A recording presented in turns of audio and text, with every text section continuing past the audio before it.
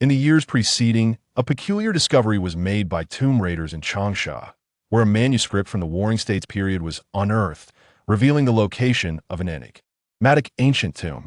Years later, one of the tomb raiders' grandsons stumbled upon this secret in his notes and gathered a cadre of seasoned treasure hunters to embark on a quest for fortune.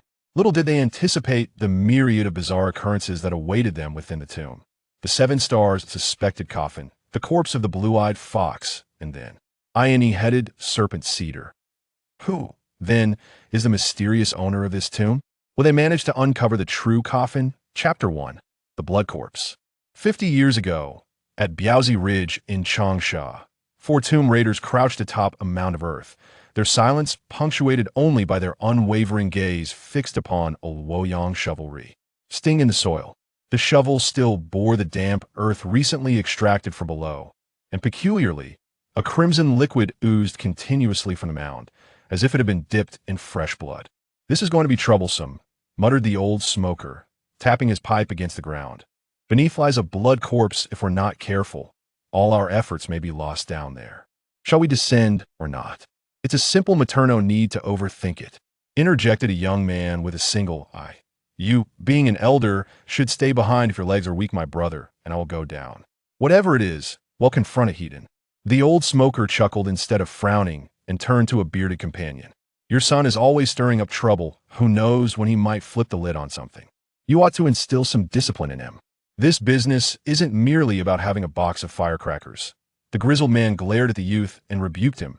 "Insolent boy, how dare you address your elder in such a manner? Why, when I was sifting through the earth, you were still nestled in your mother's womb. Did I speak amiss?" He retorted. "Our forefather himself declared that the blood zombie is a harbinger of good fortune, indicating a trove of treasures below. If we don't descend, we'll miss a golden opportunity." Turning to the father, the elder scolded, "You, as a parent, are incorrigible, always resorting to violence.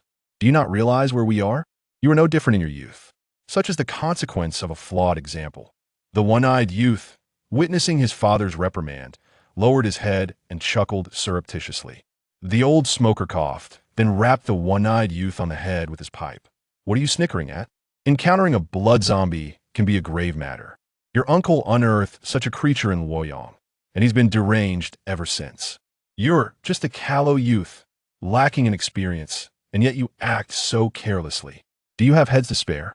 So, are we proceeding or not?" The one-eyed youth asked impatiently, scratching his head. The old smoker puffed on his pipe, gazing at the sky as if solidifying his resolve. He addressed the grizzled man. "Yes, we shall proceed. I will descend first, with you following close behind. You, the second lad, will bring up the rear with the groundhog. The third lad, you shall remain above. With 4, retreat would be nigh impossible. Hold onto the groundhog's tail, and when we call out, you shall haul the creature out." The youngest lad protested, aggrieved. "That's unfair. You're showing favoritism. He'll tell mother." The old smoker laughed heartily. Look, the third boy is feeling timid now. Don't cause a ruckus. Wait a moment, and he'll let you touch a golden blade. I don't need your help. I can manage on my own." The one-eyed second brother was incensed and grabbed the third boy's ear. "You rascal, are you looking for trouble? Do you want me to unleash my fury?" The youngest boy, having endured numerous beatings in the past, was frightened into silence by his brother's fury and turned to his father for rescue, only to find that his father had already gone to gather his tools. The second brother, reveling in his triumph, taunted, "Why are you so pitiful? This time, even the old man won't come to your aid. If you shout again, he'll twist you into a pretzel." Startled, the third boy quickly covered his groin and fled. At that moment, the burly man bellowed, "What are you blabbering about, you second brat? Get on with it." With that, he executed a whirlwind kick. Half an hour later, the tunnel had been dug to an unfathomable depth. Aside from the second brother occasionally emerging for air, silence enveloped the space, rendering even the sounds inaudible. Growing impatient, the third boy shouted into the tunnel, "Great-grandfather, have we broken through yet?" After several seconds, a muffled voice replied from within, "I don't know. You, stay up there and hold the rope tight." It was his second brother's voice, followed by the old smoker's cough. "Lower your voice. Listen." There's a sound. Then came an eerie silence. as the third brother sensed that something was amiss below, rendering him speechless in fear. Suddenly, he heard a chilling sound emanating from the cave, a noise reminiscent of frogs croaking in the fields. In that moment, his second brother bellowed from below, "Sanzi, pull!" Without a moment's hesitation, he sprang into action, seizing the tail of the earth rat and yanking it towards him. However, after just a few tugs, the rope suddenly tightened as if something below had clamped onto it, creating a counterforce that threatened to drag him into the pit. The third brother had never anticipated such a predicament. He nearly found himself pulled into the abyss, in a flash of ingenuity. He tied the rat's tail around his waist and leaned back, positioning his back at nearly a 30-degree angle to the ground, a tactic he had learned while eyeing tug-of-war with the village boys. This maneuver allowed his weight to bear down on the rope, and even against a mule, he felt he could hold his ground. Indeed, this strategy established a stalemate with whatever lurked in the cave. Both parties strained against one another, unable to gain an inch. After a tense standoff lasting several seconds, a thunderous bang resonated from within the cave, followed by his father's urgent shout, "Sanzi, run!" In that instant, the rope slackened, and the earth rat shot out of the cave as if propelled by some unseen force, seemingly dragging something along with it. At that moment, the third brother disregarded everything else, caught the earth rat in his grasp, and turned to flee. He ran breathlessly for over 2 miles before daring to pause. Taking out the earth rat from his pocket, he was struck with horror upon discovering that it had caught nothing but a bloody, severed hand. To his dismay, he recognized the hand as that of his second brother. It appeared that his brother was either dead or severely maimed. This third brother was no ordinary fellow, having accompanied his father through the tumult of life. He had encountered many bizarre occurrences and understood that in the depths of the earth, anything could transpire. The key was not to be overly alarmed, but to adapt to the situation. Whatever sinister force lurked within, a volley of bullets would render it inconsequential. He gathered his composure, refusing to retreat. Instead, he advanced step by step towards the ominous entity, with his rifle firmly in hand. Should that crimson figure stir, he would unleash a tempest of gunfire upon it.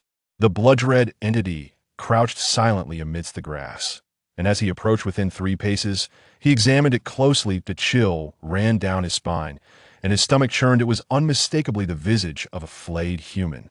Covered in blood, it seemed as though he had been entirely extricated from a human skin. Could this truly be the ghastly reality of a blood corpse? He bit his lower lip and drew the long saber from his waist, eager to prod the creature and ascertain its nature. Yet, before he could bend down, the monster suddenly lunged at him in an arc. Old San, catching a flash of crimson before him, found it too late to evade. In the blink of an eye, his feet slipped and he fell backward. In that very instant, the entire magazine of his old flintlock discharged at point-blank range into the creature's chest, causing a spray of blood and forcing it to stagger several steps back, tumbling into the underbrush. This ancient flintlock had been unearthed by his great-grandfather from the grave of a warlord, and though it had seen little use over the years, it had accompanied his father on numerous journeys, leaving little time for maintenance. Opportunities to fire the weapon were exceedingly rare, and once the barrel heated up, it would inevitably jam. Truly, misfortune followed him like a shadow. Even drinking cool water seemed to cause him trouble. Lost in thought, he suddenly stumbled, falling forward like a dog in distress, his face colliding with a tree stump, instantly filling his mouth and nose with blood. Being a perceptive individual, Old San recognized that his demise was imminent. Rather than succumb to fear, he merely smiled bitterly and chose to lie on the ground, awaiting his fate. In a fleeting moment, the creature pounced onto his back, delivering a crushing blow that made his throat feel sweet and forced bile to rise within him. He blinked vigorously, and upon closer inspection, he realized it was a piece of silk. The third brother thought to himself that the item his elder brother had desperately tried to steal was certainly not an ordinary object. He was still unaware of their fate, and felt compelled to secure the item. If he were to perish, they would at least find it on his corpse, rendering his elder brother's sacrifice entirely in vain, and ensuring his death bore significance. With this in mind, he struggled to extract the silk from his severed hand, tucking it into his sleeve. At that moment, a buzzing began to resonate in his ears. His vision blurred as if veiled by thin gauze, and his limbs grew cold. Based on his previous experiences, he was certain that he had soiled himself. Those poisoned by corpses meet a gruesome, and I hope the girl from the neighboring village does not witness my demise. He mused, his thoughts becoming increasingly disjointed. The peculiar sounds he had heard in the tomb began to echo in his mind. The sense of unease washed over him. The sounds were markedly different from those he had encountered in the tomb. Unfortunately, he was no longer capable of rational thought. Instinctively, he lifted his head, only to behold a monstrous visage leaning down to scrutinize him, its featureless eye devoid of life. Chapter 2 of the Seven Stars and the King of Lu, 50 years later. 50 years later, at Qiling Society on Haofeng Street in Hangzhou, my reverie was interrupted by an elderly man. I closed my grandfather's journal and scrutinized the stranger. "Do you accept rubbings here?" he inquired, his demeanor peculiar, as if he harbored a particular motive. "I harbor no interest in transient business. The majority of transactions within the antique market transpire discreetly, with only trivial dealings visible on the surface, yielding scant profit. Thus, I nonchalantly replied, I do buy, but the price will not be high. This implied that if you possess nothing of value, you may as well depart and not impede my reading. Oh, could you perhaps provide me with an introduction? The man inquired, resembling a customer wandering through a supermarket. Why patience wane in our line of work? One might remain dormant for 3 years, only to flourish for the next 3. Accustomed to leisurely days, I find it most displeasing to cater to those who possess but a cursory understanding. Each antique harbors a narrative, and should I begin to elaborate, it would take days to convey. If every patron sought such introductions, we would have no business left. We might as well open a tea house.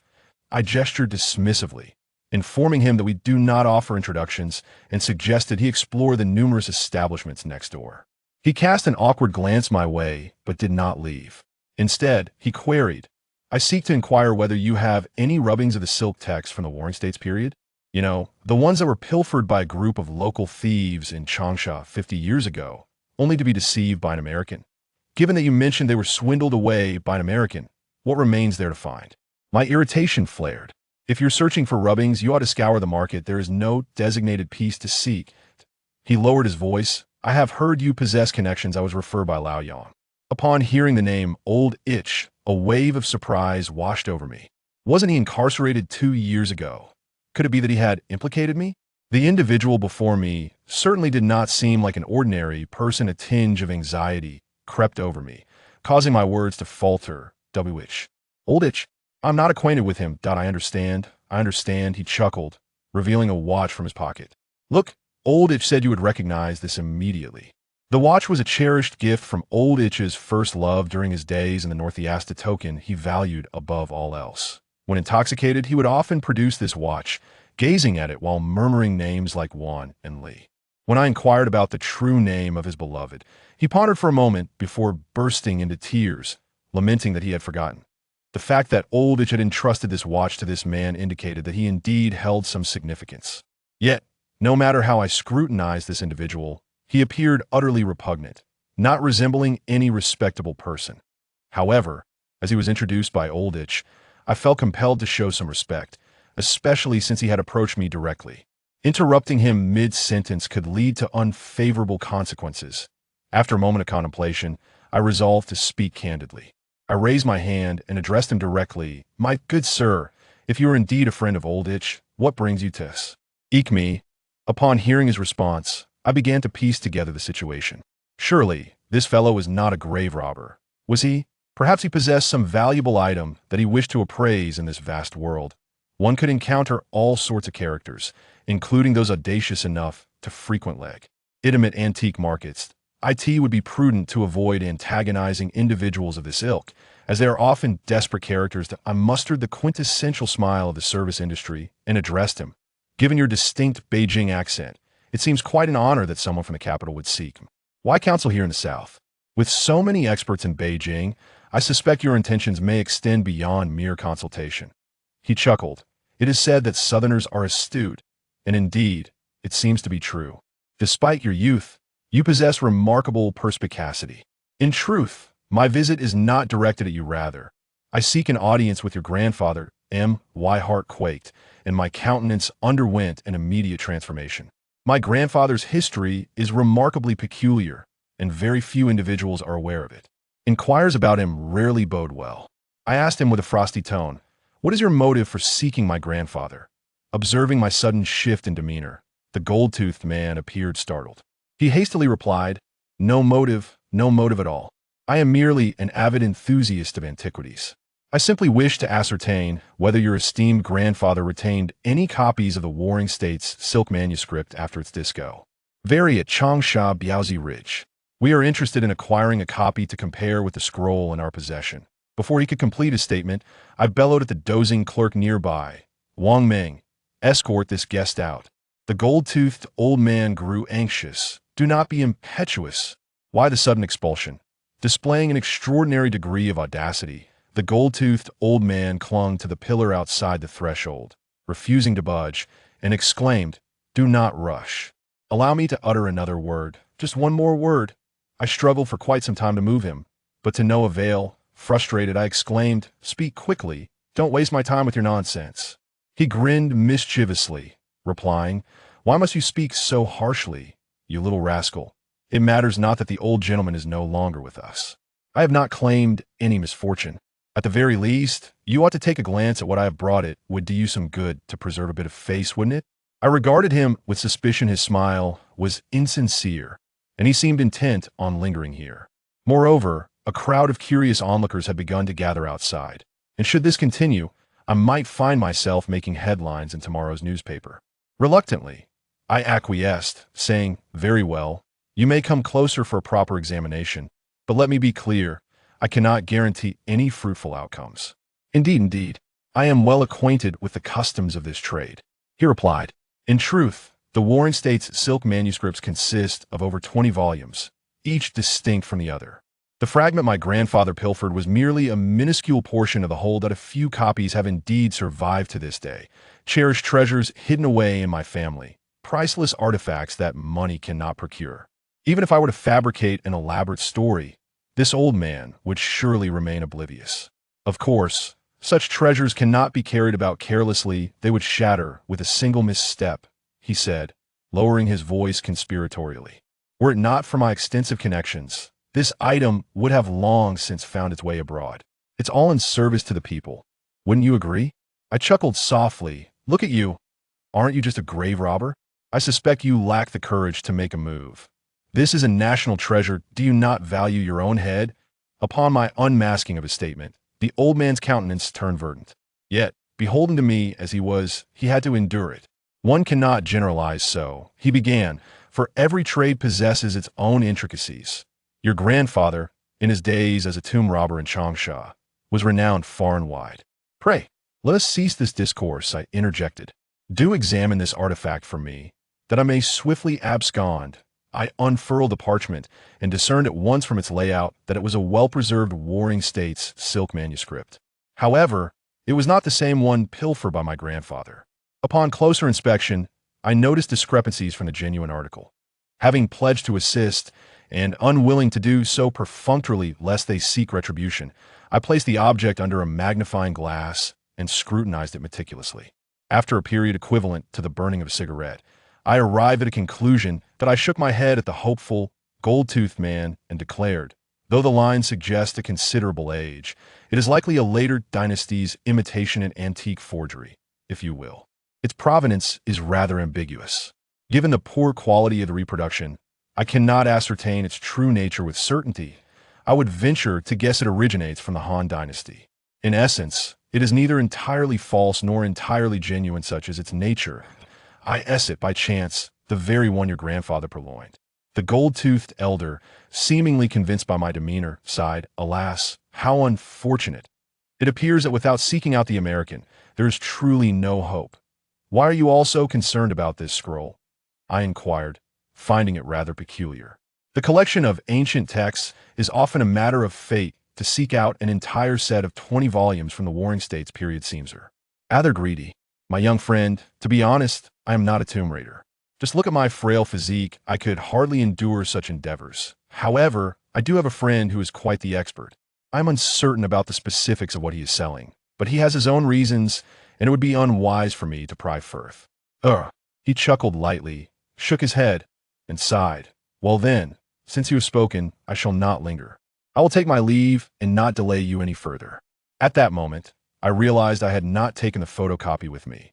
Perhaps due to the shock I had just experienced, I casually picked it up and examined its contents, only to discover an intriguing image.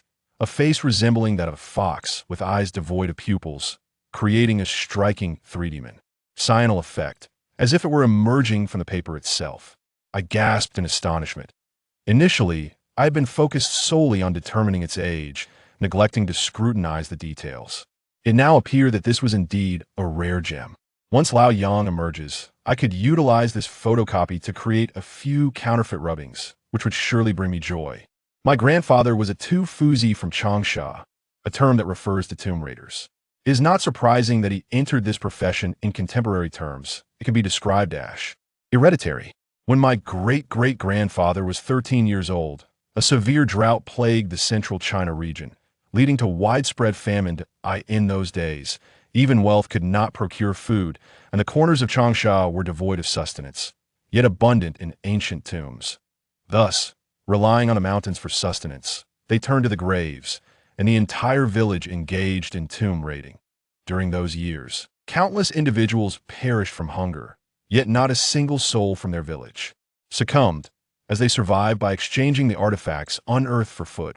If foreign traders, as time progressed, a cultural accumulation began to take shape. By the time of my grandfather, there were established conventions and distinctions among factions. Historically, tomb raiding was divided into northern and southern schools. According to tradition, my grandfather belonged to the southern school, primarily relying on soil probing to locate ancient tombs.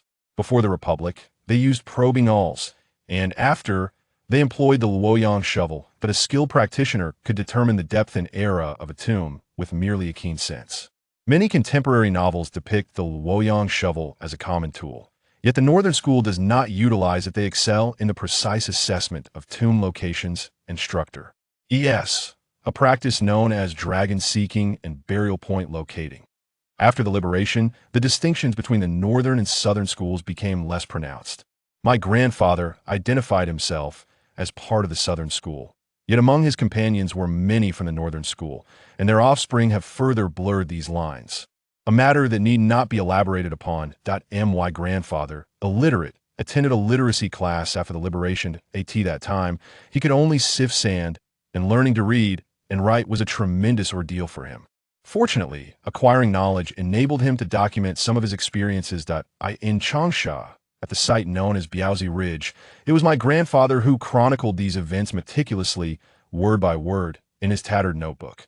My grandmother, a woman of culture and refinement, was captivated by his tales, which ultimately led my grandfather to settle in Hangzhou, where he established a home. That notebook is regarded as a treasured heirloom within our family. Following a particular incident, my grandfather suffered irreparable damage to his nose. Subsequently, he trained a dog to detect soil, earning it the nickname King of Dogs. This is a true story. Those in Changsha who have worked as soil masters from the older generation are familiar with this name. As for how my grandfather survived in later years, and the fates of my second uncle and my great-grandparents, he has steadfastly refused to divulge.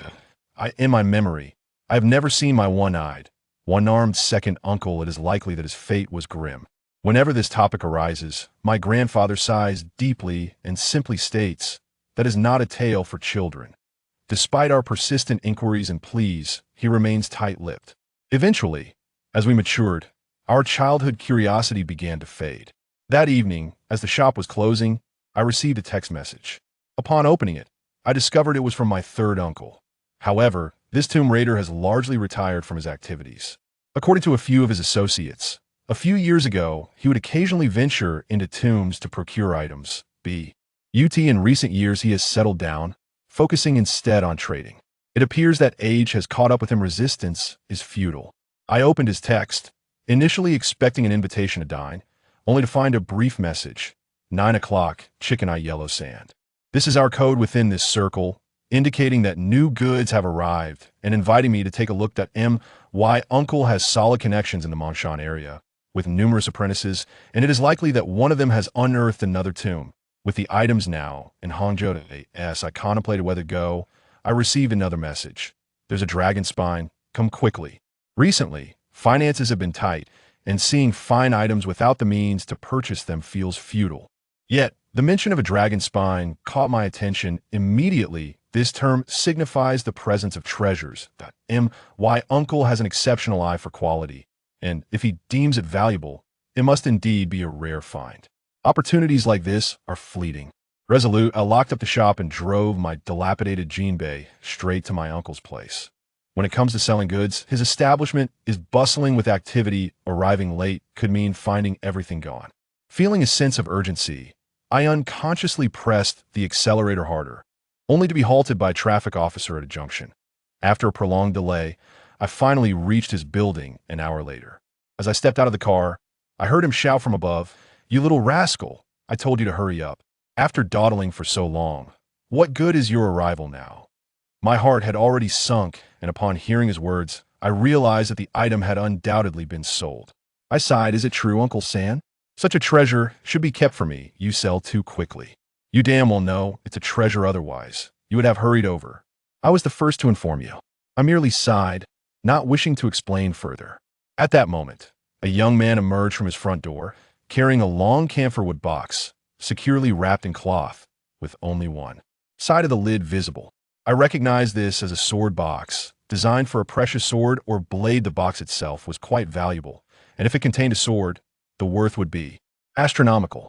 I surmised that it must be the dragon's spine and pointed at the object on the young man's back.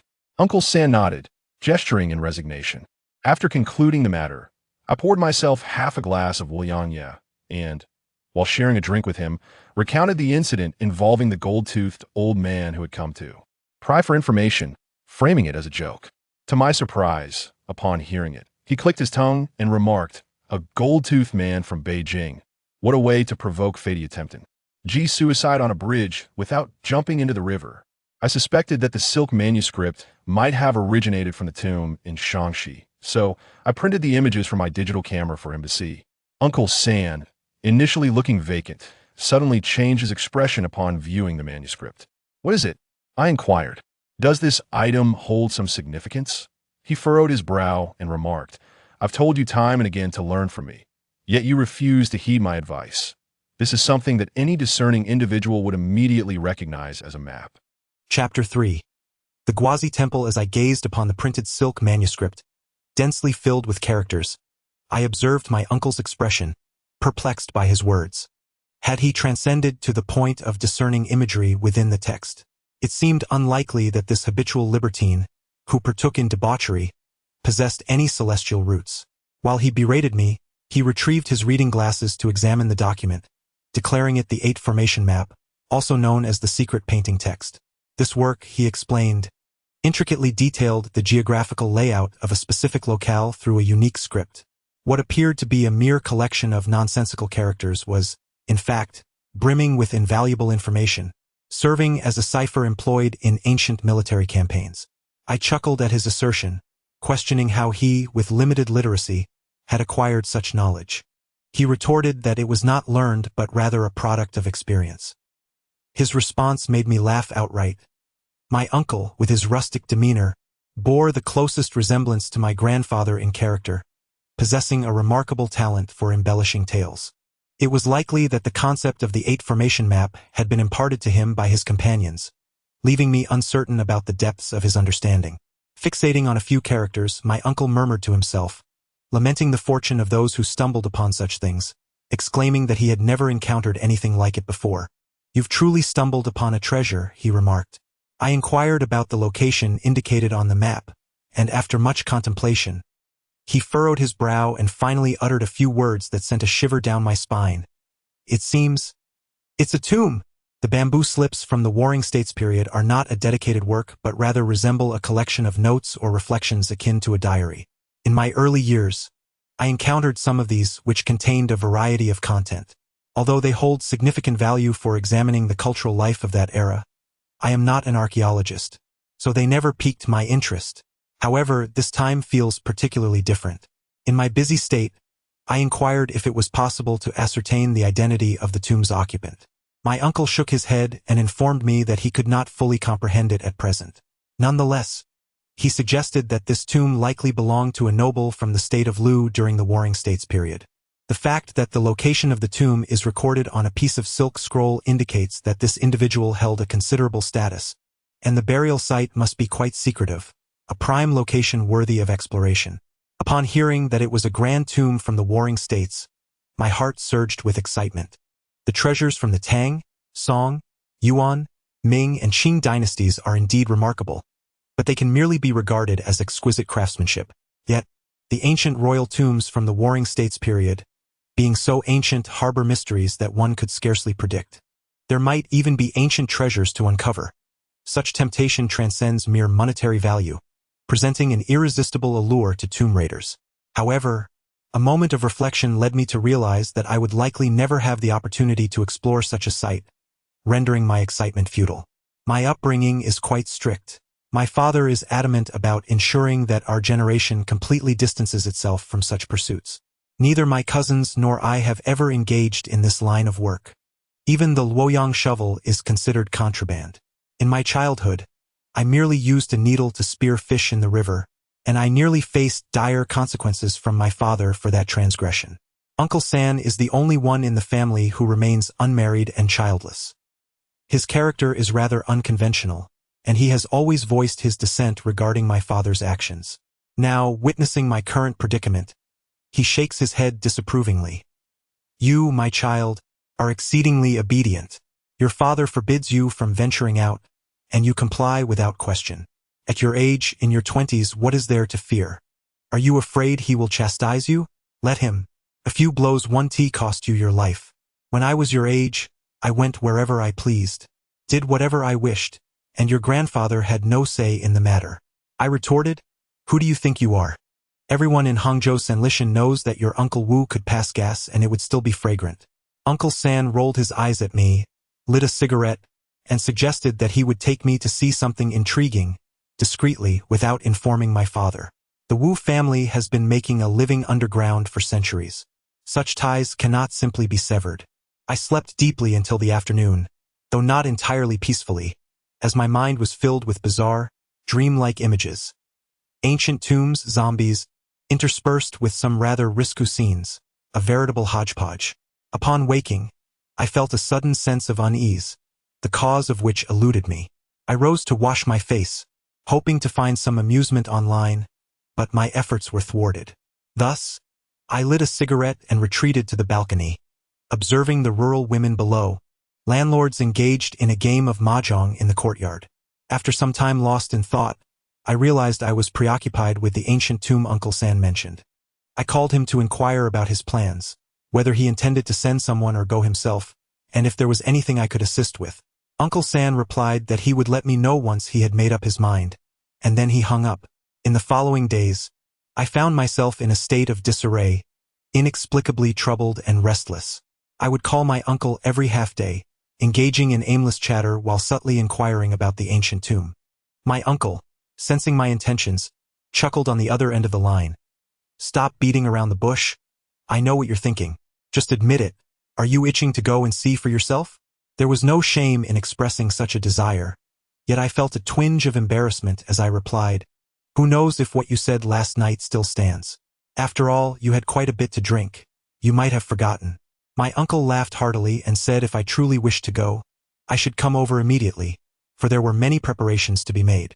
I could hardly contain my excitement, exclaiming that I would do anything, even pull a cart if necessary.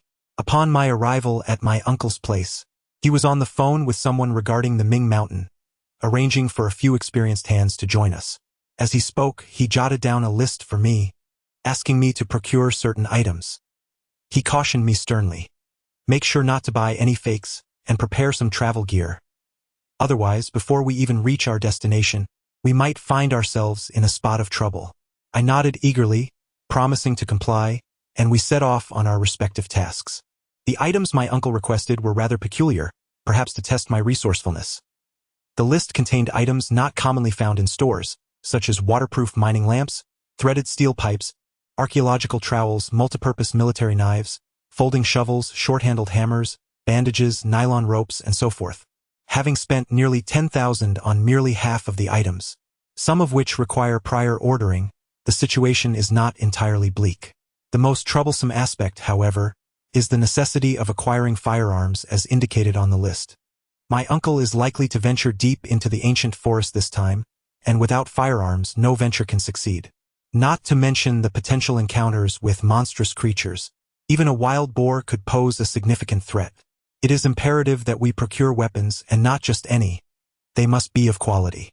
Lacking connections, I have been scouring the second-hand market, inquiring among both legal and illicit circles, and at last, I managed to acquire a few used double-barreled shotguns. 3 days later, a party of 5 boarded a long-distance bus bound for Lini, Shandong. My uncle brought along 3 companions, 2 of whom I had met before. They were straightforward individuals with whom conversation flowed easily.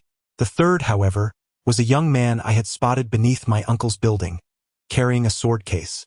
I was unaware of his connection to my uncle, yet he accompanied us. Regrettably, this young man was rather bothersome, a complete burden, remaining silent throughout the journey while staring vacantly at the sky, as if brooding over the possibility of its collapse. Initially, I attempted to engage him in conversation, but soon lost interest, ultimately not even learning his name. As the bus hurtled down the highway, the journey felt interminable, and we passed the time with fitful sleep, drifting in and out of consciousness. After 12 hours of jostling, we finally arrived in Lini. Lini, once the heart of the ancient Lu kingdom, is nestled in a hilly region beneath the majestic Tai Mountain. My uncle meticulously analyzed the geographical boundaries of the ancient Lu and Qi kingdoms, determining that our primary objective lay within the Meng mountain range of the Yiming Mountains. Due to a lack of resources, we remained uncertain whether this area fell within the confines of the Lu or Qi kingdoms, proceeding step by step into the unknown.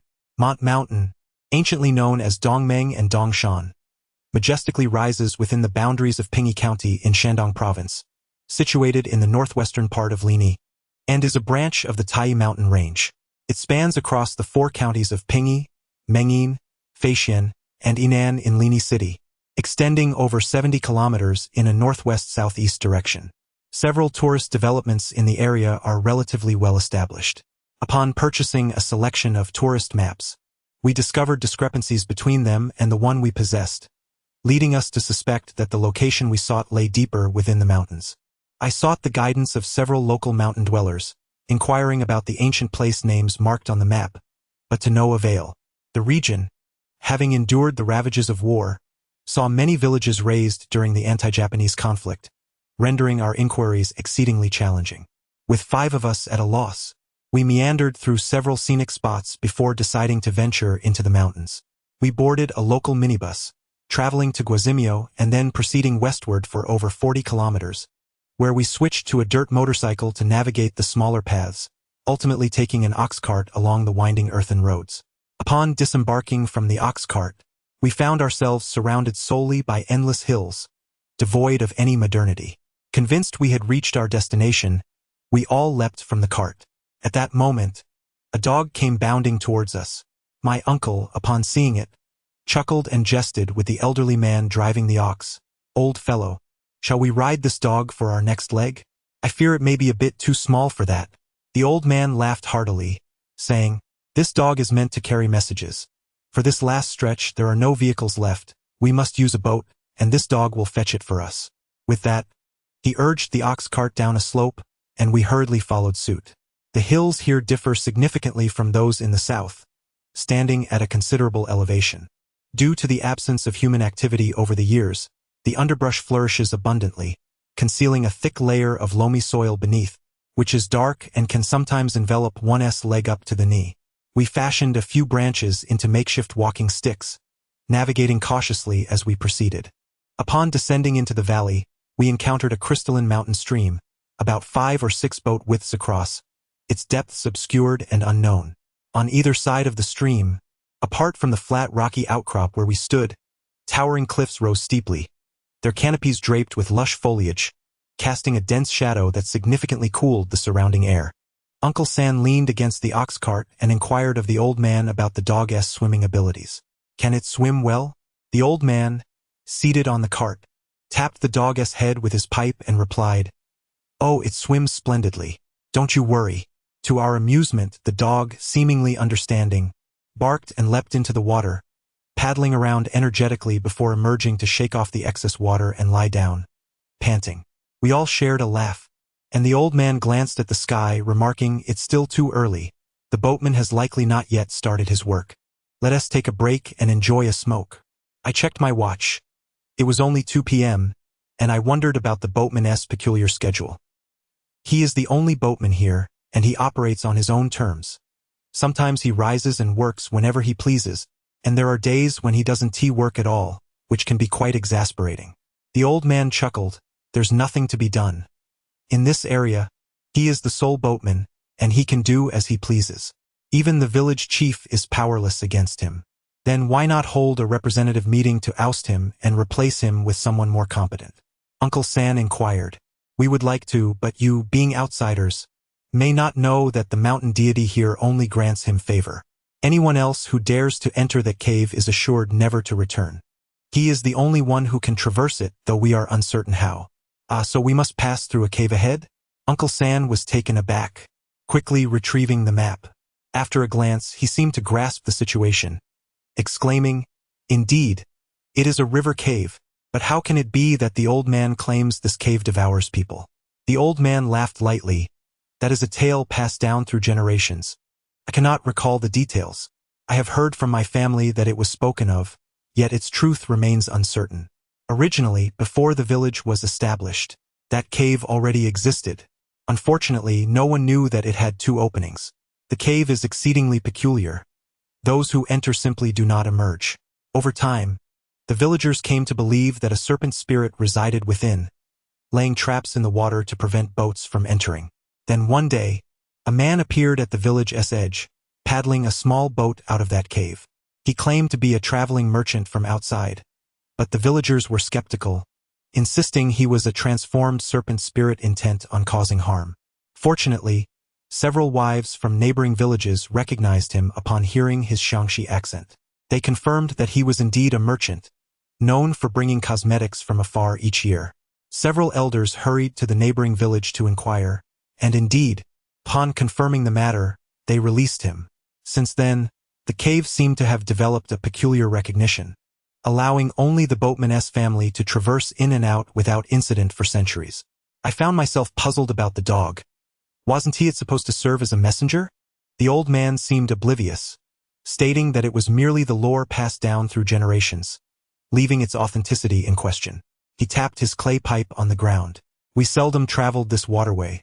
There was a mountain path we typically took. However, given the excessive load you carry and the recent instability of the mountain, with rocks frequently tumbling down, we have witnessed several mishaps. There is no need for us to push our luck. We can afford to wait. From my vantage point below, I observed the majestic mountains rising, their peaks overlapping, with no other travelers in sight. I remained uncertain about the truth of his words.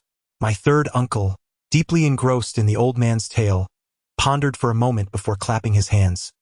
"Dumpling, come here." The dog obediently trotted over, and when my uncle lifted it for a sniff, his expression changed dramatically. My goodness, what is that odor? I too lifted the dog for a whiff, only to be assaulted by a pungent, musky scent that made me cough uncontrollably. The dog's owner had clearly neglected its hygiene for far too long. One of Pangzi's companions burst into laughter. "You think you can emulate your uncle? You're still too green for that. That wretched dog. How could it be so foul?" I grimaced in disgust. "Pangzi, you ought to come and take a whiff too." My uncle beckoned. "I don't want it anymore," Pangzi remarked. "I can hardly endure the stench of a dog. If I vomit, it would be utterly embarrassing. Stop the nonsense and come over to take a whiff. The odor from this dog is quite peculiar." With no alternative, Pangzi approached, lifting the dog and bringing it close to his nose. Instantly, his expression shifted. "This is the stench of decay." "No way," I exclaimed, a chill running down my spine, my hair standing on end. Even the typically stoic fellow's countenance altered. My uncle lit a cigarette, furrowing his brow as he scrutinized the dog. "Bring all the gear," he instructed us. "That cave ahead is likely a burial pit. We must remain vigilant." My uncle's other companion, a burly man we called a Kwai, whose size rivaled that of a draft horse, timidly inquired about the nature of the burial pit. I don't know, my uncle replied. A few years back, I stumbled upon a similar cave in Taiyuan, Shaanxi. That was a site of mass slaughter by the Japanese. Wherever there are burial pits, there is invariably bloodshed. This is a certainty. At that time, I found it amusing and conducted experiments, placing dogs and ducks on a bamboo raft, then set up a camera to film. The cave was barely over a kilometer deep. I had prepared ample cable, yet when I pulled it all out, the raft never returned. Inside was pitch black. I had no idea where it had drifted off to.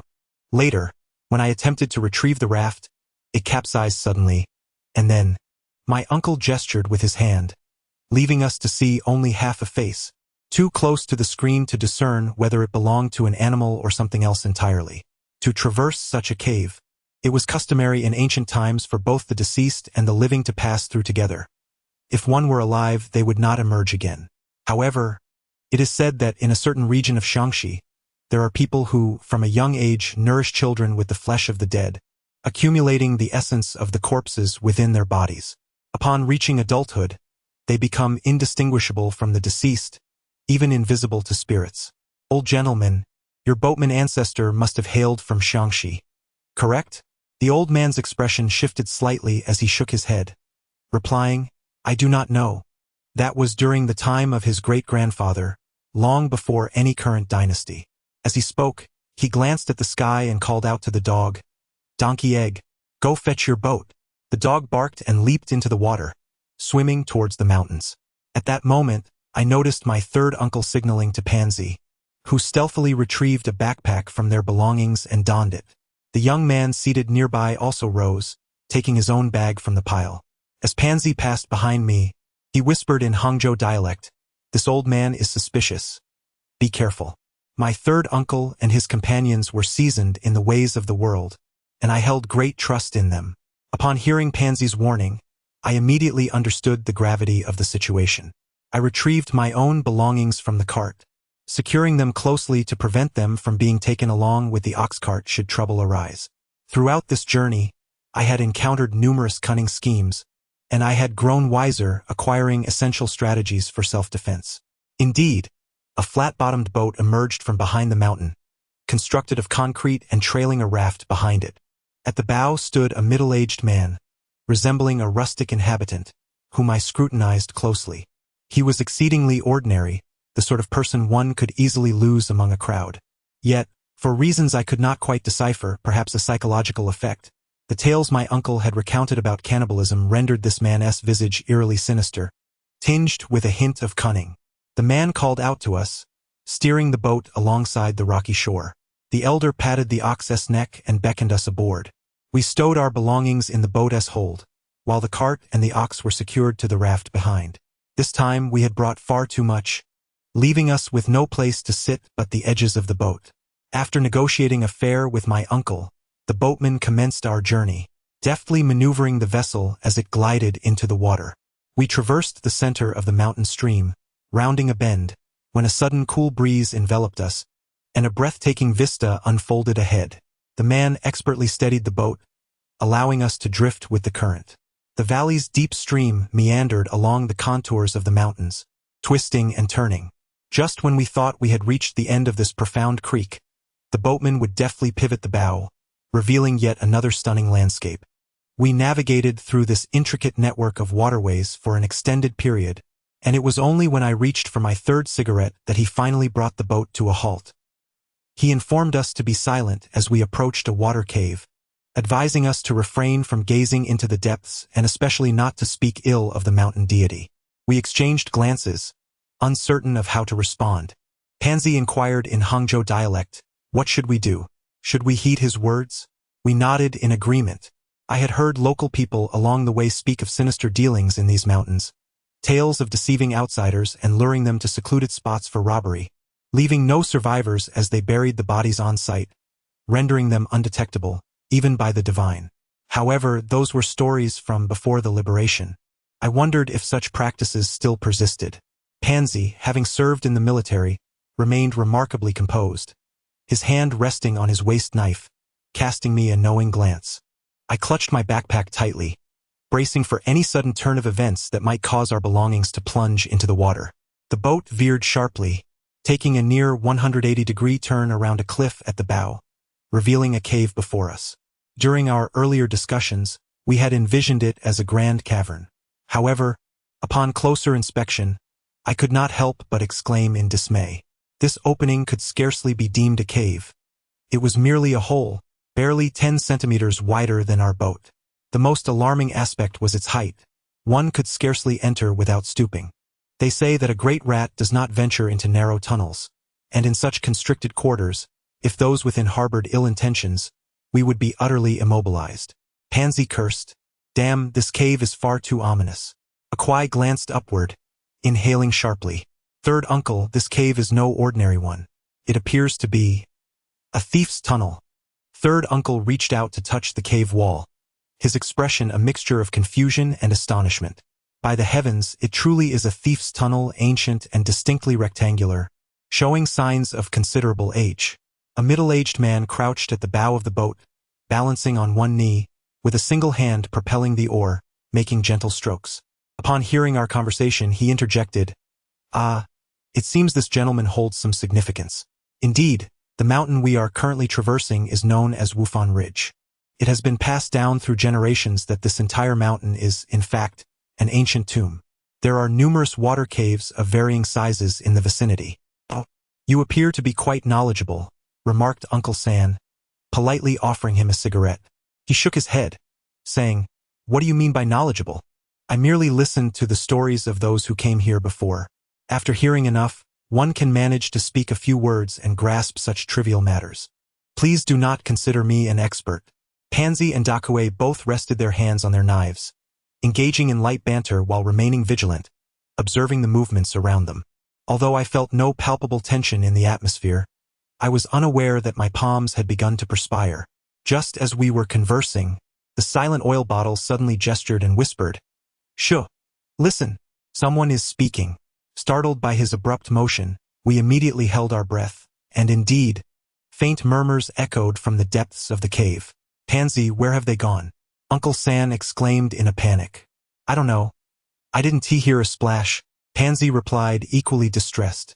It seemed that the people had suddenly lost focus. Oh no, we lack the aura of death. We cannot predict what might happen. Uncle San lamented. Pangzi, having fought in Vietnam, have you ever consumed the flesh of the deceased? What nonsense are you spouting, third uncle? When I was serving, the troops were practically in retreat. We hardly fired a shot. Pangzi gestured towards a Qixing. Fat Qixing, didn't you claim that your family has been selling human meat buns for ages? Surely you must have consumed your fair share as a child. Ridiculous. I was just joking. Besides, those human buns are meant for others. Who do you see selling human buns and indulging in them themselves? Noticing their escalating tension, I swiftly raised my hand to signal a pause. You three combined have over 150 years of life experience. How embarrassing. No sooner had I spoken than the boat suddenly jolted. Pangzi quickly grabbed the miner's lamp and shone it into the water. By its light, we discerned a colossal shadow gliding beneath the surface. Fat Qixing's face drained of color, and he pointed into the water, his jaw slack with disbelief, unable to utter a single word. Worried he might faint, third uncle slapped him sharply and scolded. What a disgrace! Why are you gaping? Those two little rascals aren't even phased, and you've been around for so long. What's wrong with you? My goodness, third uncle, that creature is enormous, Fat Qixing said, his voice trembling. He had initially been perched on the edge of the boat, but now he had scooted to the center, seemingly afraid that something lurking beneath the surface might suddenly leap out and drag him away. Bah! Third uncle shot him a fierce glare. Do we lack weapons or men here? I, the third of the Wu family, have sifted through countless sands. What sort of monsters have I not encountered? Keep your foolishness to yourself. Pangzi's complexion was ashen. However, rather than fear, it was more akin to astonishment. In such a confined space, the passage of such a colossal entity through the water left everyone momentarily dazed. It was hardly surprising. Pangzi glanced around and uttered, Third Master, this cave is quite peculiar. I feel a sense of unease.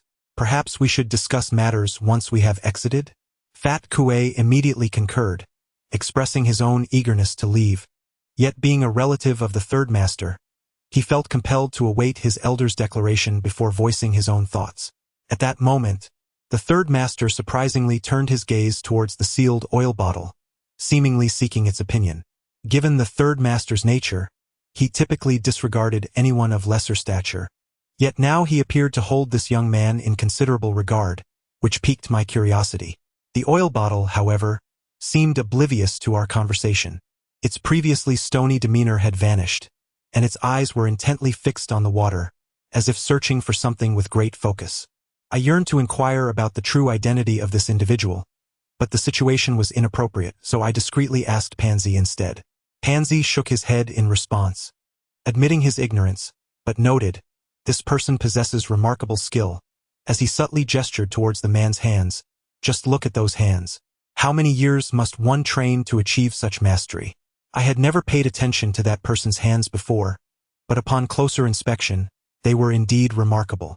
His middle and index fingers were particularly elongated, which instantly reminded me of the ancient technique employed by the renowned tomb raider, the Fho Zhong, known for their adeptness in probing into graves. I had come across related accounts in my grandfather's notes. The masters among these tomb raiders possessed fingers as steady as a mountain, with immense strength, enabling them to deftly unravel the intricate mechanisms within tombs. Mastering such a skill undoubtedly required rigorous training from a young age, a process fraught with hardship. As I lowered my gaze, I was taken aback. Were those not dragon lice? So, the large shadow I had seen earlier was merely a swarm of water lice swimming by? Was it that individual who had wiped his hands on his clothing? Though I still found it difficult to fully accept, we collectively breathed a sigh of relief. Suddenly, Fat Kuei crushed one of the bugs underfoot, startling me half to death. Yet, upon reflection, I questioned the plausibility of so many dragon lice being active simultaneously. Moreover, these water lice were rather large. I turned to observe the dimly lit oil bottle, noticing he too wore a puzzled expression as he gazed into the water. Lost in thought, these creatures thrive on decaying flesh, proliferating in areas where carrion is abundant. The better the sustenance, the larger they grow. It seemed evident that upstream there must be a place where corpses accumulated, and it was likely quite extensive. Uncle San scrutinized the dark, foreboding hole and inquired, "Do these creatures bite living beings?" To Kuei asked timidly. If they were of normal size, they certainly wouldn't bite humans. However, given the size of this one, I can't definitively say whether it would or not. Three uncle gazed in perplexity at this entity, which typically lingered in areas abundant with corpses, rarely meandering about. Why then, was there now such a multitude migrating together? Suddenly, the muffled bottle turned his head toward the depths of the cave. I suspect this may be related to the peculiar sound we just heard. Did anyone discern what it was? Fat Kuei shook his head. No matter how I listen, I cannot comprehend it. Felt as if someone was speaking, yet upon closer inspection it became unintelligible. The muffled bottle nodded, sensing an unsettling impression of whispered conversations behind him. Could something be observing us from nearby? "Ah, my dear grandfather," Fat Kuei exclaimed, "do not frighten me. I am of considerable stature, yet I dread these nameless entities. You claim they are merely a band of horse thieves, but I, Fat Kuei, do not regard them with any fear. However, the nature of this thing remains a mystery, and I fear my legs may give way." Three uncle cast another glance at the muffled bottle and inquired, "Young man, what are your thoughts?" The muffled bottle replied coolly, "If we wish to depart now, I fear it is already too late. Those two who allowed us entry undoubtedly possess absolute confidence that we cannot escape. Stay here indefinitely, then? Shall we await our demise?" Pangzi regarded him, while the muffled bottle merely glanced at him before turning away to restore his energy in silence. Pangzi found himself at a dead end and had no choice but to address his third uncle. "I propose this, we absolutely cannot move forward. Just look at Kuei. He is bound to be terrified. Let us retreat instead. The path we took to enter is not overly complicated. Perhaps we can find a way out. If we truly encounter some extraordinary obstacle, we shall devise another plan." This seemed to be the only feasible option. The third uncle nodded in agreement and said to Pangzi, "We shall illuminate both the front and the rear with mining lamps. You pack away those hunting rifles, while Aku and I will use them to pole our way forward. Pangzi and my nephew will keep watch behind, and little brother, you shall guide us." We all consented. Pangzi retrieved another mining lamp and directed it behind us. The light illuminated a cow on the second boat, which let out a bellow. Pangzi cursed under his breath. "Third master, we must drive that cow into the water. Otherwise, we cannot maneuver the pole." Since the mining lamp was previously directed forward, we had entirely overlooked the fact that another boat was tethered behind us. Now confronted with this realization, we were struck with alarm. It seemed that these two old thieves had indeed considered every detail. The cave's height was such that the cow could not even stand, let alone driving it into the water. The weight of the entire load, combined with the cow, had already made the waterline perilously high. If we were to board, not only would the pole struggle to push us forward, but there was also a risk of capsizing. Thus, this boat behind us acted like a cork, effectively blocking our escape. In that moment, all thoughts vanished from my mind, and nearly simultaneously, I saw Pangzi fall as well. Then there were Sanshu and De Kue, and finally the silent oil bottle jumped down with a mining lamp. The sound in the water was muffled, but we were not significantly affected. However, seeing anything clearly with the naked eye underwater was quite challenging. Even when I squinted, I could only make out a vague outline. The silent oil bottle gestured towards the depths and illuminated the area with his lamp. The water was not particularly deep, revealing a layer of white sand at the bottom. He scanned the surroundings, and there were neither plants nor fish or shrimp to be seen.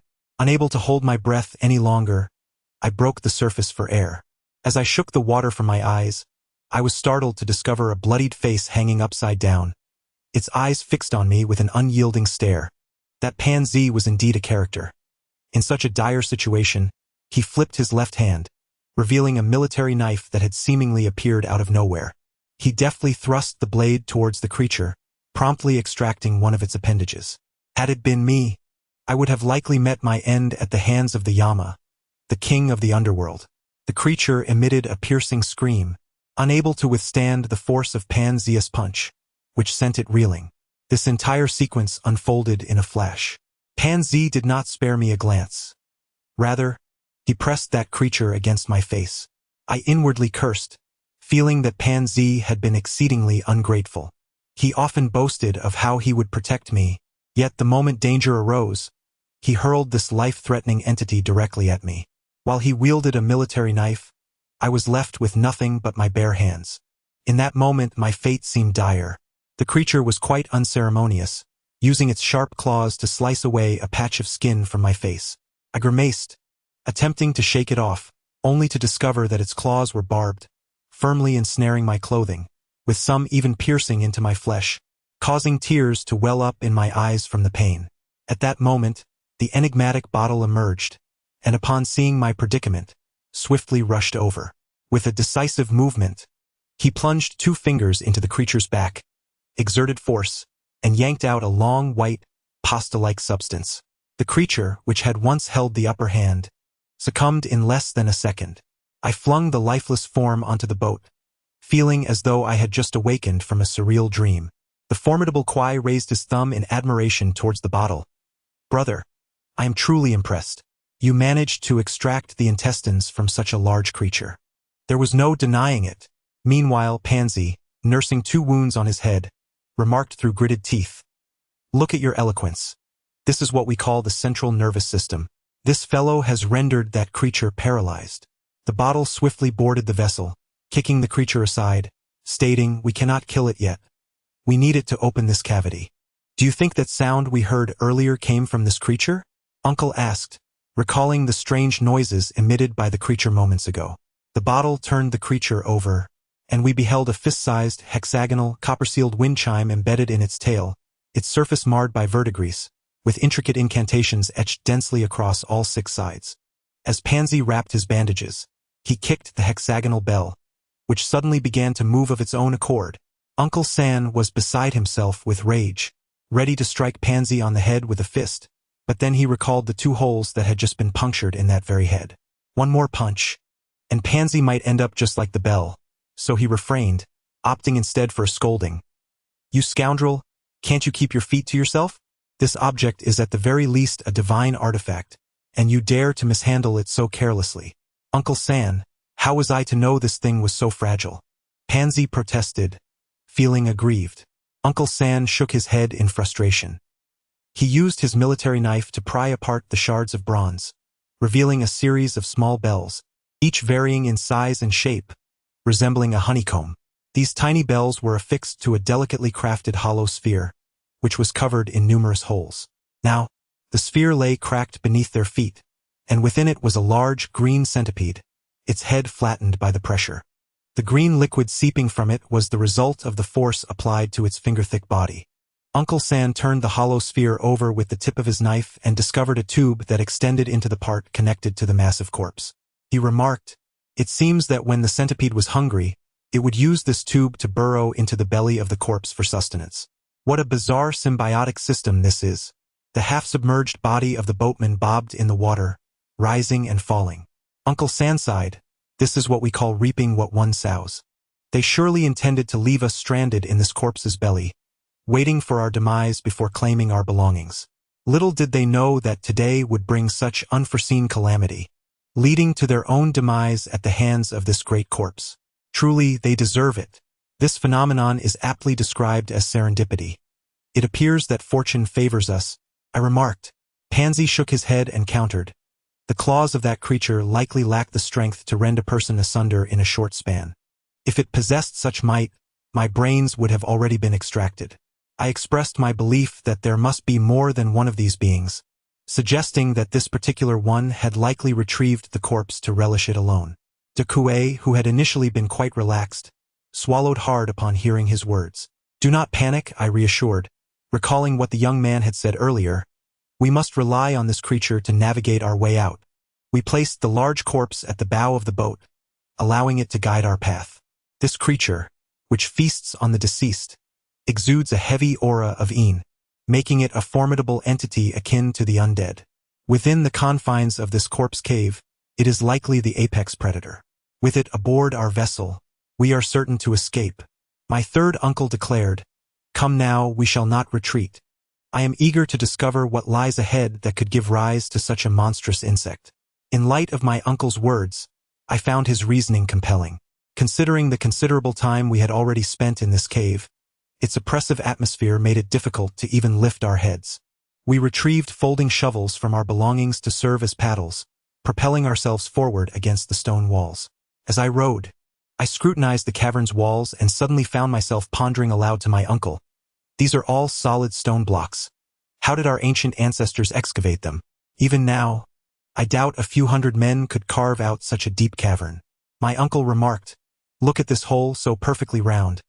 It must be of ancient origin. The ones who excavated this must have been corrupt officials, a military force tasked with illicit digging."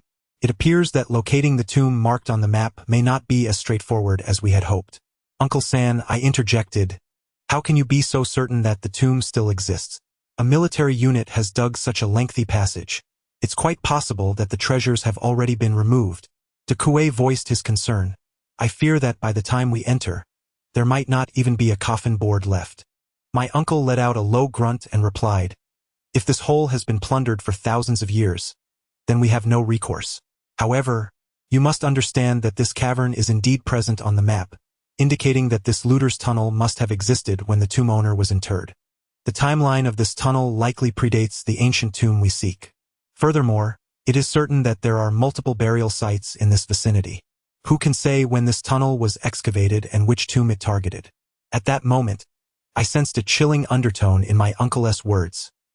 Everything we encountered, including the colossal corpse and the age of the hexagonal bronze wind chime, might belong to a master predating even the Warring States period.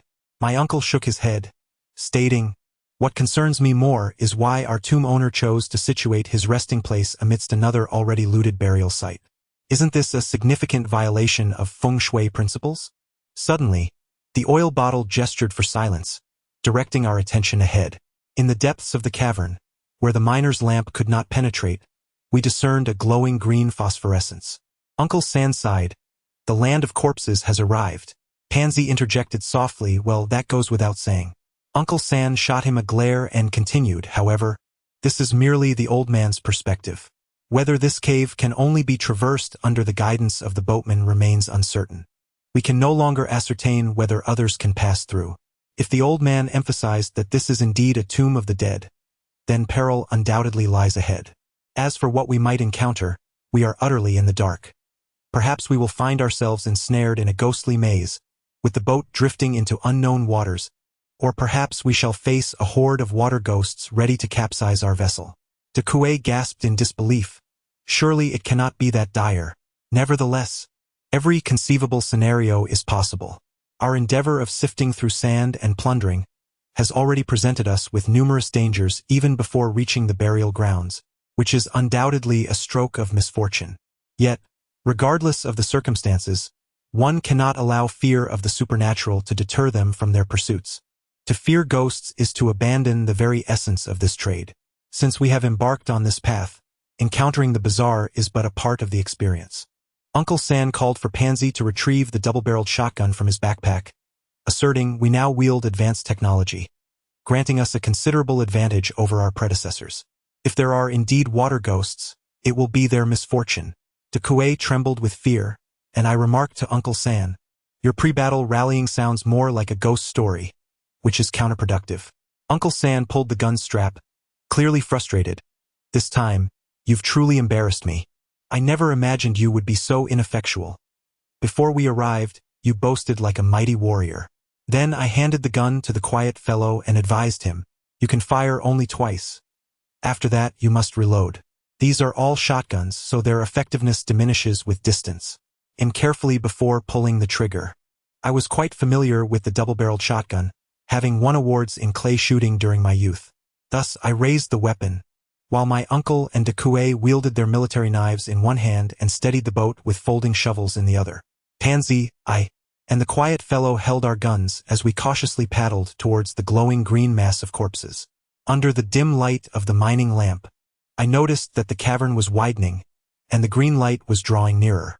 I first heard the quiet fellow mutter something in a foreign tongue, followed by Pangzi cursing under his breath, and then I witnessed an unforgettable sight.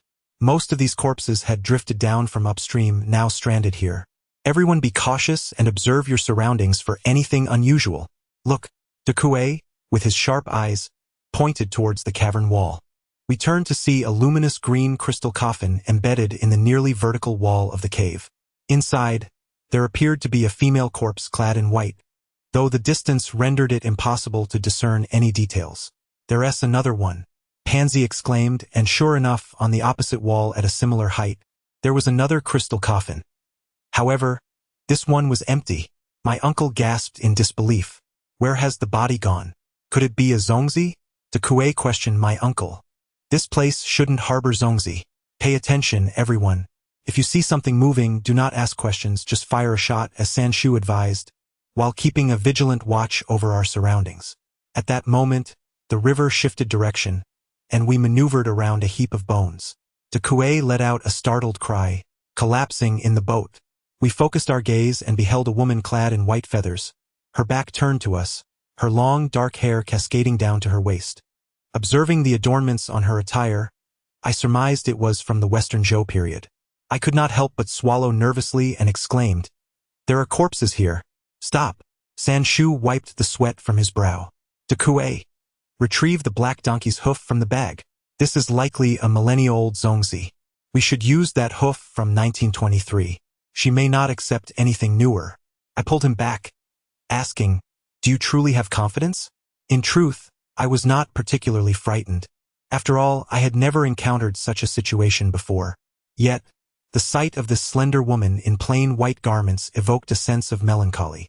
Typically, in horror films, women with long hair in white dresses do not frighten much.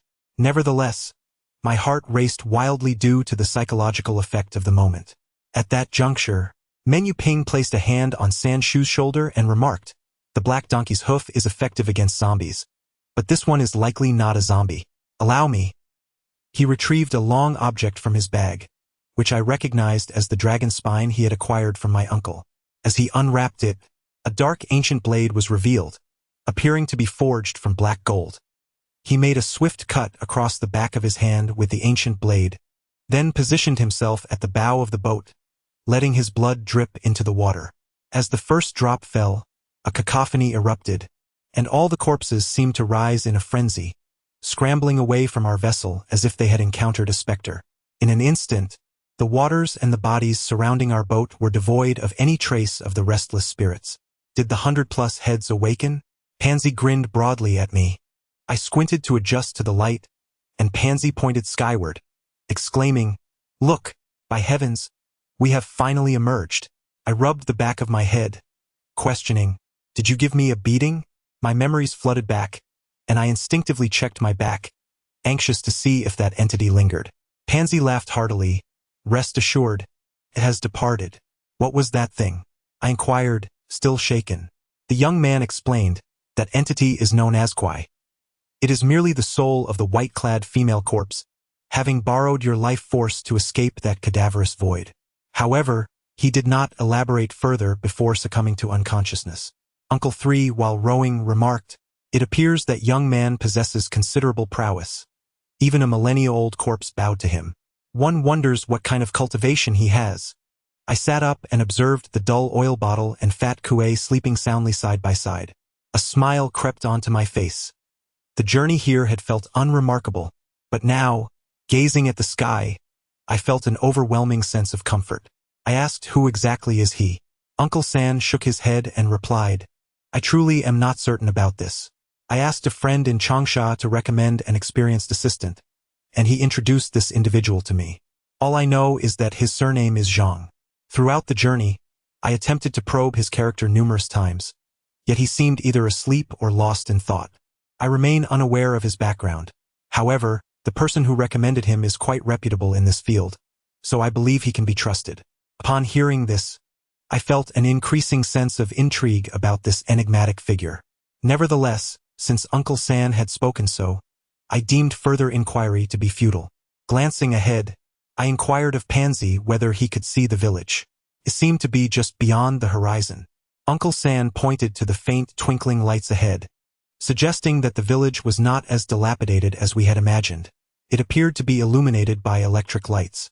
The mere thought of a village conjured images of warm baths, sizzling wild game, and the long braids of the local maidens, which filled me with growing excitement. At that moment, taking advantage of the setting sun, I noticed a group of figures atop the mountains flanking us. They were mounted on mules, and it seemed they were also heading into the village, as the mountains were not particularly steep. I could faintly discern that they did not appear to be locals. As we arrived at the landing, a small child from the village spotted us and suddenly exclaimed, "There are ghosts." We were puzzled, but the child fled swiftly, leaving us with no recourse. The ox remained docile on the boat behind, exhibiting no signs of agitation. Truly, it was a fine specimen of bovine. Pangzi, having previously tended to cattle in his hometown, assumed the role of herdsman. Upon disembarking, de Qi stirred from his slumber, momentarily believing himself to have been ensnared in a dream, first enduring a beating from my third uncle, followed by several kicks from Pangzi. The sullen figure, resembling a bottle, seemed to have lost too much blood and remained unresponsive. I assisted him onto the ox cart. He felt as limp as a woman, seemingly devoid of any bones. I made him comfortable. My third uncle seized a passerby, inquiring about the nearest inn. The individual regarded us as though we were mad. "What do you think this is? Our village barely boasts 30 households. An inn? If you seek lodging, try the village's guest house." Reluctantly, we located the dilapidated guest house, only to discover that it was surprisingly decent. At least it had telephone and electricity, built of sturdy concrete, and most importantly, hot water with clean bedding. In this village, it could be considered a 5-star establishment. After each of us took a refreshing shower, ridding ourselves of the stench of death, we gathered in the hall to partake in a simple meal. The sullen figure finally regained consciousness, though his spirits were low. We ordered a plate of pig liver for him to restore his strength, refraining from questioning him further. After all, he was our savior. Certain discussions would have to wait until he was fully recovered. We ordered some beer, mindful that we must return to work tomorrow. Thus we cannot indulge excessively. As we dined, I engaged in playful banter with the waitress, saying, "My dear, this place is quite charming, don't you think? The floor is cement, and outside is also a cement road. I wonder, are all these materials carried by mules from the mountaintop? It seems implausible. It would take ages. We have had a road here for quite some time. Those liberation trucks could easily navigate it. However, 2 years ago, a landslide buried the road, and from the mountain emerged a large cauldron.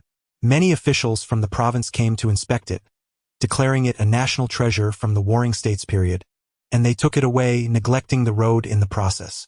Isn't that infuriating? Later, the village decided to repair the road itself. What repairs? There's no money, so it's been a stop-and-go effort, and a year later it's still under construction. What about the waterway? Don't you have a ferry here? Those are relics from before the liberation. It's been years since a boat has traversed those waters. If anyone suggests using the waterway now, they are surely up to no good, and you outsiders must be cautious. This waterway is quite ominous. Over the years, a few lives have been lost, yet not a single body has been recovered. Our elders whisper that it has been claimed by the mountain deity. I glanced at my uncle, thinking to myself, what kind of guide have you found? It appears you've merely recruited a rogue. My uncle, feeling the weight of embarrassment, quickly took a sip of his drink. I inquired, by the way, are there many outsiders here? Do not be deceived by the modesty of my humble lodging. I assure you, it serves as a refuge for all who come from afar. Since the discovery of that ancient cauldron, our establishment has witnessed an influx of visitors, and there are even plans for villas to be erected on the mountainside. Uncle San, upon hearing this, exclaimed in disbelief, surely not. In these desolate hills, the only ones building villas must be expatriates or tomb raiders. The young lady was taken aback, prompting Pangzi to gently pull Uncle San aside, saying, Uncle, at your age, there's no need for such alarm, and then turning to the woman, he added, it's nothing. Uncle is perhaps just astonished.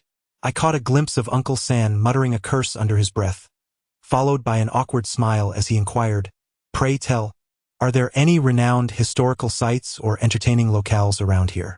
The waitress, with a cheerful demeanor, leaned in and whispered, you do not seem like mere tourists. I suspect you are here for something more clandestine, are you not? Noticing our silence, she took a seat beside us and candidly stated, to be truthful, every outsider who comes here is likely in pursuit of treasures. If you truly came for sightseeing, would all this equipment not be a burden?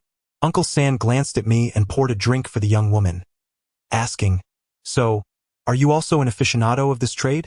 She replied, well, I've heard tales from my grandfather about the many treasure seekers who have visited here over the years, unearthing a wealth of remarkable artifacts. However, my grandfather insisted that the truly extraordinary treasures lie deeper within a celestial tomb, where the wealth of gold and jewels pales in comparison to the divine relics housed therein.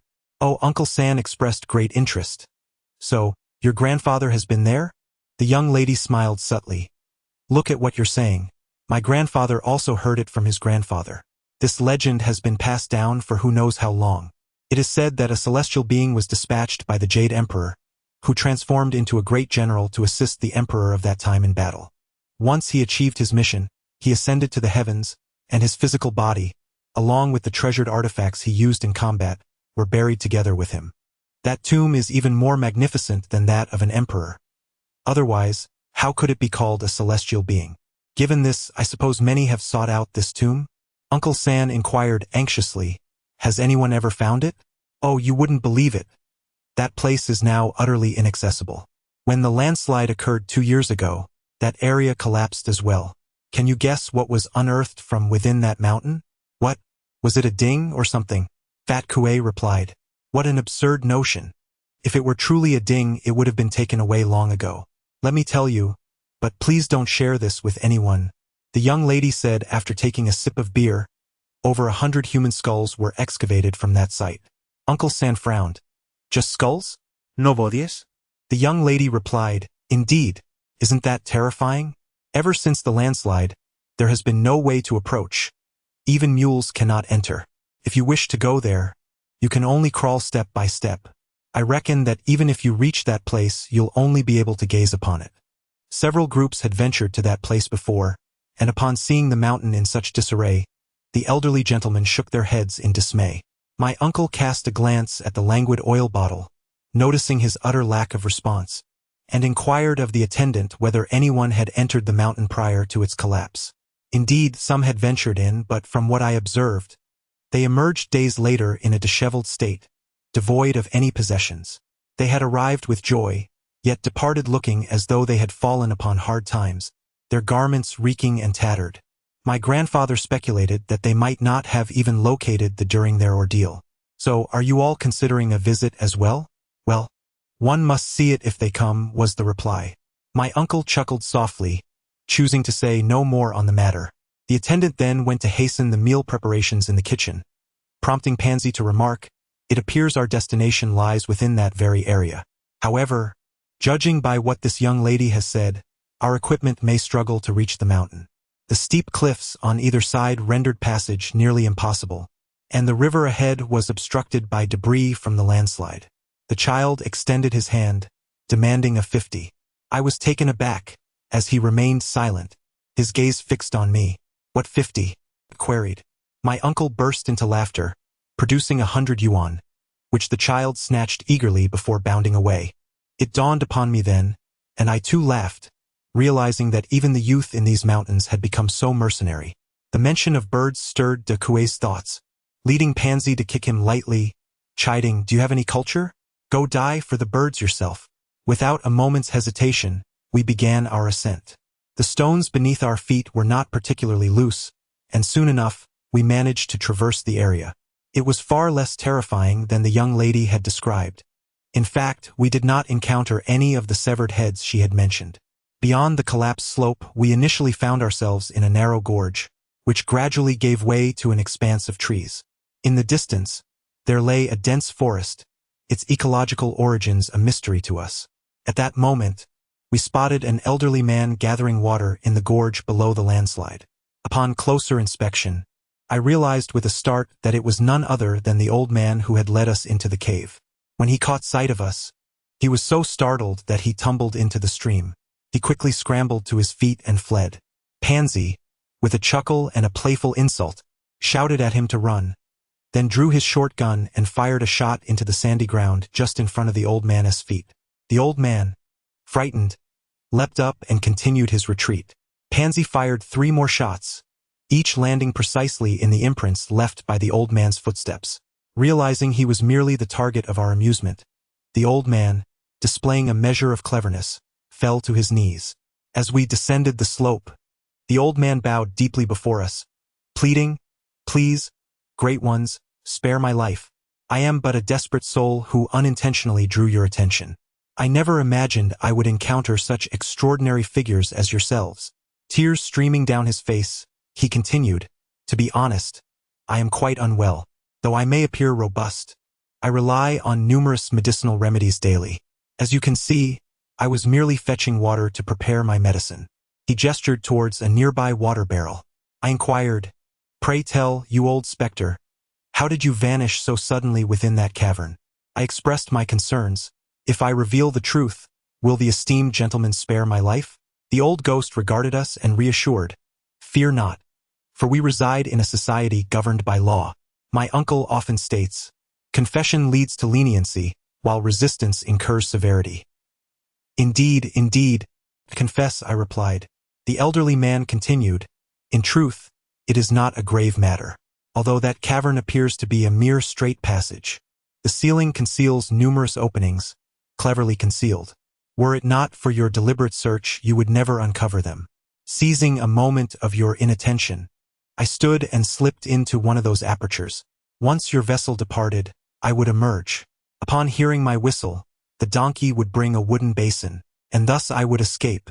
After the deed was accomplished, the boatman, old Lu, would provide me my share, which is quite modest." Suddenly, he recollected something, "But where is old Lu? Surely he has also fallen into your hands." Pangzi had already delivered the report of his impending demise. The old man initially appeared stunned, then thumped his thigh in exclamation, "A fitting end. In truth, I had no desire to engage in such activities. Old Lu warned me that should I refuse, I would meet the same fate. Esteemed gentlemen, consider my plight. I had no alternative. Please show me mercy." "Do not lay on the theatrics," my uncle interjected. "Where do you reside, and how did you come to draw water here?" The old man gestured towards a nearby cave. "I dwell within that shelter. As an elderly man without land, and having lost my son at an early age, I possess no home to call my own. Now I await my demise. How pitiful. You are quite familiar with this area, aren't you? Well, in that case, if you want us to spare you, you must lead us to a certain location. Uncle 3 pointed towards the forest, and the old man's expression shifted dramatically, revealing his fright. My grandfather, it seems you are here for grave robbing.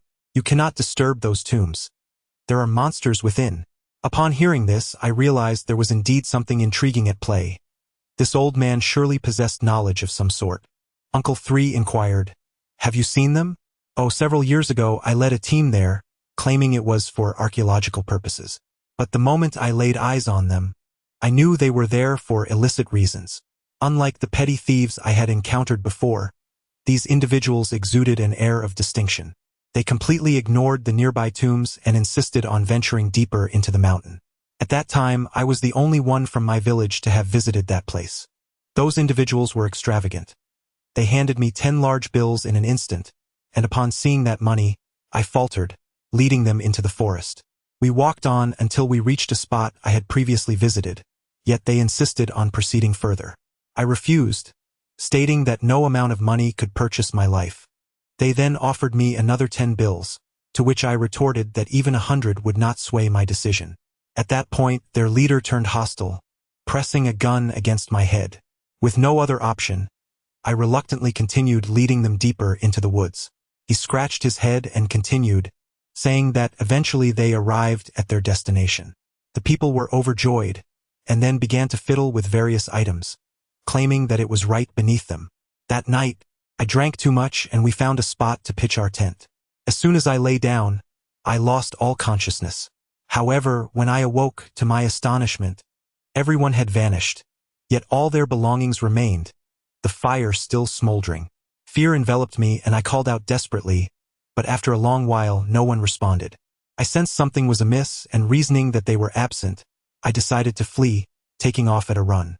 Uncle San sighed, exclaiming, "Indeed, you are one who relishes hearty fare."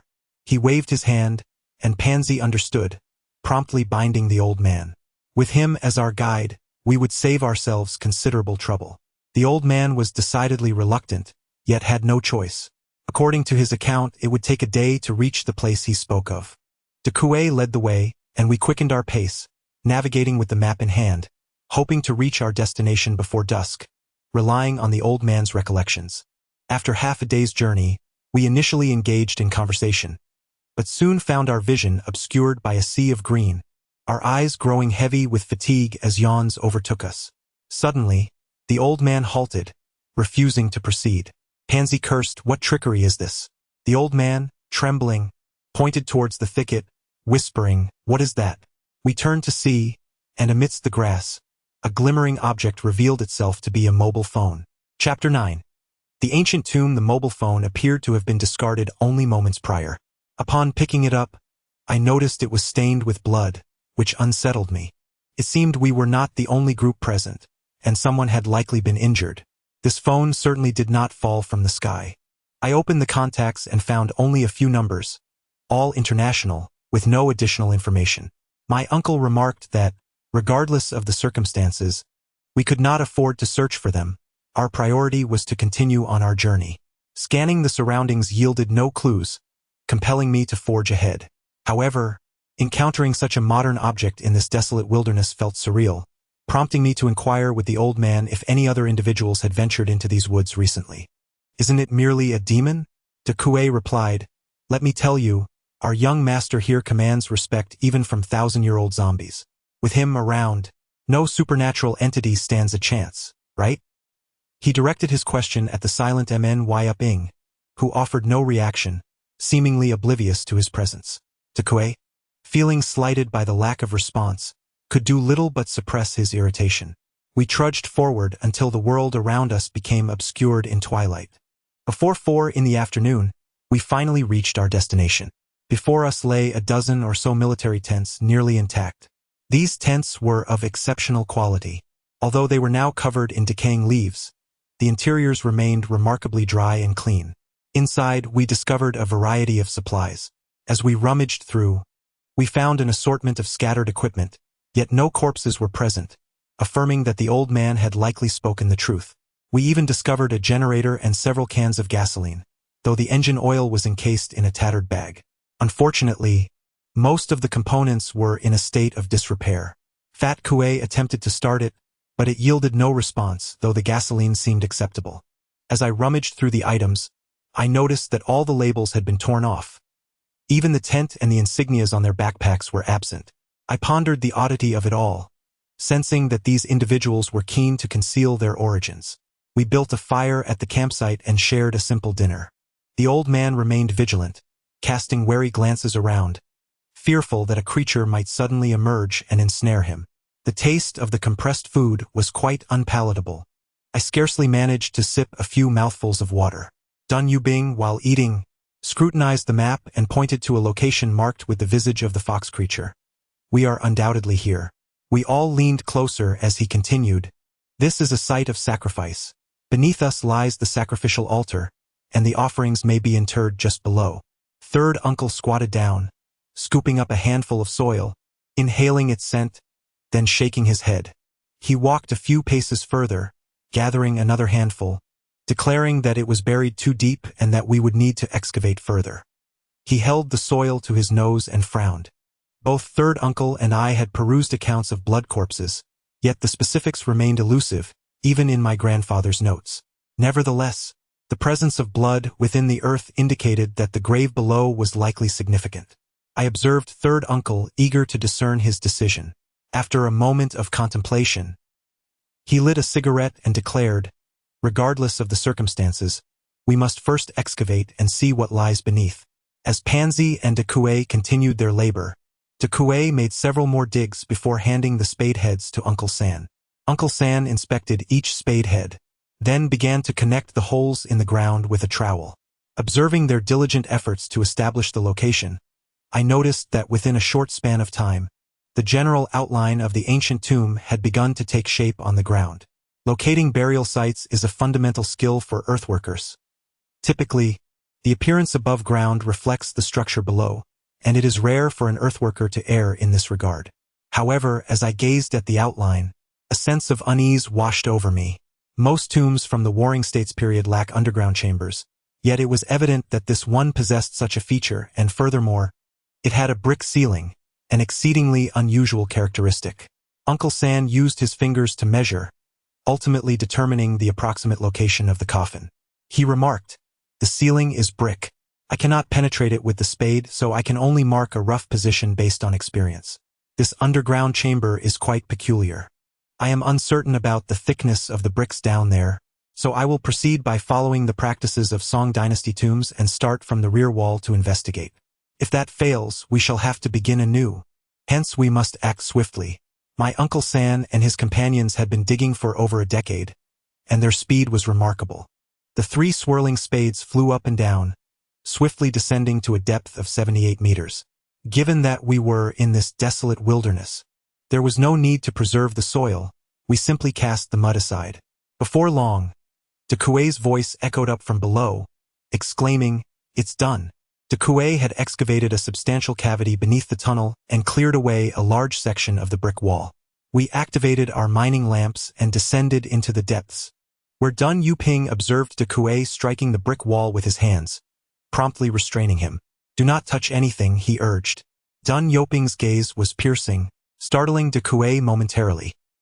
He extended 2 fingers and began to trace the seams of the bricks, continuing for an extended period before pausing to assert that there was a security layer concealed within. "When we move it, all the bricks must be pulled outward. We cannot push them inward, nor can we break them." Pangzi examined the wall and exclaimed, "How is that even possible? There isn't a single crack. How could we extract these bricks?" Ignoring Pangzi, Dun Yuping felt around until he encountered a brick. Suddenly, with a surge of strength, he managed to extract the brick from the wall. The earthen brick was remarkably sturdy. To dislodge it using merely 2 fingers required an extraordinary amount of force. These 2 fingers were indeed formidable. He carefully set the brick down and pointed to its reverse side, revealing a dark red wax wall behind it. This wall contains all the alum used during the alchemical process. If breached, these potent organic acids would cascade upon us, instantly burning our skin. I swallowed hard, suddenly recalling the skinless creature my grandfather had described, my heart racing with shock. Could it be that this was not merely a blood corpse, but rather my great-grandfather, doused in alum acid? Had my grandfather's bullets not struck my great-grandfather? The enigmatic oil bottle instructed Fat Kue to excavate a vertical shaft of 5 meters. He then retrieved a syringe and a length of plastic tubing from his pack, connecting the tube to the syringe. Carefully, he inserted the needle into the wax wall, while the other end was lowered into the deep pit. Pan ignited a fire stick, heating the needle until it glowed red. With great caution, the enigmatic oil bottle penetrated the wax wall, and soon, crimson resin began to flow from the tube into the shaft. In no time, the dark red wax wall transformed into a pale white, indicating that the substance within had fully drained. The enigmatic oil bottle nodded and declared, "All right, we shall commence the brick removal." Before long, they had excavated a passage large enough for a person to pass through. Uncle San tossed a fire stick into the opening, illuminating the interior for inspection. They had breached the tomb from the northern side, revealing a floor of solid stone slabs, each intricately inscribed with ancient characters. These slabs were arranged in a pattern reminiscent of the Qixing, with the outer slabs being larger and those towards the center smaller. Surrounding the tomb were 8 eternal lanterns, now extinguished. At the heart of the chamber stood a 4-legged square ding, adorned with carvings of the sun, moon, and stars atop its lid. Directly opposite them, on the southern side of the tomb, lay a stone sarcophagus, behind which was a corridor that appeared to descend, leading to an unknown destination. Uncle San leaned in to take a whiff, then beckoned for them to follow, one by one, into the chamber. Observing the inscriptions on the ground, Uncle San turned to the enigmatic oil bottle and inquired, "Brother, can you decipher these characters to discern the identity of the interred?" The enigmatic oil bottle shook his head, remaining silent. We struck several deals and cast them into the eternal lamp, illuminating the entire tomb chamber. Memories of the strange creature I had last seen in my grandfather's notes flooded back, along with his repeated mentions of eerie clattering sounds, sending chills down my spine. At that moment, Pangzi unexpectedly climbed atop the cauldron, eager to discover what lay within. Suddenly, he exclaimed, "Third uncle, there are treasures here." We all scrambled up to see a headless, desiccated corpse within the cauldron, its garments completely decayed. Adorning the corpse were some jade ornaments, which Pangzi unceremoniously removed and claimed for himself. This must be the remains of someone sacrificed after their head was severed for celestial offerings, their bodies laid to rest here as a tribute. These individuals were likely prisoners of war. Slaves would not possess such adornments. Pangzi chuckled, "Third uncle, I'm no big guy, so don't frighten me." He pulled out a large jade bottle from within, exclaiming the abundance of treasures. "Let's turn the cauldron over and see what else we can find." "Stop fooling around and come down," Third uncle warned, having noticed the pallor of the oil bottle's face. His eyes fixed intently on the stone coffin, aware that trouble was brewing. At that moment, I heard the clattering sound. I turned, and a shiver ran through me. The noise did not emanate from the coffin but rather from the oil bottle himself. Initially, I thought he was deliberately trying to scare me, yet his expression and character suggested otherwise. The muffled bottle emitted a series of clucking sounds, yet his lips remained unmoving. The 4 of us gazed at him, feeling a chill run down our spines. Could it be that the muffled bottle was, in fact, a hidden agent? De Kue, upon witnessing this, was so frightened that he collapsed onto the ground. I, too, felt my legs weaken, nearly succumbing to the same fate.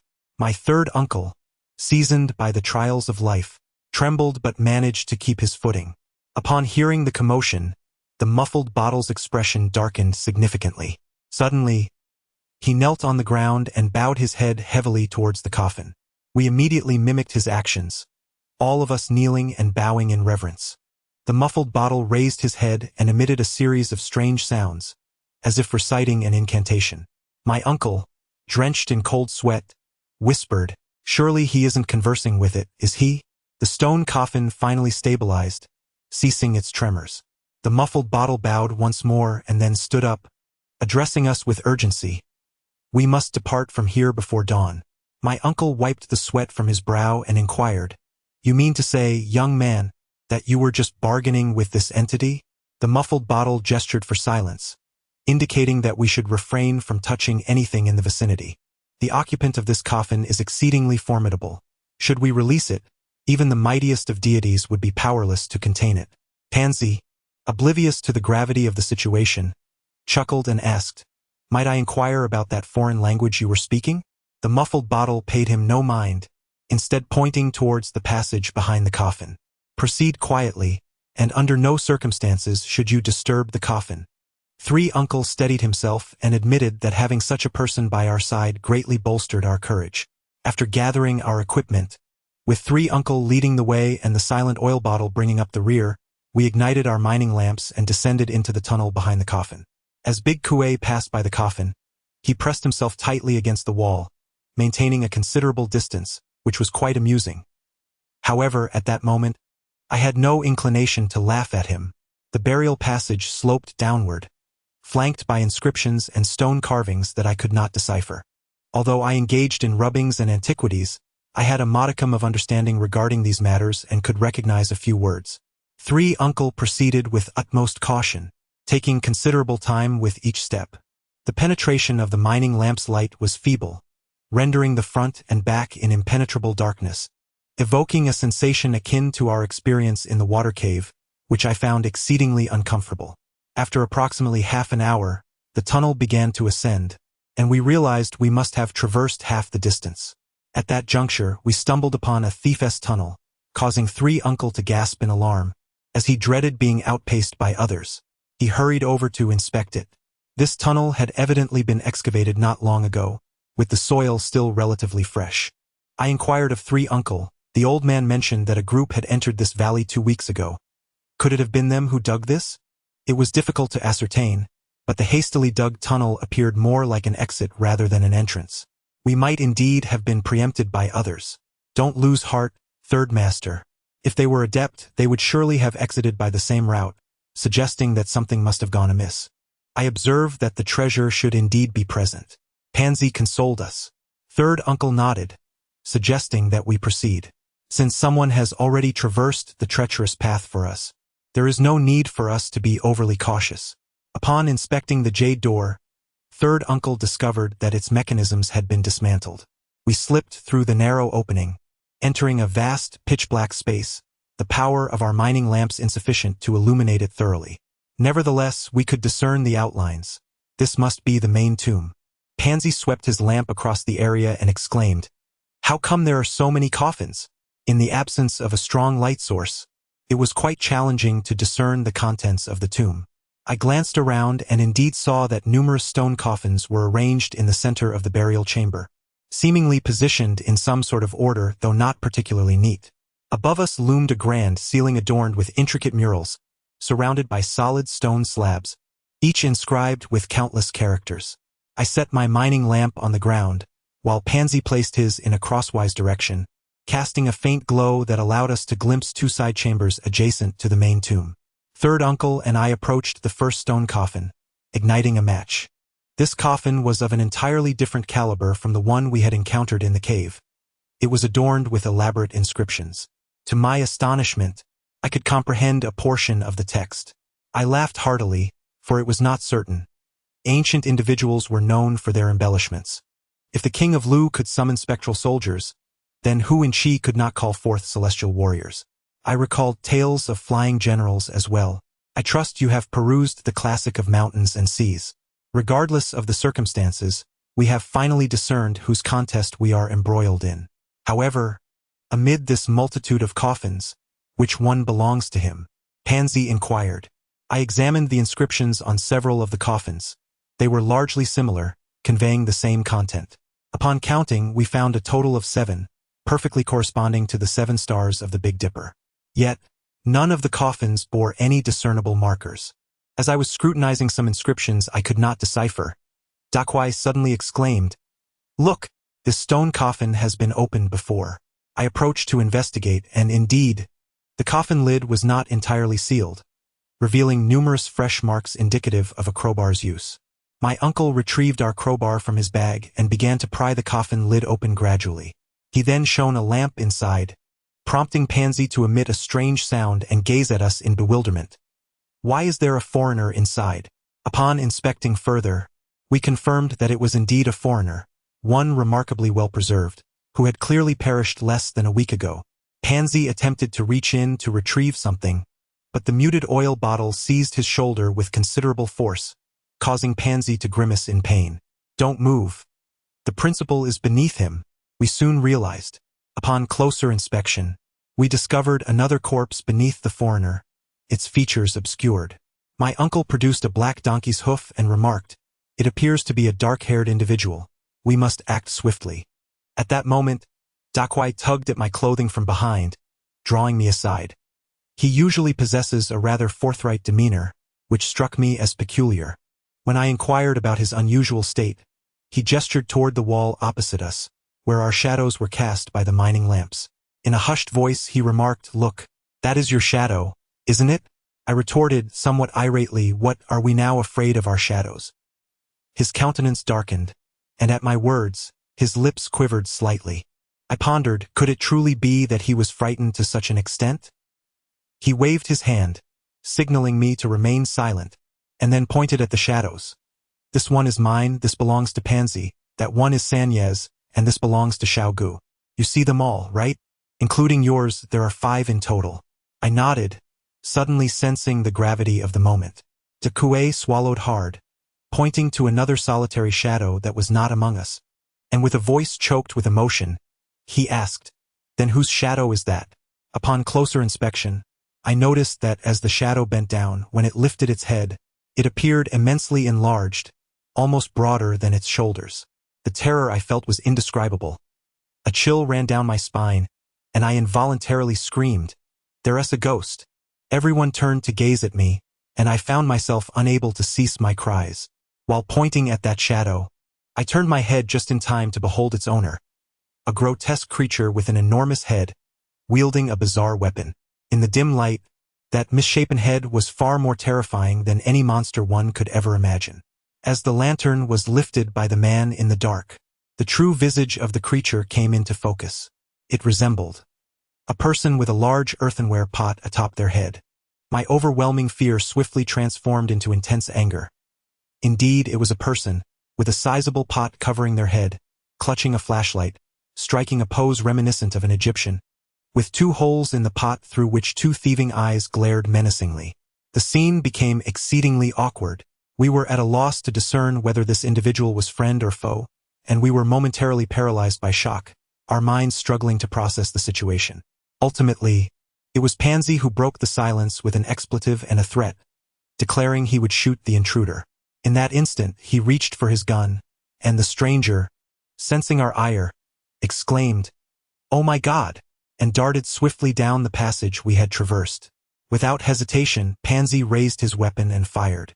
Upon witnessing this, the man in the dark uttered a grave warning. We could not allow him to reach our excavation site. If he stumbled upon the coffin, it would spell disaster. With that, he drew forth a black gold ancient knife from his bag, neglecting to grab a lantern, and pursued the figure into the shadows. Pangzi, eager to assist, was restrained by Uncle 3, who admonished, "What assistance can you provide? Quickly, go check those 2 ear chambers and ascertain from where he emerged." I hurried into the chamber to my right, where I discovered a theft hole carved directly into the stone wall. In the corner, a solitary candle flickered, casting a melancholic green glow. I gasped softly, realizing that the intruder was a grave robber. On the ground lay a bag, seemingly abandoned by him. Upon opening it, I found an assortment of tools, several batteries, and a hastily drawn map of the ancient tomb. Despite its crude appearance, I immediately discerned that the squares represented the 7 coffins. Surrounding the map were numerous notes, likely written by several individuals engaged in discussion, with a prominent question mark inscribed alongside the phrase 7-star mystery coffin. This analysis struck me as remarkably sensible. Grasping the map, I intended to share my findings with my 3rd uncle. However, upon stepping outside, I realized that only a miner's lamp remained. This lamp, having been exposed to water in the corpse pit, flickered erratically and proved ineffective. To my dismay, my 3rd uncle and De Kuei were nowhere to be found. I ventured into another chamber, but there was no sign of them either. Picking up the miner's lamp, I called out, third uncle. Logically, they could not have abandoned me to leave on their own. Initially, I suspected that something might have happened to them. Yet, where were the sounds of a struggle? Given Pangzi and their skills, they should have been capable of emitting a cry, regardless of the monstrous foe they encountered. If it remained this quiet, I might gradually regain my composure. However, quite unfortunately, I was suddenly startled by a sound emanating from the stone coffin lid, though I could not discern which of the 7 had produced it. A wave of dizziness washed over me, and my heart raced to my throat. I retreated against the wall, and then, out of the blue, something flickered. I turned my head and realized it was merely the candle in the adjacent chamber extinguishing. Fear gripped me, and I dared not look further. I shut my eyes and, with trembling legs, cautiously edged along the wall, until I darted into that chamber. My grandfather had inscribed in his notes a method for cultivating courage, to treat the unseen as if it had not occurred. I thought this prudent. Otherwise, the sight of a millennia-old corpse seated before me would leave me utterly paralyzed in thought. I placed my mining lamp in a corner, striving to keep its light from spilling into the outside world. Desperately, I rummaged through the pack left behind by the hefty individual, hoping to uncover any remnants. After a prolonged search, I unearthed a few bars of compressed biscuits and some papers, densely scribbled with numerous notes and illustrations. It seemed he had carried all the essential items with him, as the outside world had succumbed to total darkness. I was oblivious to the corpse's intentions. If it merely sat up and lay down repeatedly, exercising its abdominal muscles, I would not be overly concerned. What truly frightened me was the thought of it approaching with ill intent. After crawling for a while, I indeed encountered a bifurcation. The 2 passages exhibited distinct excavation techniques, undoubtedly the work of 2 different groups. I surmised that either route would lead me outside, and I could choose either at random. To ensure my uncle could locate me, I marked the passage I selected and then crawled into it. With a surge of determination, I hastened my movements, and soon enough, a flicker of flames appeared before me, igniting my spirits amidst the darkness that precedes dawn. Thus, I exerted all my strength, thrusting my head forward, yearning to inhale the fresh air. However, to my astonishment, I found myself staring at yet another tomb passage, strikingly similar to the one I had traversed earlier. It became apparent that this crypt was exceedingly intricate. In a moment of exasperation, I cursed softly while illuminating my surroundings with the mining lamp. Upon closer inspection, I was bewildered to discover that I was indeed in the same passage I had entered before. It dawned on me that this tunnel was connected to the one I had initially explored, a misconception that led us to believe someone had excavated this passage in a bid to escape. My mind was clouded with confusion, leaving me utterly perplexed about the intentions of the individual who had dug this tunnel. Recalling the maps drawn by the youth who had frightened us, I thought perhaps they contained clues. In my desperation, I decided to search through the papers laid out before me. Ahead lay the enigmatic 7-star coffin, while behind me loomed a monstrous entity that would make even the most stoic bow in reverence. With no other option, I settled onto the ground and began rifling through the scattered notes. One particular sheet caught my eye, revealing a design blueprint created prior to their excavation of the tunnel, filled with speculative ideas, particularly regarding the blood corpse tomb-esque mechanisms. The scrawl was chaotic and difficult to decipher, though I could make out phrases referencing glazed domes. It was evident they had invested considerable thought into overcoming the traps of the blood corpse tomb. I could only wonder if they had ever put their plans into action. Another drawing depicted a creature, its claws outstretched, resembling both a tree and a spectral appendage. I turned over the papers once more and finally came across something of significance, a diagram of a burial chamber. It depicted the underwater passage of the lake, as well as the location where the 7-star suspicious coffin was placed, illustrated with remarkable clarity. However, the burial chamber we had descended into was conspicuously absent from the drawing, suggesting that they had yet to explore that area. I also noticed the looting tunnel I had previously traversed, with its bifurcation clearly marked. I observed that had I chosen the other passage, I would have arrived at a location that abruptly ended, with the word collapse inscribed beside it. Following this line of thought, I leaned down to inspect the area where the stone wall met the floor, and indeed, a square stone slab appeared highly suspect. I pressed down on it, but met with no response, though it felt loose. Pressing again yielded the same result, which left me feeling somewhat uneasy. I stood up and gave it a kick, and to my astonishment, I heard a rumbling sound. In that fleeting moment, I imagined, as one might see in foreign films, that the wall would rotate and transport me to an adjoining chamber, or perhaps open like a door. Thus, when the floor beneath me suddenly gave way, I was caught completely off guard and fell through. Such a concealed door should rightly be called a trap. I inwardly cursed my misfortune, fearing I might be doomed. Who knew what lay beneath? Perhaps a few treacherous steel knives. In an instant, before I could fully ponder the implications, I landed on the ground. Just as I began to feel relieved that I hadn't perished, the mining lamp I had been clutching crashed to the floor, the battery dislodging, plunging me into utter darkness. In the current circumstances, this miner's lamp is as vital to me as my very life. Without illumination, in this ancient tomb devoid of any light source, I would be utterly doomed. I hurriedly lunged forward, eager to grasp the lamp. I recalled its location with remarkable clarity and soon found it. The battery should be on the left. As I instinctively reached out, my hand unexpectedly brushed against a cold, lifeless hand. Suddenly, a thought struck me. I still had a few matches on my person. I hastily struck one, and by its flickering light, I beheld a corpse lying in that spot. A large wound marred its abdomen, surrounded by numerous corpse worms, each roughly the size of my palm and tinged with a ghastly green hue. Occasionally, small clusters of these worms emerged from its mouth and eye sockets. A wave of revulsion washed over me. This individual appeared to have been dead for about a week, presumably yet another victim of a previous tomb raiding expedition. Could it be that he met his demise here upon discovering that very trap? With this thought in mind, I quickly sought out the battery amidst the dwindling flame and inserted it into the lamp. To my astonishment, it flickered back to life. A sigh of relief escaped me. The proprietor had claimed this miner's lamp could withstand impacts from over 3 meters, and it seemed he had indeed spoken the truth. With the lamp illuminating my surroundings, I surveyed the area. It was starkly barren, consisting merely of a square cellar, its walls constructed from irregularly piled stones. Numerous holes resembling air vents dotted the walls, their dark depths concealing unknown passages, while cool breezes occasionally wafted through these apertures. I promptly examined the corpse. It belonged to a middle-aged man, approximately 40 years of age, with a gaping wound in his abdomen that appeared to be fatal.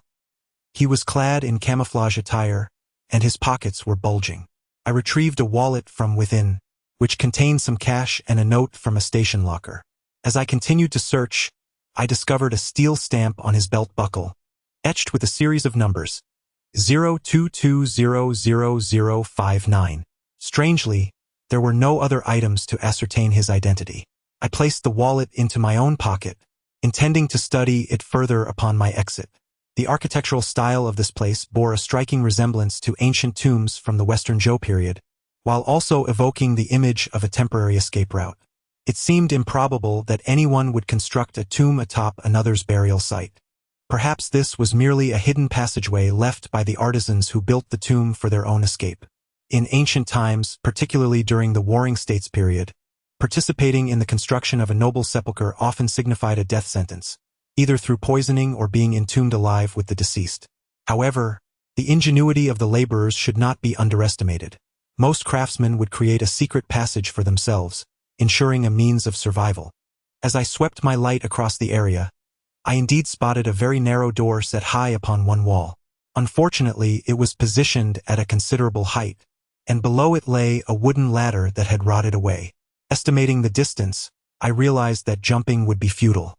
At that moment, a face suddenly emerged from the passage, and upon recognition, I exclaimed in delight, "Pangzi, it's me." Pangzi was taken aback upon seeing me. However, rather than displaying any semblance of joy, he appeared as though he had encountered something terrifying, nearly stumbling from the passageway. I was puzzled by his reaction when, without warning, he drew his firearm, aiming it directly at me. A wave of dread washed over me, fearing that he might mistake me for some ghastly apparition. I shouted, "It's me, Pangzi. What the hell are you doing?" Yet Pangzi seemed utterly oblivious to my plea. A deafening gunshot resonated within the cavernous space, the bullet whizzing perilously close to my ear, striking some unseen target behind me.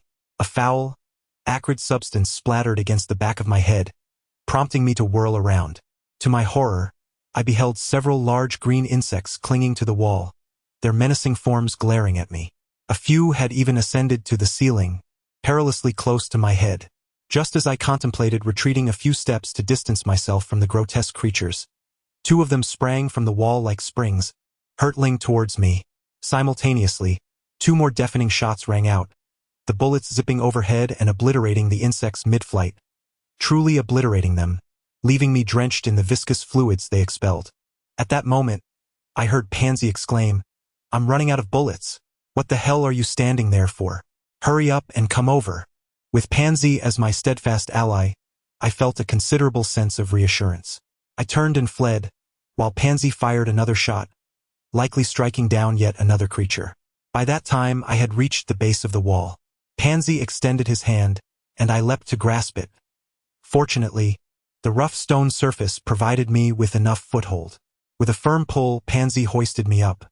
However, even before I could regain my balance, his short firearm unexpectedly emerged from beneath my trousers, firing once more. The spent casing ricocheted, striking me in a most sensitive area, eliciting a cry of agony that nearly rendered me unconscious. "Cursed, what in the world are you doing? Are you trying to castrate me?" Pangzi retorted, "Damn it. Life is certainly more valuable than anything else." He rummaged through his pocket and produced another bullet, offering a wry smile, just one more glorious round. No sooner had he spoken than a corpse-like creature leaped onto the stone path, emitting a high-pitched squeak.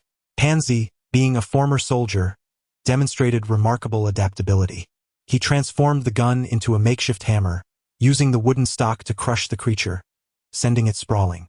Yet, this was merely a temporary solution, as more of the creatures began to ascend. Despite our efforts to kick and strike them down, several managed to latch onto us, their barbed claws tearing away at my flesh. I urged Pangzi we must flee. There are simply too many to contend with. Pangzi inquired, "Where shall we run to?" I pointed behind me and said, "There must be an exit back there. Just look at this tunnel. It undoubtedly served as an escape route for ancient tomb builders. If we follow this path, we shall surely find our way out." Pan, in a fit of anger, exclaimed, "Nonsense. You bookworms think everything in books is true. Let me tell you, I've traversed this passage thoroughly, and it is nothing more than a labyrinth. I have managed to reach this point, which is somewhat of an achievement. If I were to retreat further, who knows how long I would be wandering." Startled, I thought, could I have been mistaken? Yet, given the current circumstances, there was no time for reflection. With the number of insects increasing around us, I shouted, "That is certainly preferable to becoming a feast for these pests." At that moment, with a sudden thud, another person tumbled down from the hidden door above, landing squarely on the insects. The unexpected impact caused the creatures to scatter in fright. The newcomer, grumbling, stood up and exclaimed, "What the hell? What kind of door opens downwards?" He shone his flashlight around and shouted, "What on earth? Why are there so many insects?" To our dismay, we realized it was none other than the gold thief who had frightened us earlier in the main tomb. The corpses swiftly closed in once more. This individual exhibited remarkable prowess, wielding the flashlight as if it were a wolf's head, striking down one after another. However, his efforts proved futile as insects rapidly swarmed across his back. He screamed like a butcher, reaching behind him in a desperate attempt to claw off the creeping pests. At that moment, Pangzi suddenly extracted all the fire torches he had concealed in his clothing, igniting them in one swift motion before leaping into action. I scarcely had time to intervene. He rolled onto the ground, landing beside that fellow, and the corpses, fearful of the flames, scattered in every direction. Yet, the fire torches were not a sustainable source of light, and after the flurry of activity, the flames dwindled considerably. Pangzi shouted, "Do you have any more?" I felt within my own clothing and discovered a few remaining torches. Resolute, I thought, "Damn it, I'm going for broke," and emulating Pangzi, I leaped down as well. But alas, my clumsiness led to an unfortunate tumble. The torch slipped from my grasp, falling directly into the mass of corpses. Pangzi cursed, "My heavens, are you trying to get me killed?" I scrambled to my feet and hurried to his side. The corpses, wary of the fire, hesitated to advance. But but as the flames flickered and dimmed, their encirclement grew tighter. I couldn't help but swallow hard, contemplating the grim reality. It seemed we were nearing our end. The young man cleared his throat and said, "Comrades, I have brought misfortune upon you. It appears we are destined to meet marks. I, Fatty, have truly feared nothing, yet I never anticipated such a demise." He was clad in a black rodent costume, rendering his figure indistinguishable in the darkness. Upon closer inspection, it became evident that he was a plump, fair-skinned individual. I was astonished that someone so rotund could engage in the clandestine art of tomb raiding. Pangzi cursed vehemently, "You fat bastard. Where on earth did you crawl out from? I genuinely want to knock you out." I glanced at the flickering torch, which was nearing its end, and felt tears welling up in my eyes as I implored, "Quickly, think of a solution. Otherwise, regardless of who strikes whom, the worms will benefit." Pangzi surveyed the surroundings, handed the short gun to the corpulent man, and then passed the torch to me, stating, "Initially, we planned to burn our garments to buy some time, but this torch's flame is far too feeble. It may extinguish before we even ignite it. I will count to 3. I will draw the attention of those worms while you all frantically scramble to that wall, forming a human ladder to ascend. Time will certainly suffice. I will act swiftly. Once you are up, I shall follow without delay." Before I could voice my dissent, Pangzi sprang forth, leaping into the mound of corpses. Immediately, the tide of cadaverous entities surged forward, indeed creating a path before us. I shouted in desperation, wishing to rescue him, but the stout man grasped my arm firmly, urging, "Climb." He propelled me forward, and with his assistance I managed to ascend. Reaching back, I pulled him up as well. When I glanced below, I saw Pangzi besieged by the corpses, writhing in agony on the ground. My heart ached, nearly leading me to tears, as the stout man yelled, "Hurry! Get up! It's just a few steps! Quickly!" Yet, it was no longer possible for Pangzi to rise. Already, corpses were beginning to crawl into his mouth. Despite his repeated attempts to stand, he was forcefully knocked to the ground. I never anticipated that these creatures would possess such ferocity. Pangzi curled up, gazing at us from below, his anguished head shaking in despair. Ultimately, his face became entirely obscured by the corpses, and I observed him extend his hand, forming a gesture resembling a gun. His hand was already riddled with wounds, and I understood that he was imploring us to end his suffering. The stout man could not bear to witness this any longer. With gritted teeth, he shouted, "Brother, forgive me." Just then, a sudden mechanism clicked above, and another individual leaped down from above. It is crucial to note that this person descended purposefully rather than falling, landing with remarkable steadiness yet bearing considerable weight. He bent his body upon landing, bracing himself with one hand against the ground, exhaling deeply. The corpses momentarily paused, only to erupt into a frenzied panic, desperately attempting to distance themselves from this newcomer. Those monstrous creatures, which had surged toward us like a tide, now retreated in equal measure, vanishing into the depths of several hooks embedded in the walls. Upon closer inspection, I couldn't help but exclaim in joy. Wasn't this individual none other than the muted oil bottle? The stout man gasped in astonishment. Good heavens, this fellow is still alive. However, as I scrutinized further, a sense of foreboding washed over me. His upper garments were completely torn, and his body was drenched in blood, indicating he had sustained quite severe injuries. Wu Xie caught sight of Pangzi, who lay on the ground, barely clinging to life. Without hesitation, he rushed over and hoisted him onto his back. Upon witnessing this act of salvation, we quickly extended our hands. One of us grasped Pangzi while the other held onto Wu Xie, and together we pulled them up. It was truly a miraculous transformation, a resurrection from the brink of death. Moments ago, we faced an insurmountable peril, yet now the tide had turned. We hurried to assess Pangzi's injuries, but Wu Xie gestured for urgency, exclaiming, "We must flee. It is pursuing us."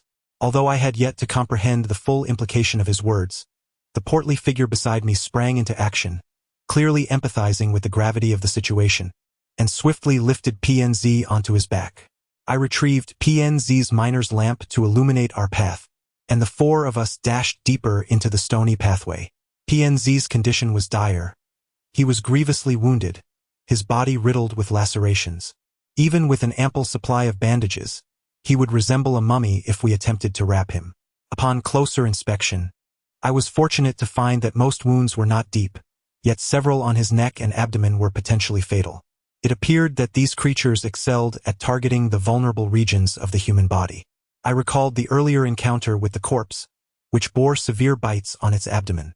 Qixing pressed against Pangzi's abdomen, extracting the black gold ancient dagger from his waist. "Help me hold him down," he commanded. A wave of foreboding washed over me, prompting an urgent inquiry. "What are you planning to do?" He regarded Pangzi's belly with the gaze of a butcher scrutinizing his prey, his elongated fingers tracing the edges of the wounds as he stated ominously, "One has burrowed inside him." I gazed at him with skepticism, then turned my attention to the portly figure who had already restrained Pangzi's foot. "Based on your demeanor, I find myself inclined to trust him a bit more." Reluctantly, I grasped Pangzi's hand while the dark bottle deftly incised a wound in his abdomen. With lightning speed, he inserted his fingers into the gaping injury, probing and grasping until he extracted a greenish corpse-like creature. These actions transpired in a blur, yet Pangzi still writhed in agony, his immense strength making it nearly impossible for me to hold him down. The suffocating creature that had perished within him was discarded by the dark bottle. The wound was far too deep, and without proper disinfection, the risk of infection would pose significant complications. The portly man retrieved a bullet from the firearm, suggesting we might emulate the advanced practices of the American people by utilizing this bullet where it was truly needed. He proposed to unscrew the bullet head and cauterize the wound with fire. Pangzi, seizing the man's foot in pain, gritted his teeth in indignation, exclaiming, "I'm not shot. Are you trying to burn my intestines?" He produced a bundle of bandages from his pocket, stained with blood, evidently from his own head wound, declaring, "Thank goodness I didn't discard these. Wrap me up tightly. This injury is nothing." The portly man retorted, "In this day and age, personal heroism is out of fashion. My friend, I've seen your intestines. There's no need for bravado." As he prepared to act, both the dark bottle and I quickly intervened, cautioning, "Don't be reckless. If the bullet sears his insides, it will be disastrous. We must bandage it first." Upon reflection, the rotund individual realized the gravity of the situation. We frantically attended to Pangzi's wounds, applying bandages with the utmost urgency. Subsequently, we tore several strips from my clothing to provide additional wrapping, as Pangzi writhed in agony, nearly succumbing to unconsciousness. Observing him leaning against the wall, gasping for breath, stirred a profound sense of remorse within me. Had I not dropped that fire starter, perhaps he would not have suffered so gravely. In that moment, a thought crossed my mind, prompting me to inquire of the stout man, "Pray tell, who on earth are you?" Just as he was about to respond, the silent signal from the enigmatic oil bottle stifled his words, and I was suddenly gripped by an eerie, chilling cackle emanating from the corridor. In Chapter 15 of the 7-star Lu Wang, the rotund man brandished a short firearm containing a single bullet, gesturing towards the oil bottle, as if to propose a confrontation. The oil bottle dismissed the notion with a wave of his hand and instructed us to mimic his actions. He covered Pangzi's nose with one hand while extinguishing the miner's lamp with the other. My fear escalated to the point of near suffocation as the sound grew increasingly distinct, rendering me akin to a condemned prisoner awaiting execution.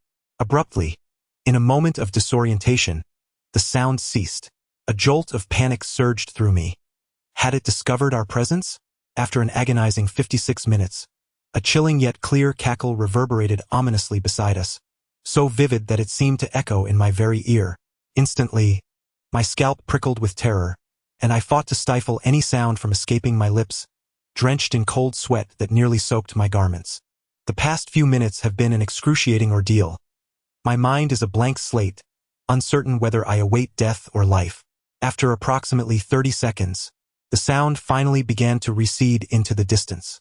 I sighed inwardly, realizing that my grandmother had finally found a glimmer of hope. Suddenly, with a loud sound, an unknown fool chose this moment to break the silence with a flatulence. That noise abruptly vanished, and simultaneously, the miner's lamp illuminated the surroundings. I was startled to find a grotesque face nearly pressed against my own, its pupil-less eyes fixated intently upon me. I staggered back in fright, retreating several steps. At that moment, the stout companion shouted, "Run!" Despite his seemingly clumsy demeanor, the rotund figure displayed remarkable agility, executing a roll to hoist Pangzi onto his back and bolting away. I followed closely behind, cursing, "You fat fool! Was that you who farted?" The rotund one, face flushed, retorted, "Which of your eyes witnessed this fat man passing gas?" I was exasperated, muttering, "You truly are a harbinger of disaster."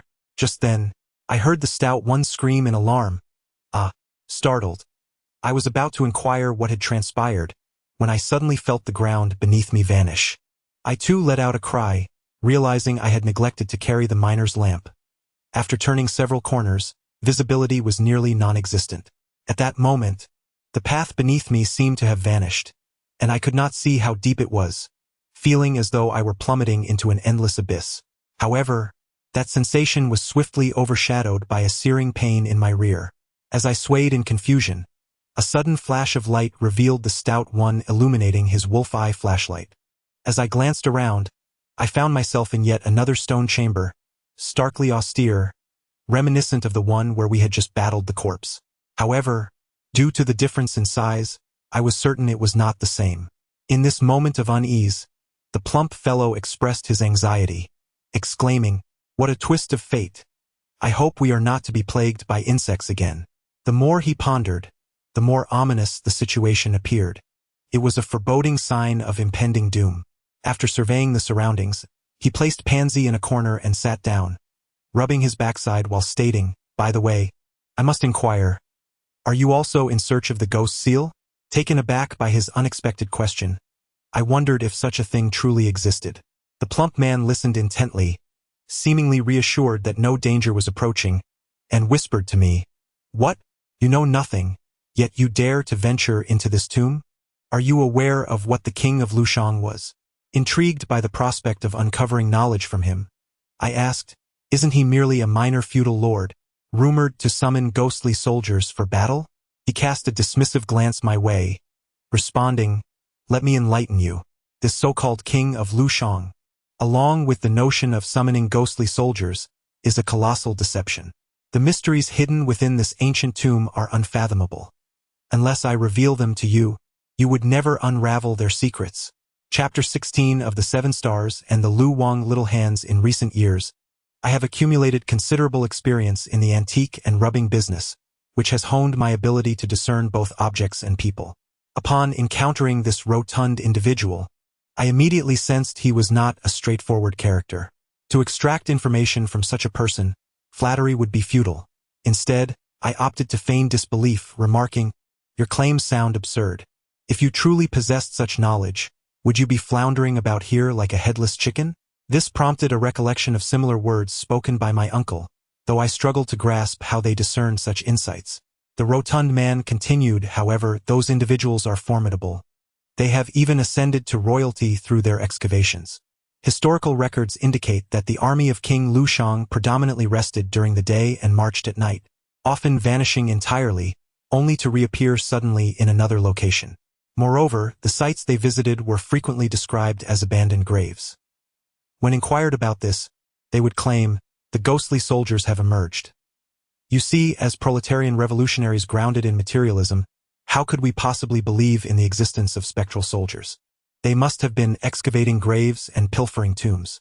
If their activities were discovered, they would assert that King Lushang had borrowed the souls of the deceased, thus propagating the tale of ghostly soldiers, which captivated the superstitious minds of that era, eventually evolving into a grand myth. I am not entirely convinced, and I remarked, "Is it not rather presumptuous to draw such conclusions based solely on this information?" The hefty man shot me a glance, chiding me for my interruption, and stated, "Of course, there is far more evidence than this. The most compelling proof lies with the 7-star suspicious coffins, which historical records indicate were primarily utilized by tomb raiders.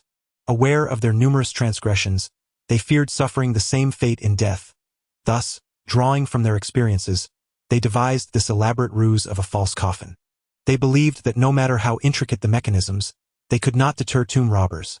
The only recourse was to instill doubt and hesitation, rendering them unable to act decisively.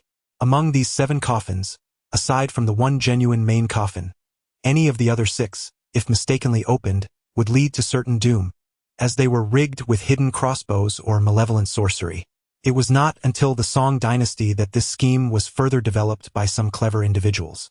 Such designs are born from a disreputable profession. Ordinary families consider them inauspicious, and the expense of placing 7 coffins within a single tomb is quite exorbitant. Observing this stout man, who seemed rather unrefined, I was taken aback by his profound knowledge and felt a sense of respect. However, sensing he had more to convey, I inquired, "Given your assertions, is there a method to discern which one is the main coffin?" The robust man patted me on the back, evidently pleased with my change in demeanor, and replied proudly, "It seems, young comrade, you possess a thirst for knowledge. Allow me to channel Confucius and impart wisdom. There is indeed a way to distinguish the 7-star suspicious coffins. However, we adhere to our own customs. Typically, when encountering the 7-star coffins, seasoned tomb raiders would bow out respectfully, as our ancestors would not hold it against them.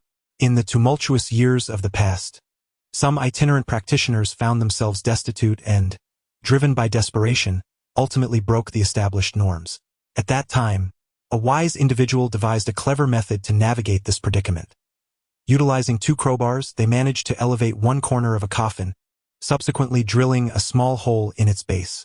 With an iron hook, they could probe within, discerning the contents of the coffin.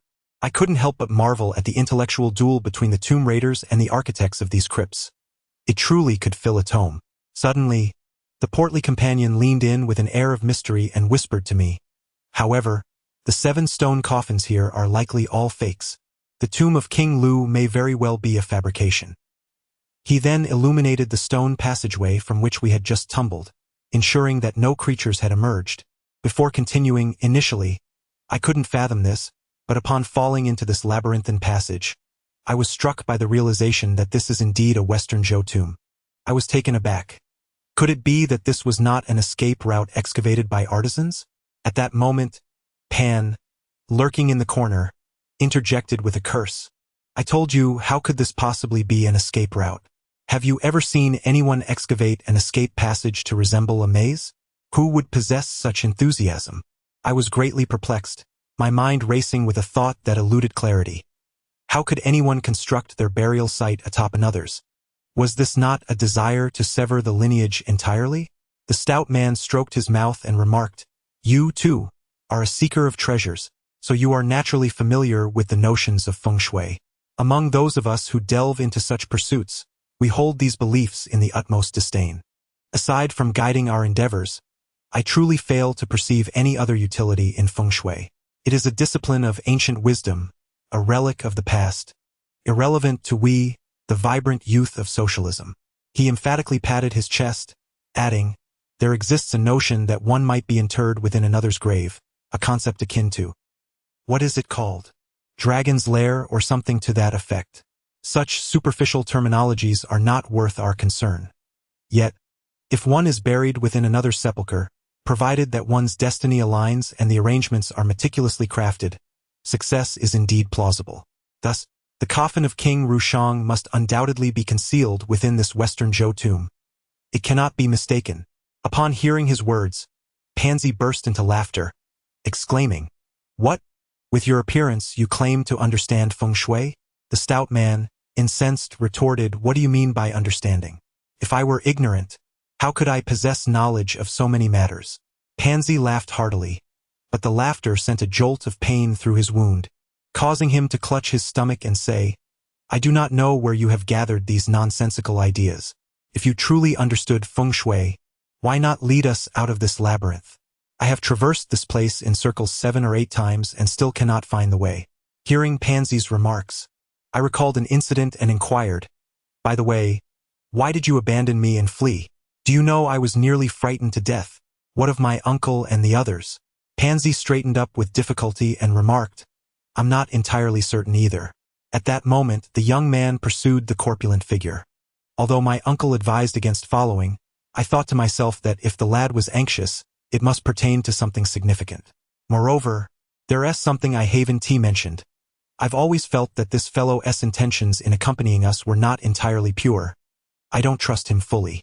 I was curious to see what he was up to, so I decided to follow him. He furrowed his brow, perplexed, and continued. After running for a few minutes, I suddenly spotted something in the tomb passage ahead. When I shone my light on it, the object vanished in an instant, causing me to feel a surge of anxiety. I approached the spot, and at that moment, I noticed what appeared to be a human hand, 5 fingers long, wedged between the stones. The portly man gasped. His lips moved as if to articulate something, yet no sound emerged. Pangzi glanced at me and said, "Look, this fellow seems to possess considerable knowledge about this ancient tomb. He is not to be underestimated. There must be something amiss." I had always found the mute oil bottle to be reliable, for his presence instilled a sense of security within me. However, Pangzi's words made me reconsider. It seemed that throughout our journey, that individual knew far too much, as if he could anticipate everything. Doubt began to creep in. In my bag, I still had a few compressed biscuits I had acquired from the portly man.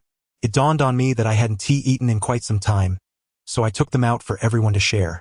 Pangzi consumed very little and remarked, "In case his intestines are already perforated, it would be unwise to overindulge, as it might leak out. We should save some for later, given that we are uncertain when we might escape." Upon his utterance, although the stout fellow yearned to indulge, he refrained from overindulging. I recounted the events I had encountered, and gradually the atmosphere lightened. In a state of drowsiness, I drifted between slumber and wakefulness, when suddenly I perceived the rotund man making exaggerated facial expressions towards me. I had always regarded him as rather unreliable, evoking a sense of mild schizophrenia. Who, after all, could conceive of frightening others with a pot atop their head in an ancient tomb? Such a person must either possess an absurdly bold disposition or a severely deficient intellect. Presently, with one among us grievously injured and 3 others unaccounted for, it was astonishing that he still found the inclination to make faces at me. Had I possessed the strength, I would undoubtedly have retaliated. However, at that moment, I noticed even Pangzi was joining in this bizarre display, prompting me to think, is madness contagious? I observed the 2 of them incessantly patting their left shoulders, their mouths moving as if uttering, "Hand, hand." Noticing the cold sweat trickling down their brows, I found it peculiar and glanced at my own hands, which appeared unremarkable. Could it be my shoulder? Casually, I turned my head, only to discover a small green hand resting upon my shoulder. This small hand, with fingers of equal length and an exceedingly slender arm, bore an uncanny resemblance to Pangzi's description, instilling a sense of dread. The stout man persistently gestured for me to remain still. Surprisingly, I was not engulfed by fear. Rather, when confronted with an array of unexpected occurrences, one tends to adopt a calm demeanor. At that moment, I felt as though I were the subject of a mischievous prank. Suddenly, a wave of irritation washed over me, and I felt an overwhelming urge to seize that hand and sink my teeth into it. However, reason prevailed, compelling me to remain still. The rotund figure, armed with Pangzi's firearm, attempted to prod that hand away from my shoulder. Just as the gun extended, that hand coiled around it like a serpent, pulling it back with an undeniable force. The stout man was unwilling to relinquish his grip. With a vigorous shake of his ample frame, he engaged in a fierce tug-of-war with that hand. I rushed to assist him, but despite our combined strength, we found ourselves evenly matched against the slender arm. As we teetered on the brink of defeat, Pangzi raised his hand and tossed a military knife to the rotund man. Cursing under his breath, the stout fellow wielded the blade with ferocity, slicing through the flesh of that hand and leaving a strip of skin in his wake. In an instant, the dismembered hand relinquished its grip, wildly thrashing as it retreated into the shadows, its movements reminiscent of a snake. This unexpected turn of events left both the stout man and me sprawled on the ground. He sprang up like a hefty pig, rushing to investigate, only to discover a deep crevice nearby. He squeezed himself in, but despite the ample space within, the entrance proved too narrow for his bulk. Frustrated, he waved his hand in exasperation and angrily pried at the stone bricks. To his astonishment, the seemingly solid stone wall yielded to his efforts with surprising ease. "Look, there's a large hole here," he exclaimed. We hurried over, and as he illuminated the interior with his keen eyes, we were indeed met with a hidden world beyond. The cavern lay shrouded in darkness, its depths unknown, and we were utterly unprepared for the revelation that within the obscurity of the wall, a minuscule passage was concealed. It became evident why those wretched corpses could traverse undetected. Pangzi caressed the surface of the opening, perplexed as he remarked, "It appears to be man-made. Could it be a conduit for those undead to roam? Are you suggesting those creatures dwell within?" The portly one initially contemplated entering the aperture but hesitated upon hearing Pangzi's words. Pangzi whispered reassuringly, "Fear not. When that young man tended to my wounds, I smeared some of his blood onto my hands." He gestured towards a dark stain on his palm. "If you apply a bit of saliva to your faces, it should prove effective." I couldn't help but chuckle. "You have quite the audacity. After all, he saved your life." Pangzi offered an embarrassed grin, explaining at that moment, "I simply felt it would be a shame to let his blood go to waste." The portly fellow, bewildered by our conversation, inquired, "Is that young man's blood truly so potent?" We both nodded, recounting our experiences within the corpse-laden abyss, which piqued the portly one's curiosity about the blood on Pangzi's hand.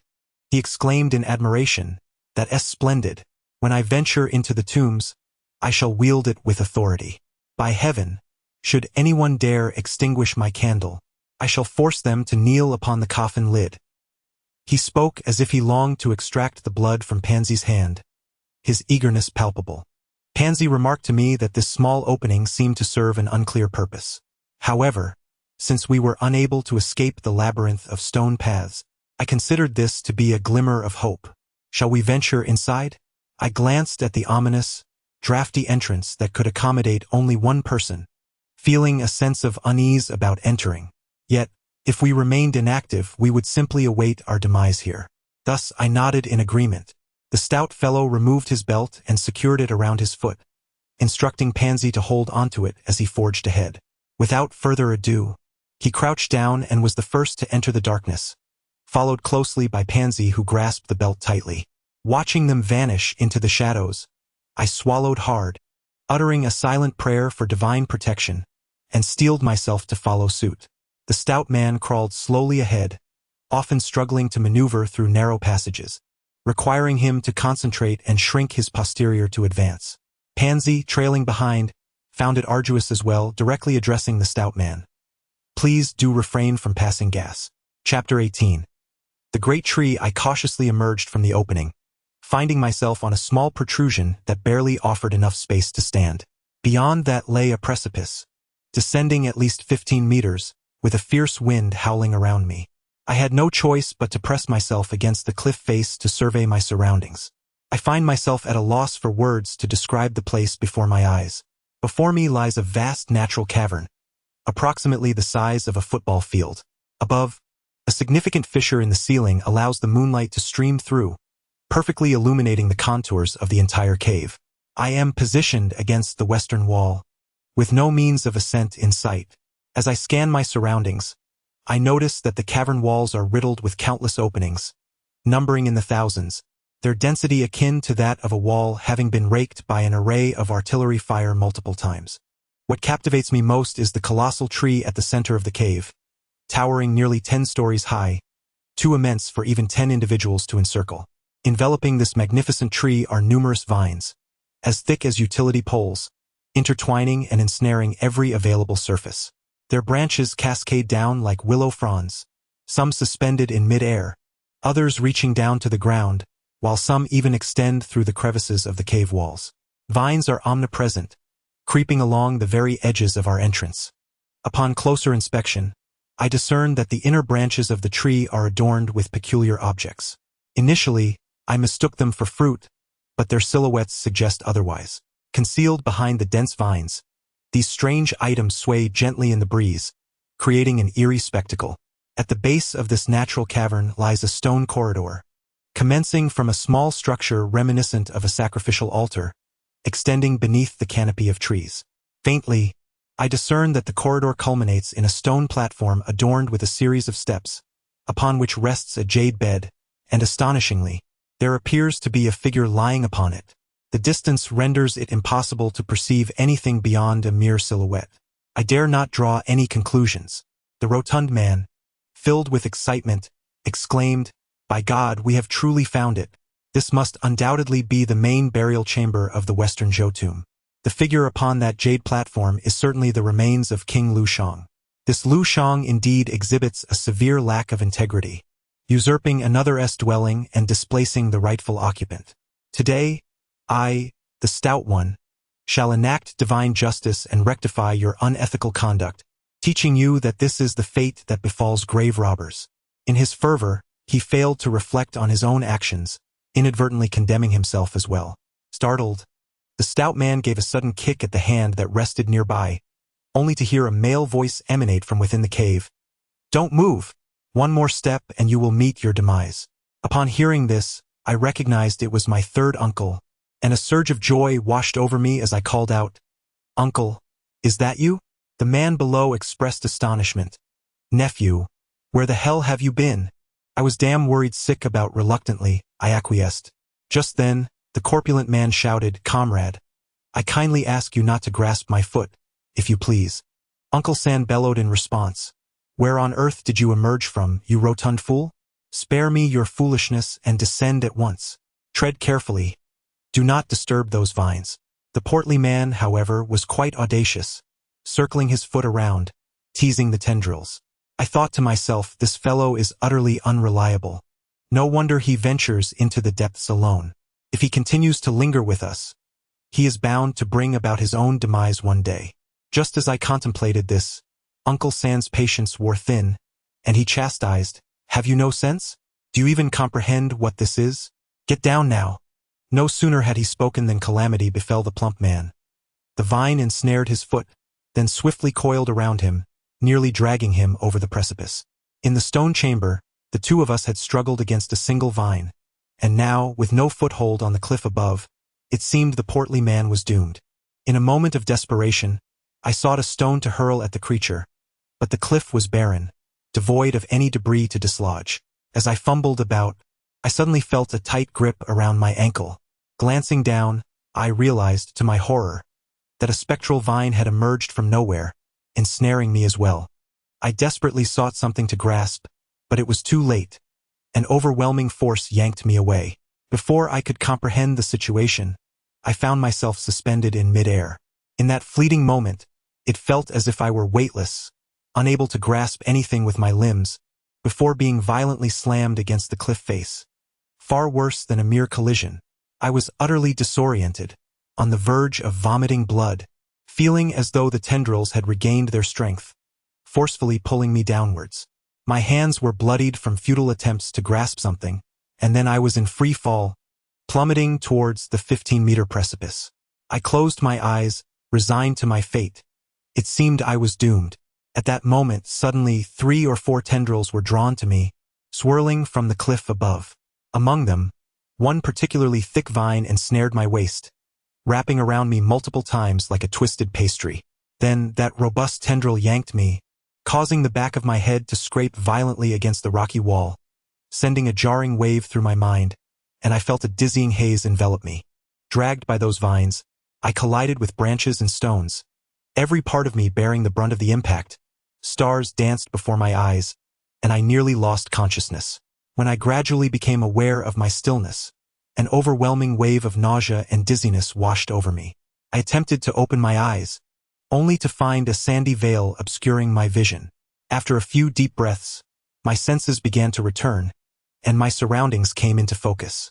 It was then that I realized I was hanging upside down from a branch of a colossal tree. Beneath my head lay a stone platform that held a mysterious corpse. Upon closer examination, I was taken aback to discover that there was not merely one body lying on the platform. Beside the corpse I initially noticed was that of a young woman.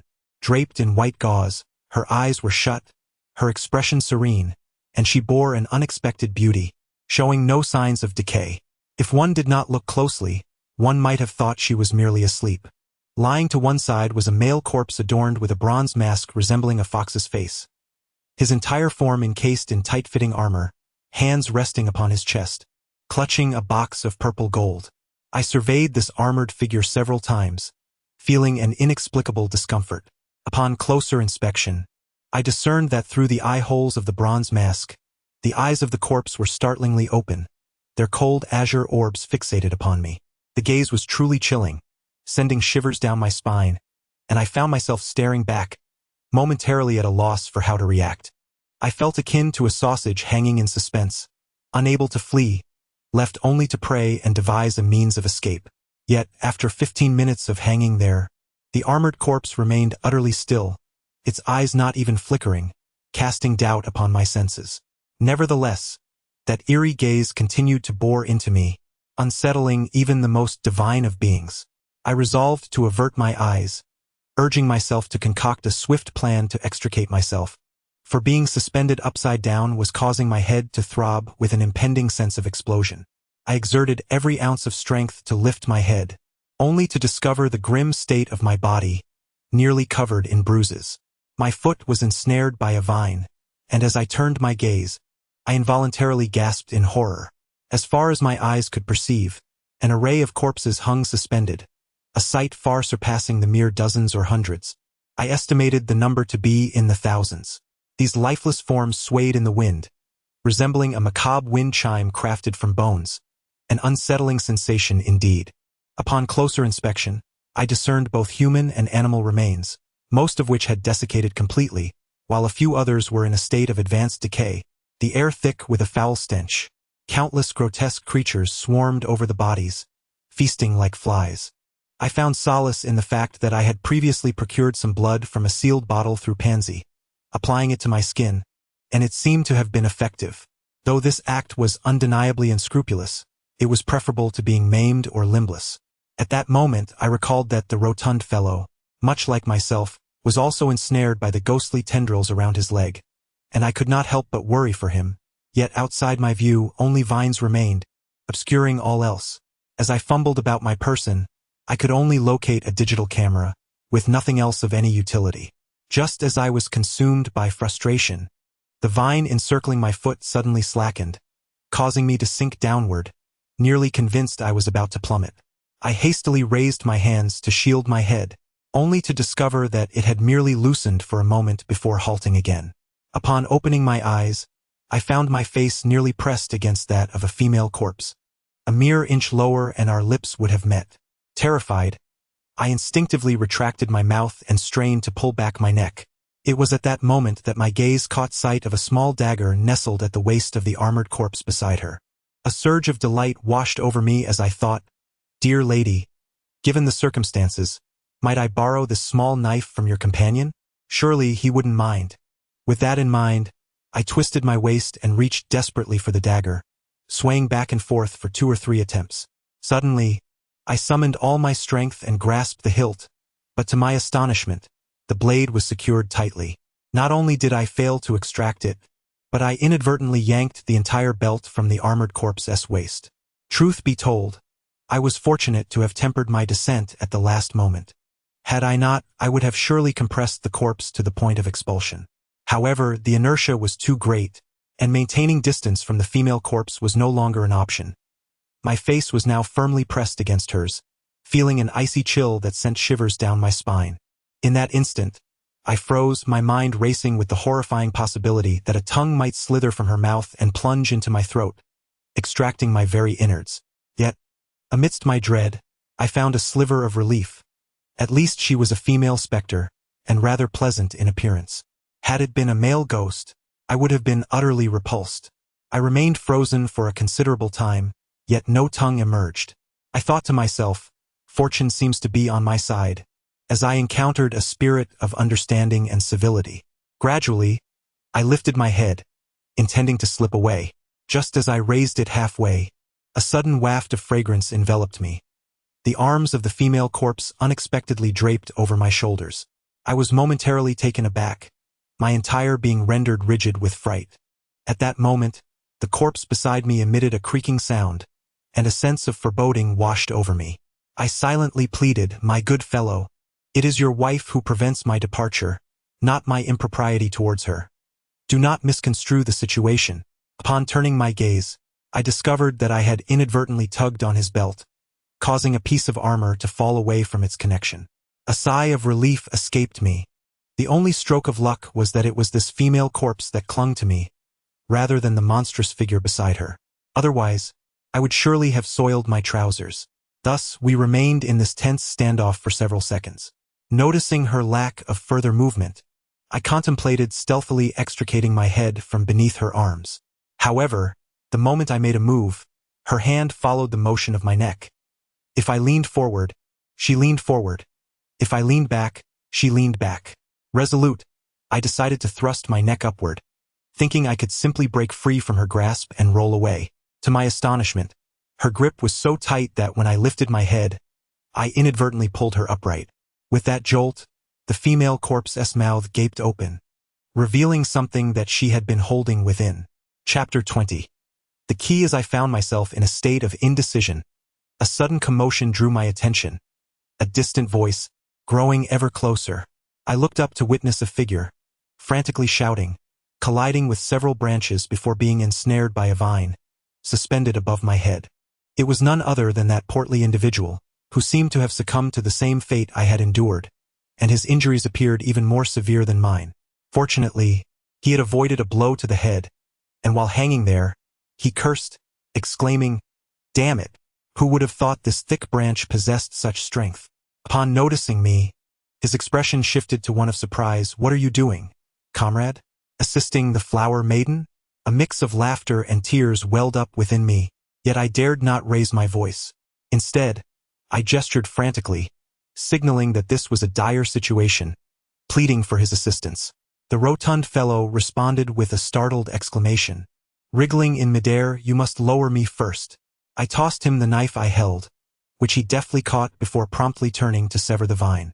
Initially, I was oblivious to the implications of his actions, but as realization dawned upon me, it was too late.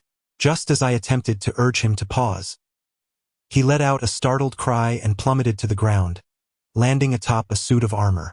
To my astonishment, he inadvertently knocked the mask off the armored figure. I leaned forward, intent on inspecting the scene, but the portly man swiftly turned to me, shouting, "Whatever you do, don't look, it's a green-eyed fox." Regrettably, his warning came too late. In that fleeting moment, I had already glimpsed the visage concealed beneath the mask. A single glance sent my mind reeling, fear coursing through me as I stammered, "What manner of creature is this?"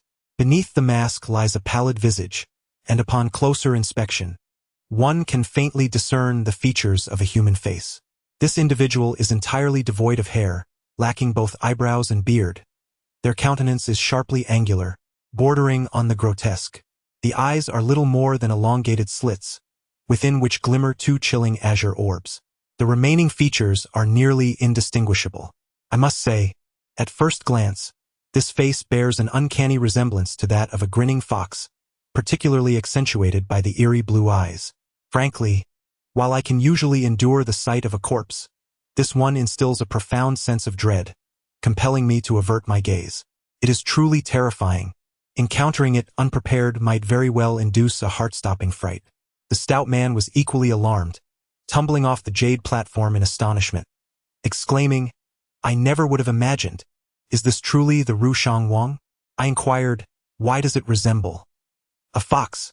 He clicked his tongue and responded, "Yet this azure-eyed fox corpse is steeped in malevolence.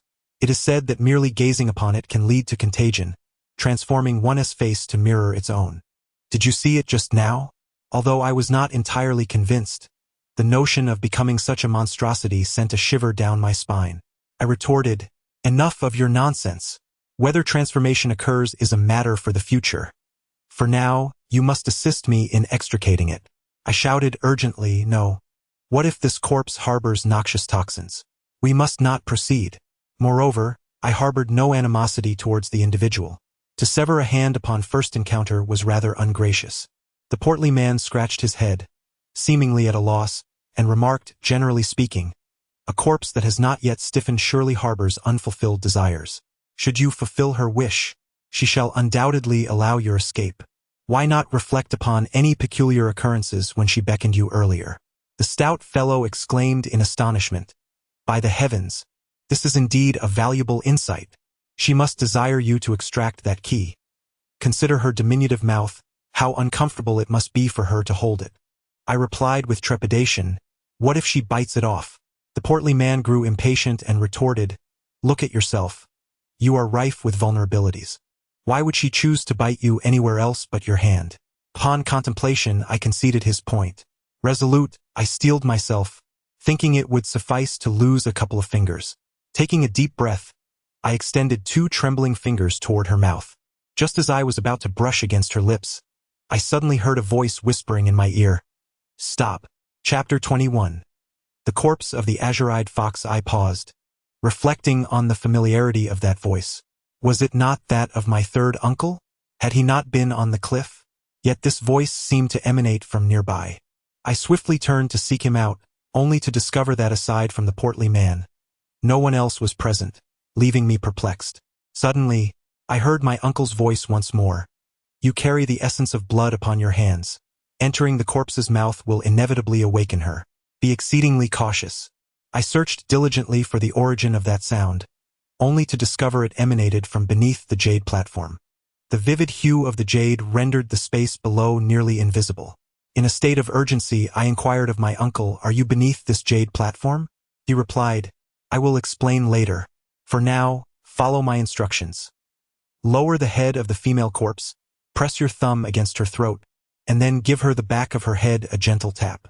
Remember, you must maintain pressure on her throat. Otherwise, the key may be swallowed." I acquiesced and, adhering to his guidance, pressed against the throat of the corpse and delivered a soft tap. To my astonishment, a key fell from her mouth. As soon as the key landed upon the jade platform, I felt a release in my shoulders. The corpse's arms fell limply, and her body reclined onto the jade surface. I exhaled deeply, relieved at last, when I heard my uncle's voice from below. "Nephew, is there a hefty fellow beside you?" I glanced up at the rotund man, who had picked up the fallen key and was inspecting it closely, nodding in affirmation. Suddenly, my uncle asked in a tone tinged with urgency, "Can you see if he has a shadow?" Taken aback, I momentarily faltered, failing to grasp his intent. Reflexively, I peered at the ground beneath the hefty man, only to find his shadow obscured by that of the jade bed. Unless one leaned forward, the truth of the matter would remain elusive. I expressed my uncertainty. "I cannot see clearly at present." My uncle spoke in a tone that was evidently tense, saying to me, "Listen closely. I must tell you something. Do not be afraid. On my way to this place, I encountered the corpse of that hefty man. You must exercise extreme caution. The individual before you is likely not human." I glanced at the rotund figure, noting his rosy complexion and demeanor, which seemed anything but ghostly, leaving me perplexed. "Uncle, could you possibly be mistaken?" I inquired. He replied firmly, "No, it is undoubtedly him. I cannot be wrong. He is likely one of the previous band of tomb raiders. Just now, he must have been enticing you to place your hand in the mouth of the female corpse, which is an act intended to harm you." A wave of fear washed over me as I asked, "So, are you saying that this man before me is a ghost?" "Indeed," my uncle affirmed. "Regardless of what he says, do not believe him. Quickly, search for any talismans or protective charms nearby." At that moment, the hefty man lifted his gaze to meet mine, and I suddenly found his stare to be exceedingly eerie, imbued with a sense of malice. I was compelled to believe part of what my uncle had said and hastily began to search around, my hands brushing against the belt of the armored corpse, which was still attached to its scabbard. I recalled that ancient individuals often inscribed words of protection upon their adornments, and I quickly seized it. Although the inscription on the belt had faded considerably, I was able to discern that these were indeed characters from the state of Lu. Could this individual truly be King Shang of Lu? And who, I wondered, was the female corpse beside him? Was she perhaps his consort? In an instant I pondered, my eyes darting around, already scanning the belt. Although I could not comprehend most of the inscriptions, the image of the Yin Shi Bao Di, adorned in gold powder, was unmistakably recognizable. Indeed, it was a spell meant to subdue malevolent spirits. A flicker of joy surged within me. At that moment, I contemplated a matter and inquired of my uncle. "Strangely, this jade bed is not transparent. How is it that you can see us?" My uncle replied, "I am uncertain. From below, I could see everything clearly, as if it were a pane of transparent glass. When I approached, I happened to witness you reaching into the mouth of that female corpse for the key, which prompted me to call out to you. Fortunately, you heard me. Otherwise, you would have plunged your hand in, and that would have been disastrous. I became increasingly perplexed, sensing something amiss. I thought to myself, the jade bed is not wide, and the two corpses lay tightly side by side. Moreover, the moonlight here was not particularly bright. To discern such clarity through two adjacent corpses in this dim light seemed rather implausible. I cast another glance at the hefty man, observing him still engrossed with the key, when a sudden unease washed over me. Given his character, even if he could not understand my Hangzhou dialect, he would undoubtedly interject. It was utterly inconceivable for him to remain there, staring at a key for such an extended period. I descended from the jade bed and tapped the hefty man on the shoulder, intending to gauge his reaction. To my surprise, that seemingly innocuous tap elicited a tremendous response from him. His eyes widened in fury, and he shouted, "You little rascal! You have been deceiving me all along." With that, he brandished the knife in his hand and lunged towards me. I was taken aback, retreating several steps while exclaiming, "What are you doing?" His eyes were bloodshot, completely disregarding my words as he lunged forward with another strike. The corpulent man moved with surprising agility. I realized that if I did not flee, I would surely be wounded. I swiftly turned and raced down the stone steps, hearing him bellow, "I dare you to run."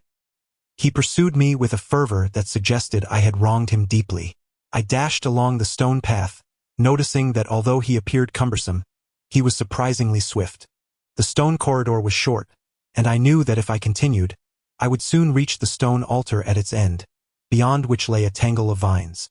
Should I step into that, I might find myself ensnared. My heart raced with anxiety, pondering if he was indeed a malevolent spirit intent on dragging me down with him, though it seemed absurd for a ghost to wield a knife. As I approached the end of the path, I abruptly halted, using my belt as a whip to strike at him. The heavy-set man dodged, but in a moment of desperation, I bit down on his hand, thinking that I might be the first in this world to dare bite a demon. He howled in pain, causing the knife to clatter to the ground. With a swift kick, I sent the weapon flying beyond the confines of the stone corridor. However, this move exposed my vulnerability. He seized me and pinned me to the ground, declaring, "Damn it, I will strangle you." He tightened his grip around my neck. In a moment of panic, I wrapped my belt around his neck, thinking that if he was ruthless, I too would not be meek. We were locked in a deadly embrace, each of us striving to outlast the other before succumbing to asphyxiation. I could see that he was relentless, his grip tightening to the point where I felt my tongue nearly escape my mouth.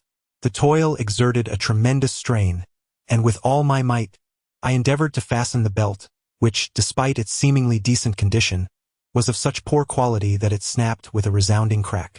The belt, crafted from cowhide and adorned with small, scale-like brass plates, shattered, causing the metallic pieces to cascade down upon my face like celestial petals. In a dreadful turn of fate, a brass fragment inscribed with the name of the sinister deity fell directly into my open mouth, and I was suddenly overwhelmed by a bitter liquid coursing down my throat, a nauseating reminder that those plates had once adorned a corpse. A wave of revulsion surged through me, and I felt as though I were enveloped in a thick, black fog. Bewilderment set in as I pondered whether I had, in fact, succumbed to the grip of the corpulent assailant. The acrid taste in my mouth intensified, and my surroundings gradually sharpened into focus. Abruptly, I was jolted into awareness, only to discover that I was pinned beneath the hefty figure, who bore an ashen complexion and clutched my throat with unyielding force. The key that had been lodged in the mouth of the female corpse remained intact, her hands still fiercely gripping my shoulders, rendering the scene utterly chaotic. It dawned upon me that all I had experienced was but an illusion. I turned to behold the corpse of the azure-eyed fox beside me. Its mask lay discarded on the ground, and its eyes, peering through the narrow slits, were fixated upon us. A sense of dread washed over me, recalling the warning from the corpulent figure not to gaze upon it. The sinister gaze of the azure-eyed fox corpse was indeed malevolent. Even in my newfound clarity, I realized that the brute's grip would likely bring about my demise. In a frantic motion, I touched my mouth and discovered that the brass fragment had entirely dissolved. In a moment of urgency, my gaze inadvertently fell upon the purple gold box resting on the fox corpse's hand. Without a second thought, I extended my hand and seized it, swinging it forcefully towards the rotund man's head. The hefty fellow, surprisingly fierce, let out a furious curse as he tightened his grip. I thought to myself, "What are you trying to do? Choke me to death? You seem intent on snapping my neck." In a surge of defiance, a murderous intent welled up within me. This man was truly formidable. Once my resolve hardened, the strength in my hand transformed entirely. With a resounding crack, the man's eyes rolled back, and he staggered, nearly collapsing onto me. As I relaxed my grip, a violent cough erupted from my throat, spewing blood. At that moment, I noticed the eyes of the azure-eyed fox corpse seemingly widen, as if a strange force compelled me to look at it. My mind began to cloud over once more. In a desperate bid, I disregarded the man and thrust him onto the corpse, his robust frame pressing down firmly. As he did so, the peculiar sensation dissipated instantly. Rubbing my neck, I felt the imprint of several fingers, nearly contorted from the pressure, while pain coursed through my entire being. The power of the azure-eyed fox corpse was formidable. Had I not fortuitously ingested the armor fragment from its belt, either the man or I would surely have met our demise. My attention drifted back to the purple gold box, which I had previously wielded as a weapon. To my astonishment, I discovered a tiny keyhole upon its surface. An exclamation escaped my lips as I turned my gaze towards the mouth of the female corpse, pondering whether that key might be intended to unlock this very box. Chapter 22 of the 7 Stars of Lu Wang. The eightfold treasure box. The purple gold box felt remarkably heavy, resembling a miniature version of the eightfold treasure box that houses the relics of the Buddha, albeit significantly smaller. At that time, Buddhism had yet to be introduced to China, so it was certain that this box did not contain any relics. I gave it a gentle shake. It produced no sound. Pondered, could it be the ghostly seal that the portly man spoke of? The key lay within the lips of the female corpse. Steeling myself, I took a deep breath and, with 2 fingers, ventured beneath her tongue to grasp the key. As I carefully extracted it, I noticed an exceedingly fine thread tied to the key's handle, extending into the throat of the deceased woman. A sudden apprehension washed over me. It seemed that the other end of the thread was bound to something else. My grandfather once told me that during the Shang dynasty, artisans in China had already mastered the art of ingeniously embedding crossbow mechanisms within human corpses, triggered by golden threads. The moment a tomb raider removed any jade plug or treasure from the mouth or rectum of the corpse, the mechanism would spring to life, launching arrows through the body.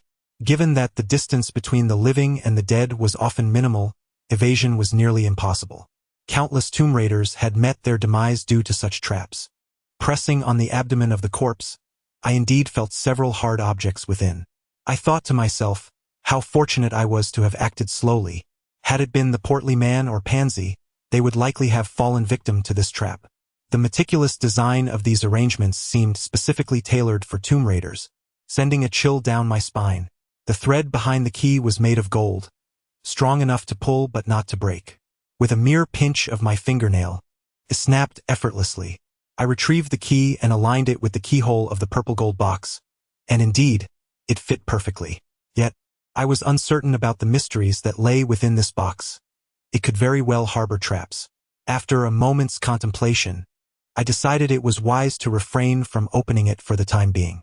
Just then, I was startled to see the female corpse that had been ensnaring my attention suddenly transform into a grotesque visage. I was struck with terror as her face shriveled like a decayed orange, collapsing inward, while an indescribable sound emanated from her throat. In mere seconds, she morphed from a living beauty into a lifeless cadaver. A mere tremor from me caused her desiccated arm to snap, her withered body crashing onto the jade platform, continuing to contract uncontrollably. Fear gripped me, and it became evident that the gemstone on the key indeed possessed preservative properties. I dared not dwell on these unsettling thoughts any longer.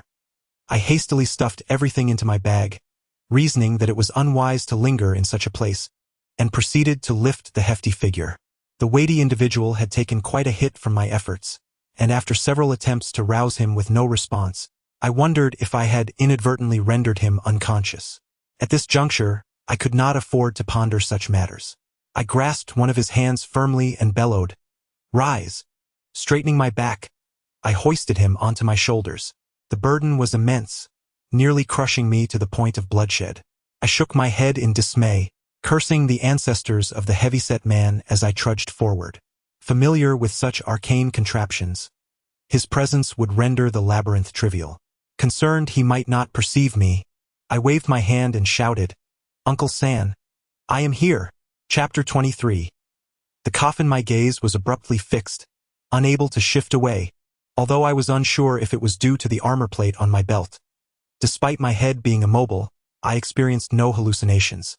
A wave of disorientation washed over me, yet my mind remained remarkably clear. At that moment, I suddenly heard the voices of my uncle and the others rushing towards me, and a sense of dread enveloped my heart. They had not encountered the malevolent sorcery of the fox corpse and, without awareness of its dangers, their reckless approach would surely lead to calamity. I yearned to shout a warning, but it felt as though something had lodged itself in my throat. I opened my mouth but could utter not a single word, my desperation nearly causing me to burst with anxiety. Then, a spark of realization ignited within me. I discovered that my hands could still move slightly. I quickly formed a hand gesture resembling a pistol, aiming it towards the head of the fox corpse and repeatedly nodding in urgency, silently urging, "Pangzi, you must be astute this time. If you cannot comprehend this gesture, you truly deserve your fate." Observing that they remained unharmed, I recalled a pertinent matter and admonished them. "Uncle, how could you abandon me in the main tomb? You nearly scared me to death. How could I possibly endure that accursed place alone?" My uncle replied, "Believe it or not, take a look at these fellows." He produced a black box from behind him, and with a swift motion, it transformed magically into a gun. I had a modicum of knowledge regarding firearms, and upon seeing this particular one, I was taken aback by its formidable reputation. This is the Ares folding submachine gun, chambered in 9mm, which fires handgun ammunition. It is roughly the size of a Chinese cigarette and weighs barely 6 pounds, making it exceptionally easy to handle. However, due to its diminutive dimensions, the weapon exhibits considerable instability. My uncle remarked that they discovered several corpses within the tomb passage. This gun, along with some explosives, was retrieved from those bodies. Furthermore, the area was riddled with bullet holes, suggesting a fierce battle had transpired. As I meticulously examined the firearm, a wave of perplexity washed over me. It appeared that the previous group of tomb raiders was equipped with remarkably superior gear, far beyond our own. Who were these individuals? After entering, they had not re-emerged. Could it be that they perished here? If they survived, where might they be now? Lost in thought, I leaned against the sacrificial altar, only to find that this seemingly sturdy stone platform could not bear my weight. Before I could fully press down, the altar suddenly sank, lowering itself significantly. We were taken aback, fearing we had triggered a trap, and quickly crouched down. A series of mechanisms activated beneath our feet, resonating outward until a thunderous sound erupted from the distant stone platform. Peering over, we beheld a massive fissure in the trunk of the great tree behind the altar, revealing a gigantic bronze coffin secured with iron chains. These chains had fused with the tree and coiled multiple times around the coffin. My uncle stood in stunned silence, exclaiming, "So the true coffin lies here." Qixing exclaimed with delight, "Goodness, such a grand coffin must be worth a fortune, right? Finally, this trip has not been in vain." His uncle gave him a light slap on the head and remarked, "Worth a fortune? Indeed, but stop fixating on money. Even if it's valuable, you can't move it. I've told you countless times, this is a coffin case, not merely a coffin. Do not embarrass me any further." Qixing rubbed his head, silenced by his uncle's reprimand. I scrutinized the scene and sensed something amiss. Turning to my uncle, I said, "It's peculiar. Typically, coffins are sealed with no intention of reopening. Yet, the mechanisms on this stone platform seem designed for discovery. Could it be that the tomb owner intended for someone to one day open his coffin? Furthermore, those iron chains are secured tightly, not merely for restraint, but seemingly to prevent whatever lies within from escaping." Upon closer inspection, my uncle confirmed my observations. exchanging glances filled with concern. We had encountered countless marvels on our journey. Could there be yet another mystery concealed within? Should we dare to open it or leave it be? With determination, my uncle declared, "It is likely that the treasures within this tomb hold significant value. If we do not investigate, what was the purpose of our visit?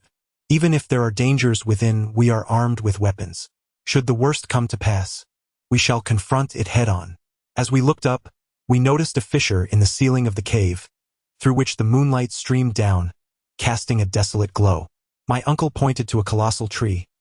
"Behold, the summit of this magnificent tree is perilously close to the cave's ceiling, and numerous vines cascade from its branches, extending outward. It is akin to a natural ladder, with its abundant limbs providing ample footholds for our ascent." Pangzi interjected, "Uncle, why are you speaking nonsense? That is a man-eating tree. Climbing it would be tantamount to seeking death." My uncle chuckled heartily. "This tree is known as the nine-headed serpent cypress. I've anticipated this moment.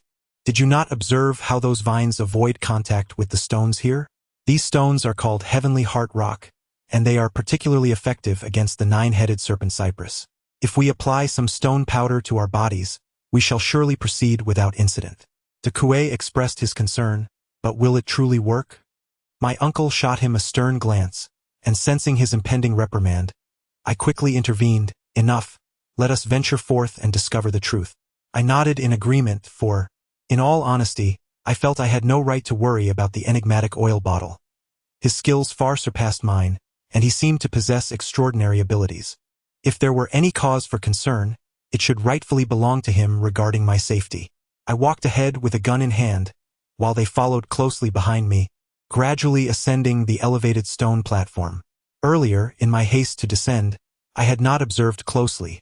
The platform was constructed from massive blocks of Tianxin rock, their sheer size leaving me bewildered as to how they were transported here. The steps were adorned with intricate carvings of deer heads and cranes, a rare form of relief that piqued my curiosity. What manner of lord was this King Lu Shang, whose burial site bore such extraordinary specifications? At that moment, we arrived before the tree hollow, and it became evident that the opening was not a natural fissure but had been torn apart by the several iron chains from within. Before us lay an enormous bronze coffin, measuring at least 2.5 meters in length, its surface densely inscribed with inscriptions. The script from the Warring States period is notably intricate, and the characters of Qi and Lu were widely employed by scholars of that era. Following the annexation of Lu by the state of Chu, a significant amount of Lu's culture was assimilated, leading to a close resemblance in their written characters. The rubbings I possessed from the Warring States period were predominantly artifacts from that time, allowing me to grasp the general essence of these inscriptions. Shaking my head, I remarked, "I cannot discern the specifics, but it is certain that the occupant of this coffin is indeed the King Lu Shang we seek. The inscriptions likely recount his life. He appears to have passed away before the age of 50, without offspring. The circumstances of his death align with what I had previously learned.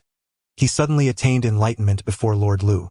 My interest in the cultural nuances of the Lu people during that era was minimal, and I merely glanced over the remaining details before averting my gaze. What do these few characters mean? De Kuei inquired of me.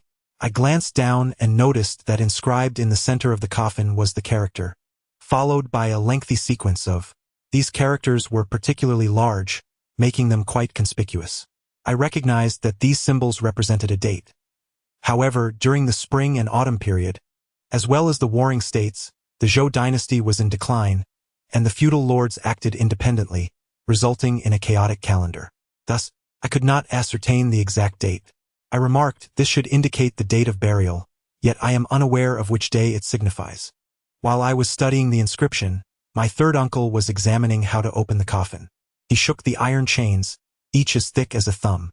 At that time, China had just entered the Iron Age, and such items were likely considered luxuries.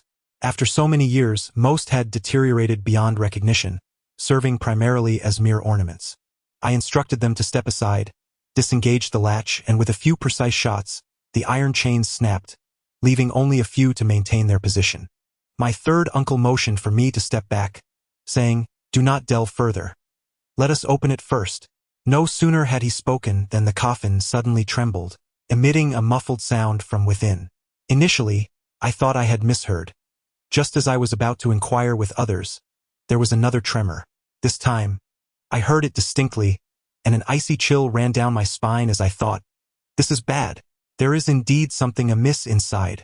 We all instinctively took several steps back.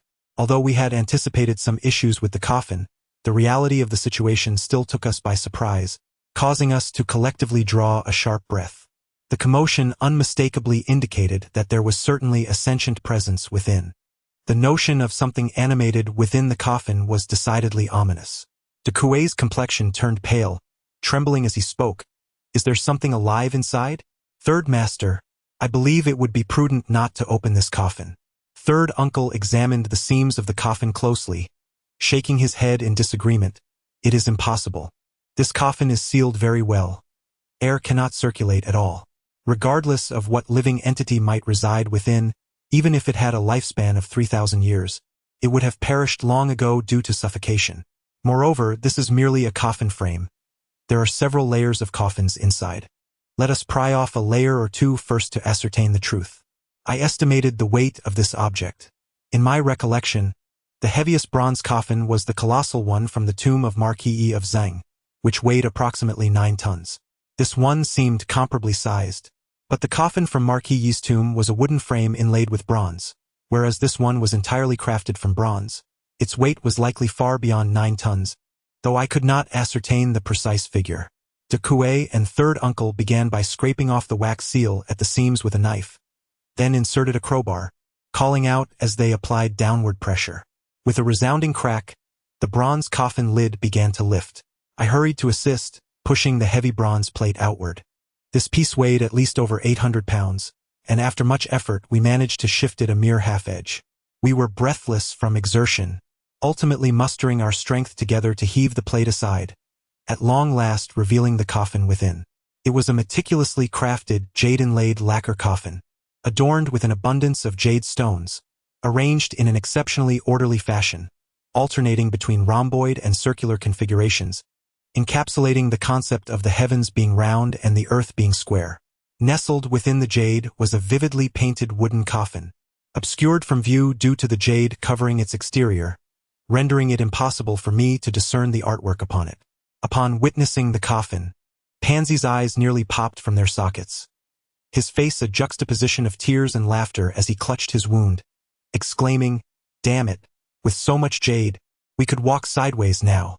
With gritted teeth, he was poised to take action when my uncle urgently interjected. "No, this is Xinjiang Manas jade.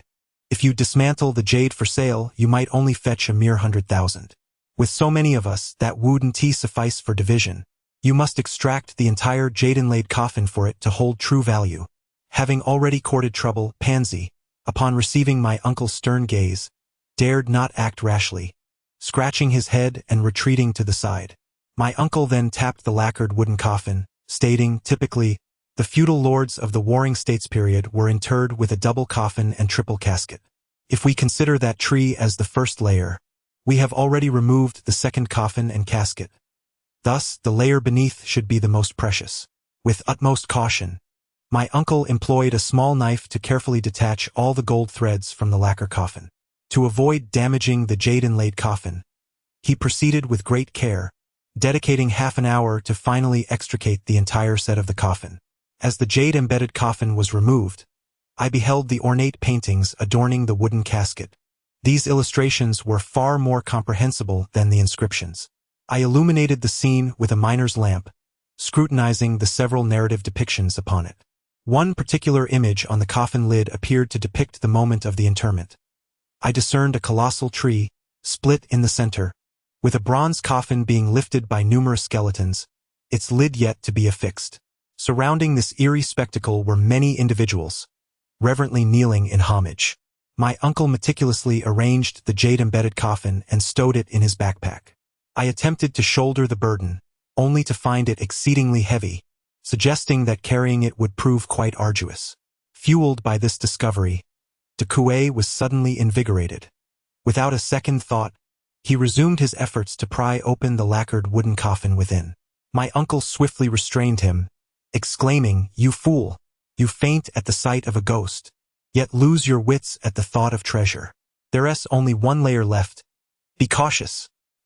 He then crouched down, pressing his ear to the coffin lid, signaling us to remain silent. We held our breath, anxious not to disturb him.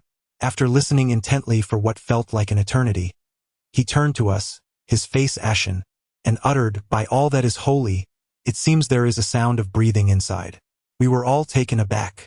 While we could perhaps reconcile the notion of hearing a ghostly wail, the idea that something within was gasping was altogether too bizarre. Da cui stammer d'infiar. Could it be a living corpse?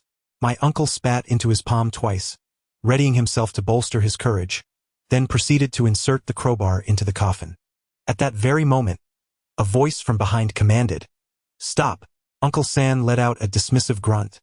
"Then how can you open it like this?" The rotund man waved Uncle San away, then plunged his hand into the crevice between the lacquered coffin and the bronze sarcophagus. After a prolonged moment of exploration with his eyes shut, he suddenly exerted force, and we heard a sharp crack as the coffin split neatly in two. In that instant, we all seemed to hear an excruciatingly mournful cry emanating from within the coffin, causing me to lose my grip momentarily, nearly dropping my weapon. Instinctively, I raised my gun, aiming at the coffin, and swiftly retreated several paces. The lacquered coffin ascended like a blossoming lotus from the sarcophagus, and the intricately designed lid fell away, leaving us utterly astonished. At that moment, we beheld a figure clad in black armor rising from the coffin. My shoulder tensed, and I was on the verge of firing when the rotund man grasped my hand, urging me not to move, exclaiming that the figure was adorned with treasures and should not be damaged. It was then that I finally beheld the enigmatic visage of the king of Lu Shang. He was a rare wet corpse. His skin so pallid it appeared almost translucent. His eyes were closed, and he seemed to have experienced immense agony at the time of death, his features nearly contorted. I found it peculiar that while he had managed to preserve the maiden's body for a millennium, he had not succeeded in safeguarding his own. Uncle San approached for a closer look and remarked, "I swear I thought it was just another Zhongzi. Look, there's a wooden post supporting him from behind. No wonder he can sit up." As we cautiously approached, it became evident that an exquisitely crafted mechanism lay before us. The moment the coffin was opened, the corpse would be propped up by a wooden rod, a sight that would surely terrify any ordinary grave robber. A collective sigh of relief escaped us. It was apparent that King Lu Shuang had meticulously devised this trap. However, he ought to have considered that those who fear ghosts do not delve into tombs, while those who dare to open others' coffins at night are often desperate souls. Such a frightful ruse seemed to underestimate our resolve. We gathered around, and I beheld the armor adorning the body, which was none other than the final coffin, scientifically referred to as the golden-threaded jade casket. Strangely, the jade pieces upon it had turned a deep shade of black. As I drew closer, I was momentarily frozen in astonishment. The corpse's chest was rhythmically rising and falling, as if it were still breathing. The sound of its breath was now unmistakable, and I could almost see moisture escaping from its nostrils. Da cui gaped in disbelief, exclaiming, This thing seems to be alive." I was utterly astounded, retreating several steps, my muscles tense with apprehension, fearing that the corpse might suddenly rise and lunge at us. In a hushed voice, I inquired, "How can this corpse be breathing? Have you encountered anything like this before?" De Kuei trembled as he replied, "Certainly not. If I frequently faced such occurrences, I would prefer to clean toilets rather than engage in tomb raiding." I glanced at Pangzi, who was clutching his wound, sweat beading on his forehead, urging, "Whatever it is, just give it a shot. Whether it lives or dies, it must be dealt with. Wait a moment. If he stands up, it will become troublesome." Upon hearing this, I realized the truth in it. In this underground setting, action is more valuable than mere contemplation. Taking swift action is undoubtedly the right course. I hastily seized my weapon, while my uncle and the stout man waved their hands frantically, simultaneously exclaiming, "Wait! Hold on!" As they spoke, my uncle had already approached the corpse. He gestured for me to come closer while examining the armor on the body, his astonishment rendering him nearly speechless. Pointing at the black armor, he exclaimed, This is not a jade figurine, is it? My goodness, it truly exists." Confused, I inquired about its significance. My uncle, nearly in tears from excitement, stammered, creation. Creation. After all this time, I, Wu Laosan, have finally discovered a divine artifact. That is indeed a jade figurine. He grasped my shoulders tightly, declaring, whoever dons this will regain their youth. Do you see? It is genuine. This corpse serves as evidence. In that era, being in one's 40s or 50s was considered quite old. Yet despite the body's withered muscles, the visage of the individual appeared remarkably youthful.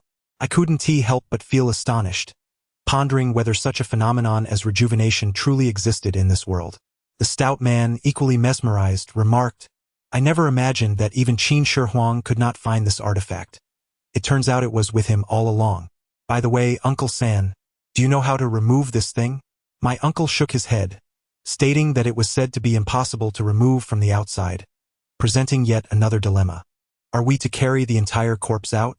The two of them examined the corpse meticulously, and I observed as they tugged at its arms and legs, the body exhibiting no signs of anger or danger, which gradually eased my own anxiety.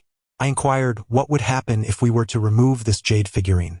The stout man had not considered this possibility and replied, honestly, I have no idea. Worst case scenario, it would simply disintegrate. I remarked, but it was once a living being. Wouldn't that make us murderers? The stout man nearly collapsed with laughter, saying, Comrade, if those who excavate tombs shared your sense of morality, there would be nothing left to do. The ancient nobility was steeped in bloodshed. Even if we were to expose them, they would face execution. Why are you fretting over this? You must be quite full. Realizing the validity of his words, I decided to join in their efforts and began inspecting the coffin for any valuable artifacts among the burial goods. At the bottom of the coffin lay a thick layer of scale-like material, and within it were numerous unfamiliar ceremonial vessels. I grasped a handful of the scales and asked, what are these? My uncle, distracted, sniffed them and replied, these are fragments of human skin that have shed. A wave of nausea washed over me, and I promptly discarded the material, exclaiming, goodness, did this King Rushang suffer from a skin disease to lose so much skin? My uncle countered, do not speak nonsense. That is merely his old skin, and with each shedding he becomes younger. Given the quantity of skin here, it appears he has shed at least 5 or 6 layers. I find these objects utterly repulsive, akin to snake skin, and I am devoid of interest. At that moment, the rotund individual exclaimed, there's a door. We gathered around to observe, only to find a strand of golden silk protruding from the jade figurine nestled within its resting place. Confounded, I remarked, you glutton. Your eyesight is remarkably keen. Is it possible to detect a mere thread here? The stout man cast me a disdainful glance and muttered, you comrades from the southern faction harbor excessive malice. Whenever you raid a tomb, you take everything without distinction. This endeavor requires meticulous craftsmanship. Observe, had I not been here today, you would have had to dissolve the corpse to extract the jade figurine. My uncle, unable to contain his irritation, retorted, go to hell. We cannot be certain. Perhaps there was already a thread here. The hefty man laughed heartily, asserting, you ought to believe in the supernatural. He then reached to tug at the thread, but before his hand could complete its arc, a swift rush of air startled me. It was as if a bolt of lightning had flashed before my eyes. My uncle's reflexes were astonishing. He kicked the stout man aside just in time. As he moved, a dark blade embedded itself with a resounding thud into a nearby tree, penetrating deeply. I was greatly alarmed. Had it not been for my uncle's timely intervention, the stout man's head would have been skewered. In his right hand, he held the severed head of the bloodied corpse. The muted oil bottle observed us, staggering slightly as he ascended the steps. His breathing was labored, indicating a dire situation. Given the multitude of wounds adorning his body, he must have endured a fierce battle. He first glanced at the coffin, then gestured for us to step aside, whispering softly for us to make way. The rotund man's forehead was bursting with veins. How could anyone take him seriously? He leapt up, cursing vehemently. What the hell were you doing just now? The silent figure turned his head, casting a cold, piercing glare, and stated matter-of-factly, I will kill you. Enraged, the portly man rolled up his sleeves, ready to charge forward, when Dekue swiftly restrained him. Observing the escalating tension, third uncle, sensing the volatile atmosphere, interjected, "Calm down. There must be a reason for what the young man has done. Let us listen carefully. After all, he has saved your life on numerous occasions, hasn't he? Let us take it easy." The stout fellow pondered for a moment, realizing the truth in the words, and refrained from further aggression. He broke free from Kuei's grasp and, in frustration, plopped down onto the ground, declaring, "With so many of you here, I, Fat Master, am but 1 against 4. I have no choice but to abide by your whims." The silent figure placed the bloodied corpse's head onto the jade bed and cleared his throat, saying, "This blood corpse is the previous owner of this jade figurine. When King Lu Xie excavated the tomb, he discovered it and removed the jade figurine, resulting in its current state. This jade figurine sheds its skin every 500 years, and only during the shedding can it be removed. Otherwise, it transforms into a blood corpse. The living corpse before you has existed for over 3000 years. Had you pulled the thread earlier, it would have risen immediately, and we would all have met our demise here." After finishing his explanation, he coughed several times, and I noticed blood seeping from the corner of his mouth, realizing with alarm that he might have sustained internal injuries. Pangzi, who had been feeling unwell and leaning to one side in silence, suddenly spoke up. "Young man, I, Pangzi, speak candidly, so please do not take offense. You seem to possess an abundance of knowledge. If it is convenient, would you be so kind as to clarify your identity? You have saved my life, and should I survive this ordeal, I would like to pay my respects in person." Pangzi's words were quite astute, and I thought that perhaps the silent oil bottle could no longer evade the question. However, to my surprise, he remained utterly unresponsive, as if he had no intention of acknowledging us at all. He approached the corpse of King Lu Xie, casting a disdainful glance at it. Suddenly, a glimmer of cold light flickered in his eyes. Before I could comprehend his movements, his hand had already seized the neck of the corpse, pulling it out of the coffin. The throat of the body emitted a piercing scream, convulsing uncontrollably. The entire sequence of events transpired with such swiftness that I was left utterly stunned. The oil bottle coldly addressed the corpse, stating, "You have lived long enough. It is time for you to die." With a surge of strength, a sound akin to a bone-shattering echoed through the air, and the corpse's limbs trembled violently before it gave one final kick, its skin rapidly darkening. We all stood there, wide-eyed and speechless, unsure of how to respond. He tossed the lifeless body to the ground as if it were mere refuse, unworthy of mention. In a moment the stout man, visibly agitated, exclaimed, "What is the meaning of this? We have toiled to descend into this tomb, and after much effort to open this coffin, you immediately strangle the corpse without so much as a word of explanation. You ought to at least provide us with some justification." The sullen oil bottle turned his gaze towards the bloodied head resting on the jade bed, his expression steeped in sorrow. He gestured towards the intricately painted lacquer coffin and a purple jade box at its rear, stating, "Everything you need to know lies within that box."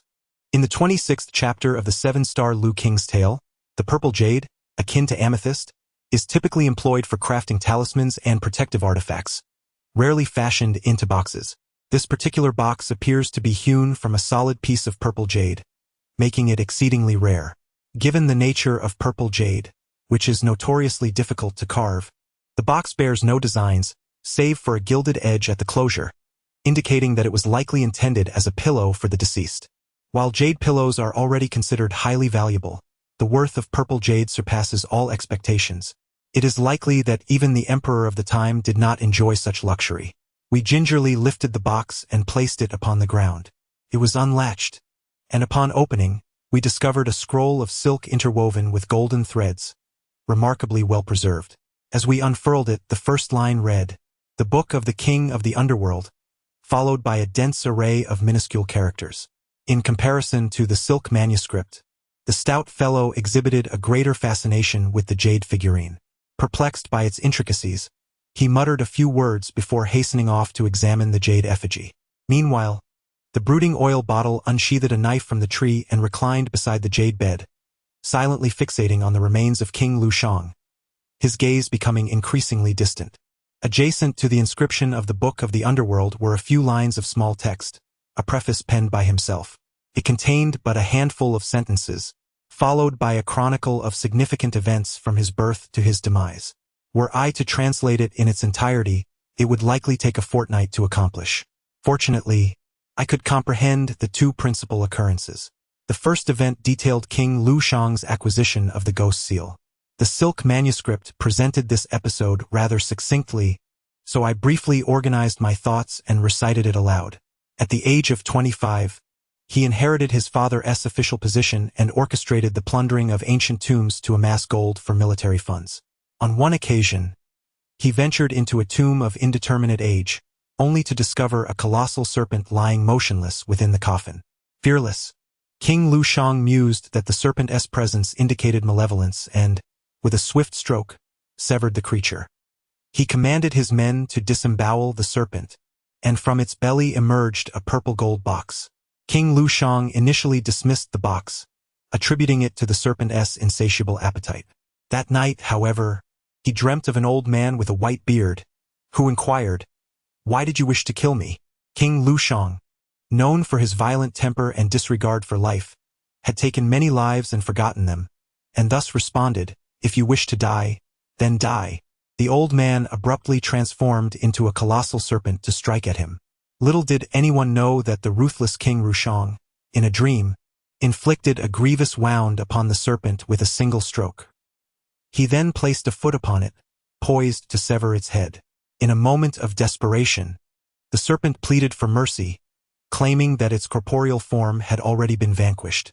Should its soul also be extinguished, it would face eternal damnation.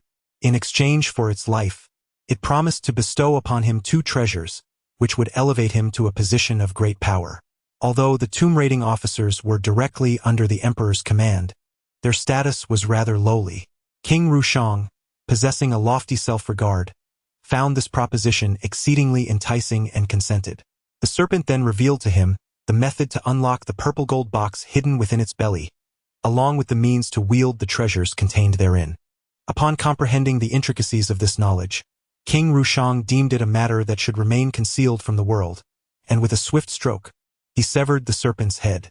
At this juncture, I could not help but be astounded by the cold-heartedness of King Lu Shang. At that moment, the stout man approached and inquired, "Surely one of the treasures is the Ghost Seal. What could the other be? Ancient texts have never mentioned it. Could it possibly be this jade figurine?" I gestured for him to remain patient as I continued to read. Upon awakening, King Lu Shang attempted the method from his dream and, indeed, opened the box. However, the text fails to specify the treasures within, only noting that he found them quite manageable to use. He believed that such matters should not be disclosed to others, and thus, he proceeded to ruthlessly eliminate all his attendants, along with their families, sparing even the infants who had barely completed a month of life. I gasped in disbelief, pondering the psychological issues that must afflict King Lu Shang, for how else could one be so ruthlessly brutal? The portly fellow exclaimed, "How could he possibly have slain so many alone? He must have utilized that precious artifact. It drives me to distraction. Do check if there's any mention of what it is below." I retorted, "Why do you prattle on so? Attend to your jade figurines." He pouted, Fine.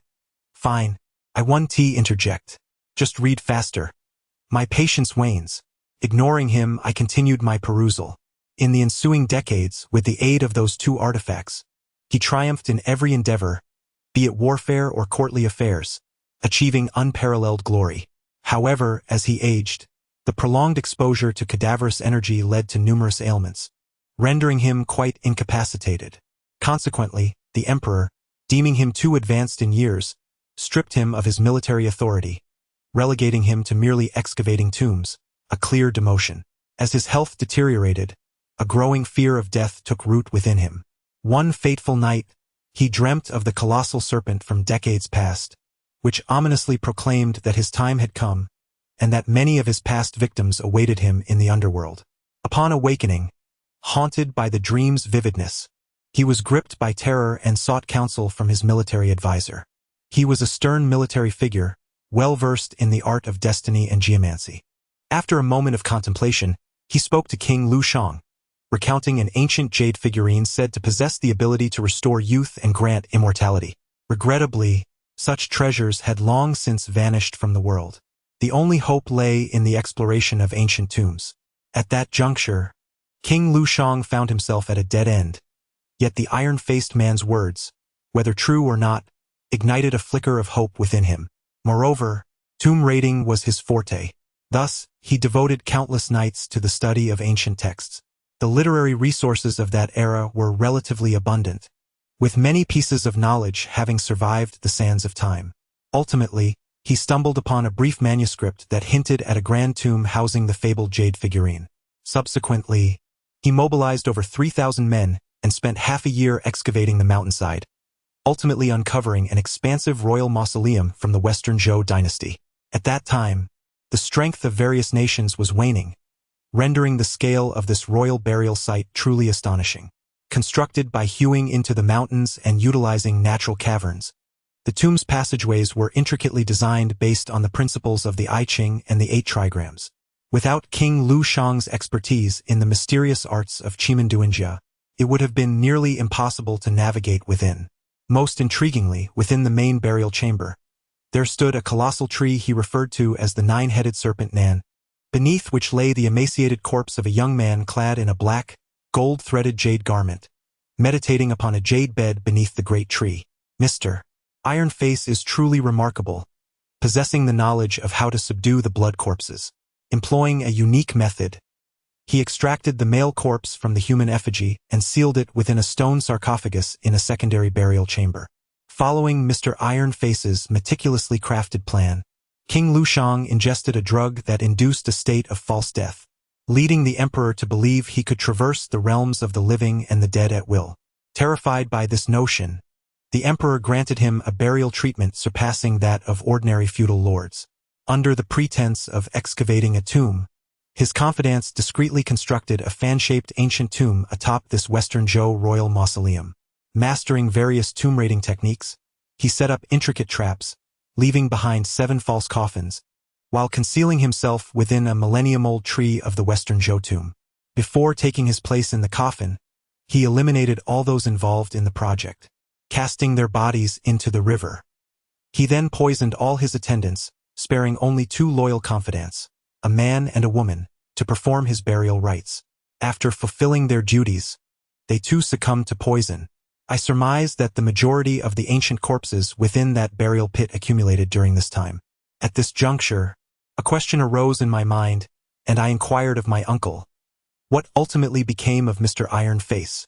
It seems there is no mention of it here. Did he perish alongside the others? My uncle shook his head and replied, such a cunning individual would likely have anticipated that King Lu Shang would resort to murder to silence witnesses, and he would not be foolishly loyal enough to accompany him in death. The silent oil bottle remarked with a hint of indifference. Indeed, he would not, for in the end, lying within the jade effigy was no longer King Lu Shang, but rather himself. Chapter 27. Deception. Upon hearing those words, a sudden clarity surged through my mind, as if a revelation had dawned upon me. I exclaimed in astonishment, could it be that, at the last moment, the 2 individuals exchanged identities? The man in the oilcloth cap nodded slightly, his gaze fixed upon the lifeless body before us. This person has schemed meticulously, merely seeking to exploit the power of King Lu Shang to fulfill his own desire for immortality. How do you possess such knowledge? I inquired, as though you had experienced it firsthand. I have not experienced it, he replied, shaking his head. A few years ago, during an excavation in a Song dynasty tomb, I discovered a complete set of silk scrolls from the Warring States period. These documents are, in fact, the autobiography of the iron-faced gentleman. After imparting all his plans to King Lu Shang, he set his own family ablaze, discarding a beggar's corpse into the flames to impersonate himself. He then disguised himself as a beggar to evade death. Although King Lu Shang sensed something amiss, he was left powerless to act.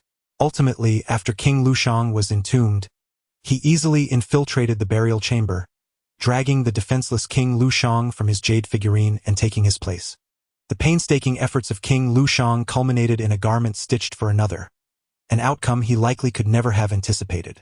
I pondered in disbelief. If the body of King Lu Shang was removed, would that not mean there is now a second corpse? Are there not 2 bodies here? The text does not elaborate on this, he mused, his eyes betraying a hint of discomfort. It is possible that since King Lu Shang had been interred for too brief a period, he had yet to transform into a blood corpse. In this autobiography, he merely alludes to these matters, providing no extensive documentation. I gazed at the enigmatic oil bottle, and for reasons unbeknownst to me, I suddenly found his words somewhat disingenuous. A glance at my uncle confirmed my suspicion. He too appeared unconvinced. Yet, since the individual in question seemed unwilling to elaborate, and had concocted a fabrication, it seemed rather futile to expose him further. After uttering his statement, the oil bottle resumed his expressionless demeanor, rising to declare that dawn was approaching, and it was time for us to depart. Nay, we have yet to locate the ghost seal, the portly one interjected. Look at all these splendid treasures. Leaving now would be a waste of our visit. The oil bottle shot him a frosty glance, seemingly harboring a hint of animosity towards the rotund figure. The latter, feeling somewhat chagrined, shrugged and remarked, "Very well, but surely we must take this jade figurine with us? There may be but one of its kind in the world, and I am merely considering the interests of all." This assertion was indeed reasonable, prompting my uncle to pat him on the back and urge, "Then why the delay? Let us act swiftly and depart from this accursed place." At that moment, I found myself devoid of interest in their endeavors and harbored no desire to assist them. I closed my eyes, intending to rest. Suddenly, a few drops of water splattered onto my face. Assuming it was rain, I looked up, only to behold the ghastly visage of a bloodied corpse emerging from the jade bed, its soulless eyes nearly touching my brow. I was startled and jumped up, only to see the head of the bloody corpse rolling on the jade bed, and at that moment, it fell to the ground as if something were stirring within it. The rotund man moved closer to take a look, but the muffled oil bottle restrained him, saying, "Don't move, let's observe first." The rotund man nodded, and at that instant, a minuscule red corpse bug gnawed through the scalp of the bloody corpse and crawled out. Upon seeing this, de Kuei exclaimed, "Damn! Even such a tiny creature dares to show its face here." He raised the crowbar he held, intent on striking it. However, Sanshu swiftly embraced him, saying, "Fool! That is the Bug King. If you kill it, you'll be in serious trouble." De Kuei was taken aback, incredulous. Is that little thing really the Bug King? What about the larger ones then? They must be in despair. The muffled oil bottle, equally astonished, patted my shoulder and urged, "We must leave quickly. The Bug King is here, and I cannot contain these corpse bugs. It's exceedingly troublesome." At that moment, the tiny red corpse bug suddenly emitted two high-pitched squeaks and fluttered its wings. It seemed to have spotted us and abruptly soared towards us. The muffled oil bottle shouted, "It's poisonous. Just a touch and you'll perish. Quickly, step aside."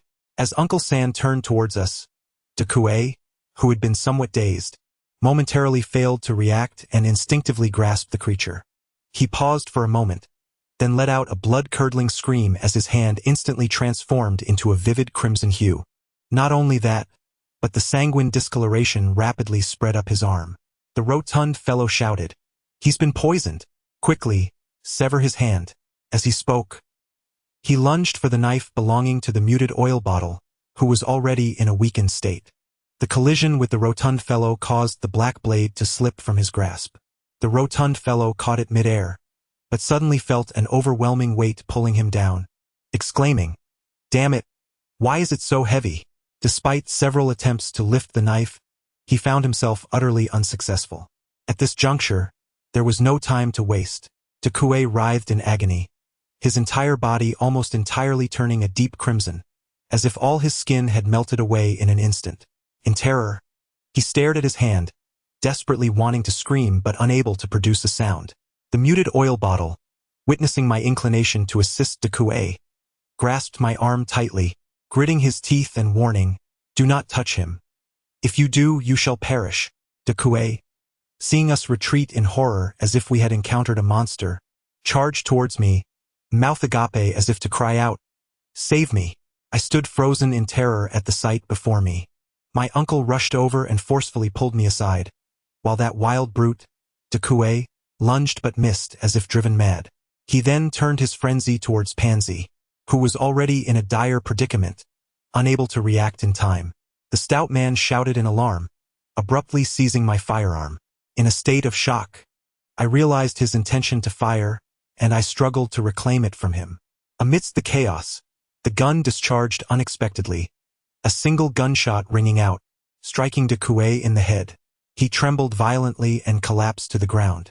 My mind was engulfed in a deafening buzz, and I fell to my knees, overwhelmed by the rapidity of events. A seemingly fine person had suddenly transformed into this tragic state, leaving my thoughts blank and directionless. From de Kuei's grasp, a small, crimson corpse-like creature emitted a faint sound and crawled out, shaking its wings.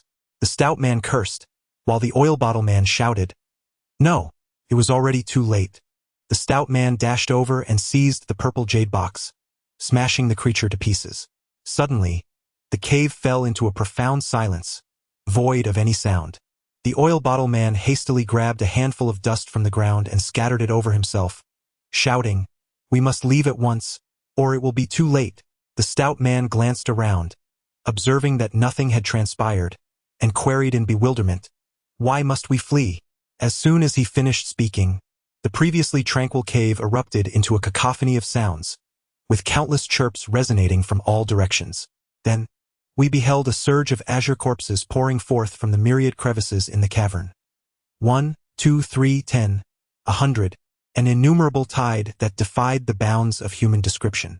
Waves upon waves surged forth, the front ranks trampling the rear, a vast sea of movement enveloping us. I stood in shock, and my uncle struck the back of my head, shouting, "Run!" He hoisted Pangzi onto his back, while the rotund fellow attempted to retrieve the amethyst box. My uncle bellowed, "Are you out of your mind?" The stout man, realizing he could not lift it, seized the gilded silk and stuffed it into his pocket. We all ascended the tree, which was tangled with chaotic vines and protrusions, making it easy to climb. With my agility, I swiftly scaled over 10 meters. At that moment, the corpses had already swarmed beneath the tree. I glanced down and gasped. My heavens! The entire base of the tree was swathed in azure. Should we fall, not a bone would remain. Those corpses, seemingly conscious, gathered themselves and suddenly began to leap upward. They climbed the tree with far greater speed than we did, reaching our feet in an instant. The stout man clambered above me and asked, "Didn't you say your brother's blood was more potent than mosquito repellent?" Why I isn't it working? The image of de Kuei collapsing remains vivid in my mind, rendering me disinclined to acknowledge him.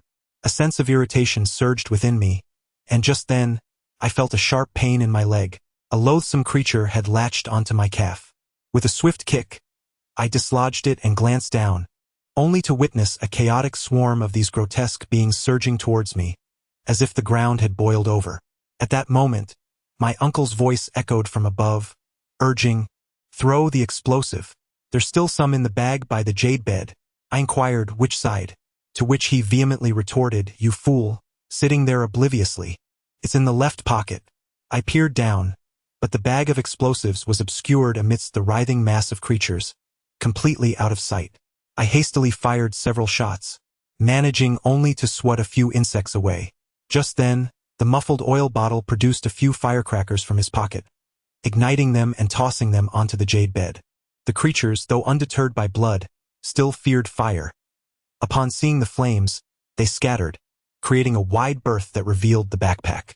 The plump fellow, burdened with several of the vile insects, cried out, "Damn it! Light a firecracker quickly. I'm at my limit."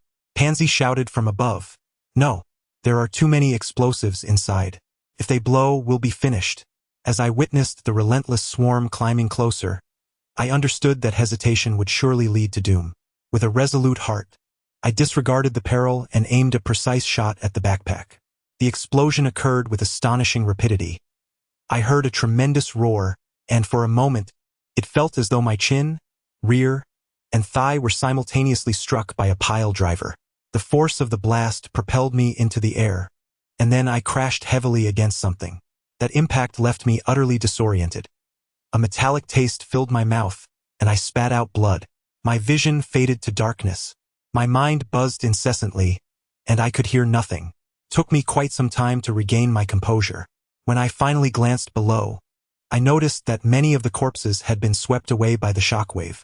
Turning my head, I could see no one else around, so I hurriedly began to climb upward, using both hands and feet. Coated in the powder from the stone platform below, the grasping tendrils of the ghostly hands parted to let me through. Just then, a cacophony of shouts erupted from below. I peered down to see the corpses gathering like a rising tide, crawling at an alarming speed. Realizing the peril, I pushed through the pain and continued my ascent. I closed my eyes and climbed desperately. I was mere steps away from the exit and thought to myself, "Bite me if you must. You cannot kill me in such a short time. Once I reach the surface, you will regret it." Just as I resolved to keep climbing, a searing pain shot through my hand as I grasped a branch. Turning my head, I was confronted by a bloodied face emerging from behind the trunk, two eyes nearly bulging out, fixated on me. The face was a grotesque amalgamation of flesh, either from skin melting away to reveal muscle beneath or blood seeping from within, coating the visage. In an instant, I recognized this face. It was De Kuei. A wave of horror washed over me. How could a once whole person have become such a sight? A bullet had grazed the left side of his head, exposing a patch of bone, yet miraculously, it had not penetrated the brain within. Although his injury was grave, I could not help but feel a surge of relief, believing he might still be saved. "Hurry up, there might still be hope," I urged. However, he remained utterly motionless. His gaze filled with an intense resentment, as if he could not bear the thought of us abandoning him. A wave of panic washed over me, yet his hand had already grasped mine, the horrifying crimson of his blood rapidly seeping onto my skin. An unbearable, fiery itch engulfed my hand, and I cried out internally, "This is the end." De Kuei emitted a garbled sound, suddenly pulling me downward. The image of his skin melting away flashed through my mind, sending me into a frenzy. I struggled fiercely to free myself from his grip, but he clutched my foot with desperation, his mouth agape as if demanding my companionship in death. Takui. "Please let me go. This is a matter of life and death. If you wish to survive, come with me. There may still be a chance for healing. Otherwise, dragging me down with you will serve no purpose." Upon hearing my words, something within him snapped, and he lunged at me like a wild beast, his eyes filled with a ferocious light, completely devoid of reason. In a sudden frenzy, he seized my throat, intent on choking the life out of me. Upon realizing that it was a matter of either my demise or his, an overwhelming surge of rage surged within me. I delivered a forceful kick, seizing the moment when he momentarily loosened his grip. With a swift motion, I pressed the trigger against his chest. The bullets, all meticulously smoothed at the tip, carried immense force, causing him to erupt in a spray of crimson as he was propelled backwards, his hands flailing in the air, grasping at nothingness before he crashed heavily into the pile of corpses. At that moment, the hand he had seized had gone completely numb, devoid of sensation. I could scarcely ascertain whether I still clung to the branch, as the sensation of falling overwhelmed me. In a frantic attempt, I extended my other hand towards the nearby ghostly tendrils, only to find them coated in the powder of heavenly heartstone, causing the vines to retract instantaneously. Cursing under my breath, I slipped downwards and collided with a sturdy branch, which was teeming with corpses. My impact dislodged several, and with great effort, I managed to clamp my legs around the branch, halting my descent. Yet, swarms of corpses soon encircled me. A bitter smile crossed my lips as I contemplated the myriad of ways I could perish, either by falling, being devoured by insects, or succumbing to poison. Fate seemed to have orchestrated a cruel jest at my expense. Just as despair began to settle in, the rotund figure of my companion emerged from below, kicking aside several corpses. It appeared he was climbing at an even slower pace than I. Upon spotting me, he exclaimed, "What the hell are you doing sprawled out here? Look at my backside. It's riddled with bites." He then reached out to assist me, but I cried out, "Do not touch me. I have been poisoned. You must escape first. There is no hope for me." Without hesitation, he hoisted me onto his back, retorting, "Take a look in the mirror. Your complexion is better than mine. You appear vibrant and radiant. How could you possibly be poisoned?" Curiously, I glanced down and was astonished to find my hands covered in crimson welts, resembling the aftermath of 1,000 mosquito bites. However, the redness ceased at my shoulders and was gradually fading away, leaving me perplexed as to why the venom seemed ineffective against me. The rotund figure behind me bore my weight as he gritted his teeth and ascended, while I, serving as his human shield, felt the relentless assault of the corpses that clambered upon my backside, biting mercilessly. In pain I cursed, "You fat fool. I once thought you had noble intentions, but you merely intended to use me as a shield." The hefty man retorted angrily, "What are you whining about? If you're so dissatisfied, why not carry me yourself? Can't you see that my backside is already devoid of flesh?" I had no desire to engage in banter with him. The mass of the hydra-like corpses clustered densely around the tree trunk, and as the fat man collided with a pile of bones, I was relieved that the undead encountered similar troubles.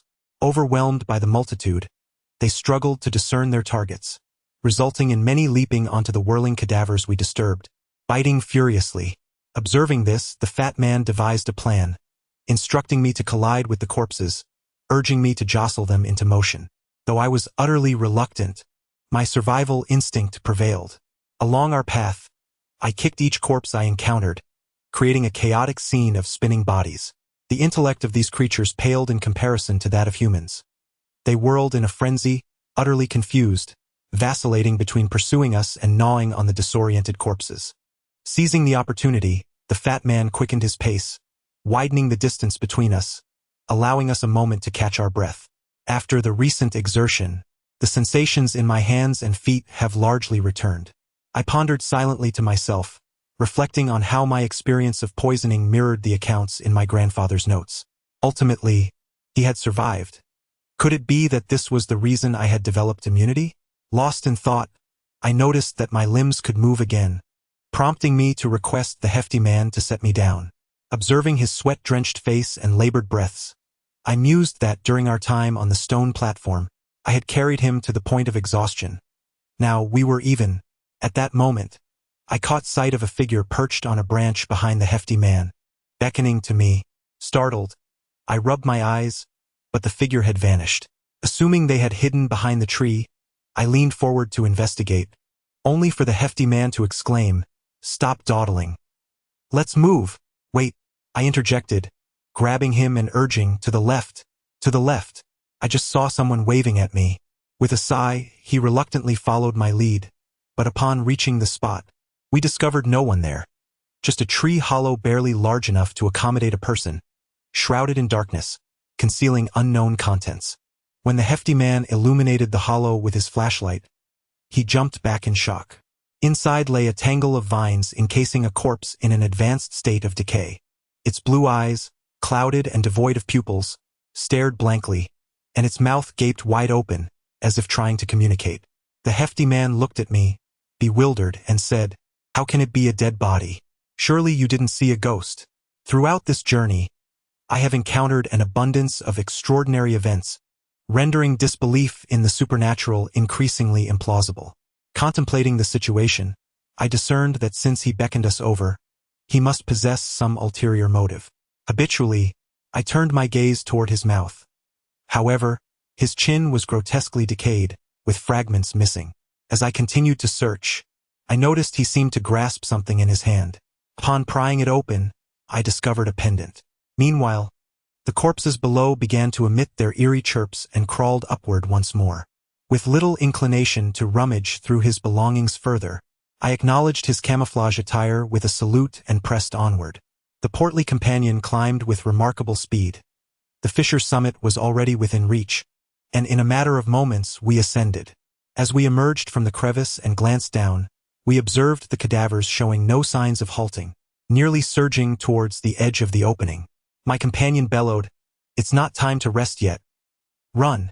Having lingered underground for so long, I had lost my sense of direction when suddenly, a figure burst forth from the thicket, carrying an object.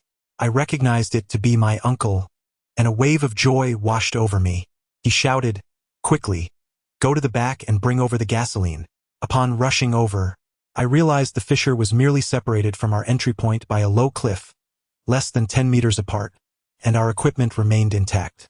My heart ignited with determination as I spotted several barrels of gasoline. Thinking to myself, "Excellent. Now they shall witness the consequences. I took a few steps back, glancing at the pendant in my hand which bore a brand, a name that belonged to the corpse. James. I wiped it clean and slipped it into my coat pocket, vowing to return it to his family if given the chance. For now, may he rest in peace. The portly man was drenched in sweat, inquiring of my uncle, "What about those two individuals?" My uncle gestured towards the rear. "Pangzi seems to be in dire straits. He appears to have a fever. As for that young fellow, I have not seen him. I assumed he was with you." I looked at the portly man, who sighed and said, "After the explosion, I didn't see him at all. His situation is likely grim."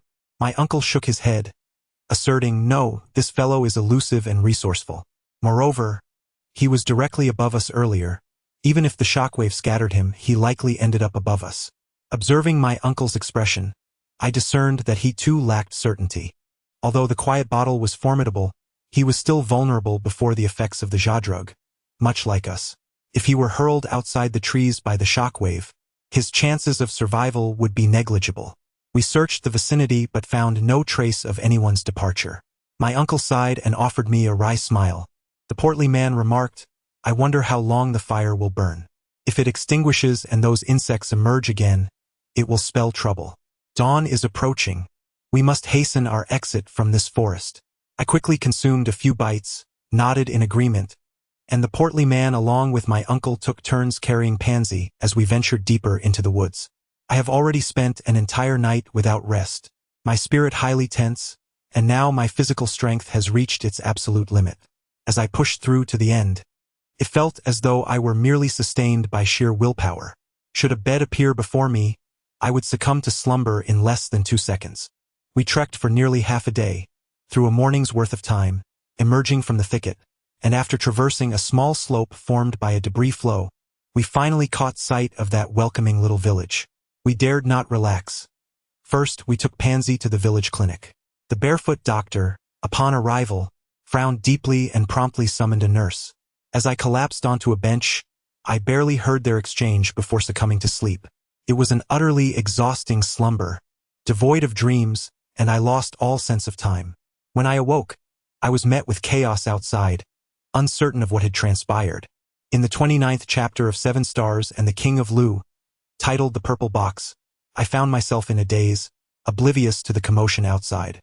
I wished to inquire of Uncle San, only to discover that he, too, was dozing on a nearby bench, seemingly in a deeper slumber than I.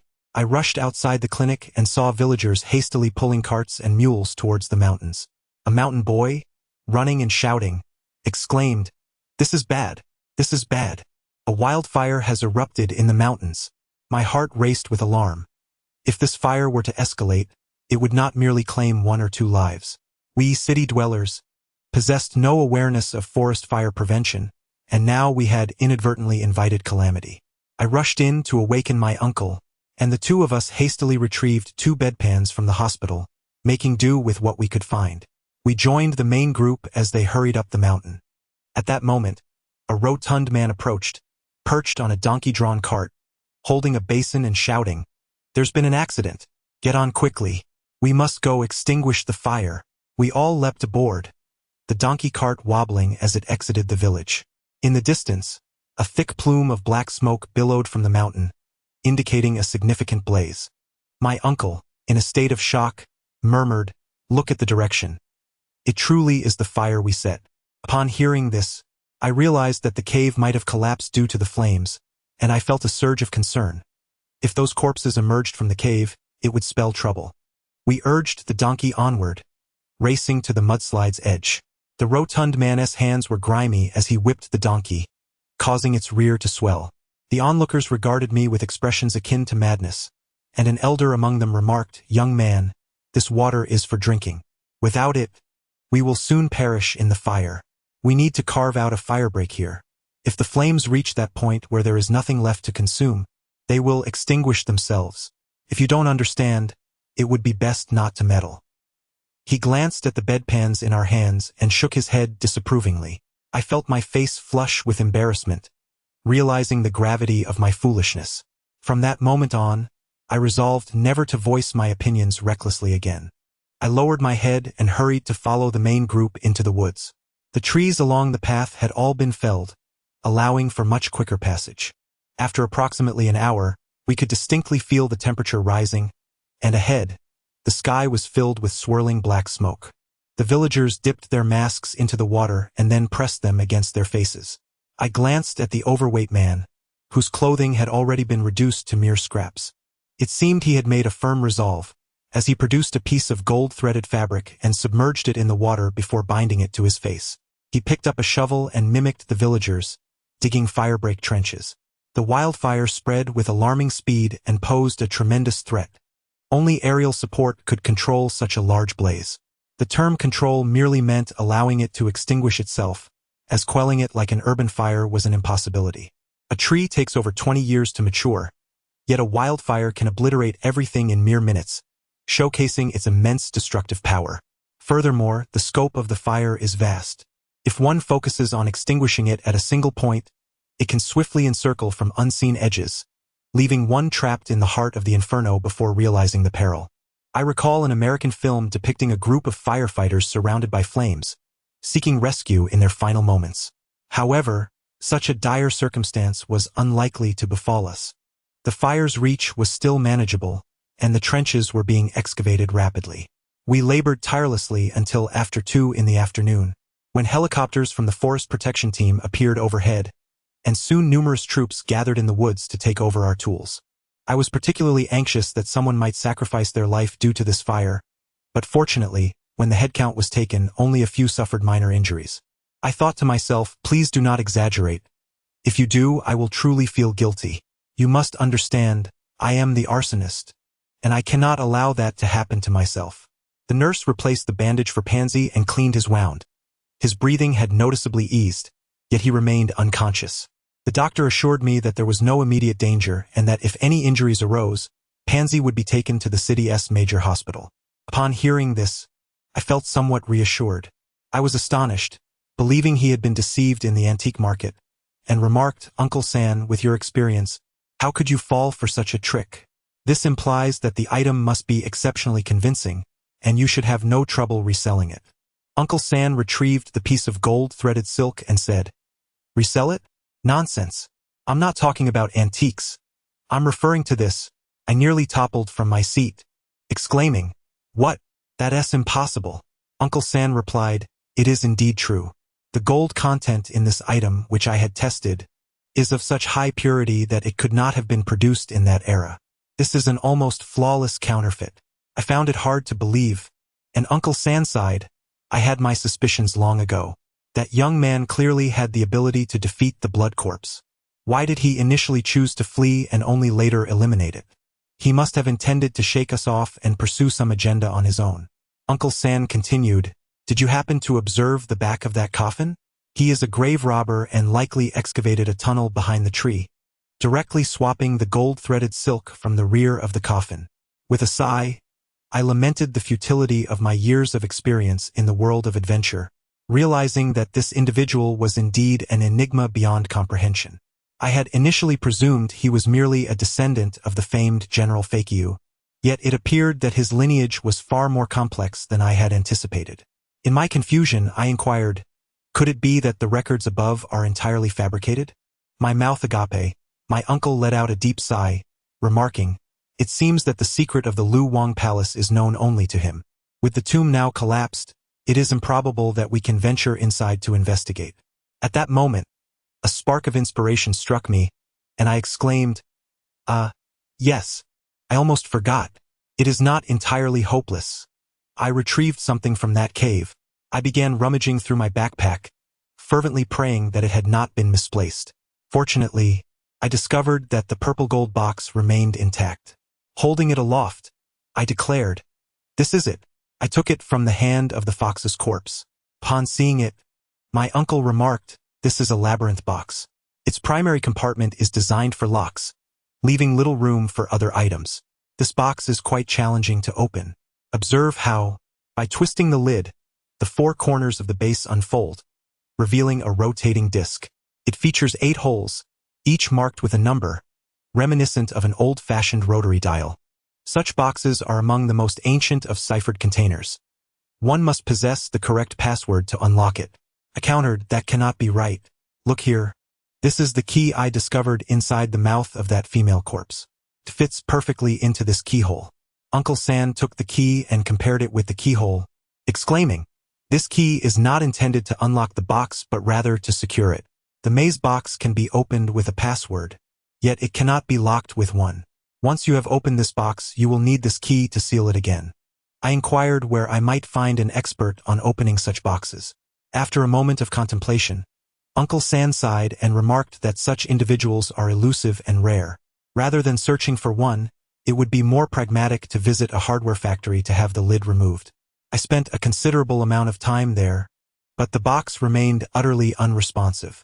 The dial features 8 holes, arranged in a sequence, with a decimal combination of 8 digits amounting to 10 to the power of 8, ranging from 00000000 to 999999999. I pondered how long it would take to exhaust all possibilities. I wondered if I had seen any 8-digit numbers within the Royal Lu Palace. It seemed that there were a few numbers on the bronze coffin, but they did not appear to be 8 digits long. Could the 8-character password be 022000059? It seemed implausible, as this number is stamped on a belt buckle belonging to an American.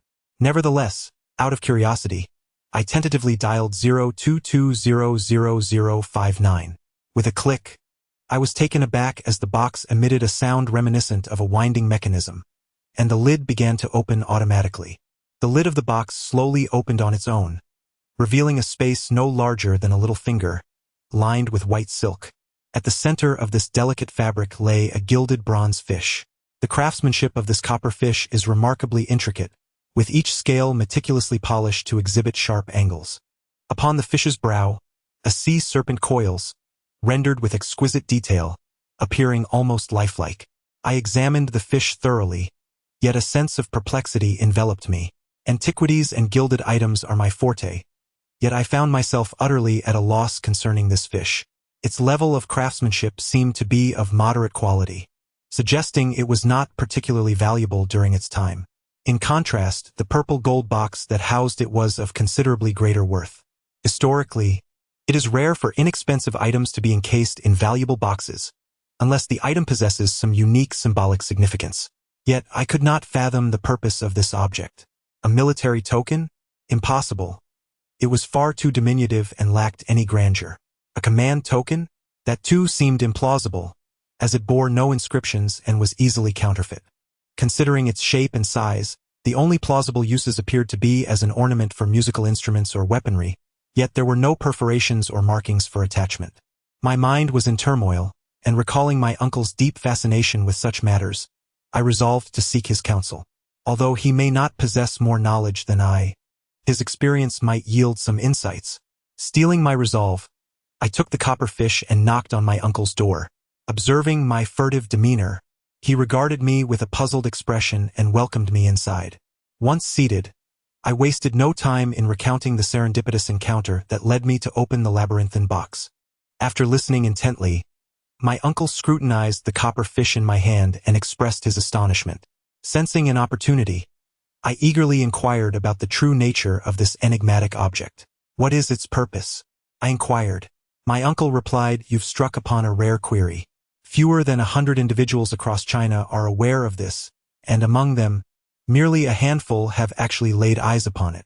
It can be deemed an extraordinary rarity." Upon hearing his words, my heart soared with delight, thinking it akin to discovering a gold ring amidst cow dung. I had not anticipated the immense value of the object within that dilapidated box, and hastily asked him how much it might fetch. My uncle shook his head and remarked, "To label this fish as a rare treasure does not imply it holds monetary worth. Rather, it signifies its archaeological significance. This specimen bears a striking resemblance to artifacts unearthed during an archaeological expedition 2 decades prior, potentially indicating a connection. If presented to the archaeological team of that era, could be regarded as an invaluable treasure. However, if you seek to amass wealth from it, you might as well abandon that hope." I thought to myself, is this not futile? We are not archaeologists. What use is archaeological value to us? I cannot very well peddle this item to the Cultural Heritage Bureau. Noticing a change in my uncle's demeanor, I sensed there might be deeper secrets at play and pressed him about the events of that time. Was this object connected to the royal palace of Lu? My uncle shook his head, unwilling to divulge further. After all these years, I prefer not to revisit those matters. I can assure you, the appearance of this fish in the royal palace of Lu was merely coincidental and bears no relation to King Lu Shang. The records from that time have long been consumed by a great fire. Such is fate. My uncle, unable to withstand my persistent inquiries, reluctantly divulged a fragment of knowledge. Since humanity first grasped the concept of mortality, burial practices have been a distinctive cultural activity, intertwined with the very fabric of human history. Each era's tombs encapsulate a wealth of information about the lives of people during that time, encompassing all facets of existence, from clothing and sustenance to habitation and daily pursuits. The ancient adage, to honor the dead as one with the living, reflects a long-standing tradition in burial customs that has been passed down through generations. However, it has never been the case that every dynasty adhered uniformly to its burial practices. Many feudal ruling classes constructed uniquely extraordinary graves, defying the conventional wisdom we might possess. The techniques employed in their tomb construction remain an ultimate secret, known only to an exceedingly small circle of royal artisans, privileged to learn these skills over thousands of years. A prime example of this is the mausoleum of Qin Shi Huang, which has considerable documentation available to the public. Yet, the intricacies of its structure remain an enigma. Some speculate that the tomb lies a staggering 1,500 meters deep, concealed within the Lishan mountain. The true configuration of the mausoleum is shrouded in mystery, and without first-hand exploration, even a detailed blueprint would be incomprehensible. My uncle has always cherished the opportunity to venture into these enigmatic ancient tombs. Yet throughout history, few emperors have possessed the resources to undertake such grandiose constructions. Such tombs are rare and elusive. Even when some materials are discovered, locating the tomb itself proves a formidable challenge, leaving my uncle without the opportunity to showcase his expertise. Until 1984, archaeologists discovered a rare underwater ancient tomb in the Xisha Islands. The age and identity of its occupant remain unascertainable. This tomb was inadvertently uncovered when tomb raiders detonated a ship, leaving a chaotic scene on the seabed, with over a dozen blast points. The earthen seal of the burial chamber was nearly entirely obliterated, and several sections of the outer tomb wall had collapsed. Nonetheless, the tomb raiders were unable to find a way to access this ancient mausoleum. The large stone blocks found around the burial site suggest that the tomb was originally constructed atop a large vessel, which was then punctured at the bottom, allowing the ship tomb to sink to the ocean floor. Such a burial method is unprecedented, indicating that the tomb's occupant was likely a figure of considerable prominence. However, due to the inability to enter the tomb, their exact identity remains elusive. During a period of tense relations with Vietnam, extensive excavation was not feasible, prompting the archaeological team to seek a concealed entrance from other locations. The cleaning efforts continued, revealing the unique structure of the tomb as the collapsed outer walls were cleared away. Behind the fallen walls, archaeologists discovered a second waterproof wall sealed with clay, leading to a startling conclusion: the tomb was indeed airtight. Surprisingly, the ancient tomb contained air, a reality that no one had anticipated, not even my grandfather, an expert in the field. He had never encountered a hollow tomb isolated beneath water. All operations came to a standstill as the team cautiously ventured into the crevice between the outer and inner walls. To their astonishment, they discovered a 1-foot-wide inlet on the inner wall, just large enough for a person to crawl through. Delving deeper into the tomb, they found no end in sight, but rather, in the corner of the passage, lay a 4-cornered bronze box adorned with a lion's head. Upon opening it, they uncovered a silk cloth wrapping a remarkable object, a bronze fish with serpent-like eyebrows, entirely gilded, featuring 2 coiling sea serpents above its brows, crafted with exquisite detail and lifelike precision.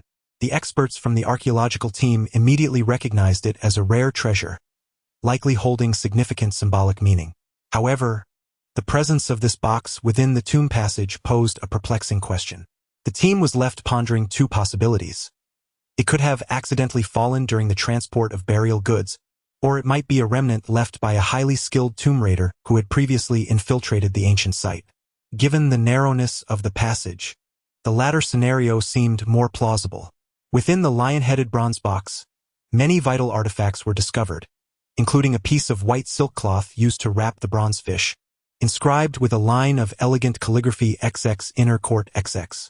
This led to the conclusion that the tomb dated back to the Ming dynasty.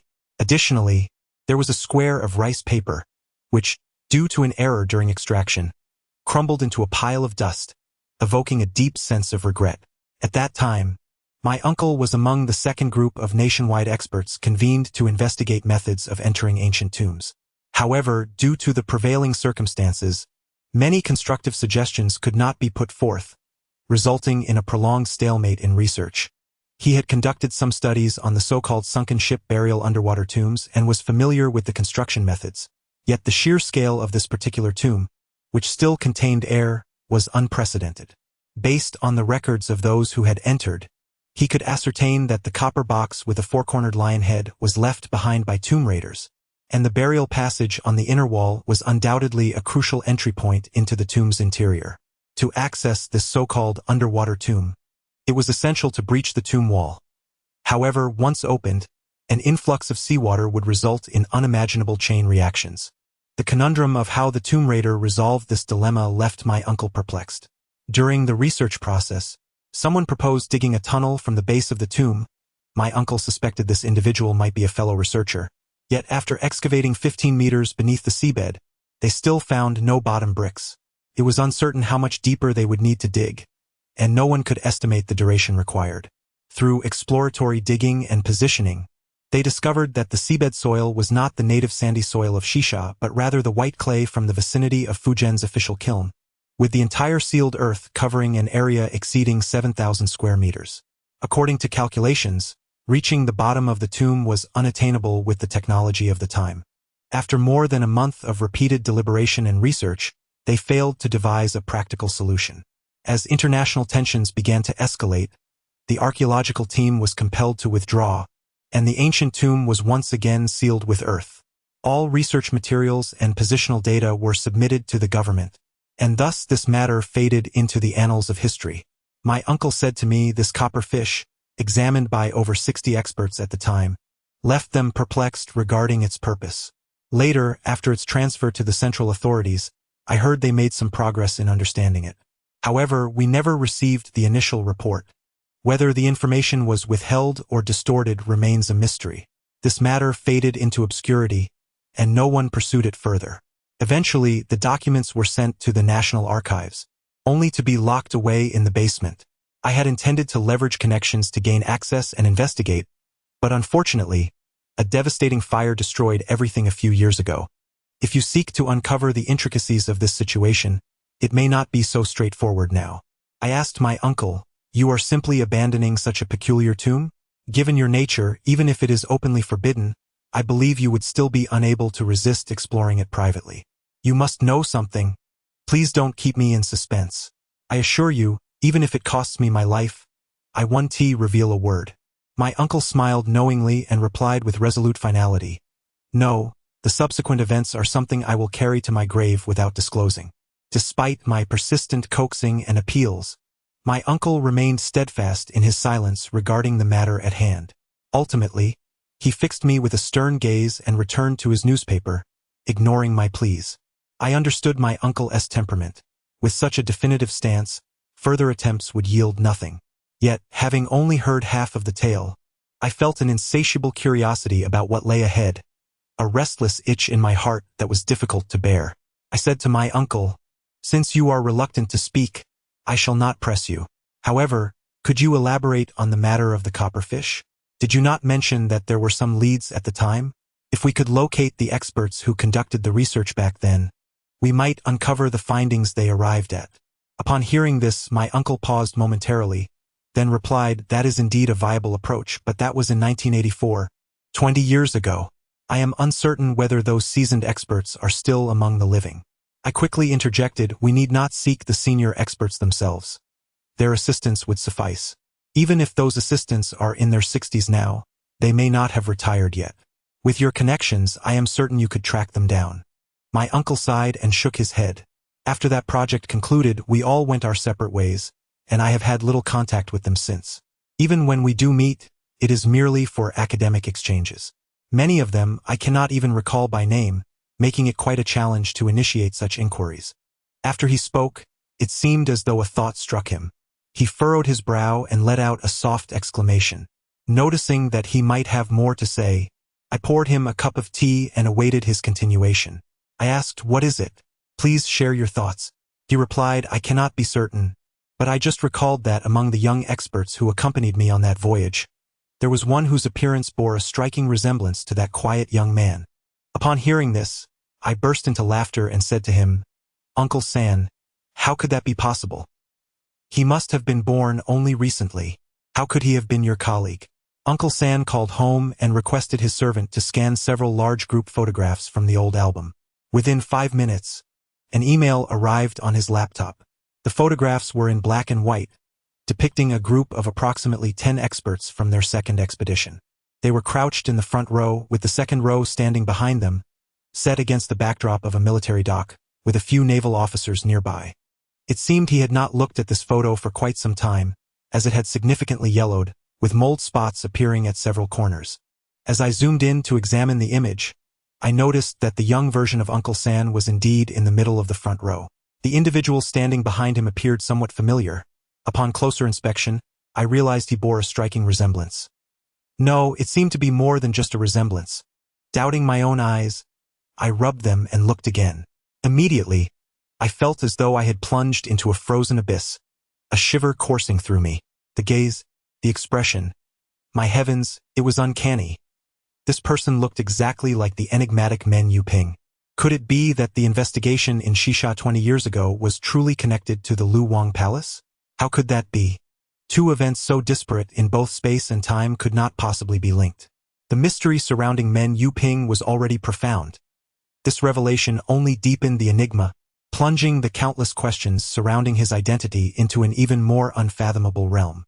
Uncle San gazed perplexedly at the computer screen, and suddenly, in a fit of nervous energy, he leaped to his feet and exclaimed, "I understand. I finally understand." As he shouted, he hastily grabbed his luggage and dashed out. Bewildered, I hurried after him, asking, "Uncle San, where are you headed?" He shouted back, "I must return to Xisha. Take good care of Pangzi, and absolutely do not follow me." Chapter 3. The heroic mountain and the old sea. Uncle San departed in great haste, carelessly taking only a suitcase, leaving behind his laptop, clothes, and various belongings. Normally, he was a man of meticulous caution. Such a departure indicated that he had lost his rationality. For the days following his departure, I pondered what he had ultimately comprehended. To me, this intricate matter seemed devoid of explanation, shrouded in mystery, unless there were facets unknown to me. Regrettably, my knowledge of the situation was limited to Uncle San's accounts, which were neither comprehensive nor entirely accurate, leaving me at a loss to grasp the essence of it all. Ultimately, I resigned myself to the enigma and gradually allowed the matter to fade from my memory. In the ensuing days, I languished in my room watching television during the day and indulging in foot massages at night, leading a life of decadent leisure akin to that of a celestial being. This blissful existence continued until the attendant from the hotel's foot massage center approached me to settle the bill, forcing an interruption. Although the expenses were modest, we had grown accustomed to signing tabs, and before long, I found myself in debt of over 60,000 yuan. As a shopkeeper, tolerating a debt of 60,000 yuan is quite generous on my part. I found myself unable to refuse and reluctantly issued a check to settle this account. Consequently, my available funds dwindled significantly. While I could manage by relocating to a less desirable hotel, the medical expenses for Pangzi in the hospital were indeed substantial. My third uncle cherished this item immensely, wrapping it meticulously in several layers of oiled paper. As I observed this, a rather impulsive thought struck me. I considered seeking out an antique market to sell this item, thereby acquiring some immediate funds. Firstly, this treasure was too hot to handle and unsafe to keep close. Secondly, with money being so scarce, it would be a minor inconvenience for me to be turned away, but a serious problem if Pangzi were to be cut off from his medication. I contemplated heading down to the lobby to inquire with the staff, gathering a few local names, and then hailed a taxi, making my way to Jinan. Jinan, known for its extensive antique and calligraphy markets, particularly around Yingshan, has been established for some time and tends to be crowded and noisy, albeit with a reputation for counterfeit goods. With the heavy jade coffin slung over my shoulder, I disembarked and sought a larger storefront, as this item was not within the financial reach of the average buyer. Such prominent shops would undoubtedly have connections to more affluent clientele, who could facilitate introductions. I am deeply opposed to the outflow of national treasures and hoped to find a patriotic entrepreneur. I would consider a half-sale, half-donation arrangement, as it is only fitting that national treasures remain within the confines of the Chinese people's homes. As I wandered through the market, my gaze flitted about until, almost serendipitously, I caught sight of a bronze incense burner displayed in a shop window. Its peculiar, intricately carved figure immediately intrigued me. This was a sight I had never encountered before, prompting me to lean closer for a better view. At that moment, the shopkeeper emerged and exclaimed, "Ah, you have quite the discerning eye. However, it is unfortunate. This piece is not for sale, merely a decorative element for the shop. May I inquire where you hail from, my friend? Perhaps you might be interested in something else?" Upon hearing his accent, distinctly Beijing dialect, it was clear he had some connection to the local tradesman. I discreetly tapped my bag, signaling that I had something to offer.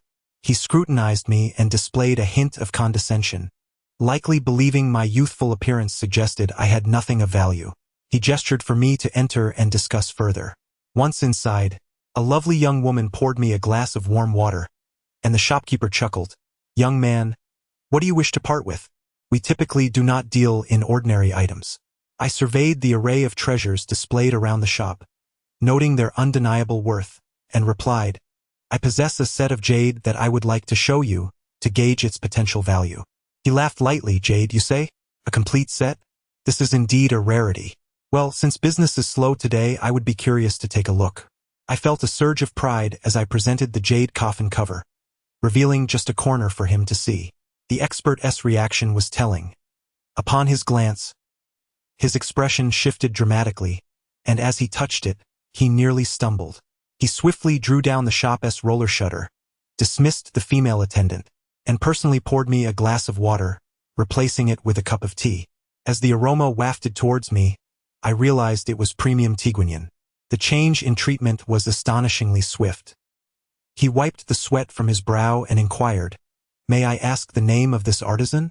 Observing him closely, it was evident that he was no mere antique dealer. His immediate recognition of the item's authenticity was impressive. I offered a courteous smile, stating, "My surname is Wu. May I know how to address you?" He replied, "You may call me Lao Hai." "Now, Master Wu, do you intend to sell this piece? Or shall we take a closer look?" I responded, "Certainly, I wish to sell it. It feels somewhat burdensome to keep it close." Nodding, I assured him, "You shall not miss a single piece. It is fresh out of the oven and still warm." He settled down, speaking softly, "Master Wu, I am a straightforward person. I dare say that in the entirety of Hero Mountain, I am the only one willing to acquire this. However, there is no need for protracted negotiations. Treasures cannot be measured by price. Simply tell me your heartfelt intention, and I shall call my friends for consultation." Estimating the value at around 1 million, I signaled him with a gesture indicating one. His face brightened with delight as he eagerly nodded, affirming, "No problem." Upon glancing at the situation, a wave of melancholy washed over me. Had I perhaps undervalued the offer? He instructed me to wait while he discreetly retreated to a corner to make a phone call. After concluding the conversation, his face flushed with joy as he exclaimed, "It's done. It's done. Master Wu, you are fortunate. There is indeed someone eager for this item. 1 million is not excessive and 2 million is not too little. I've quoted you at 2 million. What do you think?" Upon hearing this, I realized the figure exceeded my expectations by 200,000, leaving me speechless. If there were any losses to be had, they were of my own making.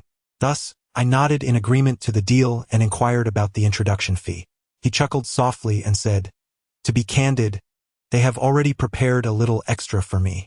You may keep this 2 million. Since this is our first transaction, let us consider ourselves friends. Should you come across similar items in the future, do not inquire elsewhere. Bring them directly to me. Whatever price you seek, I shall elevate it by 20. You must understand, my patrons are exceedingly affluent." They are willing to acquire what others dare not. Noticing my anxious demeanor, he urged, "Please take a seat while I arrange the funds for you. This one, 2 million, despite my humble establishment, my accounts are not lacking. I shall advance it to you." Relieved by his promptness, which aligned perfectly with my needs, I nodded and replied, "That would be splendid, as I am in urgent need of funds. I appreciate your assistance." Old Hai then nodded, called out, and summoned a young lady from outside, instructing her to fetch a cash check for 2 million. I initially hesitated to discuss this matter with him, yet it reminded me of my uncle's 2 copper fish, which I proceeded to describe. Upon hearing this, his expression shifted dramatically. He lowered his voice and inquired, "Do you truly possess such items?" Noticing the change in his demeanor, I felt a glimmer of hope and eagerly responded, "Of course I do. Pray tell, do you know the origin of these artifacts?" Old Hai shook his head, his countenance peculiar. After a moment's contemplation, he replied, "Master Wu, you must absolutely refrain from disclosing what I am about to share, although I am unaware of their provenance. I do know that someone is offering an exceedingly high price for them, so exorbitant that you would find it beyond belief. Even someone like me, who conducts business worth tens of millions annually, would not dare to engage in such a transaction. If you truly possess these items, I advise you against proceeding. Wealth can bring ruin." I then inquired if he knew the identity of this individual. To be candid, my primary curiosity lay in understanding the purpose of these artifacts. The rest was of little concern to me. Old Hai shook his head. "I have never met her. She is a woman with the surname Hua. Beyond that, I am entirely ignorant, and according to our underworld customs, even if I knew, I could not divulge client information." Recognizing his resolute stance, I understood that further inquiries would lead to dead ends, and thus I chose to relent. We conversed about other topics for a while, after which the check was presented. Upon verifying its accuracy, I rose to take my leave, and thus the business was concluded. In the 4th chapter of Angry Sea and Hidden Sand, titled Unexpected Guests, I engaged a local guide for several days to explore various locales in Jinan. However, having traveled from Hangzhou, where I had indulged in a plethora of cultural sites, my enthusiasm waned with each passing moment. Eventually, I opted to visit a fishing facility instead. My rather mundane existence persisted for over a week until it was abruptly interrupted by 2 unexpected visitors. Curious, I inquired about their whereabouts, and she gestured towards the lounge area of a nearby hotel lobby. As I approached, I noticed a man and a woman seated there, their faces utterly unfamiliar. Upon my arrival, both rose to their feet. The man extended his hand for a handshake and asked, "Mr. Wu?" I nodded, scrutinizing him. A slightly plump man in his 30s, somewhat balding yet impeccably groomed, leaving me uncertain of his profession. The woman wore a lace blouse, unbuttoned to her chest, her figure quite striking, which made me hesitant to gaze too long. I then posed the question, "May I ask who you both are?" The man handed me a business card, and upon examination, I discovered it belonged to an international marine resource development company. This concept of marine resource development struck me as somewhat perplexing. It essentially involved analyzing existing maritime routes and historical records to infer the locations of certain shipwrecks and subsequently recover their sunken treasures. Such transactions have existed since ancient times, yet the genuine fervor did not emerge until the era of reform and opening up. During that period, the so-called Southern merchants plundering the Northwest phenomenon arose, prompting a surge of tomb raiders towards the ancient graves of the Northwest. Concurrently, along the maritime Silk Road of the South China Sea, numerous foreign artifact looters congregated, and over the years, they virtually stripped the sunken treasures of China's coastal waters bare. Compared to the local tomb robbers, these individuals pose a far greater threat to archaeology. Historically, it has been said that one ship could plunder 10 tombs. A standard medium-sized merchant vessel can carry over 100,000 pieces of porcelain, and the profits from a single salvage operation can reach astronomical figures. Therefore, in comparison, my uncle's level of tomb raiding may be considered mere child's play. What strikes me as particularly odd is that I have never associated with such individuals.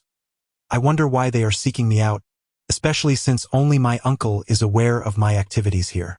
How then did they find me? Remaining silent, I gazed at him non-committally.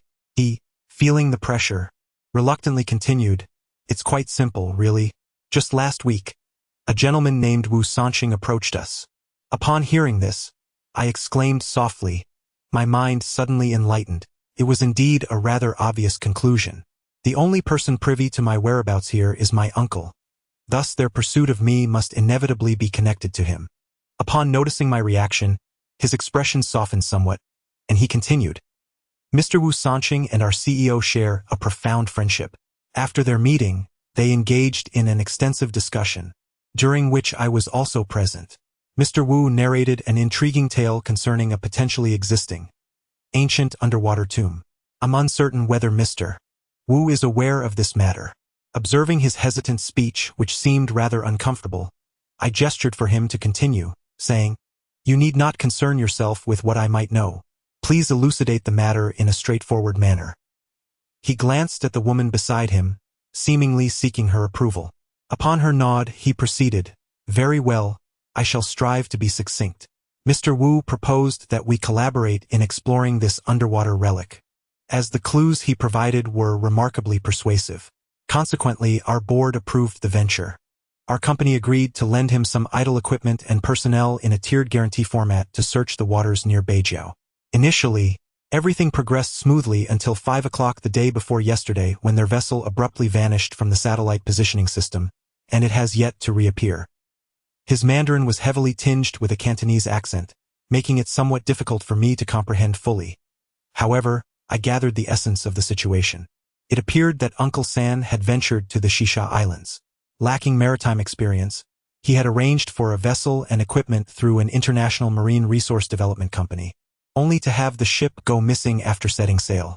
I have formed a general concept in my mind, yet the situation has arisen unexpectedly, and I do not feel an overwhelming sense of concern. I inquired of the bald man, could it be that there is an issue with the ship's instruments, resulting in an inability to receive satellite signals? He patiently elucidated, No, it is not a malfunction. The intricacies of such instruments are exceedingly complex, and it is challenging for me to articulate clearly. However, one might liken this satellite positioning system to the black box of the vessel. It is unlikely to sustain damage unless subjected to severe trauma. Thus, this situation is indeed highly irregular. Something must have transpired aboard the ship. I gazed at him and remarked, with a company of your magnitude, should an incident occur, I would expect a rescue operation. Why then have you sought me out? The man shook his head. Regrettably, we have already made inquiries. After the vessel was missing for 48 hours, our ship arrived in the area to search, but we found nothing at all. It is as if that ship simply vanished into thin air. His expression was peculiar, as if he too struggled to believe his own words, and he added, Of course, how could a ship simply disappear? I suspect it may have encountered some form of accident. I smiled faintly and, rather bluntly, stated, Please focus on the crux of my inquiry. It is not about what you have discovered, but rather why you have come to me. I implore you to speak plainly about the matter at hand. The two individuals exchanged an awkward glance, their expressions fraught with discomfort. Finally, it was the man who broke the silence. It appears that we have uncovered some leads indicating that your great-uncle, along with 2 others, pinpointed the exact location of an ancient relic 3 hours prior to the ship's disappearance. They were preparing to venture inside. Thus, based on the timeline, it stands to reason that your great-uncle was not aboard the ship at the time of its vanishing. Rather, he was within the submerged ruins. A sudden realization struck me, and I comprehended his implication. My great-uncle had entered the underwater site, yet the support from the surface had unexpectedly vanished. Even if they managed to emerge unscathed, they would find themselves in a precarious predicament, stranded without a vessel. This was undeniably a most challenging situation. Are you suggesting that my great-uncle has discovered the means to access this tomb? I inquired in astonishment. How could that be possible? How did he resolve that crucial dilemma? The woman shook her head. I am not an expert in this field. I cannot fathom what you are referring to. I rubbed my temples, feeling a headache brewing from the lack of mental exertion. After gathering my thoughts, I posed a question to them. What is your purpose in seeking me out? What role can I possibly play in this matter? The man replied, We intend to dispatch another team to retrieve those within. After contemplating for a moment, I smiled and said, That is unnecessary. Those inside will emerge once their tasks are complete. All you need to do is wait for them at the surface nearby. The man shook his head and remarked, "It is now impossible, for a low-pressure system has suddenly appeared in that area, and soon, the sea will." I was fully aware of the phenomena that accompany a low-pressure system at sea. If it were small, it would result in a tropical storm, and if somewhat larger, who could predict the nature of the ensuing typhoon? Under such climatic conditions, let alone rescue operations, it would be inconceivable to even anchor a vessel there.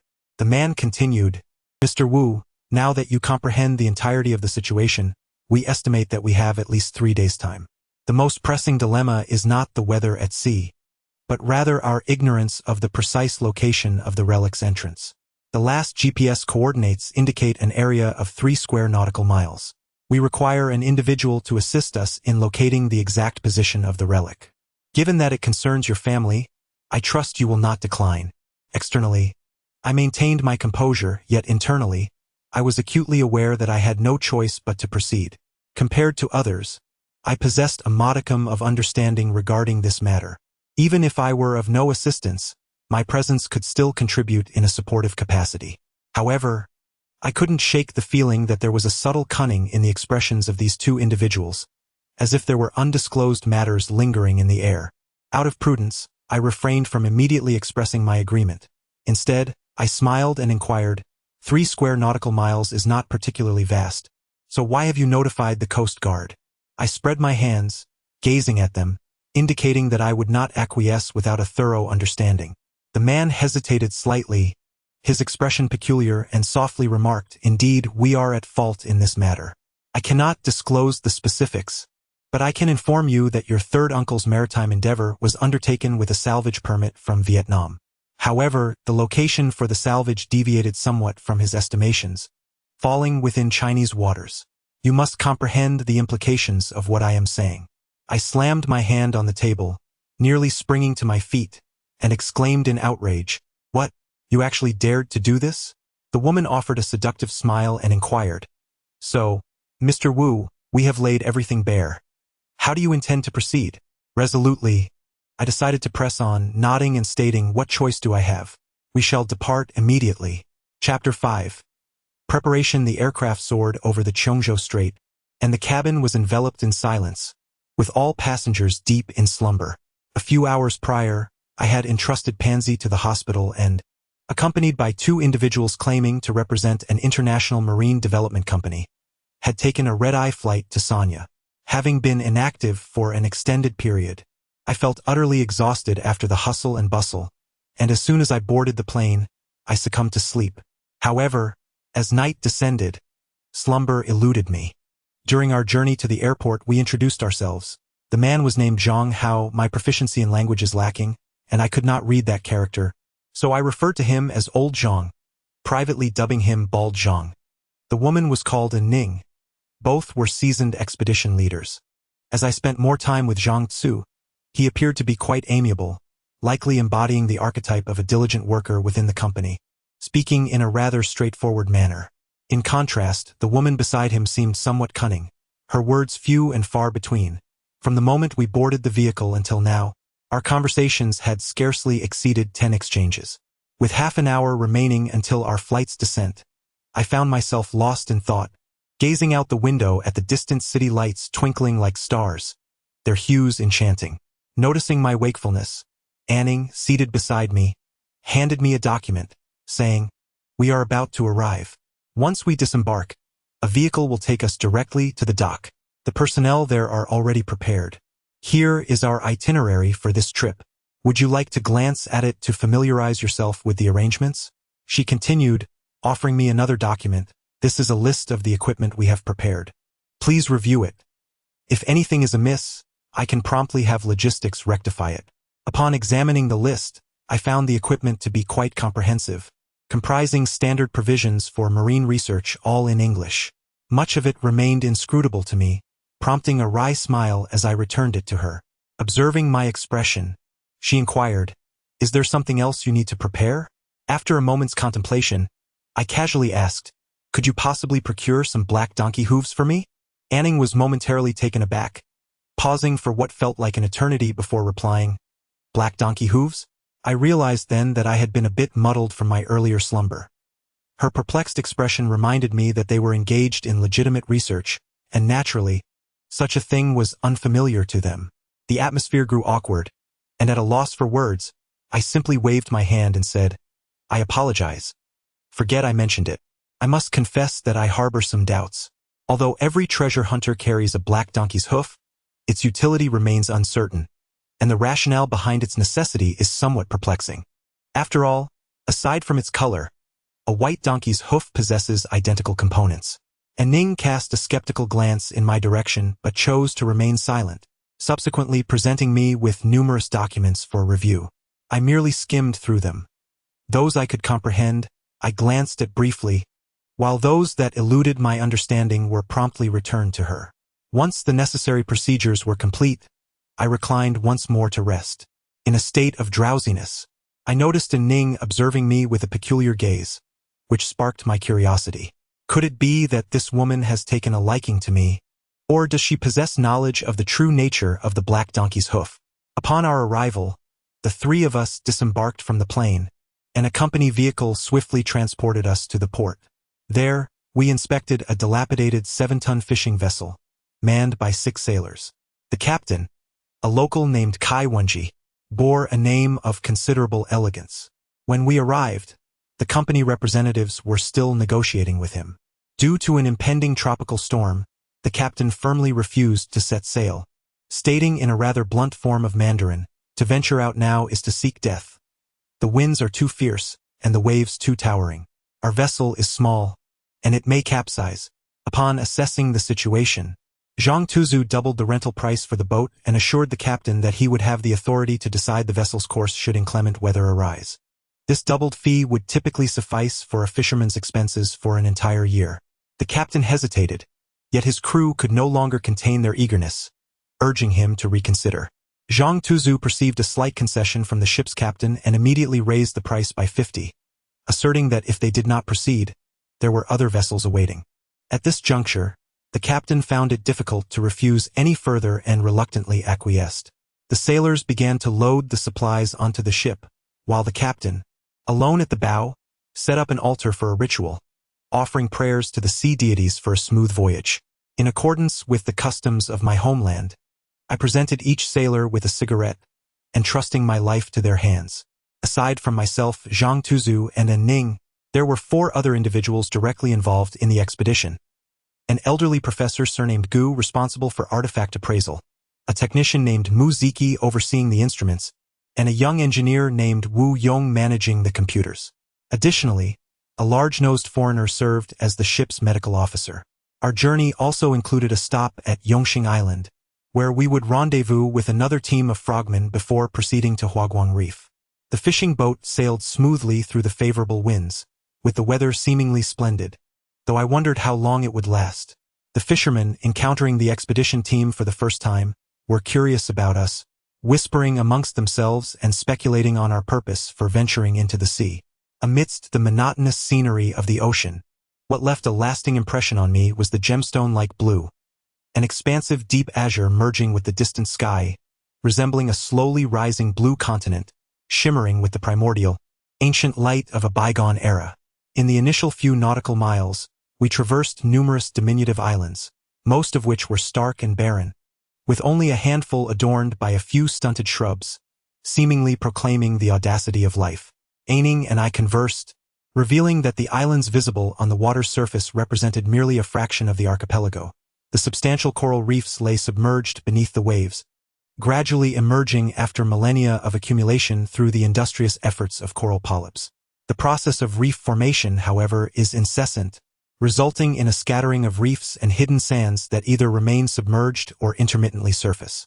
Once we departed the harbor, an expanse of time elapsed without sighting any land-related features, and even the seabirds vanished from view.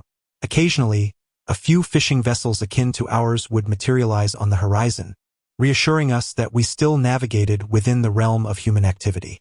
Yet, this fleeting thrill would swiftly dissipate into the boundless expanse of the universe.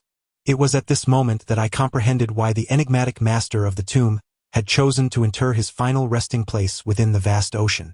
The nearly infinite sea, devoid of any discernible landmarks, rendered it nearly impossible for tomb raiders, without the aid of satellite positioning or navigational records, to locate the concealed traces beneath the water's surface, an endeavor akin to a fantastical dream. Nevertheless, despite our possession of precise navigational records and advanced equipment, I remained uncertain of our ability to discern the ancient tomb, hidden beneath layers of sand at depths of over 30 meters, within a mere span of 4 to 5 hours through these crystalline waters. I lost track of time during my slumber, and upon awakening, I found myself in a state of confusion, perceiving the light as somewhat dim. I initially thought it was evening, but upon turning my gaze, I realized that the weather had shifted. Just then, the captain hurriedly passed by me, his expression marked by a hint of unease. I called out to him, inquiring, "Master, given the state of the sky, are we expecting a storm?" The captain sighed, gesturing toward the distance, and replied in a rather halting Mandarin, "Yes, a tempest is approaching, a significant one." Following his, I observed a peculiar dark line on the distant horizon that ominously divided the sky and sea. I asked, "What shall we do? Should we continue our journey?" He shook his head, stating, "Continuing is not viable. We must seek refuge from the gale at the nearest reef." Noting the seriousness of his demeanor, I understood this was no mere exaggeration, and a sense of urgency welled within me. I ventured into the ship's hold to consult with Zhang, who was already aware of the situation. With a troubled expression, he informed me, according to the captain, "There is a pressure system ahead, and we must alter our course immediately to find shelter at the nearest reef. Otherwise, our modest fishing vessel, equipped with only 2 engines, would inevitably be drawn into the storm's vortex, with dire consequences. However, this means our arrival at Huaguang Reef will be delayed by several hours." I inquired whether there was an alternative route we could take, for these few hours could mean the difference between life and death for those below. The captain shook his head in response, stating, "The storm is not stationary. Its speed surpasses ours, and we lack the time to navigate around it." After uttering these words, he bellowed for the sailors to mobilize. Zhang too patted my shoulder, urging me not to panic, and remarked, "Such matters are fated. There is no use in worrying. Let us do our utmost." The captain, his voice hoarse from shouting, called upon the engineer to make repairs while instructing us to remain vigilant for radio communications, ready to signal for help should another vessel pass by. I was drenched by the crashing waves, clinging to the iron ring on the ship's railing to steady myself. The scene beyond the rail was akin to a hellish tempest. The dark sea boiled with fury, and colossal waves surged like rolling hills, tossing us about as though we were aboard a roller coaster devoid of safety measures, an experience one could scarcely comprehend without having lived through it. This tumult persisted until dusk, when the ship gradually distanced itself from the tropical storm clouds, and the waves began to abate. At that moment, the previously incapacitated engine was repaired, and the captain shouted for us to unleash full power as we fled towards the reefs beyond the 7 seas. Chilled and famished, I was summoned into the ship's hold, where warm ginger tea awaited. I downed a generous bowl, changed into a waterproof diving suit, and consumed some chocolate and beef, which revived my spirits. The accompanying experts were thoroughly exhausted. Old Gu, already prone to seasickness, became even more incapacitated as the storm raged, his lips turning a ghastly shade of purple. When Wu Xie was moving supplies, he accidentally struck his head against the door frame, blood streaming down, nearly frightening Zhang to death. The youngest, Wu Yong, was particularly reckless. Despite being unable to swim, he insisted on venturing onto the deck to experience the ocean's fervor. However, a colossal wave swept him away, leaving him untraceable. The captain, initially believing he had been washed overboard, rushed over only to discover Wu hanging precariously from the ship's railing, too terrified to even cry for help. Aning, on the other hand, appeared unfazed, her demeanor as icy as ever, seemingly accustomed to such tumultuous weather. During a brief respite, she donned a snug, waterproof diving suit, munching on provisions while directing a few individuals in securing the supplies with ropes. Her short hair danced in the sea breeze, her curvaceous figure complemented by sun-kissed skin, radiating an alluring glow.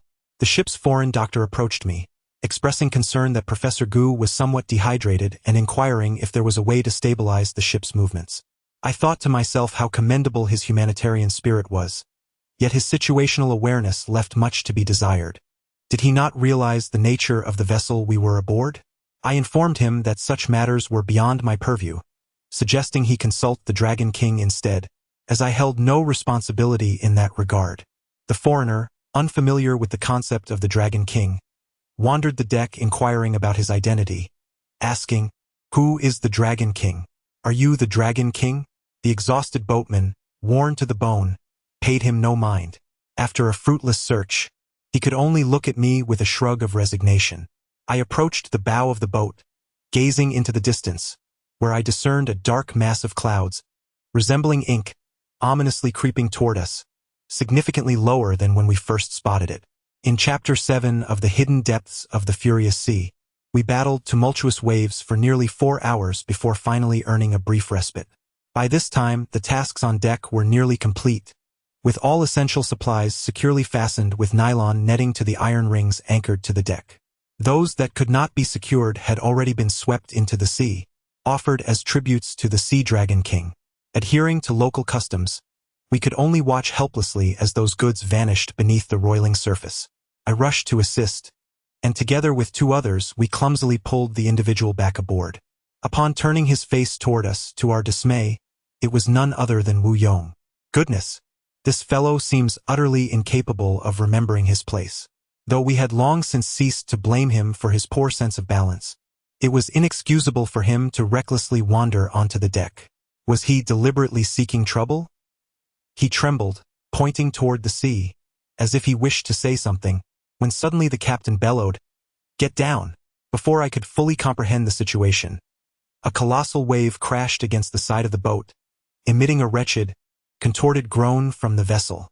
A towering crest, rising to the height of 2 men, surged over the hull, and despite obeying the captain's command to crouch down to mitigate the impact, we were unable to withstand the force. Our bodies were swept into the tumultuous sea. A blinding whiteness engulfed my vision, and a deafening roar filled my ears as I plunged into the depths. I thrashed my legs, breaking the surface, and spotted the boat drifting several dozen meters away. Zhang, with his bald head glistening, was paddling furiously while shouting to me, "I will pursue the boat. Signal them to turn back. You search for the other 2. The waves churned violently, and all around me were the frothy whitecaps produced by the crashing surf. I kicked desperately, scanning the turbulent waters, but aside from the retreating figure of Zhang, the others had vanished without a trace. Moments ago, amidst the chaos of the massive wave, I had lost sight of how many had been thrown overboard, and now I was at a loss as to how to locate them. Just as panic began to seize me, a head emerged from the cresting waves to my left, calling out to me only to be submerged again by another surge. Upon closer inspection, I recognized it was Anning. I quickly leaned down, grasped her, and hoisted her above the water. Coughing from the seawater, Anning struggled to regain her breath, unable to articulate her thoughts, yet gesturing vigorously. Following her pointed direction, I noticed a distant speck bobbing in the tumult. Its nature was uncertain. Finally, Anning managed to articulate that. "That is Wu Xie. Hurry! Save him!" Realization struck me like a thunderbolt. This fellow was unable to swim. Cast adrift in such fierce turmoil, he could easily be drowned or driven to terror by the relentless waves. Just as I was about to swim over to rescue him, a colossal wave suddenly surged, plunging us beneath the water. When I emerged again, that small figure had vanished. And Ning and I searched frantically, yet that small point never reappeared.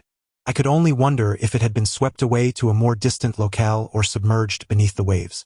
The waves crashed one after another, colliding and forming numerous rapid whirlpools.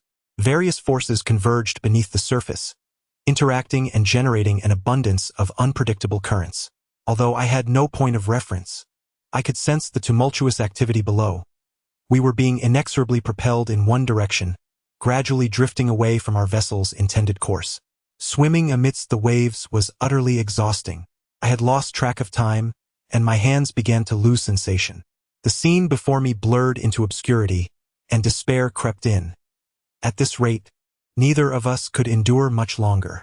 Just as I felt at my wit's end, Ning suddenly halted and pointed into the distance, shouting. Following her gesture, I squinted into the tumultuous waves and discerned a large, indistinct black shape rapidly approaching us. I strained my eyes to see more clearly, but the dim light rendered it impossible to make out any details. With little time to ponder, I gritted my teeth and pulled a Ning towards that shadowy figure. In an instant, the dark shape loomed before us. It was a fishing boat remarkably similar to our own, painted a deep green, devoid of signal or cabin lights, enveloped in utter darkness. I observed with a sense of unease. Ordinarily, even a vessel devoid of power would ignite a kerosene lantern in its hold. Such darkness begs the question: is there no one aboard? Could this be a ghost ship? We maneuvered our nearly numb arms, expending every ounce of strength to draw closer to it.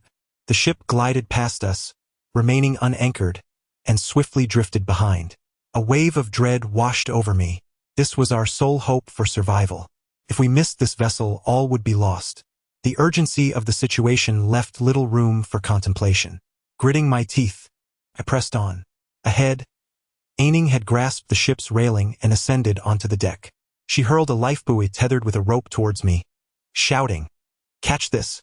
The buoy landed beside me, and I quickly embraced it, pulling myself inch by inch towards the ship's side until my hand grasped an iron ring on the railing.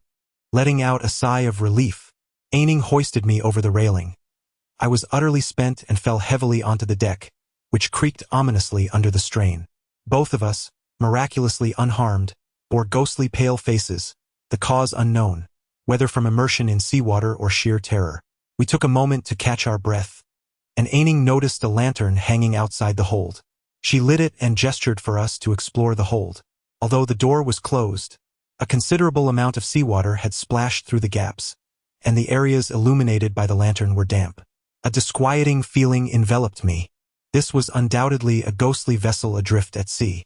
Where had its crew vanished? Had they abandoned ship in the face of a storm? The warehouse was cluttered with numerous items, and I spotted a hanging stove, quickly igniting it for warmth. At that moment, a cup of hot coffee would have made even death seem bearable. And Qixing tore away the tarpaulin draped over the cargo, revealing an array of diving equipment, predominantly oxygen tanks, each adorned with a series of numbers. We picked one up for a closer inspection. Suddenly, Qixing gasped, startling me, and when I inquired about her outburst, she trembled as she uttered, "This ship is K5-883, Chapter 8. Withered Hands ghost ships have been discovered across the globe, some dating back centuries. All these tales share a common origin, the sighting of an impeccably intact vessel adrift at sea, yet devoid of any crew. On some ships, half-eaten dinners remain, but the diners have vanished without a trace, never to return. What befell them during their meal? Where did they go? This enduring enigma has long captivated the imagination of mystery writers." And Qixing held up a lantern, illuminating the numbers on the oxygen tank, which were inscribed in black ink as K5-883.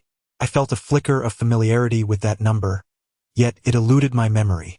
And Qixing explained that it was the vessel hired by your third uncle, and according to our company's regulations, all exploration equipment must bear the same identification as the ship. A realization struck me. Indeed, I had seen that number while reviewing your reports on the plane, but how peculiar it was that your uncle's ship had drifted to this location. The vessel drifted along the current to this location, encountering us, seemingly a monumental coincidence, yet, to some extent, an inevitability. The howling winds outside grew increasingly ominous, and the waves crashed against the hull, producing a sound as if the ship were on the verge of being torn apart. This wretched storm showed no signs of abating. We found a dry corner in the cargo hold to sit down, lighting a stove for warmth. I sneezed repeatedly, and Qixing chuckled, shaking her head as she retrieved several bottles of spirits from a wooden crate for me to drink. Observing her familiarity with the ship, the precise placement of items and the layout of the cargo filled me with curiosity. She informed me that the foreign expedition protocols are meticulously structured, covering everything from the procurement of instruments to the arrangement of cargo in the hold. These regulations may seem absurd in ordinary circumstances, yet in times of crisis, they prove invaluable. Just look at us now. Without such guidelines, we might struggle to locate anything. Before we fell into the water, we had neglected to secure the waterproof zippers on our diving suits. After warming ourselves by the stove, the seawater inside my clothes crystallized into an uncomfortable layer of white powder. Anning produced a spare diving suit and, holding a lantern, walked behind a pile of goods to change. Having grown up abroad, she exuded a certain openness. I found myself captivated by the graceful silhouette illuminated by the lantern's glow. Halfway through changing, Anning suddenly exclaimed, peering out to call me.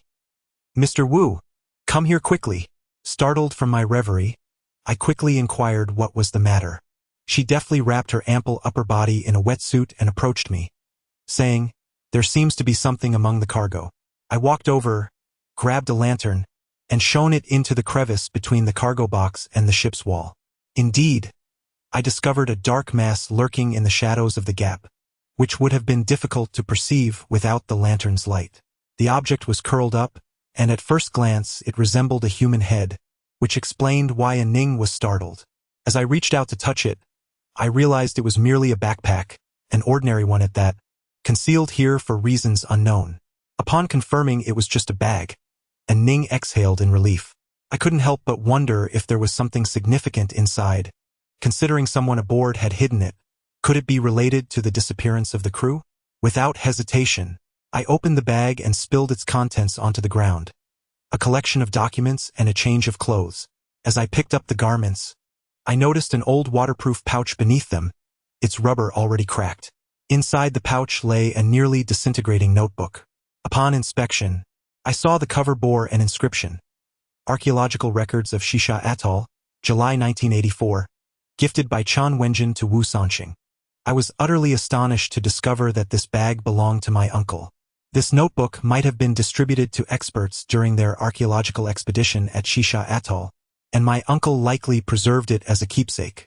I wondered what unknown matters might be documented within. Intrigued, I began to peruse its pages. Although my uncle's educational background is not high, he is a person who approaches tasks with utmost seriousness. Each day's records are meticulously documented in a consistent format. On the very first page, dated July 15th, the day of their departure, there is a list of names, with the leader being Wu Xie. As for the individual referred to as the dull oil bottle, I recalled my uncle mentioning that he seemed to have the surname Zhang. Upon searching, I indeed found a person named Zhang Qiling. Could he be the one? The initial entries primarily detail the process of locating and confirming the specific position of Heidu, laid out with remarkable thoroughness, to the point of being almost verbose, including the types of ropes used and the reasoning behind their choices. This information is already familiar to me, rendering it unnecessary to revisit, so I hastened my pace, flipping through to the latter pages. The final few entries captured my attention. On July 21st, we prepared for our first descent into the underwater tomb, having located the entrance, and upon reflection, this ancient tomb does not appear overly complex. By July 24th, we ventured inside, where we encountered a peculiar phenomenon. It seems this tomb is not entirely pristine. At that time, he mentioned that there were things one would not speak of when entering the tomb. Could it be that during his investigation, he inadvertently entered a tomb that, theoretically, should be utterly inaccessible? What did he encounter after his entrance? He noted the discovery of an unusual phenomenon. What could this strange occurrence be? When he mentioned the tomb being unclean, what did he mean? Those two brief sentences provoked a torrent of questions within me, far more tumultuous than the waves outside. I felt as though a multitude of question marks were about to burst my mind asunder. I revisited my notes several times, hoping to uncover more clues. However, the subsequent pages were all blank. Reflecting on my uncle's attitude towards this matter, I found an abundance of peculiarities, starkly contrasting with his usual demeanor. It seemed that behind this situation lay secrets beyond my imagination. Yet, I pondered how long it would be before these mysteries were unveiled. Lost in my thoughts, Ning snatched the notebook from my hands and examined it intently.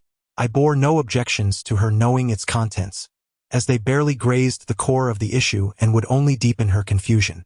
After a light meal, we boiled some water and dampened towels to soothe our aching hands. Following this endeavor, our physical condition improved swiftly. Despite the raging winds outside, my tension had dissipated. Once we finished eating, I suggested that Ning take a moment to rest while I explored the surroundings. Having had a brief slumber on the ship, I felt more refreshed than her, and sleep eluded me. I carried the heater and hot water to the outer cabin to prevent any burns should the vessel sway.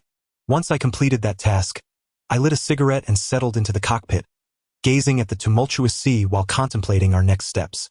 I was uncertain whether the ship could still be started. Drifting like this posed little immediate danger, but should we find ourselves among the reefs, the threat of grounding and sinking loomed ominously.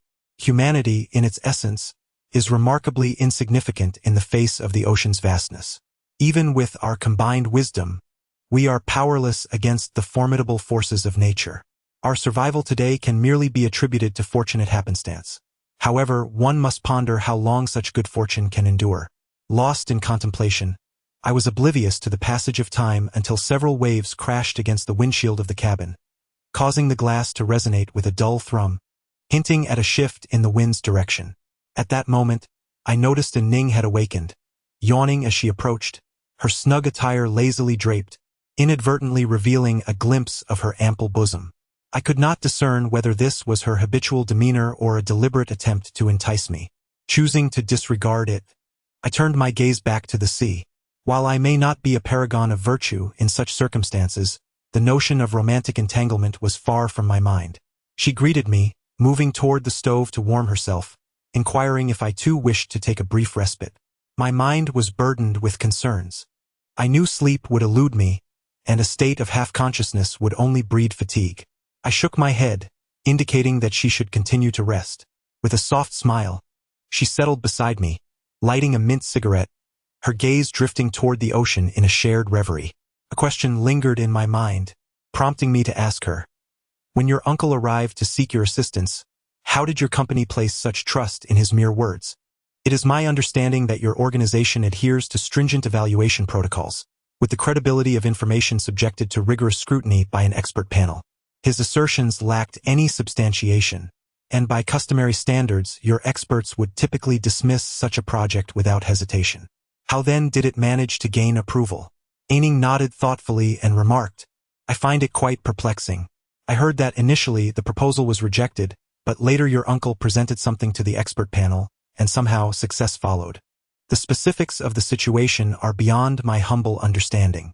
Ning continued, "Your uncle appears to be an intriguing individual, both rustic and cosmopolitan. He seems coarse yet possesses remarkable meticulousness. The plan he devised for us is extraordinarily comprehensive, encompassing every detail. Even our visit to you was premeditated, as part of his contingency plan, with you designated as his first alternate. In many respects, this plan reads like a prophecy. Many of the events he outlined have indeed come to pass." Upon hearing this, I felt an unsettling sense that something was amiss. My uncle has always detested rigid plans, having led a chaotic life for the better part of his existence. How could he suddenly undergo such a transformation? At that moment, she mentioned that she thought she heard some commotion at the rear of the cargo hold and urged me to investigate with her. I mused that it might be a rat and instinctively grabbed a nearby stainless steel pipe as we ventured forth. Upon passing through the cargo area, we arrived at the sailor's lounge, and beyond that lay the bow of the ship. As I lit the lantern, I discovered that the bow was separated by a formidable iron wall, with the partition welded to the hull. An oval steel door adorned the wall, equipped with a rotating seal lock resembling a steering wheel. Ning approached and attempted to turn the lock several times, but it remained resolutely immovable. As I observed, I discovered that a layer of rubber existed between the door and its frame, completely isolating the space within from the outside. Such doors are typically employed on large vessels, designed to seal off compartments in the event of an accident, preventing seawater from flooding in. However, I was left pondering the purpose of this one in particular. Just as I was lost in thought, a sound akin to fingernails scraping against metal emanated from the iron door, strikingly clear as though someone were grasping it from within. I gasped, wondering if the missing individuals were confined inside. This was indeed alarming. Ning shouted, "Quick! Those people might be trapped in there. We must unlock this door." I raised the steel pipe in my hand and inserted it into the rotating seal lock's disc, creating a makeshift lever. With a vigorous pull, I heard a loud crack as the lock mechanism began to turn. Once such a lock starts rotating, it requires minimal effort to open.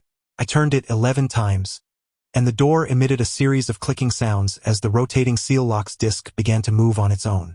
I pulled Ning back a few steps. Before we could brace ourselves, a deafening roar erupted as torrents of water surged forth from the door, knocking us to the ground and sweeping us into the cargo hold. I hastily grasped a bundle of canvas to halt my momentum. The steel door swung violently with the force of the water, creaking ominously. Looking up, I was startled to see a massive, scaly visage protruding from behind the steel door, its two green eyes eerily fixated on me like specters. The monstrous visage before me was nearly 4 or 5 times the size of my own head, its body obscured behind the iron door, leaving me to ponder the true magnitude of this creature. The feeble light filtering through the gaping hole in the deck offered little clarity, rendering its features indistinguishable. I could not ascertain whether it was a specter or some beast. All I knew was that its countenance exuded a chilling aura, an ineffable eeriness that gripped my being. I stood transfixed, my body rendered numb from scalp to soles, fear constricting my breath, and my legs faltering like strands of overcooked noodles. Struggling to retreat a few steps, I was reminded of the woman still sprawled on the ground. Though she was far from virtuous, leaving her to perish was not an option. I turned her over, only to find her withered hands had vanished once again. Yet, there was no time to dwell on that. Should the water rise further, her head would submerge, sealing her fate. With determination, I tucked my hands beneath her and began to drag her backward, knowing that the other end of the hold must connect to the stairway leading to the deck. If I could hoist her up there, I would have the choice to either leap into the sea or call for help, thus expanding my options. As I moved with trembling legs, I repeated to myself, "Remain calm, remain calm." In the face of such peril, tranquility was paramount. I inched backward cautiously, my gaze unwavering from that terrifying face. The creature stared at me with an unsettling stillness. The only sound penetrating the air was the relentless rush of water. If it were to make a move, perhaps turn its head or part its lips, I might find some relief. However, its eyes remained fixed on me, intensifying my dread with each passing moment. It seemed utterly abnormal to me. However, since it remained still for the moment, I decided it would be best for it to remain so. I hoped it would not spring forth just as I approached the staircase. Resolving not to glance back, I quickened my pace, reaching the staircase in a matter of moments. To my dismay, I discovered the stairs had decayed to mere skeletal remains. I was uncertain whether I could ascend alone, let alone assist the half-conscious woman beside me. I noticed a few iron beams lying across the staircase and, taking hold of one of her hands, I attempted to climb. Yet, as soon as I stepped, the beam snapped underfoot, crumbling as if it were nothing more than mud. Regrettably, despite my slender build, I possessed little strength. After 2 failed attempts, not only was I unable to ascend, but I also stumbled, striking my mouth and causing tears to well in my eyes from the pain.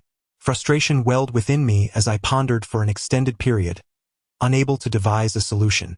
Habitually, I turned to check if the creature still lingered nearby, and to my horror, upon turning, I found a massive figure looming behind me, nearly face to face. The shock compelled me to scream uncontrollably. Yet, upon realizing the creature's value, the fisherman harbored ulterior motives, intending to keep it hidden and eventually sell it to the city. He feigned compliance to the villagers, claiming he would release it, while secretly concealing it in his home. The following day, however, the entire family of the fisherman vanished without a trace. The villagers, sensing something ominous, searched tirelessly for 2 days, only to ultimately discover the body of the fisherman's wife at the base of a seaside cliff, her abdomen brutally opened and her innards devoured. The old man, upon witnessing the event, proclaimed that the other sea monkeys had come to exact revenge. He summoned a feng shui master and set up an altar by the seaside, offering numerous pig and sheep heads. After several days of conducting rituals, he finally ceased his endeavors. A classmate of mine illustrated the visage of the sea monkey for me. He possessed a remarkable talent for drawing such creatures, rendering them with astonishing realism. The depiction left an indelible mark on my youthful psyche, resulting in several sleepless nights, and I have retained a vivid impression of that entity. Now, upon sighting it again, the memory surged forth. I had not anticipated that this so-called sea monkey would be of such an imposing size. A fleeting recollection passed through my mind. The creature remained motionless, fixated intently on the woman against the cabin wall, drool inexplicably cascading from its mouth. Fortunately, the woman remained in slumber. Otherwise, she would likely have been terrified to the core. As I regained a modicum of composure, I pressed against the cabin wall behind me, which was composed of brittle, decayed wood. At that moment, a plan began to form in my mind. If I exerted sufficient force, I could surely create an opening in the wall. Thus, should the sea monkey charge at me, I would have an avenue for retreat. However, I knew that the rear of the cabin housed the ship's machinery, and I was uncertain whether I could find anything suitable to use as a weapon. While I was lost in these thoughts, I was suddenly startled by a series of creaks emanating from the deck, indicating that another person had boarded the vessel. In my bewilderment, I saw Zhang too leap down through a crack in the deck. The fool, upon landing, immediately raised his pistol, cautiously surveying the iron door before turning around and exclaiming in terror, "Oh my goodness!"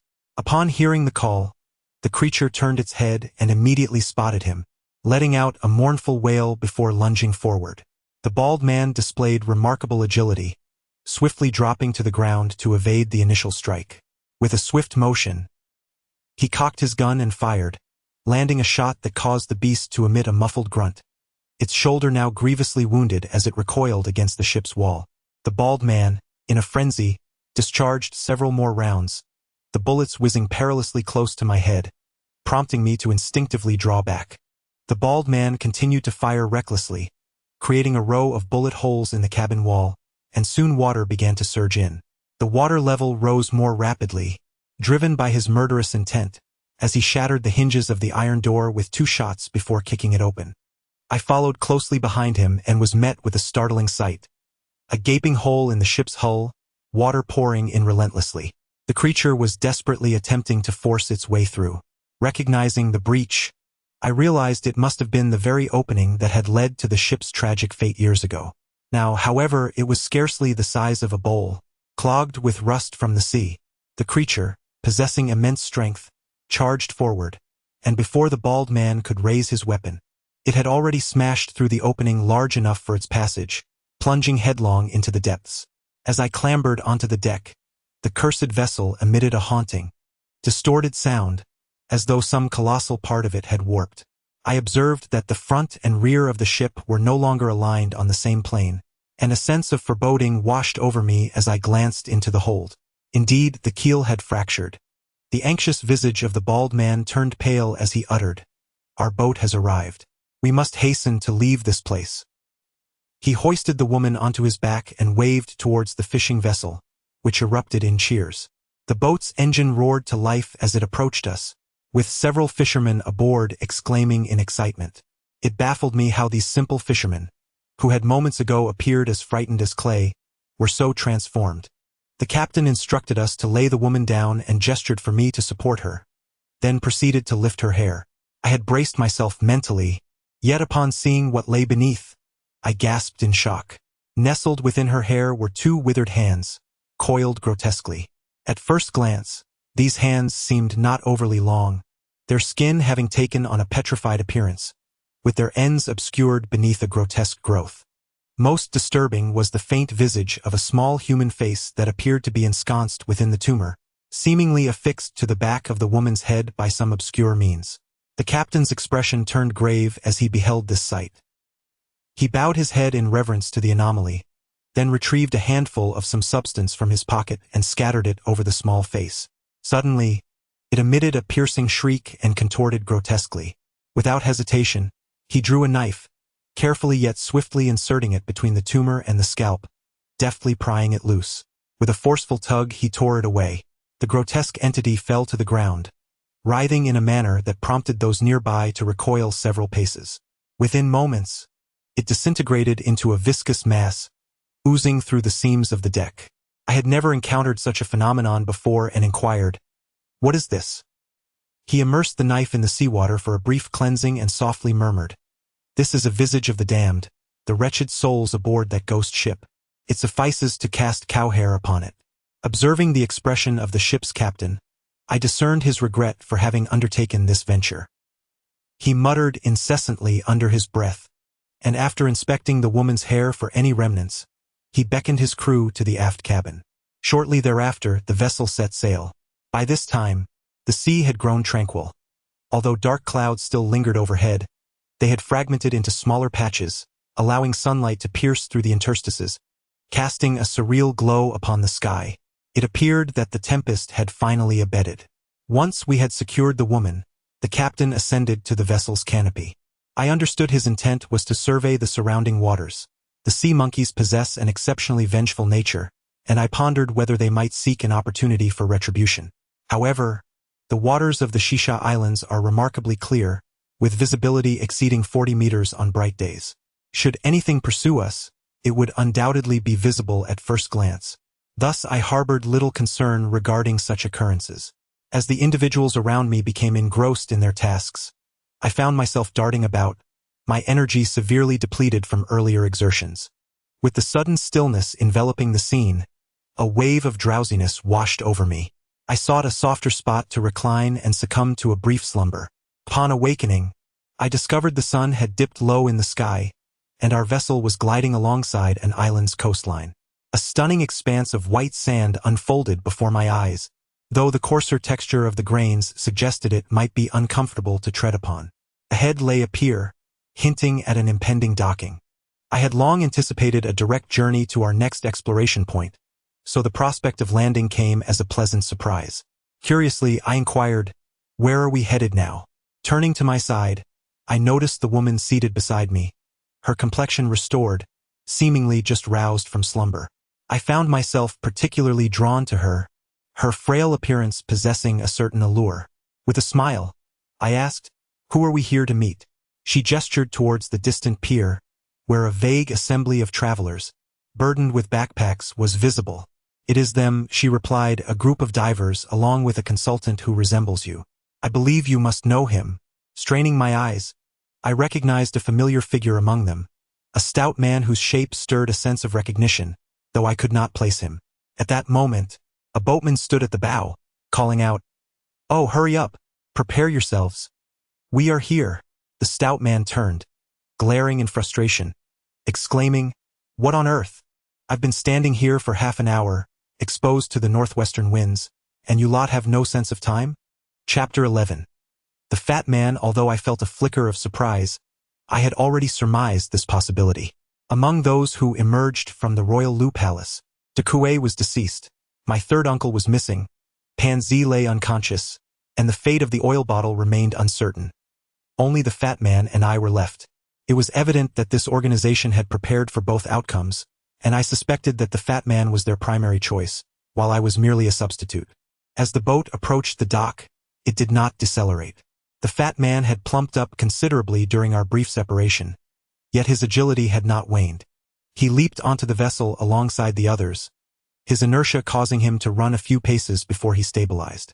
Upon noticing me, he erupted into hearty laughter. "Comrade, you are here too. It seems our dear Miss and Ning holds quite the influence." The woman managed a strained smile in response, indicating a certain familiarity between them. My assessment of the fat man had always been a mix of admiration and disdain.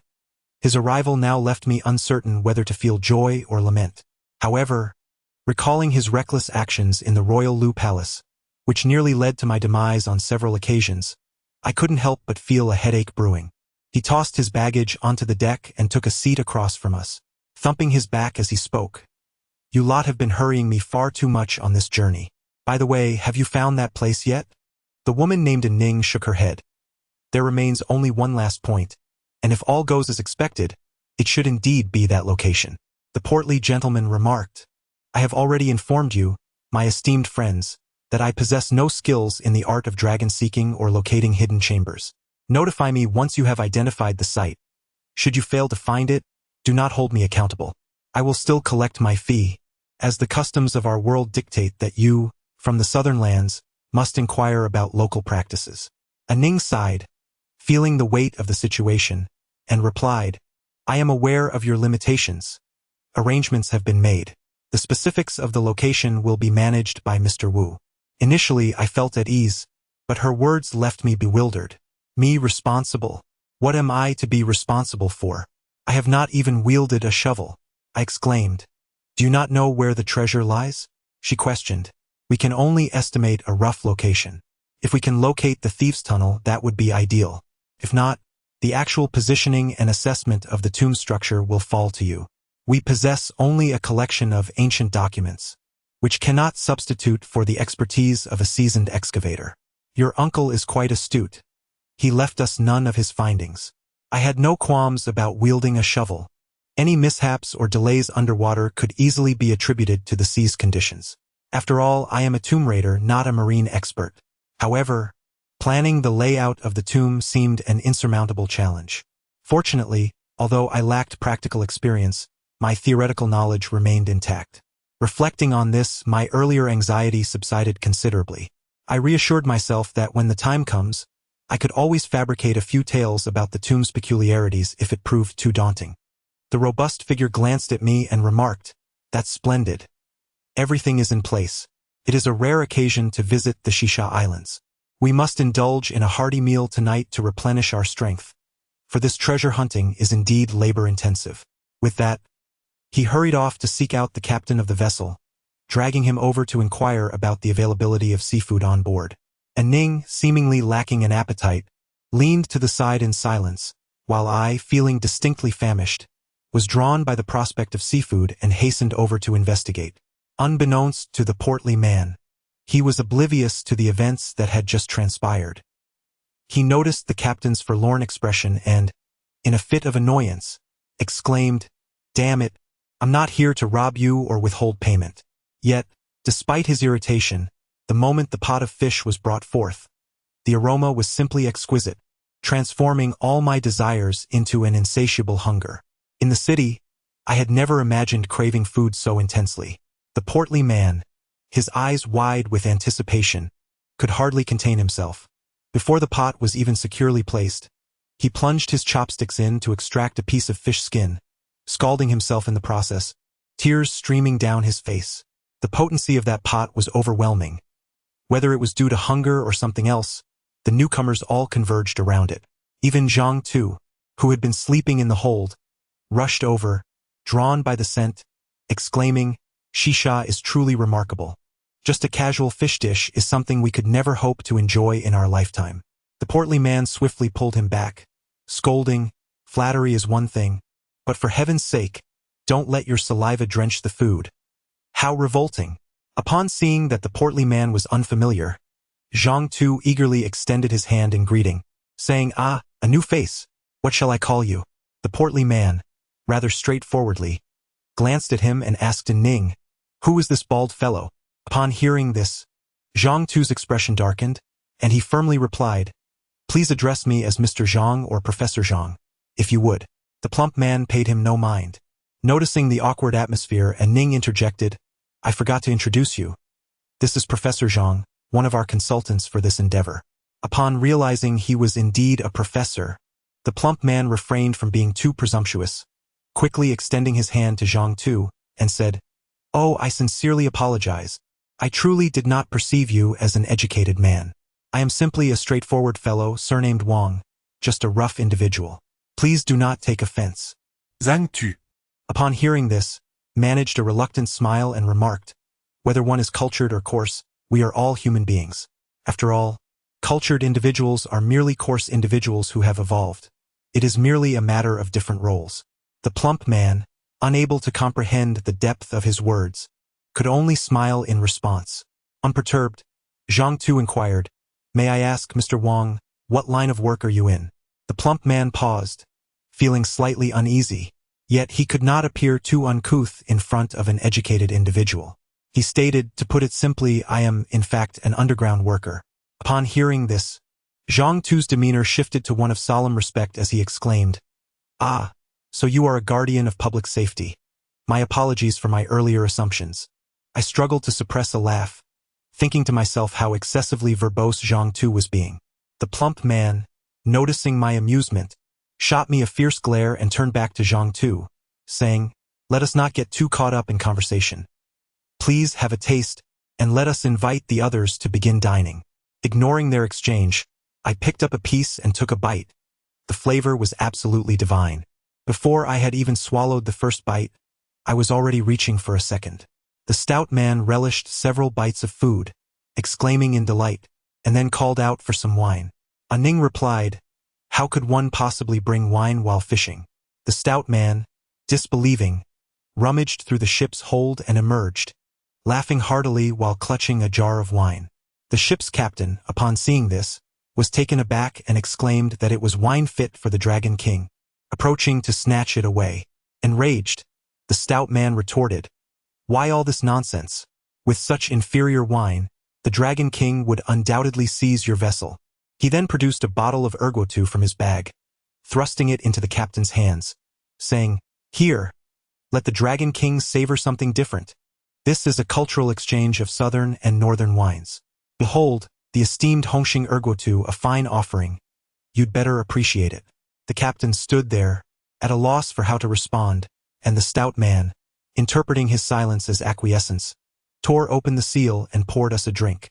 The wine, indeed, was delightful, renowned coconut wine from the Li Miao township. We feasted heartily, consuming copiously until the moon hung directly overhead. Once the stout man finished his last sip, he belched contentedly, slapped his thigh, and sat up straight, proclaiming, "Ladies and gentlemen, we are well fed. It is time to discuss serious matters." Chapter 12. Meeting the stout man had eaten to his fill, his belly round and protruding. He patted it and remarked, "This sea venture, I have never faltered before. We must make adequate preparations to avoid chaos when we embark. I need to assess the equipment you have prepared for me." "Ah, ninginquiret, mervang." "How confident are you about this undertaking? Perhaps we should devise a plan to have a clearer understanding." The stout man shook his head, saying, "It's hard to say. Based on my experience, the sea pit presents 3 challenges. First, it is difficult to locate. Second, it is arduous to dig. And third, the conditions within remain unclear. For the time being, let us set aside the first 2 concerns and focus on the third. We do not know whether there are sticky rice dumplings within the sea pit. If there are, it could lead to trouble. If not, then the sea pit is merely a dry pit submerged in water, easily conquerable." Speaking of sticky rice dumplings, I suddenly recalled what my uncle had told me about the creature encountered in the tomb passage. The more I pondered, the more I felt that it might be akin to the sea monkey we encountered on the ghost ship today. A chill ran down my spine as I remarked, "I cannot ascertain whether there are sticky rice dumplings, but there might be something even more troublesome." I proceeded to describe the entity I had seen aboard the ghost ship to the group. The others had already heard Zhang Tu embellish the tale, though his emphasis had been on how he heroically rescued me and Ning. My account was more mundane, and once I finished, the stout man furrowed his brow and inquired, "Damn, is there really such a thing?" I nodded, responding, "There are legends of such beings in many places. Cannot be mistaken."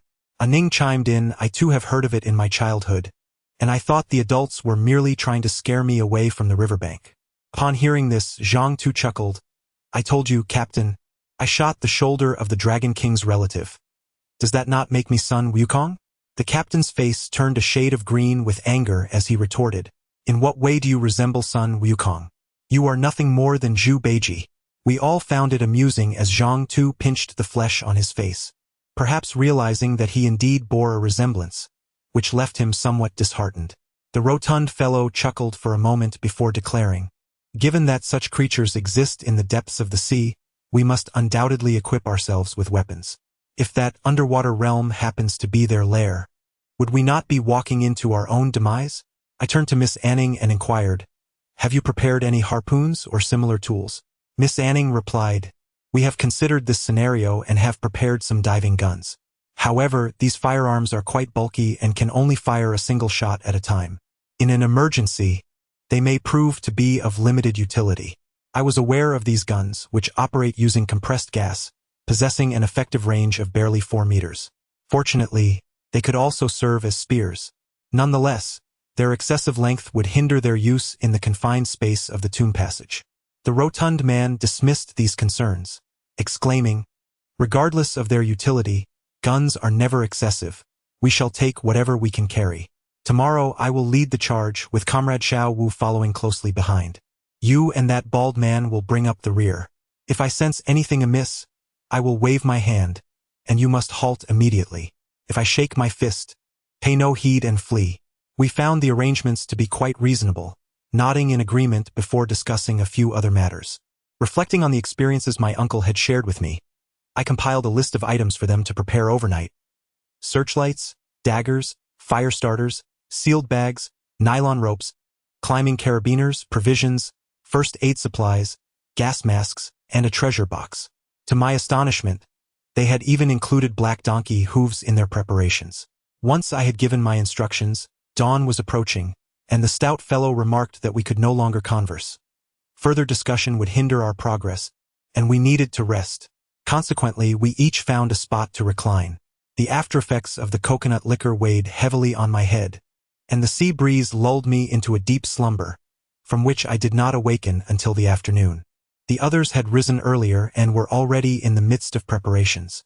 I splashed my face with seawater, and at that moment, several young ones emerged from the water. One removed his breathing apparatus and exclaimed, "We found it. This is undoubtedly the location, and we have located the tunnel." Upon hearing this, Ning eagerly inquired, "Did anyone venture inside to take a look?" Nodding, Ning posed a few questions to the young man before turning to us and stating, "All right, let us make our preparations. They will call us once they have cleared the tunnel entrance, as there are signs of a collapse within. They will secure it with supports." We each donned our diving suits, and while the fit was suitable for most, the stout fellow struggled to contain his belly, leaving his navel exposed. Although it was not the most dignified appearance, he managed to put it on nonetheless. After inspecting our gear and ensuring we had everything necessary, we took turns plunging into the water one after another. Chapter 13. Here I observed several stone anchors, resembling those described by my uncle, though I could not be certain they were indeed the same. The traces of the crypt he had delineated remained visible, and both Zhang Tu and I made a concerted effort to memorize the location. Considering the position of this illicit tunnel, it appeared to lead downward towards the ear chamber, where the bricks would likely be thinner. After approximately 5 minutes of searching, it seemed unnecessary to continue further. The stout fellow gestured to me, indicating whether we should proceed. Ning glanced at her diving gauge and nodded in agreement. Our equipment was far superior to that of 2 decades prior. We were well prepared for this venture. At the entrance, we meticulously checked our gear and confirmed the agreed-upon code phrases. Once we assured everything was in order, the stout man steadied himself and was the first to creep inside. We followed closely, illuminating the darkness with our exploration lights, plunging into the depths for 5 or 6 meters. The tunnel was irregular in shape, varying between wide and narrow. As I swam, I scrutinized the tunnel walls, growing increasingly perplexed. It appeared to have not been excavated by human hands.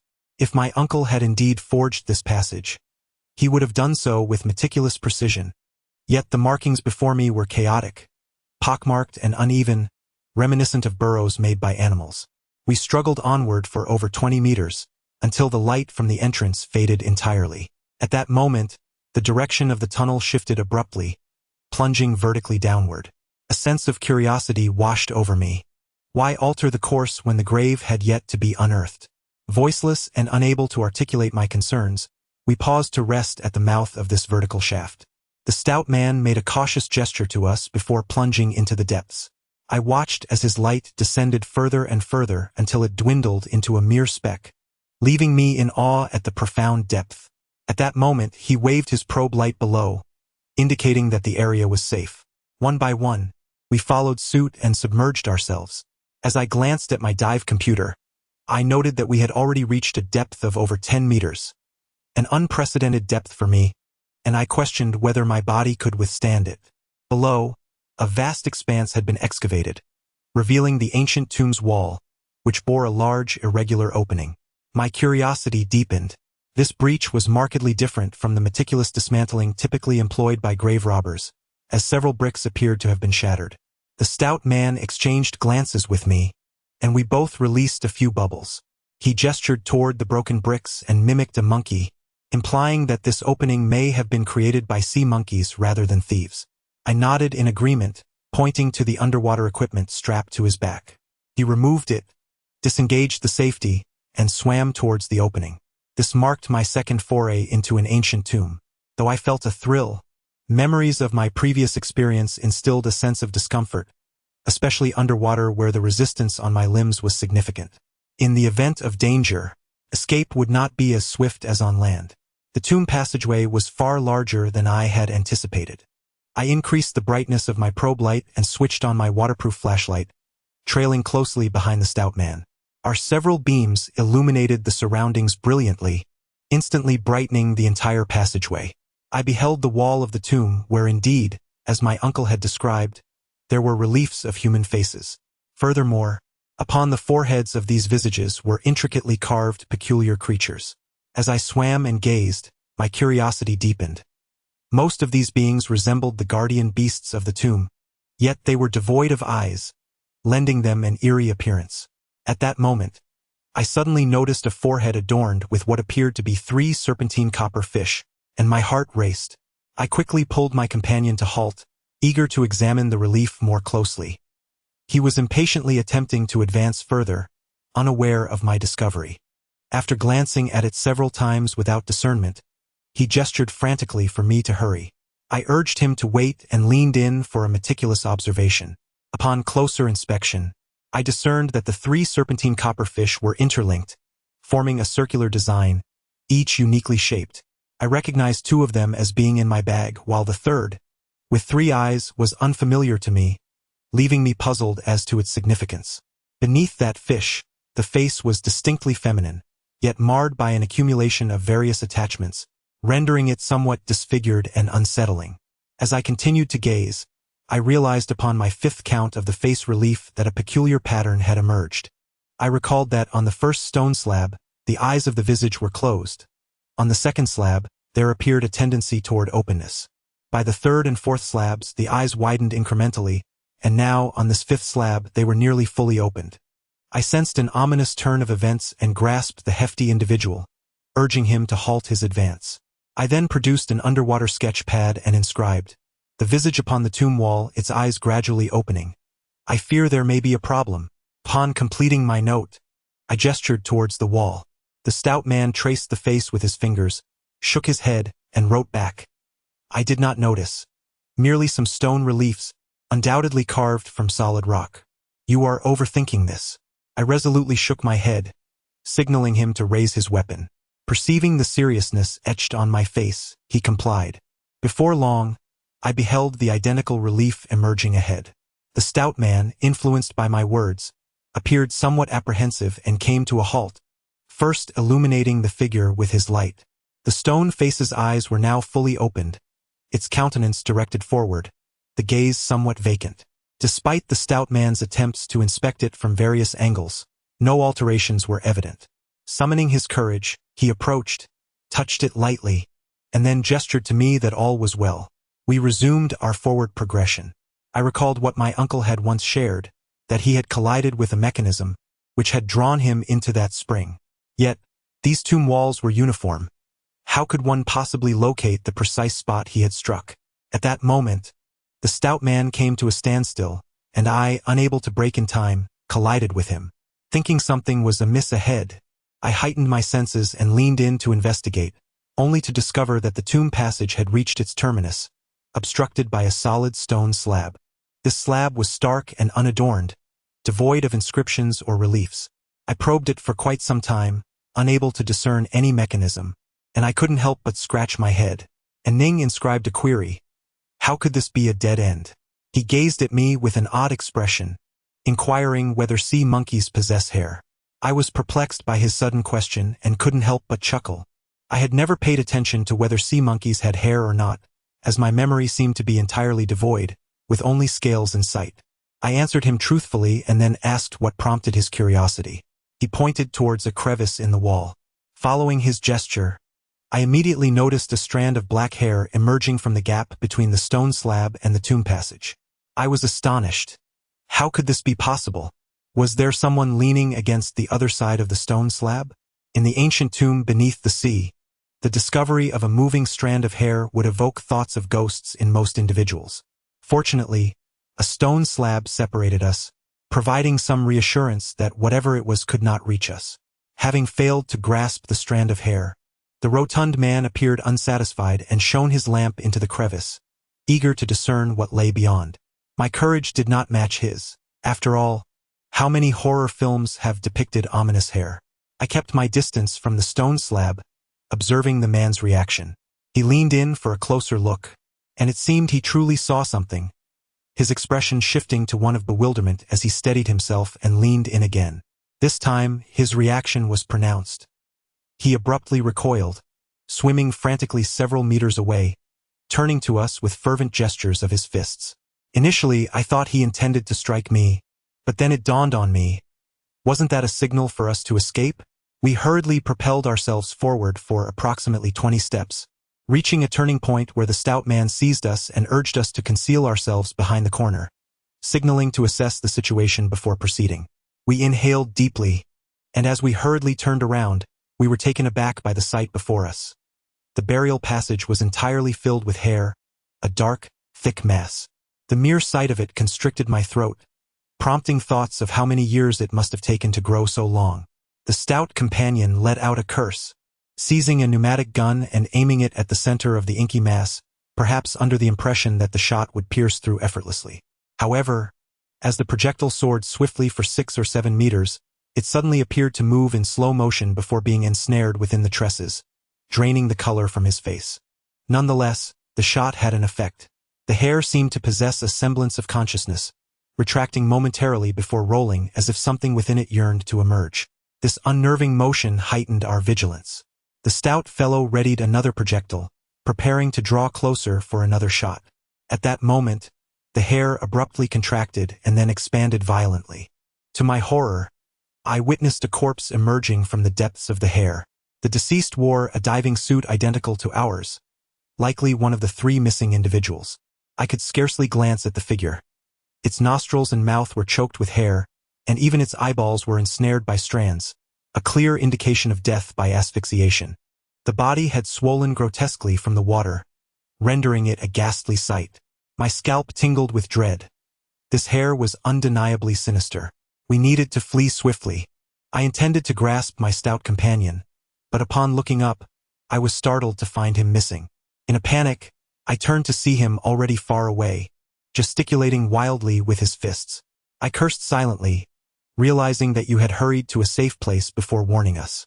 Urging Zhang and Ning to follow, I noticed the plump fellow still complaining about our sluggishness. Without hesitation, I delivered a swift kick to his rear. The rotund man yelped in pain, his indignation flaring as he attempted to retaliate, but Ning quickly intervened, gesturing towards our escape route. Sensing the urgency of our flight, I resolved to settle scores later. At that moment, Zhang, who had lingered at the back, suddenly darted forward like a crab, grasping the straps on our backs in a flurry. He seized the opportunity to confront the plump man, commanding him to halt. I observed the urgency in his wide-eyed expression, pondering whether he had uncovered some insight into the tomb's architecture.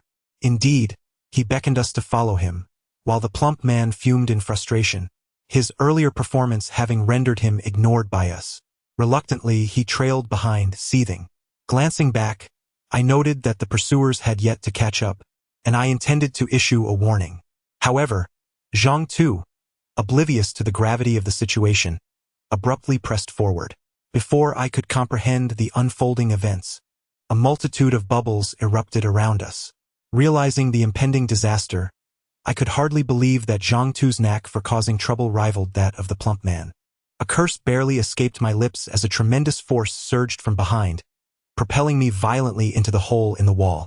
The water flowed in a swirling manner, and I immediately understood what my uncle had described. It felt as though my innards were being tossed aside, akin to being thrust into a washing machine. In mere moments, I was dizzy, with everything around me becoming a blur.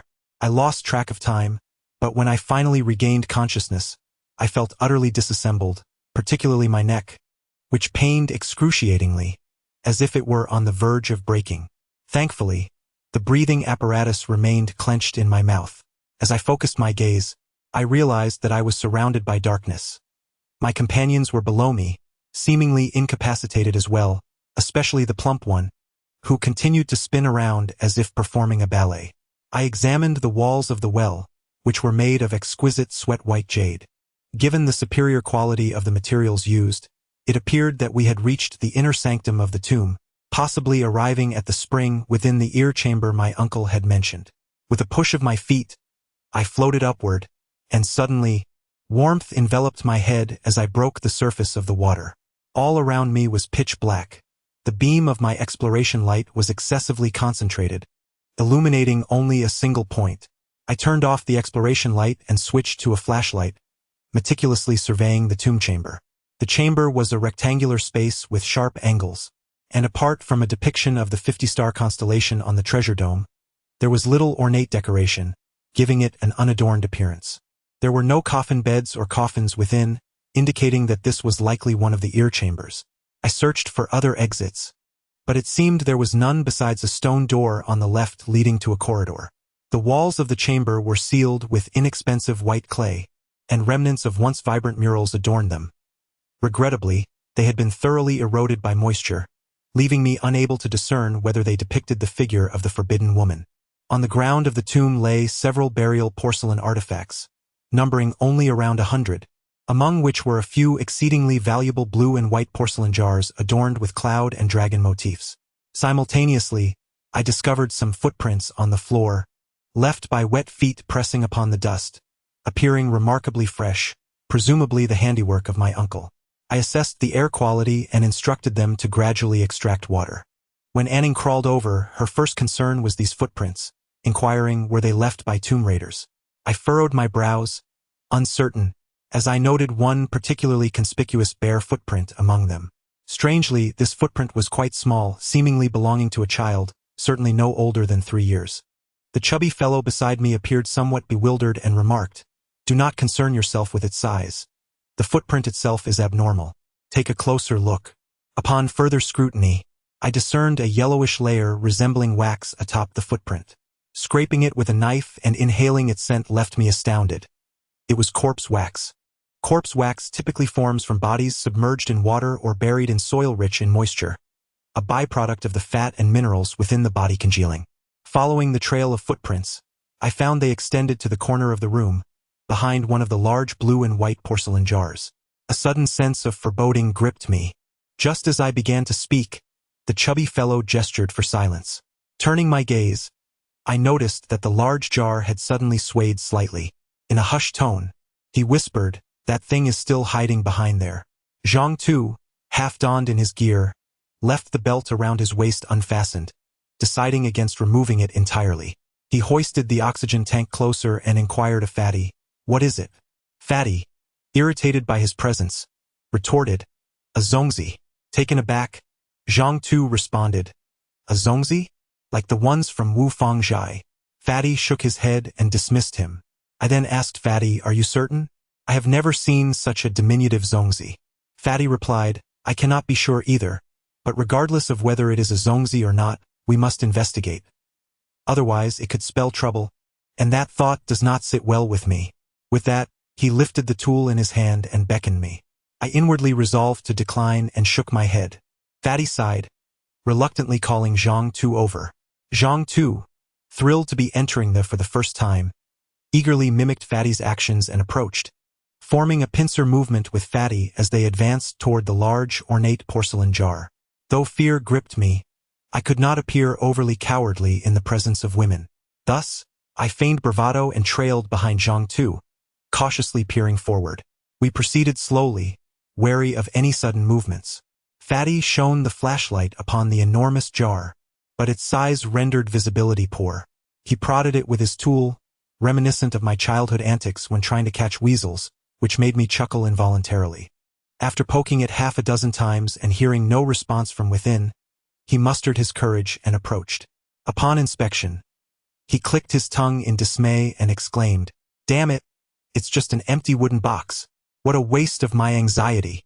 We followed closely behind, and upon closer inspection, I discovered a small coffin, no larger than a violin case, adorned with 2 phoenix carvings. The lid had been removed and set aside, revealing a pristine white interior, yet the body was conspicuously absent. It was no wonder that the rotund fellow mistook it for merely a box. I remarked, "This is not a box. It is a type of coffin." Initially, he found it hard to believe, but comprehension dawned upon him as he queried, "Are you suggesting that this is the coffin for that little dumpling?" I nodded and scrutinized it further, noticing several punctures along the coffin's surface. A dark streak extended from these holes down to the ground, suggesting that some liquid had once seeped out. This scene seemed reminiscent of something mentioned in my grandfather's notes. The stout man meticulously examined every nook and cranny with his flashlight, then sighed in disappointment. Judging by the specifications of this coffin, it is evident that the child must have possessed numerous valuable items. Alas, if only we knew where the body had gone. Perhaps we could have extracted a few treasures. I nodded in agreement. The remains of children who met untimely ends or were interred as burial companions often contained a wealth of items, mostly retained on their person, particularly in the case of burial children, whose bellies frequently housed preservation beads, objects of significant worth. We searched the vicinity, hoping to uncover the whereabouts of the body, but after combing through the area thoroughly, we found not even a scrap, indicating that it had likely been taken along with the coffin by those grave robbers. The stout man, unwilling to relent, desired to pry open the coffin. I found this inappropriate and grasped his arm, saying, "This coffin is unlike others. It is certainly not merely a resting place for the deceased. It would be best not to disturb it." The stout man chuckled. "The corpse is long gone. What fear could I possibly have? Are you afraid the coffin might leap up and bite me?" The woman interjected, "Our purpose here is not to disturb the dead. Let us hasten to the main burial chamber and not squander time. Let us conclude this swiftly."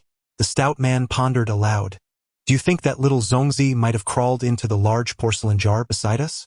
I glanced at the jar, and a thought struck me. Indeed, such a possibility existed. The stout man, slightly flushed, remarked, "I just heard a sound coming from that jar, as if it originated from within." I thought to myself, Zhongzi is not a rat. How could it possibly burrow into the jar? Perhaps I misheard, and I merely mentioned it casually, having no other intentions. I was aware that he still coveted the treasures that lay with the corpse, so I intended to tease him a bit. At that moment, the large porcelain jar suddenly toppled over with a clatter. I was taken aback, wondering if he had indeed spoken the truth. The four of us fell silent, tense and fixated on the jar, which first spun in place a few times before rolling towards us with a curious gurgling sound. My attention had been entirely focused on the coffin, and I had not closely observed the porcelain jar. In a flurry, I hastily retreated a few steps. The jar wobbled and rolled a few times before changing direction and heading towards the stone door of the Yongdao, finally colliding with the doorframe with a resounding clang before coming to a halt. We exchanged glances, each of us perplexed by the situation. Could it be true, as the portly fellow suggested, that there was indeed a Zhongzi within?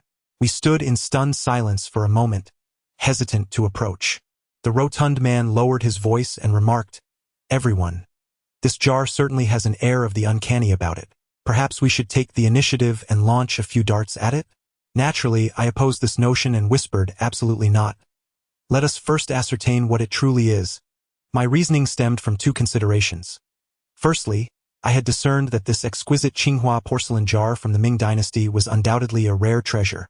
With such dimensions becoming increasingly scarce in the world, one might say that each instance of its destruction was irreplaceable. Secondly, the mystery of what lay within was daunting.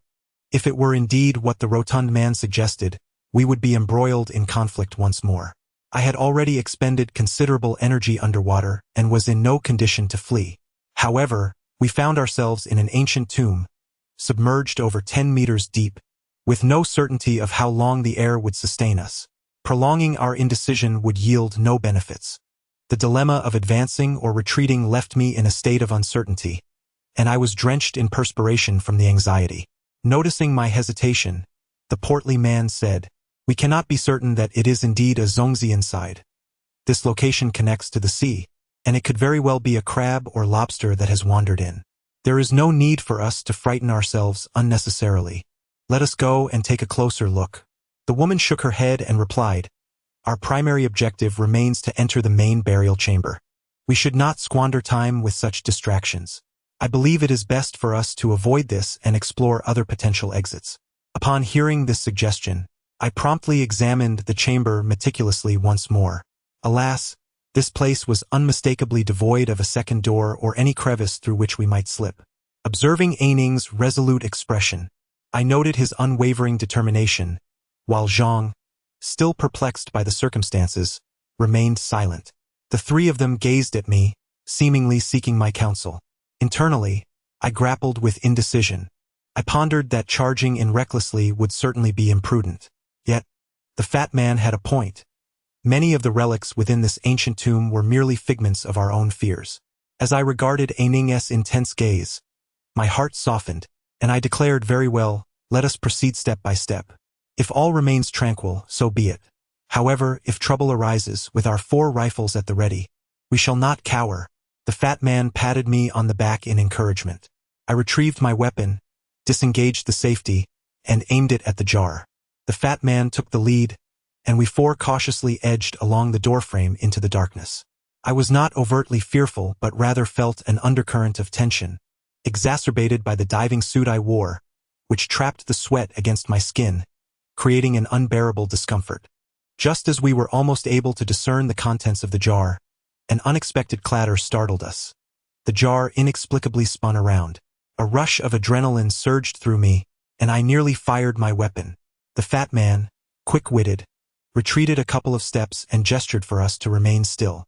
We then watched as the porcelain jar began to roll again, this time tracing a direct arc before tumbling into the pitch-black corridor. The stout man uttered a curse and immediately ventured inside. It was enveloped in darkness, and upon illuminating the space with my flashlight, I discerned a corridor constructed of exquisite white jade bricks, strikingly minimalistic. There was nothing within, save for 2 light troughs flanking the ground, each housing a lamp socket every meter or so. At the far end of the corridor stood a jade door, with 2 slightly smaller doors on either side, all of which were ajar, suggesting prior passage. A peculiar jar had come to a halt in the center of the left door, motionless. A sense of the uncanny washed over me. The jar's behavior seemed to beckon us forward, as if it were silently urging us to follow me. This must be a conscious act. Could it be that the contents of this jar were not Zhongzi, but rather a specter? I voiced my thoughts, and the stout man, considering my words, remarked, "You may be onto something." I too felt that this object rolled with an uncanny smoothness, reminiscent of a bowling ball. I could only manage a wry smile in response. The stout man continued, "Since we have come this far, let us not linger in hesitation. Let us proceed and uncover its purpose. After all, whether we extend our necks or retract them, the outcome remains the same." The group nodded in agreement, and the stout man patted my shoulder, saying, "This bare stone pathway often conceals traps. Wu, my brother, do you perceive anything amiss in this place? I am acutely aware of my unassailable responsibility." Nodding slightly, I illuminated the ground with my flashlight, revealing a path strewn with small stone slabs, which likely concealed lethal mechanisms. I considered that since my uncle had traversed this place, any traps may have already been disabled or triggered. However, should any remain intact, it could lead to considerable complications. I issued a caution to my companions, then adjusted my backpack and took the lead. To evade potential traps, it would be prudent to crawl along the wall. Yet, flanking the path were 2 darkened channels, the contents of which were shrouded in mystery, possibly harboring even greater dangers. Thus, we were compelled to proceed along the edges of the channels. I instructed them to remain acutely aware of their footing. However, I too was engulfed in uncertainty. The pressure of each step, its weight and speed required finesse, a finesse I lacked entirely. As I advanced, my anxiety intensified. After a few tentative steps, beads of cold sweat formed on my brow. Noticing my palpable tension, my companions grew anxious as well. The stout man remarked, "It appears that this endeavor is not as straightforward as it seems, my young comrade. If you find yourself fatigued, shall we take a brief respite?" With a sigh of despair, I lamented my misfortune, realizing that I was destined to become a pincushion. Just then, a sharp whistle pierced the air as a crossbow bolt whizzed past her ear. Before I could fully comprehend the situation, a second arrow lunged directly towards her chest. In a flash, Ning's gaze shifted, and with a swift, lightning-like turn, her hand deftly seized the arrow mid-air, a motion executed in mere fractions of a second, leaving me barely able to discern her shadow. Astonished by her agility, I had no time to ponder, as I felt a series of vibrations beneath my feet and urgently shouted, "Get down! There are hidden crossbows!" No sooner had the words left my lips than a barrage of white light surged toward us. I instinctively ducked to evade one of the arrows, when suddenly, from a distant container, I spotted a creature covered in white fur swiftly darting into the stone door on the left. I gasped, but before I could react further, a sharp pain pierced my chest. Glancing down, I was horrified to find 2 arrows embedded deep, seemingly penetrating 2 or 3 inches into my flesh. The agony surged through me, and my heart raced with disbelief. How could this happen? I was still so young, yet to even have held a woman's hand, and now I faced the grim prospect of perishing in an unknown grave. If I were to die here, it would likely be centuries before anyone would come to retrieve my remains. Such a fate seemed unbearably tragic. Arrows rained down like a torrential downpour, their origin a mystery, their speed too swift to evade. The rotund figure of my companion utilized his backpack as a shield, dashing forth to shield us from a barrage of arrows. I gasped in horror at the sight of his back, which was riddled with more than a dozen arrows, resembling an incense burner laden with fragrant sticks. It appeared that he was certainly mortally wounded. However, curiously, he seemed impervious to pain. The adage that a woman's heart is the most venomous was one I had never truly believed. Yet here I was, confronted with the stark reality of a woman's cruelty. Moments earlier, she had appeared as a timid figure. Yet in an instant, she had transformed into a human shield, braving the onslaught of arrows. I noticed that she emerged unscathed, which incited my frustration, prompting me to strike the ground in exasperation. She glanced back at me, and with a sudden, playful gesture, blew me a kiss before activating her flashlight and sauntering into the central jade gate. A sense of disquiet enveloped me. The arrows seemed less injurious than anticipated. My breath remained unlabored. Yet, having never been struck by an arrow, I was unaware of the sensation of impending death. My stout companion urged me to extract a few arrows, but I lacked the courage, hesitating in his presence. At that moment, Zhang too, who had been sheltered behind the rotund figure, stood up, having remained unscathed. Observing the state of my companion, he suddenly declared, "Rest assured, it's nothing." Both the stout man and I were taken aback. Zhang Tu's voice had transformed, sounding oddly familiar. Then, to our astonishment, he straightened his posture, and with a distinct crack, he appeared to grow several centimeters taller. Subsequently, he extended his hand forward once more, exerting a force that produced a distinct sound, and astonishingly, his hand elongated several inches. My jaw nearly dropped in disbelief. Could this truly be the art of bone contraction? I had only encountered it in my grandfather's notes, described as a fundamental skill among ancient grave robbers, essential for maneuvering through exceedingly narrow crevices, such as the beams of a netherworld palace or the voids beneath the earth. I had never comprehended its underlying principle, regarding it merely as a jest, but witnessing it unfold before my eyes rendered me incredulous at the existence of such an extraordinary ability. In recent years, I had heard whispers that individuals in the Luoyang tomb robbing community still employed this technique, crafting minuscule holes through which they would contort their bodies, leading passing police officers to mistakenly believe they had stumbled upon a weasel burrow. Once the authorities realized it was a clandestine entry point, they found themselves incapable of apprehending the perpetrators, as by the time they excavated the passage, the culprits had already escaped through an alternate route. Regrettably, this skill is exceedingly difficult to master. Even with rigorous training from a young age, the intricate coordination of one's entire skeletal structure is imperative for success. He exhaled deeply, grasped the back of his ear, and with a swift motion, tore away a human skin mask, revealing his true visage. Upon witnessing this, I was momentarily rendered speechless. Beneath the mask lay none other than the muffled oil bottle. Stunned, I was suddenly consumed by a wave of unbridled indignation. His ability to disguise himself was so remarkable he could easily assume the role of a leading actor, and yet I had been utterly oblivious. The muffled oil bottle shook out his arms, as though they had not been used in ages, leaving the stout man at a loss for words. After a prolonged silence, he finally managed to grasp the situation, exclaiming, "Young man, what is the meaning of this? Are you intentionally toying with us?" The silent figure known as the muffled oil bottle did not utter a word. Instead, he gently patted his companion, urging him to sit down.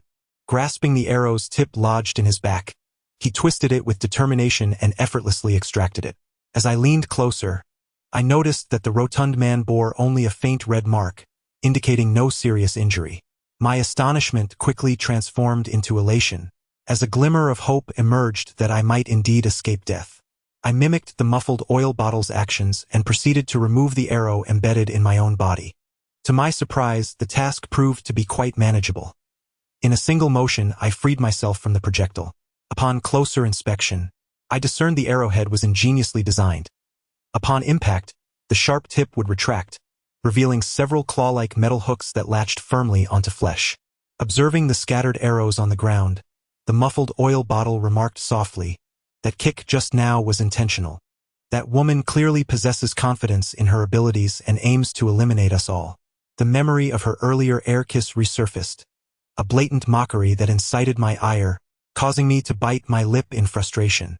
It became evident to me that beautiful women were utterly untrustworthy, and I resolved to refrain from falling for such charms in the future. The hefty man, his back marred with abrasions, grinned and said, "Thank the heavens that these arrows are fitted with lotus heads. Otherwise, she might have succeeded in her sinister plot. Imagine the legacy of the great fat master tarnished by a death that would leave me resembling a porcupine. How utterly laughable." I examined the peculiar arrows and inquired of my companions, "What is the rationale behind using this type of arrowhead here? Is there a specific purpose behind it?" Men Yuping remarked, "I am uncertain. However, upon observing that you were struck by an arrow, I recognized it as a lotus arrow. I cannot fathom other explanations. Perhaps the master of this tomb intended to grant us a reprieve, urging us to retreat in the face of adversity." I found this puzzling. It seemed somewhat illogical. Nonetheless, this was not the moment for such discussions, as the woman had already entered the main burial chamber. We could not allow her to abscond with the treasures so effortlessly. With that thought, I was inclined to rush in, but Men Yuping grasped my arm, shaking his head as he said, "The ghost directed us to enter the left chamber using that urn for a reason. We must adhere to our initial plan. We are on their territory. We should not wander recklessly." In the 18th chapter of Angry Sea and Hidden Sand, titled The First Puzzle Unraveled, the three of us exchanged glances, each wearing a grim expression. Indeed, one calamity had yet to settle before another arose. At this moment, Fatty, filled with trepidation, exclaimed, "Could it be that there is more than one Zhongzi here?" I waved my hand dismissively. This was not the time to discuss Zhongzi. We could still contend with that menace, but without diving equipment, traversing the several dozen meters of underwater tomb passage posed a grave problem. If we were not careful, we could find ourselves trapped in this submerged sepulcher. I inquired of Fatty, "You were the last to remove your gear. Did you shift anything when you placed it down?" Fatty replied, "Of course not. These 8 steel cylinders are exceedingly heavy. I am not foolish enough to move them around after a hearty meal." I thought to myself, indeed, we were all present at that time. If anyone had moved these items, we would surely know. Moreover, these objects were undeniably heavy. It was almost impractical to transport them all at once. We lingered there for a while, and seeing that inactivity would yield no results, the plump fellow suggested we search the vicinity, asserting that even if a ghost had come to shift the items, there would inevitably be some clues left behind. I concurred and proceeded to move the ceramic jars aside, hoping to uncover any hidden objects behind them. This was, in truth, a form of self-deception. In such a minuscule space, anything present would be visible at a glance. Yet, at that moment, we were left with no choice but to gamble on a dead horse as if it were alive. We searched meticulously for a good 5 to 6 minutes, but the more I searched, the more I felt an inexplicable unease, unable to pinpoint the source of my discomfort. Everything in that place exuded an oddity that was difficult to articulate. Ultimately, it was the plump fellow who made the discovery. He suddenly exclaimed, "Damn it! This is not the place we were just in." I turned to see his flashlight illuminating a corner where, in my memory, there had been nothing. To my astonishment, a stone pillar now stood there, one side embedded in the wall while the other protruded outward, adorned with intricate carvings of exotic birds and mythical beasts. This was an entirely different structural configuration of a tomb from what we had encountered earlier. We promptly checked the other 3 corners, and indeed, each corner revealed a similar transformation. Beads of sweat began to form on my forehead. This was not merely illogical, it was utterly unfathomable. I turned to the silent figure beside me, who nodded slightly and remarked, "He is indeed correct. It appears we have entered another chamber. The infant coffin in that corner has also vanished, and the arrangement of the funerary items is markedly different. Moreover, observe the ceiling. At that moment, I became acutely aware that we might be encountering the same predicament that my uncle faced 2 decades ago. However, the current scene diverged somewhat from his account, leaving me puzzled about what might have transpired here. My uncle had managed to escape from this spring without removing his diving apparatus, yet I had entered this place fully cognizant of the potential dangers, and yet I failed to take any precautions. This thought filled me with a twinge of guilt. The portly man beside me appeared somewhat bewildered and inquired, "Aren't you from the Southern School, well versed in the mechanisms of ancient tombs? Have you ever encountered anything like this before?" I sighed. "I certainly have not. To speak candidly, this is only my 2nd time entering a tomb. I cannot even recall the names of these jars and bottles, so do not place any expectations upon me." The portly man, still unconvinced, replied, "Do not frighten me, my young comrade. I was genuinely hoping you could discern something from this." The silent figure nodded in tacit agreement, prompting the portly man to scratch his head and ponder. If it is not a mechanism, then what could it possibly be? Some form of sorcery? Upon hearing him mention this, I recalled a story I had once encountered. It spoke of a treasure hunter who ventured into an ancient tomb, only to discover it adorned like a grand palace. To his astonishment, there was a man inside, leisurely drinking. This individual not only invited him to partake in his libations but also gifted him a belt. After sharing several cups, the treasure hunter succumbed to intoxication and collapsed within the tomb. Upon awakening, he found himself beside a dilapidated coffin. The belt revealed itself to be merely a serpent. Does this not bear a certain resemblance to our current predicament? The portly fellow interjected, "Resemble? Nonsense. At least he had wine to drink. We are left with nothing but water. How can we compare ourselves to him?" In that moment, I too felt a twinge of uncertainty regarding whether to divulge the matter concerning my uncle. Primarily, the situation was muddled, and speaking of it might implicate the enigmatic oil bottle. I remained unsure of its stance, and a slip of the tongue could lead to greater complications. After much contemplation, I resolved to share only half the truth. The portly man continued to lament, prompting me to have them sit down as I recounted select details about my uncle. However, the incessant interruptions made it increasingly difficult to articulate my thoughts. Ultimately, I found myself truncating my narrative. In a fit of exasperation, the portly fellow exclaimed, "You wretched boy! How could you possess such knowledge yet remain silent? It is utterly despicable. Look at the predicament we find ourselves in now, teetering on the brink of disaster." Engrossed, the enigmatic oil bottle seized my arm and inquired, "What did my uncle say while he was unconscious?" "Repeat it." Observing his serious demeanor, I stammered, He mentioned elevator. In Chapter 19 of Angry Sea and Sunken Sand, he rose and approached the stone door of the figurine passage, tracing the door frame with his fingers. He remarked, "Indeed, this is a mechanism, and quite simple at that. It can only deceive children. Thus, your uncle was unable to discern it 20 years ago, but now he has." The plump man, sensing that he had uncovered something significant, urged, "Brother, if you know something, just say it. Stop keeping us in suspense. I'm dying of curiosity." The example he provided was rather inadequate, leaving the plump man perplexed. He extended 2 fingers, pondering 1221, 121. What's this 123 nonsense? The more we discuss it, the more confused I become. I grasped the meaning immediately. The elevator mentioned by my uncle represented precisely this. It seemed that upon discovering this secret, the first term that sprang to his mind was this very word. While I marveled at the revelation, a jolt of realization coursed through me. It was both unexpected and yet entirely reasonable, a structure so uncomplicated that it could merely be regarded as a child's trick. Seeing that the plump man was still struggling to comprehend, I offered another explanation. Only then did he grasp the concept, suddenly losing interest and exclaiming, "So that it truly is simple. I had expected something much more profound, but it's merely this." Internally, I felt a pang of embarrassment. As a student of architecture, this mechanism fell squarely within my field of study, and yet I had failed to recognize it. A moment of reflection on my part was indeed warranted. It seems that one must think simply to grasp the essence of things. However, The expression on the face of the silent oil bottle did not exhibit any signs of ease.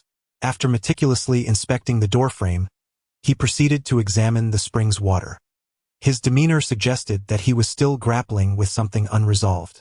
I inquired, "Is there still a problem?" He nodded and remarked, "There is a significant contradiction between what third uncle described and our experiences. I wonder if you have noticed." I gazed at him in confusion, as I too felt that his earlier assertion contained some discrepancies, though I could not pinpoint their nature. The silent oil bottle continued, "Third uncle lay in this room and did not venture beyond the tomb passage. Regardless of the room's ascents and descents, what he saw should have remained this very room. How could it possibly change?" A light dawned upon me. He was indeed correct. He further elaborated, "Moreover, the ear chambers within ancient tombs are invariably symmetrical, and there cannot be only one.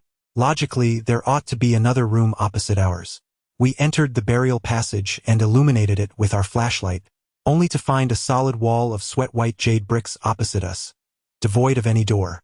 The silent oil bottle pressed his ear against the wall, his fingers tracing the mortar joints meticulously. After several minutes of exploration, he stepped back, shaking his head, indicating that it was indeed a genuine brick wall. What Fatty had said resonated with great truth. I sighed, pondering how third uncle managed to escape on 2 occasions. What methods did he employ? The second time he emerged, he bore no diving equipment. Could it be that he had simply swum out of the ancient tomb while holding his breath? Among the experiences he has encountered, there are undoubtedly aspects unknown to me, yet this seasoned individual remains reticent. "Oh, dear uncle, are you aware that your nonchalant remarks may inadvertently lead to your nephew's demise in these depths of the sea?" The third and perhaps the most rudimentary approach would be to excavate directly upwards. I lifted my gaze towards the dome, only to behold an array of bricks, and let out a deep sigh. It appears that even if excavation were feasible, it would entail a monumental undertaking. I endeavored to conceptualize this underwater tomb, pondering what structure might emerge atop the dome, employing the simplest principles of architecture. It is now clear that mere bricks alone cannot create an airtight structure. There must be a sealing compound, likely a white mortar, between the bricks, complemented by wooden boards coated with multiple layers of wax to form a waterproof barrier, topped with additional mortar. As this thought crystallized, a bold idea struck me, and I animatedly shared it with my companions. In truth, we need not be overly apprehensive. I estimate that we are merely a few meters beneath the surface. This tomb, designed to accommodate the mechanism of an elevator, must be exceedingly tall, and the apex should not be too distant from the seabed. If all else fails, we can indeed dig upwards. The water above is not exceedingly deep. If we time our efforts with the ebbing tide, I believe we stand a chance, provided the sand above does not collapse. The portly companion waved his hand dismissively, languidly retorting, "We came in without any tools. The surface is composed of solid stone bricks. What are we to dig with our bare hands?" I remarked, "You simply do not comprehend. A sunken ship serves as a tomb beneath the sea. Most of the bricks are hollow. They can withstand pressure but cannot be crushed. If we can locate a few metallic objects and strike them with force, we are certain to create an opening." Upon hearing this, the hefty man perked up, exclaiming, "Ah, that approach sounds feasible. Let us forego any further deliberation and directly retrieve some tools. This tomb is vast, and there must be burial copper artifacts within the main chamber. Such is human nature. When faced with the inevitability of death, one may be paralyzed by despair, yet upon sensing a glimmer of hope, all faculties of intellect spring into action.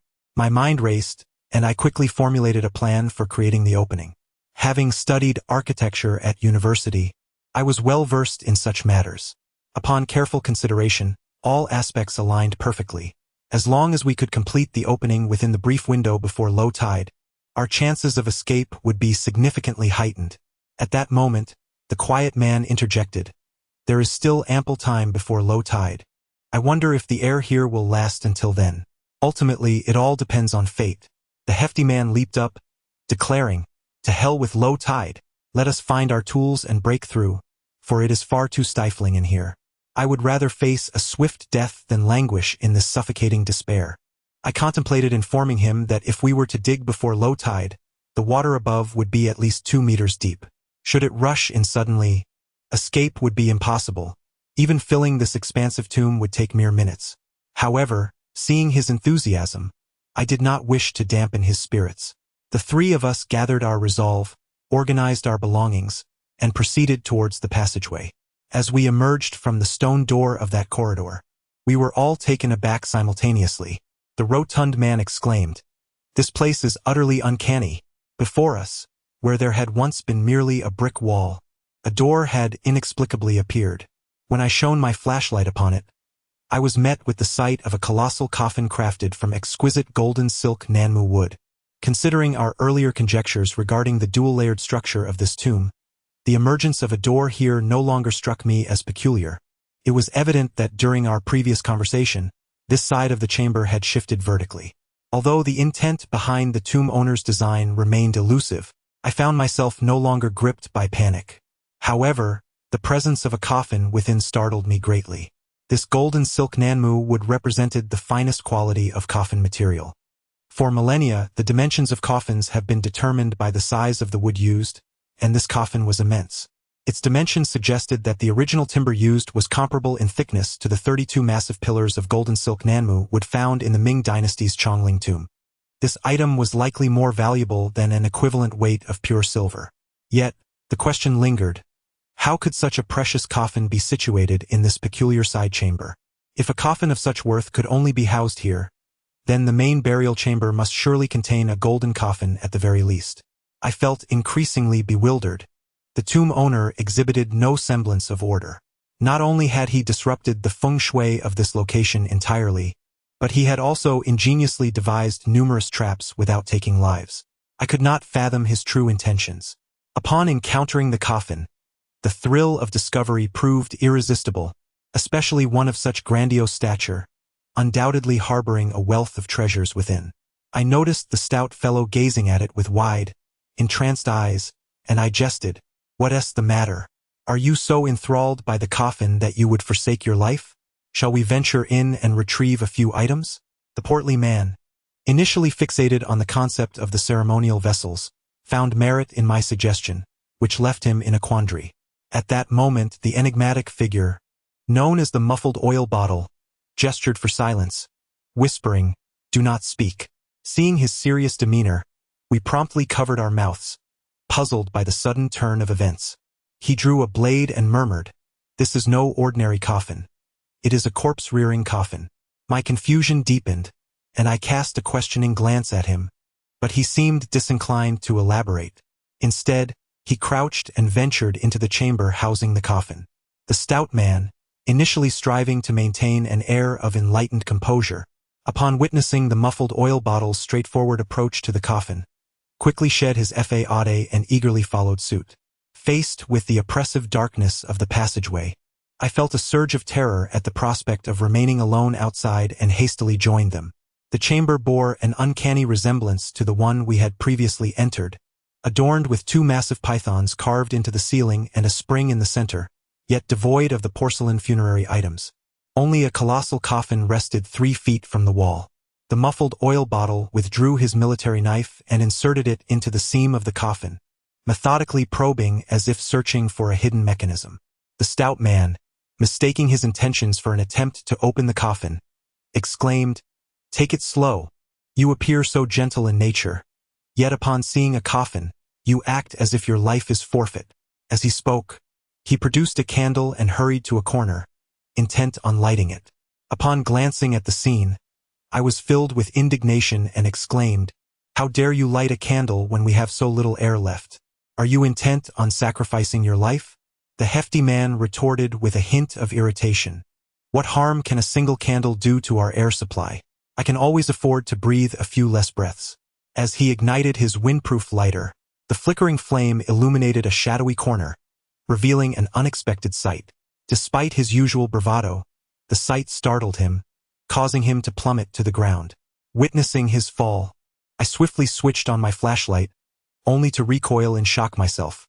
In the corner lay a desiccated feline corpse, astonishingly large yet reduced to a mummified state. Its hollow eye sockets fixated on the stout man, while much of its skin had withered away, leaving its jaw agape, showcasing a row of menacing fangs that evoked discomfort. The hefty man merely dismissed the sight, cursing as he kicked the carcass aside before proceeding to light the candle. He then advanced towards the coffin, and an unsettling feeling washed over me. The presence of a cat's corpse in the tomb raised ominous questions. Wasn't there a fear of the dead rising? Yet, this place defied logic in numerous ways. I sensed that the tomb's master deliberately contravened the established rules, placing within it that which was typically forbidden. I could only imagine what further oddities awaited us in the main burial chamber. At that moment, the silent oil bottle had located the exquisite lock on the coffin, retrieving a treasure box. With 2 hooks from the box, he deftly manipulated the seams of the coffin, and with a resounding click, the mechanism was unlocked. Simultaneously, the lid of the coffin sprung open, releasing a surge of dark water that rushed forth in an instant. The corpulent man, disregarding his revulsion, hastily pushed open the coffin lid. Upon peering inside, he exclaimed in horror, "Goodness, so many Zongzi!" As the lid creaked open, a foul stench assaulted my senses. Leaning closer, I beheld a coffin filled with murky black water, shrouded in mist and emanating dampness. Below the surface, limbs were intertwined, and I could not discern the number of corpses entangled within, their waxen forms fused together into a grotesque mass. I could count at least 12 hands just by looking. The sight was indescribably revolting. The silent oil bottle frowned at the gruesome scene, yet his expression softened, and the gun in his hand drooped. Observing this change, I surmised that whatever lay within posed little threat. I wondered what had agitated him earlier. Inside the coffin, a series of dark golden nails were driven down at intervals, their true nature obscured by the murky water. Beneath the mass of corpses lay an intriguing object. The corpulent man illuminated it inch by inch with his flashlight, revealing what appeared to be a stone slab inscribed with characters. Scattered among the bodies and clutched in their hands were jade and ivory artifacts, possessions of considerable value yet easily transportable. The rotund man looked on with a sense of intrigue, yet the corpse before him was far too repulsive. Despite his bravado, he dared not plunge his hands into the coffin, which was coated in a layer of human grease, in search of treasures. After pondering for an extended period, he found himself at an impasse, ultimately resigning to examine the body within. As he observed, he shook his head in disbelief, muttering, "This is truly tragic. They claim this tomb's occupant was a practitioner of the Tao, yet such malevolent artifacts lie here. How could one possibly attain enlightenment? It is only fitting that we disturb this grave."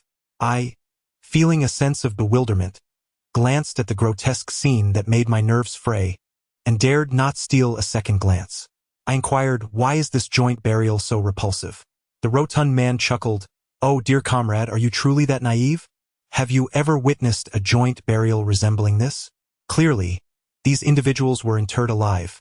A concoction of drugs and water suffocated them within. This is a practice known as nurturing the spirit while concealing the corpse." His mention of the morbid practice sent a shiver down my throat, as my hunger intensified, and the sight of the cadaver intertwined with the morbid imagery almost made me retch. Nevertheless, sensing his knowledge of the matter, I steadied myself and sought further details. Noticing my confusion, he took pleasure in elaborating, saying, "You are unaware of this? It is akin to a child without a mother. The tale is long, but it harkens back to my days in the lofty peaks of Changbai Mountain." As he rambled on, I interjected, "Enough with your tales. Do you not see the urgency of the moment? What does corpse nurturing have to do with Changbai Mountain? If you know nothing, then kindly refrain from prattling. Individuals of considerable girth are often perturbed when provoked." With a defiant posture, one might assert, "Who claims I am unaware? I merely wish to articulate from a broader perspective. If you are disinterested, so be it." This object is referred to as a corpse-nurturing coffin, a concept rooted in the principles of feng shui, typically employed in certain mountainous tombs. The presence of such a coffin indicates that the ancient burial site harbors 2 exceptionally auspicious burial positions. Should coffins be placed outside these designated positions, the resultant vacant space, imbued with the spiritual essence of the land, could attract malevolent entities. Thus, a corpse-nurturing coffin is positioned here, containing the remains of a blood relative of the deceased, effectively serving as a joint burial. This coffin must be an exact replica of the primary burial chamber, a practice referred to in feng shui as nurturing the qi. Do you comprehend? The rotund individual recited this with fervor, leaving me in a state of partial understanding, prompting an exclamation of astonishment. Given the multitude of individuals interred here. To which he emphatically responded, Indeed, it is quite possible that he has entombed his entire family. What a tragedy! I retorted. How could such a thing occur? The intentionally chosen feng shui is meant to benefit future generations. Burying the entire family together negates any advantage. The rotund one, perceiving my earnestness, replied, What you choose to believe is your own folly. Wealthy individuals are seldom so foolish. They likely recruited a few impoverished distant relatives for the burial rites. Such arrangements are most common in open tombs, though I have never encountered one of this magnitude. As I gazed upon the remains, reflections of the burial scene stirred my emotions. My grandfather's words echoed in my mind. The human heart is the most unfathomable of all.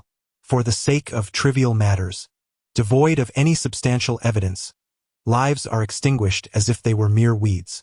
Yet, with the coffin lid now ajar, it was evident that the rotund fellow would not easily relent. He scratched his head and remarked, Seeing these poor souls, perhaps we should fetch some jars from next door to scoop out this water. Stagnant water in a coffin is most inauspicious. I understood his intentions and replied, Given your mischievous disposition, it's clear you still harbor thoughts about these funerary items. Can't you just remain calm?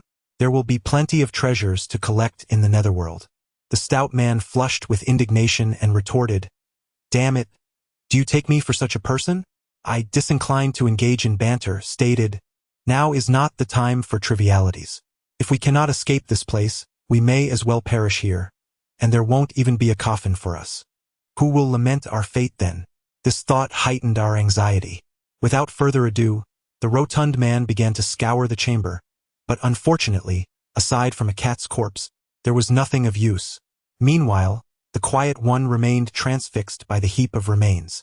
After a prolonged gaze, he seemed to discern something, inhaling sharply. This individual is typically composed, but when tension arises, it invariably signals something significant. His sudden movement startled me, prompting me to crouch and raise my weapon. He stood there, his brow furrowed, fixated on the coffin. After a profound silence lasting a full 5 minutes, he turned to us and remarked, There is, in fact, only one individual within. In the 22nd chapter of The Deep Sea and the Sand, the enigmatic figure gestured towards the coffin, urging us to scrutinize the heads closely for any distinctions. Following his, I beheld 6 heads of varying sizes, dangling from the torso like a cluster of grapes, devoid of any remarkable features apart from their grotesqueness. I shook my head in negation, unable to discern any differences. He implored me to examine more attentively, and this time, narrowing my eyes, I finally detected an anomaly. It appeared that apart from the uppermost head, the others seemed to lack facial features entirely. Moreover, even the basic contours of the skull were absent, resembling enormous fleshy tumors sprouting from the neck. The more I gazed, the colder my heart grew. Nevertheless, I remained somewhat hesitant about my conclusion.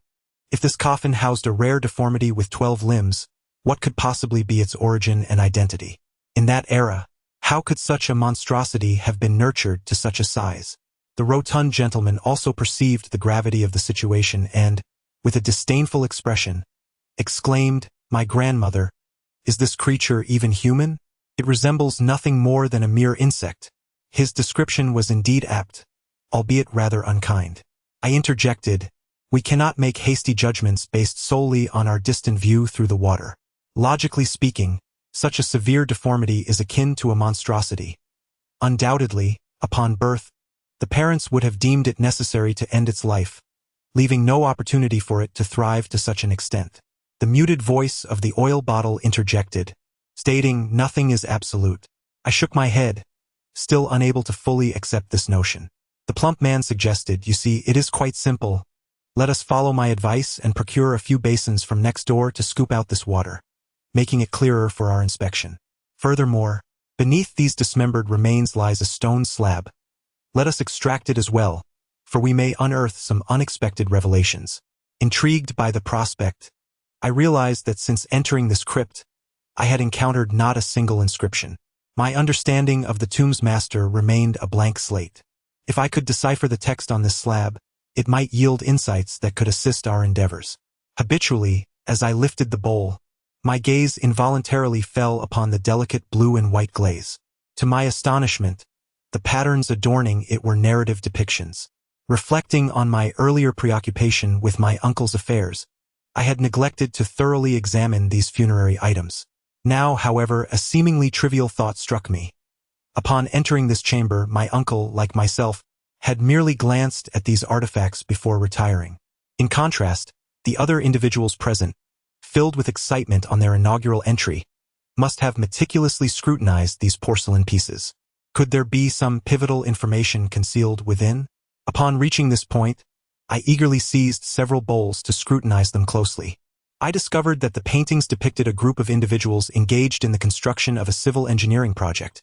Some were chiseling stones, others transporting logs, and yet others assembling wooden beams. The arrangement of the porcelain corresponded with the progression of the project.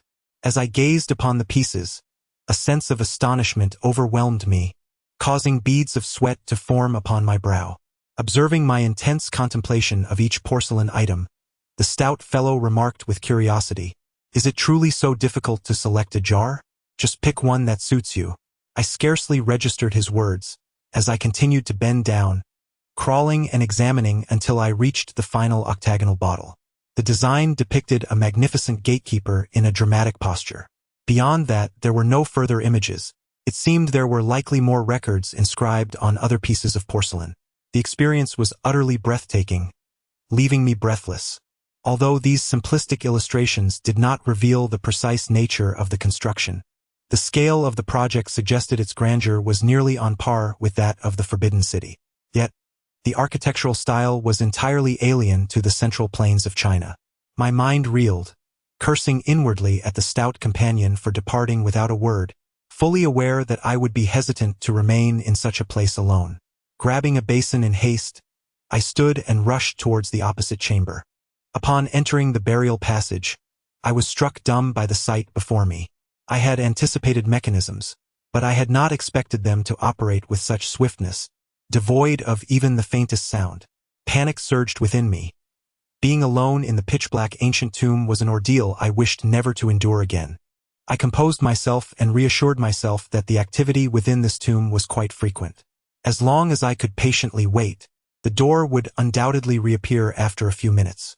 However, without the presence of my companion, the silence within the ancient tomb was eerily unsettling. Even my heartbeat thundered in the stillness. The surrounding darkness was so profound that a single minute felt akin to an hour, rendering it nearly impossible to wait with any semblance of patience. Taking a deep breath, I illuminated the 3 ominous doorways ahead with my flashlight, yet nothing was discernible within. The most terrifying entities in this world reside within one's own heart. Whenever I quieted my mind, I could not shake the feeling that something within those doors was watching me, which sent chills down my spine. I slapped my own face to regain my composure and lowered my head to venture into the antechamber, contemplating the porcelain artifacts to ensure I did not overlook anything. At that moment, a spine-chilling scream echoed from the antechamber. Shining my flashlight, I was met with the sight of a colossal sea monkey emerging from the spring, its massive, scaly visage already half clambering onto the shore, a sight I would never forget. Gritting my teeth, I seized the jar and intended to hurl it, but the sea monkey reacted swiftly. Sensing my weapon, it refrained from charging and instead leaped to the top of the passageway. Seizing this opportunity, I swiftly darted into the left jade door and promptly pushed it shut behind me. Beneath the human there lies an automatic stone bolt. As soon as the door closes, the stone bolt springs up automatically. Outside, the sea monkey screeches and violently pounds against the door, exuding an air of profound discontent. I am well aware that the material of this door is exceptionally robust. No flesh and blood could ever breach it. Steeling myself, I observed the sea monkey, frustrated by its futile attempts to force its way in, attempting to squeeze through the narrow crevice of the door. Anger surges within me as I see its large head pressing insistently against the gap. I raise my weapon and unleash a volley of darts directly at the crevice, uncertain of the precise target. Yet I hear the creature let out a shrill cry as it leaps back, startled. Uncertain whether the adjacent door connects to this tomb, I hastily prepare another dart and activate my hand lamp, illuminating the entire chamber. To my astonishment, I find myself in a vast circular tomb, at the center of which lies an enormous pool of water. My feet teeter on the edge of this pool, and one misstep would send me plummeting into its depths. In the middle of the pool floats a colossal object resembling a basin, quietly resting in the water. Upon examining the intricate carvings and engravings adorning its surface, I realize it must be a coffin. A smile involuntarily creeps across my face. The tomb's owner clearly possessed a unique sense of humor, crafting his coffin to resemble a bathtub, suggesting he must have relished the joys of bathing in life. I direct my gaze back into the water, only to find its depths unfathomable, potentially reaching all the way to the tomb's very foundation.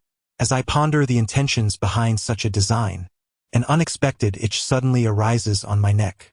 Chapter 23. Untitled. Moreover, the other areas where I had been struck by arrows began to exhibit a faint itch, a sensation that was bearable. Yet, I could scarcely attend to these subtle bodily sensations. After a few vigorous rubs, I resumed my examination of this peculiar tomb chamber. My understanding of the Ming dynasty's typical burial structures is limited primarily to knowledge of aristocratic tombs. I am uncertain about the extent of the differences between the two, and thus I can only tenuously align what I observe with what I know. In my estimation, I currently occupy the left side chamber, while the right side chamber lies opposite me. These two chambers should be symmetrical, each ideally containing a catafalque constructed of white marble, with the surface paved in golden bricks, known as Chengjiang bricks. In the center, there ought to be a rectangular cavity filled with yellow earth, referred to as a gold well. Yet all of this is absent, replaced instead by a large water basin.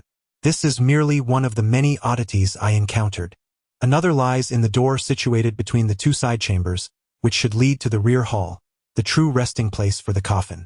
How can it be that there is a coffin within the side chamber, and of such a peculiar basin-like shape? It is crucial to note that such basin coffins date back to the Warring States period, a style that would not exist during the Ming dynasty. Reflecting on the Warring States period, I am reminded of the snake-eyed bronze fish unearthed from the Lu Wang Palace. Both locations have yielded this artifact, and now, here lies a coffin characteristic of the Warring States period. Could this truly be mere coincidence? In an instant, my thoughts became a tangled web, rendering further contemplation impossible. This should pertain to another artifact within the ear chamber. However, the solitary pattern fails to convey any substantial information.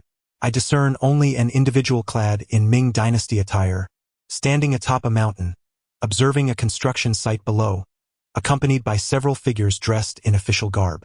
It appears to depict a scene of inspecting a construction project.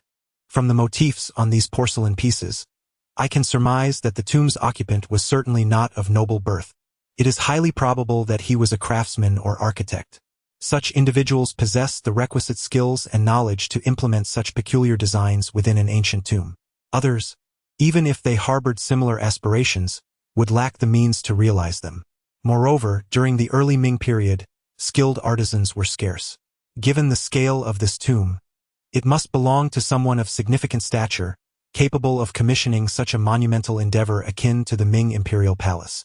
This individual would not only need the qualifications to undertake such an extensive project but also a profound understanding of geomancy and arcane techniques. It is not difficult to conjecture who this might be. After a mere few moments of contemplation, a name sprang to mind, Wang Xi. This individual can be regarded as a remarkable figure, possessing unparalleled expertise in geomancy. Consequently, he was appointed to directly participate in the design of the entire Ming imperial palace and was also involved in the planning of several major Chinese cities. At that time, his words could even lead to the complete obliteration of certain cities within China. Furthermore, I discovered in ancient texts that he authored a treatise on geomancy, the contents of which were profoundly esoteric, verging on glimpsing the secrets of the universe. Regrettably, his descendants only transcribed a few copies, all of which have since been lost to time. Additionally, it is said that the underwater tomb beneath the silver pond in Zhouzhuang was also designed by this remarkable man.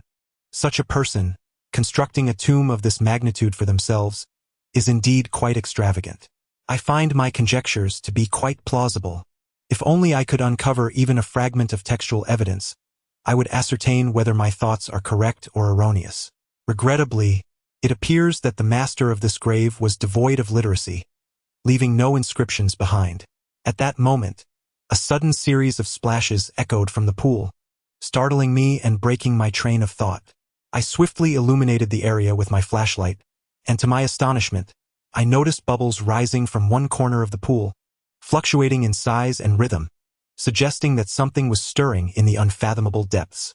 Panic seized me, and I instinctively raised my weapon, fixating on the bubbling surface. Suddenly, a pale figure erupted from the water, rolling onto the shore and gasping for breath. To my delight, it was the hefty individual, his shirt having come undone, revealing a protruding belly. As he caught his breath and noticed me, he waved his hand and exclaimed, "Damn it! I nearly suffocated." I gestured to the left, and he visibly relaxed, collapsing onto the ground while clutching his wrist. I observed a dark bruise encircling his wrist, and an unsettling premonition washed over me. After a prolonged moment, the hefty man finally recovered, sighing heavily while cradling his belly. I inquired how they had managed to get here, and he spat a few times before replying, "Don't even mention it. I'm just thankful you didn't see it. It terrified me." By the grace of fortune, there was a hole beneath the stone slab of the coffin leading here. Otherwise, we would have perished in that place. I was perplexed and asked, what could possibly be so fearsome? The stout man spoke to me, his words escaping in a rush. I cannot even begin to describe it. Suffice it to say, within that grotesque, intertwined corpse, there lurked something most unsettling. After a brief fit of coughing and spitting, he continued, his voice strained. This situation unfolded so rapidly that I can hardly articulate it. Grant me a moment to gather my thoughts. Observing his pallor and the peculiar tone of his voice, I realized he was struggling to breathe. I promptly assisted him by patting his back. He hunched over, coughing up a viscous substance, exclaiming, "Enough! Enough! If you keep this up, you'll surely do me in." I urged him, "Please, speak swiftly. What on earth did you encounter?" After clearing his throat, he recounted the events they had faced. The rapidity of the occurrences rendered his account somewhat disordered, yet I grasped the general sequence of events. However, the sights he beheld next captivated his entire attention, causing him to forget my presence entirely and overlook the moment the stone door vanished. Logically, with 12 hands, there should have been 12 appendages, yet only 5 were visible on the front. Could there be more concealed at the back? They pondered how to extricate the body from the coffin. The stout man initially attempted to utilize the gun as a hook to extract the corpse. However, the body was excessively pliable, its form nearly entirely waxen, rendering it impossibly slippery with no feasible grip. Wearing gloves proved futile as well, akin to grasping a bar of soap, each squeeze yielding a layer of oily residue, utterly revolting. Eventually, the muffled oil bottle conceived a solution. They stripped the body of its garments, one person securing the head and another the feet, fashioning a makeshift litter by piercing the gun through.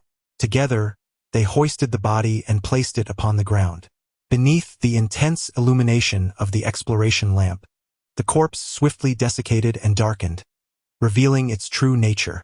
They discerned that several significant portions had been excised, leaving behind gaping scars akin to the size of bowls on either side of the body. The figure was not contorted, but rather the abundance of flesh accumulated, resembling a mountain. At that moment, they did not ponder why this female corpse possessed such a distended abdomen, attributing it solely to excessive fat, failing to realize that she had perished during childbirth, harboring secrets within. Once the body was removed, a stone tablet beneath was unveiled. The muffled oil bottle remarked that this was a coffin stone, designed to prevent the casket from rising should the airtight structure of the underwater tomb be compromised. The stone was remarkably coarse, inscribed with a row of enormous characters. The stout man, after several glances of confusion, recalled me. It was only then that the two of them realized the door on the wall had vanished. The stout man, upon noticing this, became agitated, not out of concern for me, but for his own inability to escape. The muffled oil bottle reassured him, stating that the door would inevitably reappear in due course, and that anxiety was futile. At that moment it was paramount to complete the task at hand. Observing the calm demeanor of his companion, the stout man also felt a sense of relief. Two individuals endeavored to extract the stone tablet from the coffin, only to discover that the sarcophagus was exceedingly heavy and encased in pine resin, which firmly adhered to the base. Upon inspection, the corpulent man remarked that this defied logic. He struck the stone tablet with force and was astonished to find that it was hollow beneath. They ignited a torch to burn away the pine resin, subsequently moving the stone aside, revealing a vast cavity. Although robust in stature, the rotund man was seasoned in experience, and upon seeing the hollow, his jaw dropped in astonishment. This cavity was not a deliberate design by the ancient tomb's architect, but rather a clandestine excavation. This was a momentous revelation. Aside from other implications, the mere existence of this tunnel was unparalleled, having been dug directly beneath the coffin. Had it not been for the stone slab sealing the coffin, the remains within would likely have been dragged into the abyss long ago. Most peculiarly, this tomb resided beneath the sea. How was this tunnel created? Furthermore, if the tomb was structured with an elevator system, one would expect another burial chamber beneath the coffin, raising the question of how such a profound cavity could exist. At that moment, the corpulent man was certain that their assumptions regarding the mechanisms of the tomb were likely misguided. In an instant, the entire situation was once again shrouded in mystery. Both individuals fell into silence. The stout man was acutely aware that the presence of this hole had compromised the delicate balance of the energy and concealment within this place. Although the corpse had undergone a wax-like preservation, rendering it incapable of further transformation, the essence of this location had been irrevocably altered, inevitably affecting the feng shui of the entire tomb. While the overall ramifications remained unclear, it was not inconceivable for this once sacred site to transform into a cursed one. Although the stout man possessed only a rudimentary understanding of feng shui, being from the northern school, he recognized that such a shift was exceedingly ominous. However, as he delved deeper into contemplation, his mind struggled to keep pace. He believed that the inscriptions on the stone tablets might hold the key, so he meticulously transcribed them. At that moment, he heard the muffled voice of the figure squatting beside the female corpse suddenly exclaim, "Oh no!" The theft hole had been ingeniously crafted from bricks, with each brick only partially removed, allowing for the natural formation of an arched brick beam at the top of the cavity. The weight above would not descend, a testament to remarkable craftsmanship, likely requiring days to fully complete. Unable to restrain himself, I remarked, "So, you've only seen one hand, have you?" The figure touched his wrist and replied, "That was merely a white-haired drought demon.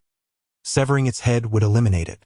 However, upon its demise, a vast amount of corpse toxins would evaporate, and with our limited air supply that would not be prudent." I was taken aback upon hearing this. The term drought demon refers to a legendary spirit believed to cause droughts, while it is also said that a zombie, having lingered in a burial ground for an extended period, may transform into such a demon. The Book of Songs has mentioned that the drought demon is cruel and relentless, akin to flames that burn fiercely. In any case, there are myriad interpretations surrounding this entity, and I never anticipated it would manifest in such a manner. Nevertheless, these details are not of paramount importance. I had long prepared myself to encounter peculiarities upon entering the ancient tomb. What struck me as particularly unusual was the thief's tunnel, which, unlike any ordinary hiding place, led directly to this pool. This seemed improbable. I surmised that the entrance to the tunnel beneath the pool must merely serve as an exit. It is likely that the thief, uncertain of the main coffin's location, had excavated tunnels in several potential directions, and this was merely one of them.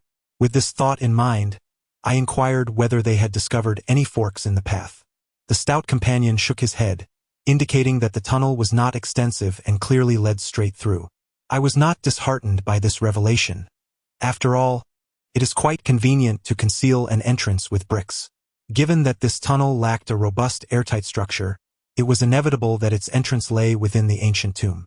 Even if found, it would serve little purpose. I conjectured that the individual must have entered the ear chamber through a spring, which was still devoid of an entrance. Left with no alternative, he resorted to digging a passage. Yet, one could not help but feel sympathy for his misfortune. While excavating towards the ear chamber, he struck the lid stone, and while digging towards the side chamber, he encountered a pool of water. I wondered if he had inadvertently breached the main burial chamber. Lost in my reflections, the stout companion suddenly interjected, "Do you think the drought demon can swim?" Chapter 25. The steel bubbles ascended uniformly to the surface, their frequency quickening, while simultaneously expanding outward, as if a colossal creature lurked beneath the pool, incessantly gasping for air. The three of us became vigilant, raising our firearms and pressing our backs firmly against the wall. A sense of trepidation overwhelmed me, my palms slick with sweat, uncertain of what awaited us. After approximately 5 minutes of bubbling, a perplexing muffled sound resonated from the depths of the pool. In that moment, the water level began to recede, revealing a dozen whirlpools on the surface, akin to multiple toilets simultaneously flushing. The sarcophagus within the basin spun violently with the current, resembling a top in motion. In an instant, the water level plummeted by 2 or 3 meters, leaving me bewildered. I hastily directed my flashlight into the pool and discerned a staircase etched into the inner wall, spiraling downward as if leading directly to the bottom. The descent was rapid. Before I could thoroughly examine the scene, it vanished into the abyss of the darkened depths, the roar of the whirlpools echoing relentlessly. A brief sweep of my flashlight revealed the pool's bowl-like shape, wide at the top and narrowing below, with a depth exceeding several meters. The flashlight's penetration proved insufficient, compounded by the swirling mist below, rendering the pool's bottom obscured in enigmatic darkness, leaving nothing discernible. I recalled that we possessed those remarkably penetrating deep-sea lamps, uncertain of their efficacy against the mist. I hastily urged them to activate the lights, adjusting the intensity to its maximum, illuminating the depths from 3 distinct angles simultaneously. Although the visibility remained somewhat obscured, the outline of the pool's bottom was reluctantly revealed. It was a circular plane with a diameter of 10 meters, adorned with intricate reliefs. The specific designs were indiscernible, yet it was evident that several large openings marred its surface, resembling portals into the depths below. At the center of the pool's floor, a mass of vapor lingered, within which dark shadows swirled enigmatically. The rotund fellow, with his keen eyesight, pondered for a while before exclaiming, "Do you perceive that there seems to be a stone tablet at the center of the pool's bottom?" Following his gaze, I could only discern a vague silhouette. He continued, "The stone staircase descends. Who knows where it leads? Perhaps there are other passages beneath. Let us descend and explore." With that, he leaped onto the stone steps. The ancient tomb was decidedly eerie, and I was reluctant to follow suit without caution. I called out, "Do not rush. Descending now would be perilous. We should at least wait for the mist to dissipate." Understanding his temperament, I refrained from impeding him and watched as he ventured down a couple of tiers. It seemed he encountered something, crouching to inspect it. After mere seconds, he lifted his head, shouting excitedly, "By heavens, there are inscriptions here." I was momentarily taken aback by the statement, wondering how it could be possible for foreign characters to appear in a Ming Dynasty tomb. I exclaimed loudly, "What nonsense are you spouting? How could there be foreign writing in a tomb? Are you mistaking the patterns?" The corpulent man, visibly enraged, retorted, "Though my grasp of foreign languages is lacking, I certainly know my ABCs. You underestimate me far too much. If you don't believe it, come down and see for yourself." I replied, "Then recite what is inscribed there for me." The man was practically furious, cursing, "If I could comprehend it, would I need to call you down?" Initially, I had no intention of descending, but his provocations left me with no choice.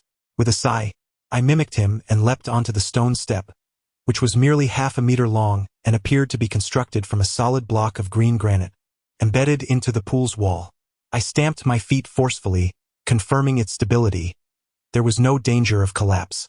At that moment, the quiet bottle jumped down as well, and we approached the corpulent man, who stood on the step like an imposing wall.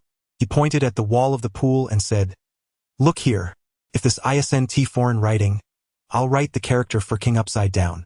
Upon closer inspection, I indeed saw that several letters had been chiseled into the stone, the wear suggesting they were neither brand new nor too old. This led me to ponder whether they were etched by my uncle and his companions 2 decades prior, and I couldn't help but feel a surge of astonishment. Had my Uncle South group visited this place while he was asleep? Could their disappearance be linked to this enigmatic pool? Noticing my daze, The corpulent man gave me a firm shove and urged, "Are you going to say something or not?" I nodded busily and said, "Indeed, I must apologize. This is, in fact, English." The rotund fellow, filled with pride, smacked his thigh and exclaimed, "No wonder it seemed so peculiar. After searching high and low for this dilapidated fight, we found not a single decent item. It appears that our foreign brethren have arrived first. Back when the Eight-Nation Alliance came, they left us with naught but ruins. This time, it is safe to surmise that nothing remains." I pondered for a moment before responding. One cannot solely attribute this to foreigners. Chinese individuals are also capable of inscribing foreign characters. Regarding the art of carving, it certainly requires significantly less time to etch foreign letters than Chinese ones. These few letters are mere abbreviations. I suspect they may signify a marker. Observe how hastily they were inscribed. It is likely that something urgent transpired as he descended, or perhaps someone was urging him onward. In his haste to leave a sign for those who would follow, he etched these letters here. The rotund fellow mused, "Your reasoning holds merit. But what do you think they ventured down here for? Could there be treasures to uncover?" I recognized that his thoughts were wandering elsewhere, so I chose to ignore him. He pursued me, insisting, "Regardless, we have ample time. Why not descend and investigate? We might just stumble upon some bronze artifacts to use as tools, a veritable twofold gain." Casting my gaze below, I acknowledged that I had little interest in treasures. I had no desire for wealth that could cost me my life. However, if descending would yield information about Wenjin and the others, it might indeed be worth the effort. Just as I hesitated on whether to proceed, I suddenly heard the muffled voice of the oil bottle beside me. "I believe I have been here before." Chapter 26. The bottom of the pool. Upon uttering these words, the enigmatic man in the oil bottle paid no heed to my inquiries and hastened downwards. Sensing a glimmer of truth emerging, I was determined not to let it slip away, and thus I hurried after him. The mist at the base of the pool continued to rise, and after descending merely 10 steps, I found myself enveloped in dense fog. Visibility plummeted sharply. Initially, I could still discern the silhouette of the stout figure ahead, but after a few paces, all that remained visible was a solitary beam of light from his flashlight. The stout man, emboldened by his bravado, took strides that combined into leaps, swiftly leaving me far behind. In less than a moment, I could no longer even see the faint glow of his light. Anxiety began to creep in as I stood shrouded in a swirling haze, where I could scarcely see beyond half a meter in any direction. This disorienting sensation of partial visibility was more unsettling than being engulfed in total darkness. The vertical distance between the surface of the pool and its bottom was not great. After a brief interval, I heard the stout man's voice calling from below. "I've reached the bottom." I could hear the sound of his feet splashing in the water, prompting me to hasten my descent. Suddenly, a chill enveloped my foot as I stepped into the water. It turned out that the pool's bottom had not been entirely drained. There remained a depth of water reaching up to my calves, which explained why I had been unable to see clearly from above. As I surveyed the area, I realized I was nearly at the heart of the mist, where visibility was even more compromised. Feeling my way along the edge of the pool, I heard the stout man call out from my left, "Be cautious of the water below. There are numerous holes that lead to the depths. Avoid stepping into them at all costs." I cautiously prodded the ground with my foot and, indeed, discovered pits the size of a bowl both in front and behind me. It seemed imperative to tread carefully in this place.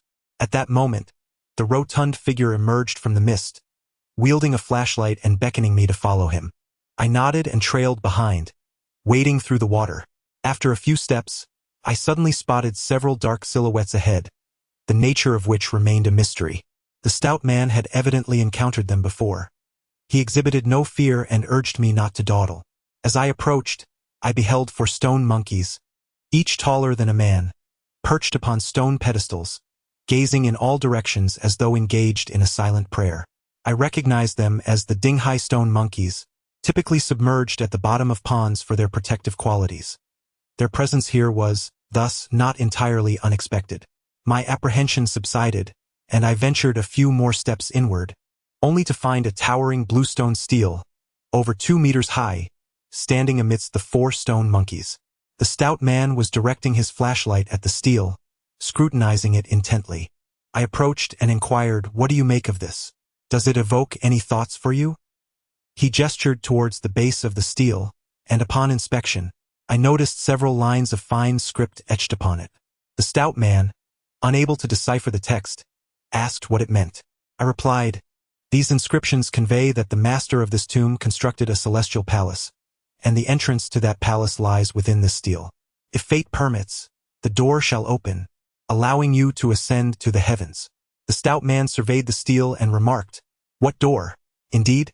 I remarked to him, "This statement bears a semblance to Zen aphorisms, as such phrases are subject to diverse interpretations.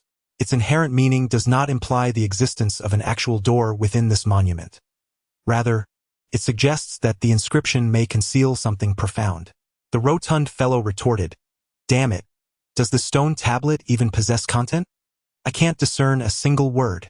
I glanced upward to discover the monument's facade was stark and polished to an extraordinary sheen, resembling a piece of jade, yet devoid of any inscriptions. Perplexed, I responded, "It states that only those with fate may unlock it. As you lack affinity with the celestial realm, it is only natural that you find nothing." He spat in disdain, sighed deeply, and then bent down to feel around in the water, muttering, "It matters not that I lack destiny with the celestial palace, as long as I have fortune with the offerings of the underworld."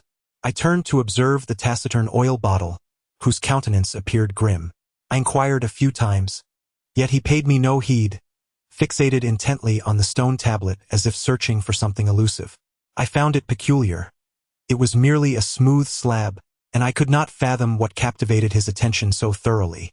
At that moment, the rotund fellow clapped his hands, and I turned to see him retrieve a diving mask from the water, exclaiming, "It seems many have traversed this place." I approached him and said, "When my uncle ventured out, he carried no diving equipment. These items may belong to him. Please check for an oxygen tank." This fellow, akin to a specter, often appeared and vanished without warning. I hoped he would not disappear once more. As I contemplated the scene, I hastily beckoned the stout fellow to search around. Despite the dense fog, the area was relatively small. After 2 laps, we finally spotted him nestled in the corner of the pool wall, staring vacantly ahead. A glance into his eyes revealed something amiss. The calm demeanor he typically bore had vanished, replaced by a gaze nearly devoid of life, resembling the color of despair. He appeared as though he had succumbed to the very essence of death. In the 27th chapter of Angry Seas and Hidden Sands, it was not the figure of the mute oil bottle but rather Zhang Qiling who spoke with an unhurried tone, devoid of any emotional inflection. From his narrative, I gradually unraveled a fragment of this colossal mystery. Yet, I could not glean from his account the thoughts and sounds that accompanied him throughout the ordeal, nor could I discern the true nature of his origins. For the moment, I envisioned him as a silent, sagacious youth. Deep beneath the ocean's surface, the tumult of the storm above remained inaudible. However, one could still sense the suffocating stillness that heralded the impending tempest. Zhang Qiling sat quietly in the corner of the chamber, observing his companions as they eagerly examined the blue and white porcelain scattered on the ground. These artifacts held no allure for him, yet the slightly older scholars around him were wholly captivated. They exchanged pieces among themselves. Some sought to replicate the intricate patterns, while others debated the significance of the designs. Suddenly, a voice rang out, "Come quickly, there is something peculiar beneath these porcelains." The speaker, named Qiling, is the youngest among the 3 girls in the examination team. She is the daughter of high-ranking officials and is accustomed to a life of luxury, often resorting to exaggerated antics to attract attention. Zhang Qiling feels a headache at the sound of her voice. However, her vivacious personality makes her quite popular within this small group. Her sweet and delicate tone immediately draws the attention of the others. The boys, eager to showcase their knowledge in front of Qiling, clamored, "What is this intriguing object? Show it to me." Qiling flipped over a piece of porcelain for them to see. One boy glanced at it and remarked, "Ah, I recognize this. It is called a kiln mark," indicating the origin of the porcelain. Another quickly countered, "No, that is incorrect. The kiln mark from the Ming dynasty does not look like this. It likely represents the title of the tomb owner." The first boy, feeling somewhat embarrassed, retorted, "Title inscriptions typically consist of 4 characters, and there is only one here, which is quite obscure. Your assertion is even less plausible. The two, adhering to their scholarly traditions, began to engage in a verbal sparring match, with hints of escalating into a physical confrontation. Having witnessed such scenes before, Qiling sighed and suddenly noticed Zhang Qiling leaning coldly in the corner, completely disregarding her presence. With a dismissive huff, she approached him directly, presenting a blue and white porcelain vase and playfully inquiring, "Little Zhang, could you assist me by identifying this?" Zhang Qiling had no desire to engage with her. He merely cast a fleeting glance, failing to discern anything clearly before turning away and uttering, "I do not know." With a sigh of resignation, he picked it up. Qiling, brimming with pride, pointed out to him that the base of the toppled blue and white porcelain vase bore a peculiar inscription. This engraving was unfamiliar to Zhang Qiling, momentarily bewildering him. Typically, the base of porcelain features the kiln mark, yet this inscription had a tactile quality, resembling a code rather than any kiln name. He casually picked up another piece, flipped it over, and indeed found a similar marking, albeit distinct from the first. At that moment, an inkling dawned upon him that these porcelain pieces might not merely serve as burial artifacts. Observing the shift in his expression, Qiling assumed that this wooden figure had finally grasped something and inquired, "Xiao Zhang, what do you think this is?" Zhang Qiling regarded her as if she were invisible. He examined these porcelain items, scrutinizing more than a dozen, and discovered that each base bore unique symbols, which exhibited a systematic variation, seemingly an arrangement of fixed sequences. Why were these porcelain pieces numbered? Was their arrangement so rigorously defined? Or, perhaps, without adhering to these sequences, a certain objective could not be achieved? A multitude of thoughts flickered through Zhang Qiling's mind as he began to closely inspect the porcelain. Upon a cursory glance, he was struck with astonishment, for the intricate patterns adorning the porcelain did not depict the themes of spring plowing or serene courtyards, but rather illustrated a scene of artisans meticulously sculpting a colossal stone statue. Such imagery would have been deemed unrefined in ancient times. How could it find expression upon porcelain? As he continued to observe, subtle clues began to emerge. While each porcelain painting appeared unremarkable when viewed in isolation, when arranged in sequence, they revealed a continuous narrative, seemingly chronicling the progress of a grand undertaking. At this juncture, all present were captivated by his unusual behavior. Several young men, perplexed by the enigma he presented, gazed at him in bewilderment. Zhang Qiling paid no heed to their curiosity. Unlike myself, he did not continue to examine each piece but instead approached the final delicate dual-handled vase, lifting it for a closer inspection. His heart stirred as he beheld the scene depicted upon this last vessel, which captured the moment of the project's completion. It portrayed a palace, ineffable in its grandeur, suspended among the clouds, enveloped in ethereal mist. Below, the builders gazed skyward in awe, while upon a nearby mountain, a Taoist stood, serene and smiling. Though this diminutive vase could not convey the magnificence of the endeavor, Zhang Qiling felt an uncontrollable surge of excitement, for he realized he had uncovered something extraordinary. He was nearly certain that the depicted scene was none other than the celestial palace designed and constructed by the legendary craftsman Wang during the early Ming dynasty. The legendary palace, said to float in the heavens, has long been a part of the folklore of the Ming dynasty. In those times, it was believed that Wang Zonghai employed a massive kite, coupled with an abundance of golden threads, to create the illusion of a magnificent palace in the sky, enchanting Zhu Yuanzhang. However, if the legend holds true, what then is depicted in this scene? Conversely, if the legend is false, do these porcelain paintings not suggest that Wang Zonghai indeed constructed a palace that soared in the skies? The line between legend and reality blurred, and Zhang Qiling found himself engulfed in confusion.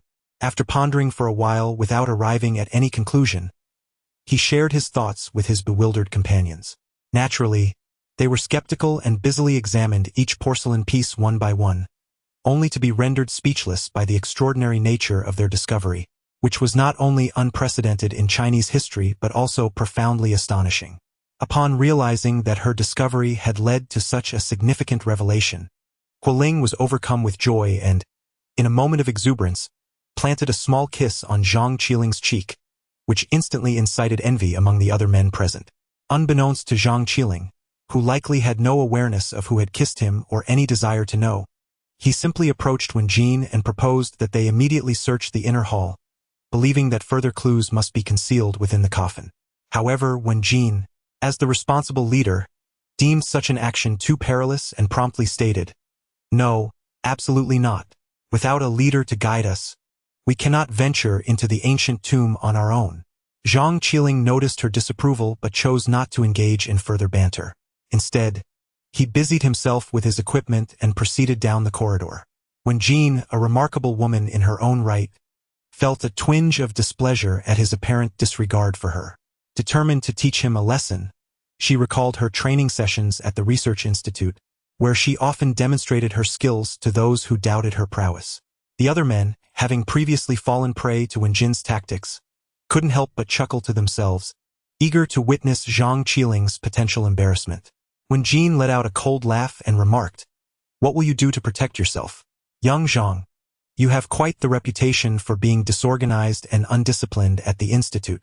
However, this is an ancient tomb, and while you may disregard your own safety, you must also consider the well-being of the group." Zhang Qiling appeared somewhat impatient. He turned his head, his gaze chilling, and commanded, "Let go." Wen Jin stared at him with unwavering resolve. Any man, confronted with such a captivating woman gazing at him in that manner, would likely relent. Yet, Zhang Qiling suddenly widened his eyes, his expression transforming into one of malevolence. Startled, Wen Jin felt her grip weaken as he forcefully pushed her away. The others, witnessing this exchange, mistakenly believed that Wen Jin had acquiesced to his demands, igniting a sense of defiance among them. It is a curious tendency of human nature. When one individual breaks the rules, others are quick to follow suit. As Zhang Qiling ventured into the corridor, the remaining individuals were torn between the fear of him claiming all the credit and the rekindled curiosity they had previously suppressed, clamoring to follow in his wake.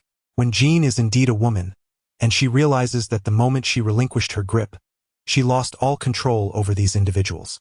At this juncture, unless armed with a firearm, there is no means to deter these young people.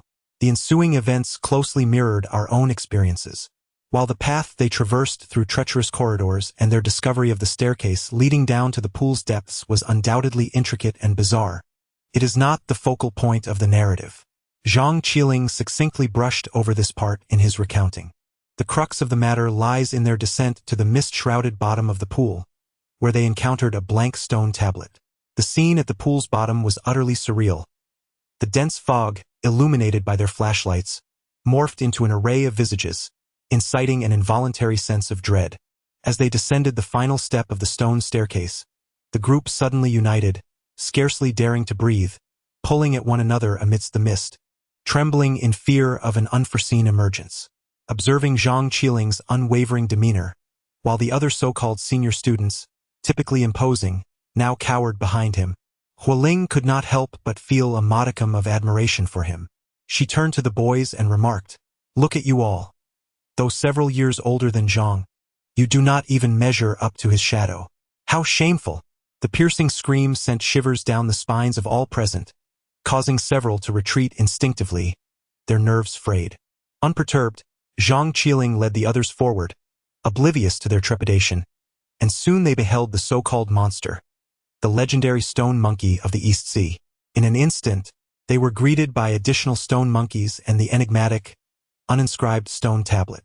Everyone was profoundly awestruck. Although these objects were not particularly grandiose, to them, they held extraordinary significance. Everything within this ancient tomb shattered the rigid, millennia-old perceptions of Chinese burial customs, exuding immeasurable archaeological value. Even when Jean, typically articulate, was rendered speechless, murmuring in disbelief, "My heavens, these artifacts are simply incredible. This may very well become another milestone in Chinese archaeology." Following the initial shock came exhilaration. In that era, a monumental discovery heralded immense opportunities. Once this find was unveiled to the world, their names would soon be synonymous with fame. Some of the more Na'vi individuals began to grin foolishly, while one, overwhelmed with joy, could not restrain himself from breaking into a dance. Meanwhile, Zhang Qiling, the catalyst of this tumult, furrowed his brow deeply, observing with greater scrutiny than anyone else. He had already discerned the ancient inscriptions etched upon the base of the tablet. To those fated, the gates of the celestial palace shall appear. Enter, and you shall attain the realm of immortals. This revelation struck him with a profound impact, far surpassing that of the other discoveries. He remained untouched by the frenzy of those around him, lost instead in a profound contemplation. According to his thoughts, such inscriptions could not possibly exist here without reason. The notion that where there is an object, there must also be a purpose, suggests that the tomb owner had compelling reasons for placing these items here. Thus, where exactly lies the entrance to the heavenly realm within this stele?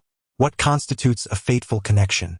He stood before the stele, searching inch by inch, yet it remained merely a stele, devoid of any mechanisms or hidden inscriptions. They advanced a few steps and observed Zhang Qiling still crouching before the stele, engrossed in his study. When Jean, unable to contain her frustration, exclaimed, "Aren't you leaving? How long must you linger?" Before she could finish her sentence, Qiling seized her hand, urgently imploring her to remain silent. Confused, when Jean glanced at the others and noticed their expressions of alarm, leaving her perplexed. Seeing that she had yet to grasp the situation, Qiling pointed towards the mist. Following her gesture, when Jean looked and beheld a colossal silhouette emerging from the depths of the fog, merely 2 meters from Zhang Qiling.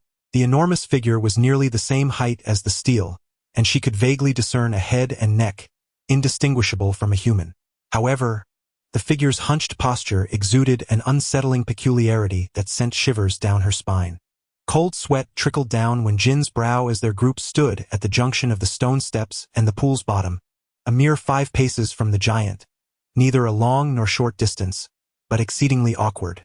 The mist at the pool's bottom churned, and their only illumination came from a few low-powered flashlights, rendering it impossible to discern whether this entity was human or ghostly. Just moments ago, amidst the throng of people here, both inside and out, we had scoured the area. Beyond the 4 stone monkeys at the center and a nameless stone tablet at the bottom of the pool, nothing else could be found within a 10-meter radius. The emergence of this colossal figure remains a mystery to all. Strangely, the infuriating Zhang Qiling appears utterly oblivious, engrossed in his examination of the stone tablet, seemingly lost in thought. When Jean, filled with frustration, could hardly contain her ire, yet as the person in charge, she knew she could not abandon him. Faced with a lack of immediate solutions, she cautioned those behind her not to make any sudden movements. After 5 or 6 minutes, this gigantic entity still lingered behind the mist, showing no signs of action. At that moment, Qiling could no longer restrain herself and softly urged, "Xiao Zhang, why are you still crouched there? Come over here quickly." When Jean, alarmed, swiftly intervened, for Zhang Qiling was too close to this ominous presence. Should the situation change, retreating even 2 steps could prove perilous. The best course of action was to maintain the current status quo. When Jean meticulously assessed the situation, while the ancient tomb was fraught with dangers, as long as one understood what one was dealing with, there would naturally be a means to confront it. The real peril lay in being ensnared in a dangerous predicament without a clear grasp of the circumstances, often leading to an untimely demise shrouded in mystery. In such a locale, should a coffin be present, it undoubtedly signifies wealth and power, particularly if this ancient tomb indeed belonged to Wang Hai, as his name suggests a deficiency of water within the 5 elements. Thus, it would harmonize splendidly with a maritime tomb, seemingly embodying the principles of feng shui concerning the unity of heaven, earth, and humanity. Unless the principles of feng shui are mere fabrications, it is unequivocally impossible for Zhongzi to exist here. At this thought, Wenjin felt a sense of relief. If it were not a zombie, it must be either a human or an animal. Given the multitude around, it mattered not if one stood 2 meters tall, for even at 3 meters, we could easily subdue it. At that moment, one of the boys remarked, "Wenjin, something seems amiss. I distinctly recall that, at that location, there should be the stone monkey. Could it be that something has ascended onto the stone monkey?" Wenjin's heart stirred. She suddenly pondered if perhaps her Uncle Wu had awakened, discovered their absence, and ventured in search of them. Known for his unorthodox ways, he might be vexed by their disobedience, retreating into the mist and climbing atop the stone monkey to frighten them. If this were indeed the case, it would be utterly despicable. With this thought, Wenjin deemed it the most plausible explanation and called out to the shadow Wu Sanqing. Stop playing around. Come down at once. If the figure truly was her uncle, such a bellow would surely reveal that he had been discovered, rendering any further pretense unnecessary.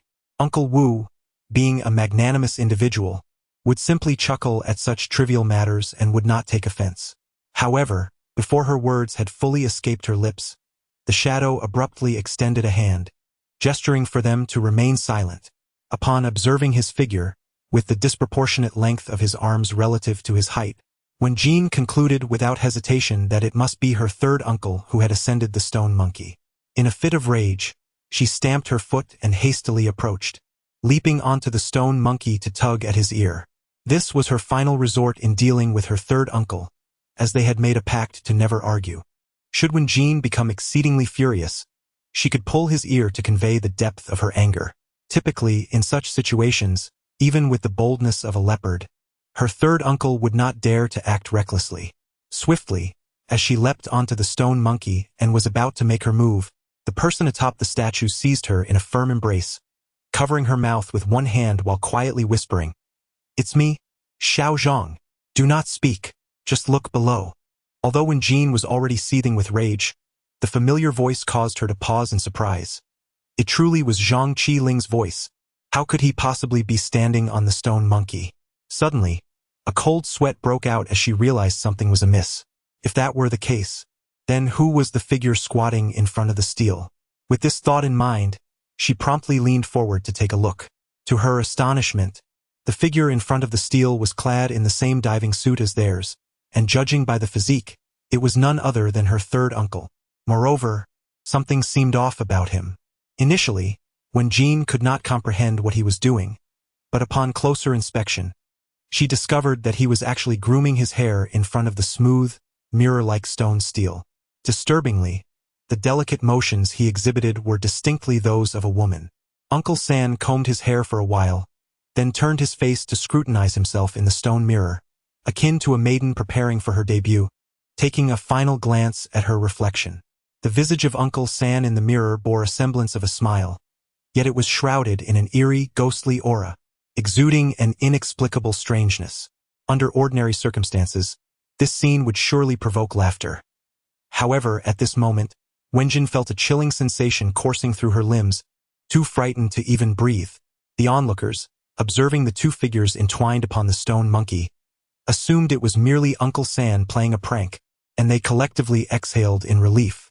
Qiling, concerned for Zhang Qiling, suddenly dashed to the back of the individual standing before the stone tablet, tapping him on the shoulder, and exclaimed, "Xiao Zhang, what on earth are you dawdling here for?"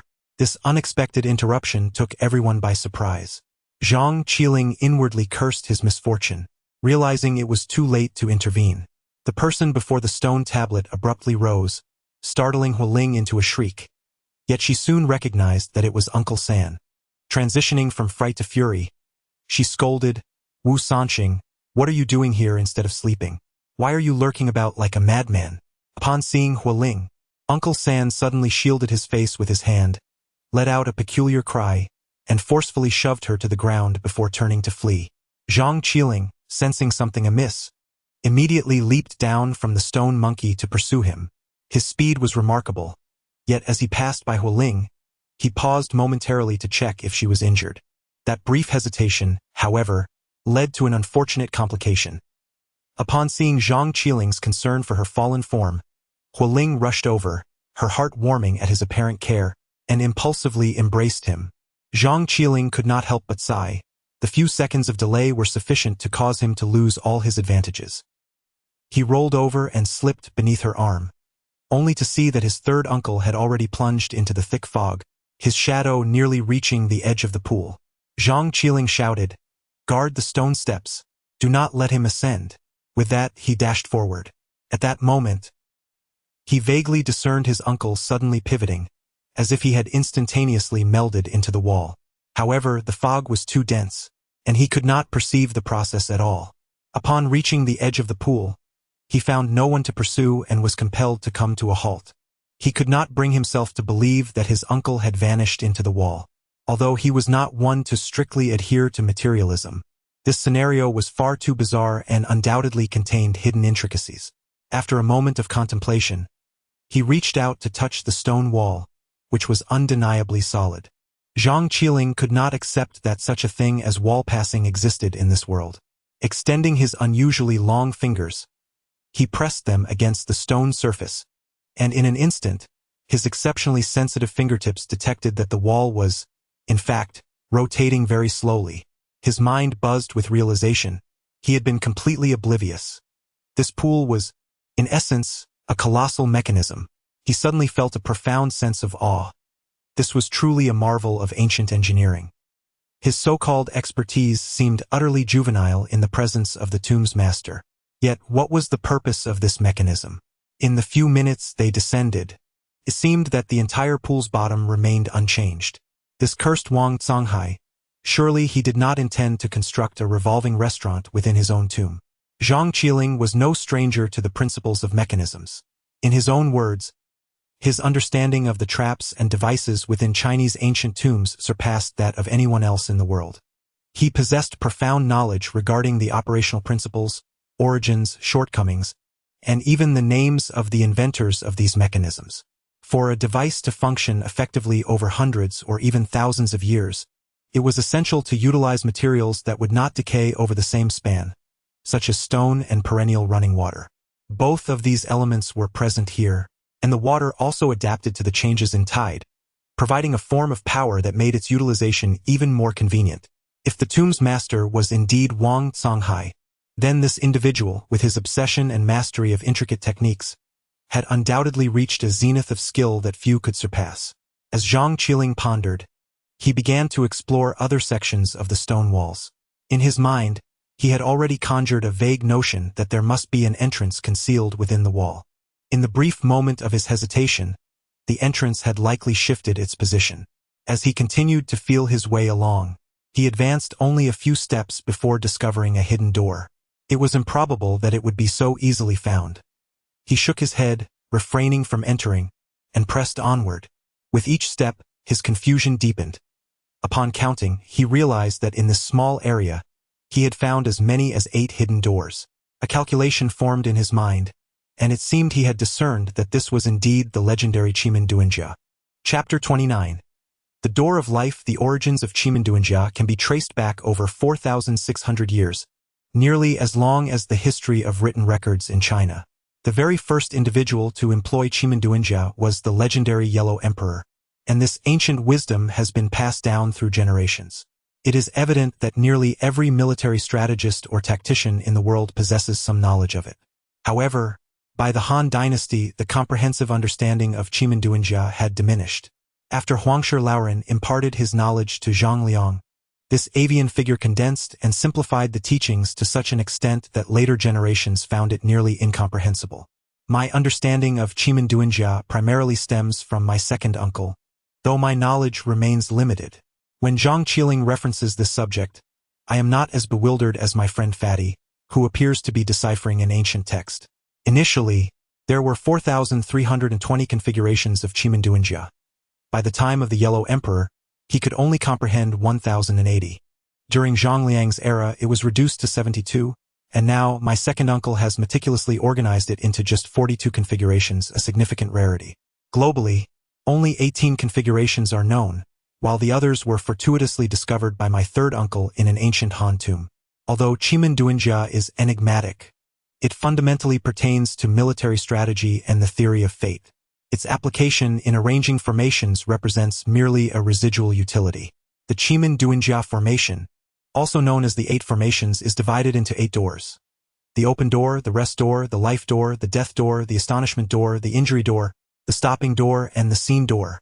The life door symbolizes vitality, while the death door signifies demise. Entering any of the other doors reveals additional 8 doors, perpetuating this cyclical pattern. Zhang Qiling discovered these 8 concealed doors, which naturally evoked thoughts of the ancient art of Qiling Divine. These hidden portals were exceedingly narrow, allowing only a single person to pass sideways. The area was shrouded in mist, and outside stood a potentially rotating stone door that could be opened with a mere push. Upon entering, the door would close automatically, making it nearly impossible to discern the peculiarities within without touching it. Zhang Qiling felt a twinge of regret for his earlier carelessness. He was not a rash individual, yet his eagerness to achieve results had led him astray. In the world, intricate and clever techniques are often celebrated for their subtlety and precision. Yet this instance took the opposite approach, embracing grandeur and comprehensiveness, which rendered him vulnerable. Noticing the brilliance in her eyes, Zhang Qiling asked, "Have you had an insight?" Upon hearing this, the others quickly gathered around, scrutinizing the stone tablet from various angles, yet ultimately seeing nothing. When Jean remarked, "No, you must kneel like I do to truly see," Zhang Qiling seemed to awaken to a realization and promptly knelt down. When Jean pressed on his shoulder, saying, "You're too tall. Lower yourself a bit. Your gaze should not be direct but rather sideways, fixating on your temple." Zhang Qiling found this amusing and mimicked her posture, adjusting his hair. Then, with a surprisingly feminine glance, he suddenly perceived his reflection in the stone tablet. There, at his temple, were three faint, interconnected fish, remarkably indistinct. As he moved his head slightly, he discovered that even the slightest change in angle caused the image to vanish entirely. He let out a sound of realization, finally grasping the meaning of what it is to be fated. Internally, he cursed. It seemed that only women who take pride in their beauty, by chance kneeling before the stone tablet to tidy their hair, would have the opportunity to notice this mark. Furthermore, those who are too tall or too short would not be able to see it either. Fortunately, when Jean had observed with great care. Otherwise, this large man would never have uncovered such a secret, no matter how hard he tried to think. He focused intently on the fish, noticing that the mark was slowly shifting as well. It appeared that within the stone tablet, there was a mechanism that rotated at the same speed as the pool's wall, always aligning the mark with what was referred to as the heavenly gate. With this thought in mind, he quickly instructed Wen Jin to keep watch while he switched on a flashlight and approached the edge of the pool to locate each hidden door. Upon reaching the third hidden door, Wen Jin exclaimed as the mark coincided with the beam of the flashlight, "This is it!" A cheer erupted from everyone, and even Zhang Qiling could not help but clench his fist in excitement. He forcefully pushed the hidden door open and was the first to step inside. The passage was exceedingly narrow, extending inward. This time, Zhang Qiling was exceptionally cautious. He first felt the walls around him to ensure there were no other mechanisms before signaling for the others to enter.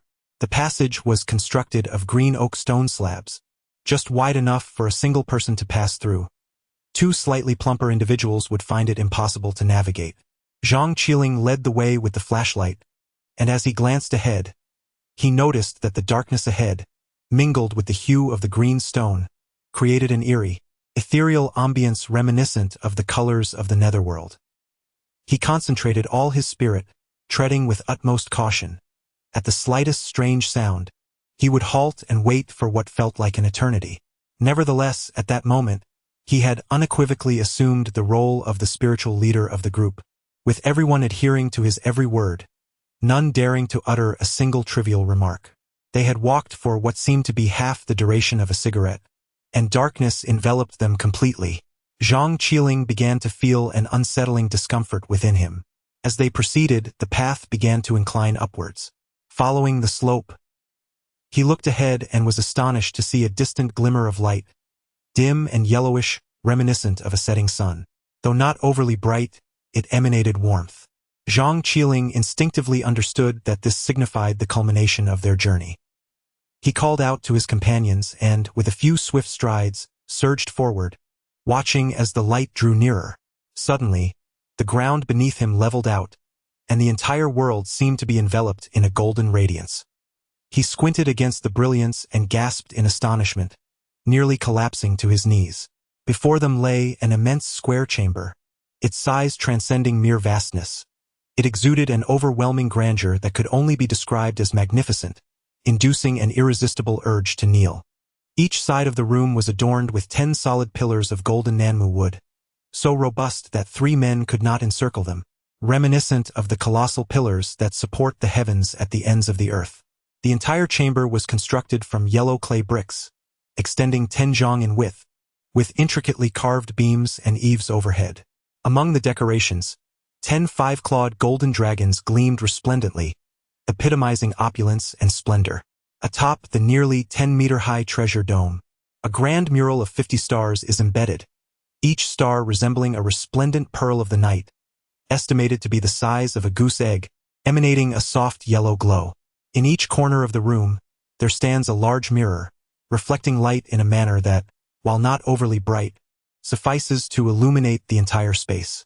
What astonished them most, however, was the enormous stone disc placed at the center of the room. Upon a glance, Zhang Qiling recognized that atop the disc lay a grand model of a palace. Although merely a model, it featured majestic towers and flowing simulated waters, all exquisitely crafted and truly spectacular.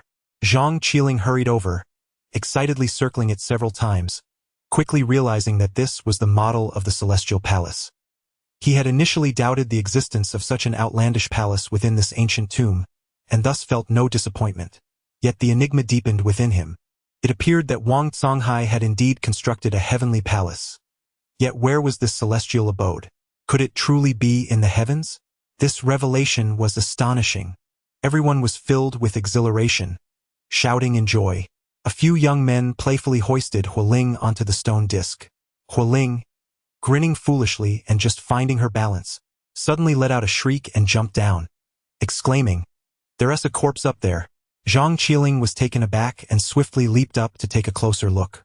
In the center of the entire model lay a circular jade garden, within which sat a completely shriveled corpse on a stone seat. The garment adorning the body was tattered, revealing a blackened torso. This was an exceedingly rare instance of a seated golden body, naturally desiccated to perfection. With merely a dip in gold powder, it could be enshrined in a temple. The corpse had one hand pointing to the heavens and the other to the earth.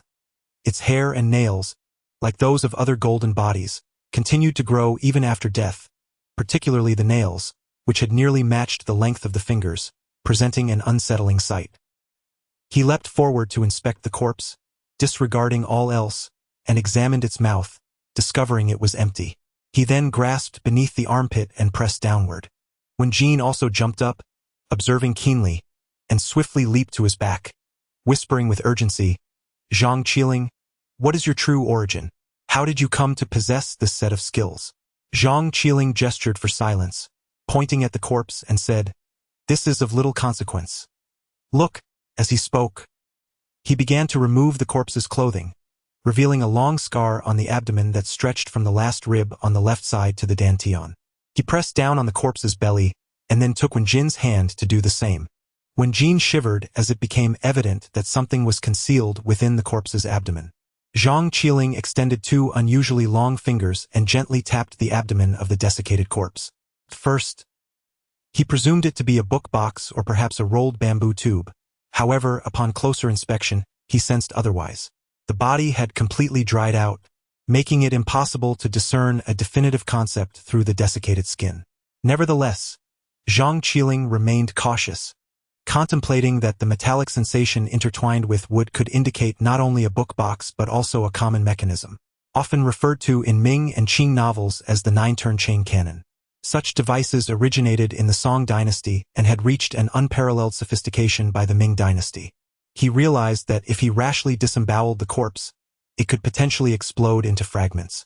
The fact that the tomb's owner had set such a formidable trap suggested a profound regard for their burial treasures. Engaging in reckless actions might unveil unforeseen dangers, possibly leading to the collapse of the entire tomb. With a sigh, Zhang Qiling resolved to abandon his pursuit. He stepped back and bowed his head to the corpse. However, when he lifted his gaze, he was startled to discover something amiss. As he looked left and right, he suddenly inhaled sharply. The desiccated corpse bore an eerie smile. In the 30th chapter of Angry Sea and Sunken Sand, the unworthy unsealing system of the starting point finally comes to a conclusion. This experience is unprecedented, a rarity that has never been witnessed before. Even in the realm of Zongzi, he has only encountered those that can leap and bounce, never one that can smile. Zhang Qiling felt a tightening in his chest and swiftly retreated a step, his entire being on high alert, bracing for the next move. Unexpectedly, the hand of the corpse, initially pointed skyward, suddenly shifted to point horizontally towards the east. Simultaneously, The entire room was engulfed in darkness as the luminous pearl atop the treasure dome extinguished for reasons unknown. Startled, Zhang Qiling turned his head and saw that the yellow brick wall illuminated by the eastern pearl had undergone a transformation, revealing the grotesque visage of a huge, pale face. Realizing it was yet another trick, he felt a twinge of annoyance as he leapt down from the stone platform and approached the eastern wall. Upon closer inspection, he discovered that the wall bore a shadow painting, an image formed when light strikes from a fixed angle, casting shadows from the wall's crevices. If the angle of light is incorrect, the image fails to manifest. However, due to the bizarre nature of these lines in a heightened state of tension, they are easily misconstrued as a terrifying human face. Upon closer examination, he felt a stir within him. This depiction seemed to be a narrative painting, likely showcasing the scene when the heavenly palace atop the clouds was completed. He observed that the so-called palace was actually built upon a steep mountain, the summit shrouded in mist, enveloping the entire structure and imparting an ethereal sensation of floating amidst the clouds. Zhang Qiling gazed intently at the mountain scenery. It appeared to be a scene cloaked in pristine snow, suggesting an elevation of considerable height, though the specific mountain remained unknown. As he turned his head, he noticed images emerging upon the four walls. Hurrying to the southern brick wall, he continued to observe. There, depicted was a cliff beneath a celestial palace, intricately carved with numerous pathways connecting stone caves. A group of laborers was using a winch to lift an enormous coffin, ascending from one cave to another along the cliff, while a procession of mourners formed a line, laboriously climbing the path. Zhang Qiling gasped. Could this celestial palace indeed be a tomb?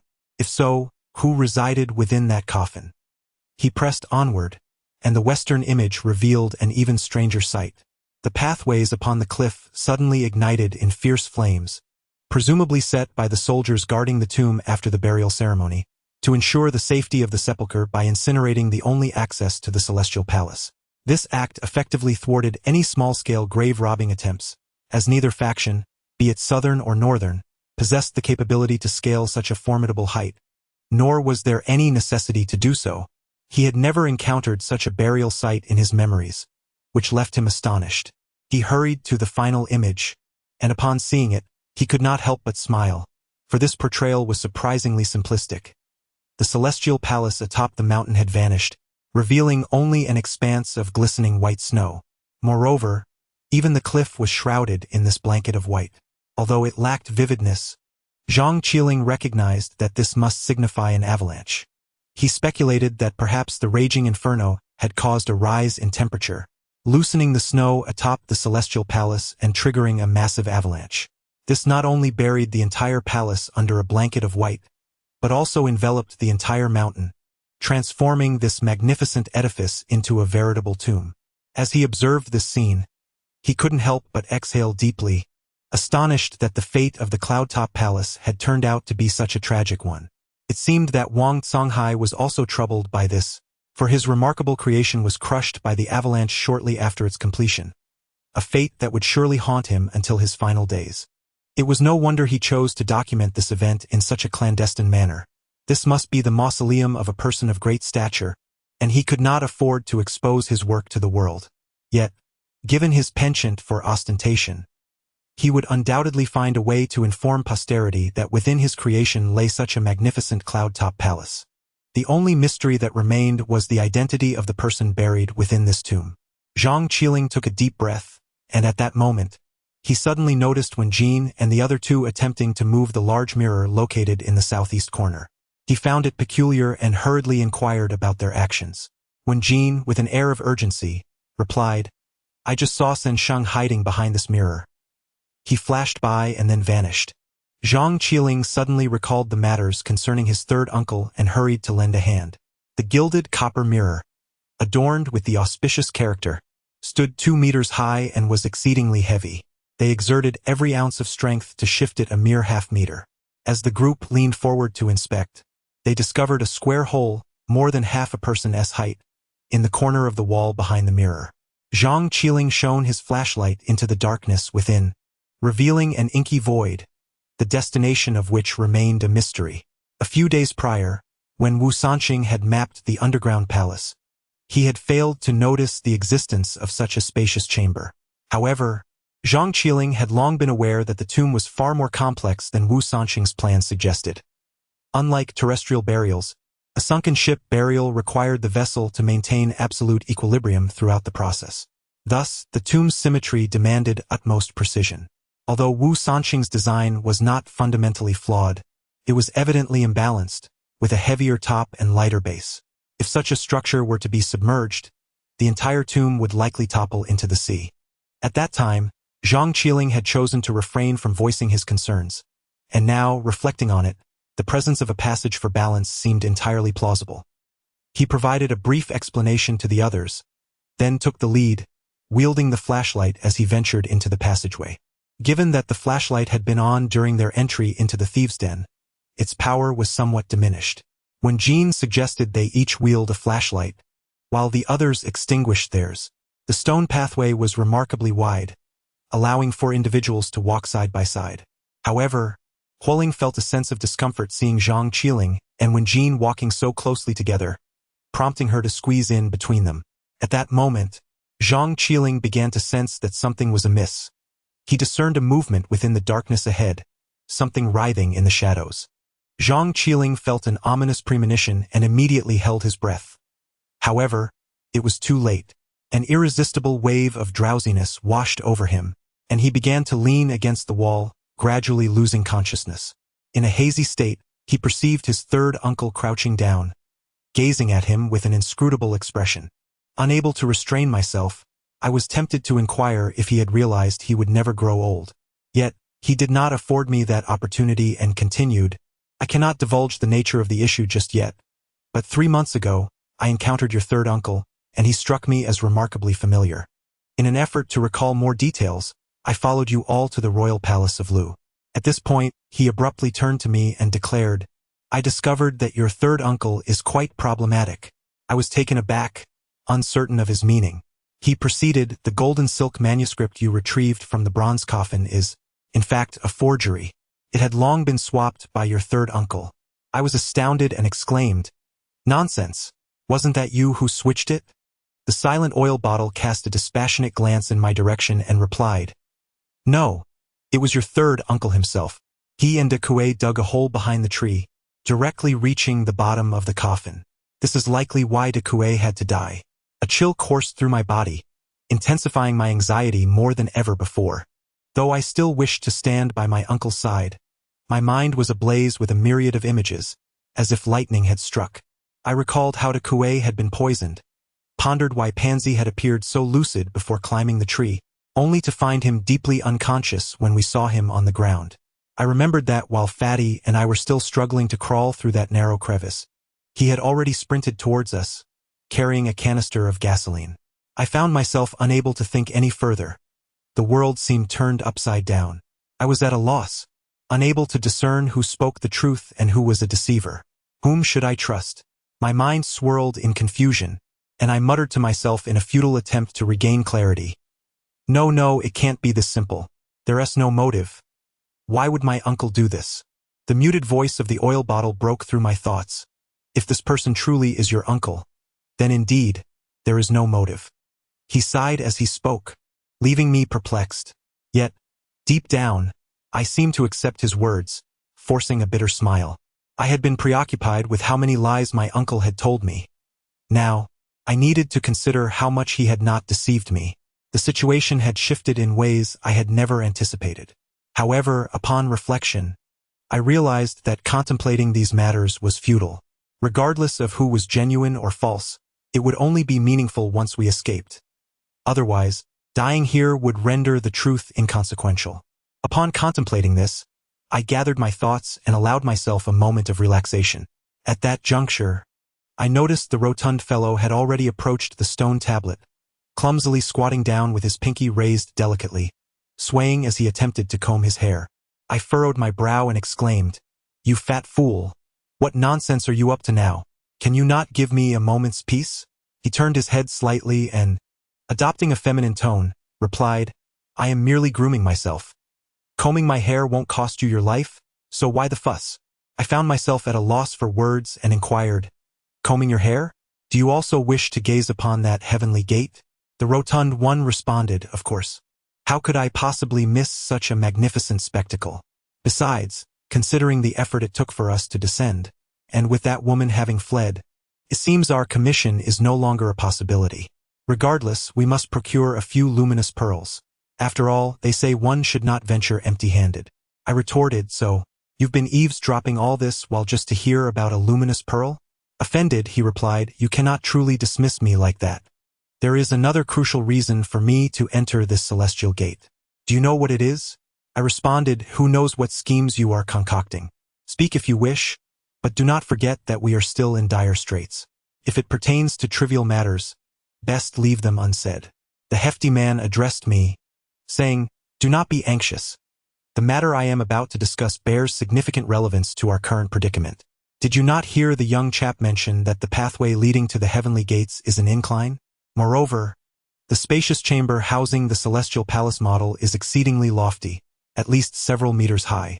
Consider this, the entire ancient tomb is not exceedingly deep, and I surmise that the apex of that chamber must coincide with the utmost pinnacle of the tomb itself. If we are to escape, we must devise a strategy from that point. Upon hearing this, a spark of realization ignited within me. I quickly recalled that when I had descended into the submerged passage, I had observed the pressure gauge indicating a depth of 13 meters underwater. Presently, we had descended further into the pool's depths by another several meters, suggesting we were situated approximately 20 to 30 meters beneath the surface. Thus, it follows that the ceiling of the chamber containing the celestial palace model is no more than 10 meters from the seabed. Indeed, just as the hefty man articulated. I conceded, albeit with a sense of uncertainty, for along our journey, the only offerings we had encountered were porcelain and stone artifacts, with nary a piece of metal in sight. This anomaly struck me as illogical, and I harbored a faint suspicion that the tomb's master had orchestrated this arrangement. Our only recourse now was to search the rear hall. Should we find nothing there, it would truly feel as if fate conspired against us. The hefty man, upon hearing my concerns, let out a hearty laugh and declared, I've already contemplated this. That grand chamber is adorned with gilded copper mirrors embellished with the character for fortune on all sides. Is it not? As an antiquities enthusiast, you must have some familiarity with the nature of those mirrors. We can dismantle the legs of those mirrors. They are quite heavy and would undoubtedly serve as effective hammers. Upon hearing that name, a sense of familiarity washed over me. As he spoke, I recalled that I had indeed encountered such artifacts before, though the specifics eluded my memory. Observing the plump man's fervent assurances, I could not help but feel reassured. I addressed him, stating, very well, let us proceed with this matter.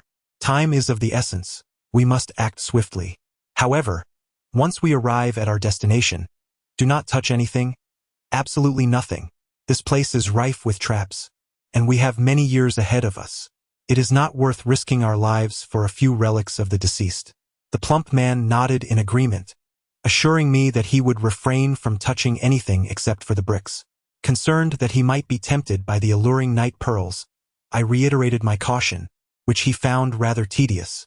I then clarified the layout of the location and discussed potential scenarios, outlining the necessary precautions we would need to take.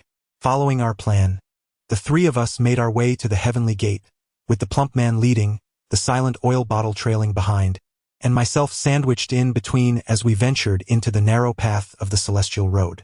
The plump man, feeling quite proud, proclaimed, indeed, in the realm of tomb raiders, I, your esteemed plump uncle, shall always rank first, at least in stature. But let it be known, despite my girth, my agility remains unaffected. Suddenly he froze, unable to advance. Upon closer inspection, I discovered that his shoulders were wedged against the stone walls, immobilizing him in the narrow passage. I could not help but burst into laughter. See, you boast too much, and now you face the consequences.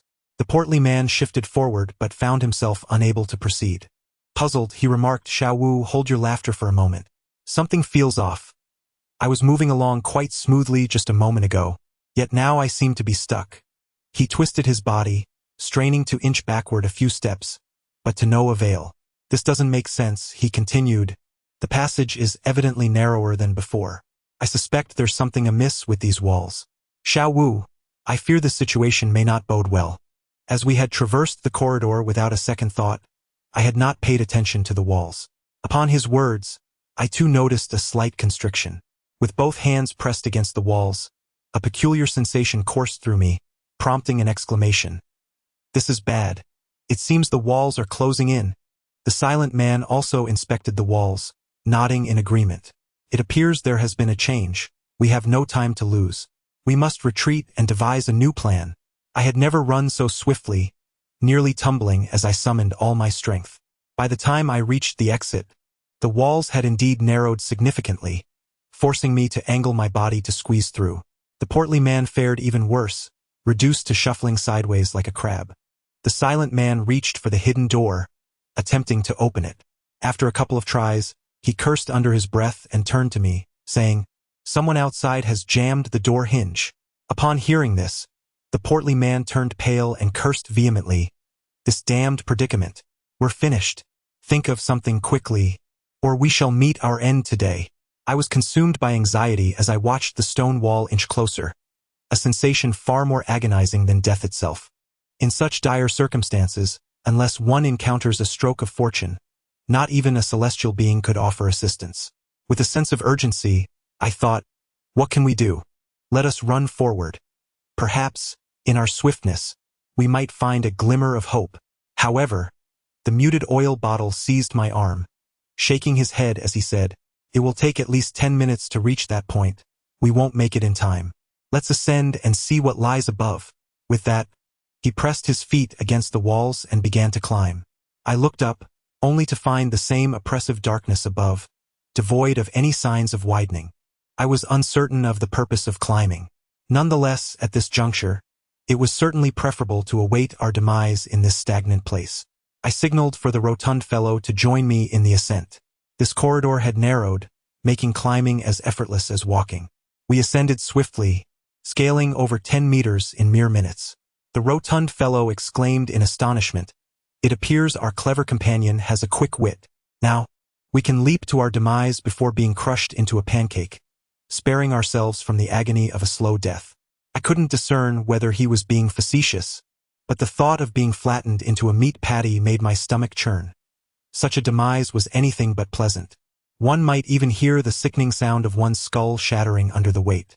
I would much rather embrace death by falling than suffer the indignity of being crushed alive. At that moment, the muted oil bottle called from above, "Stop your futile musings. We still have time.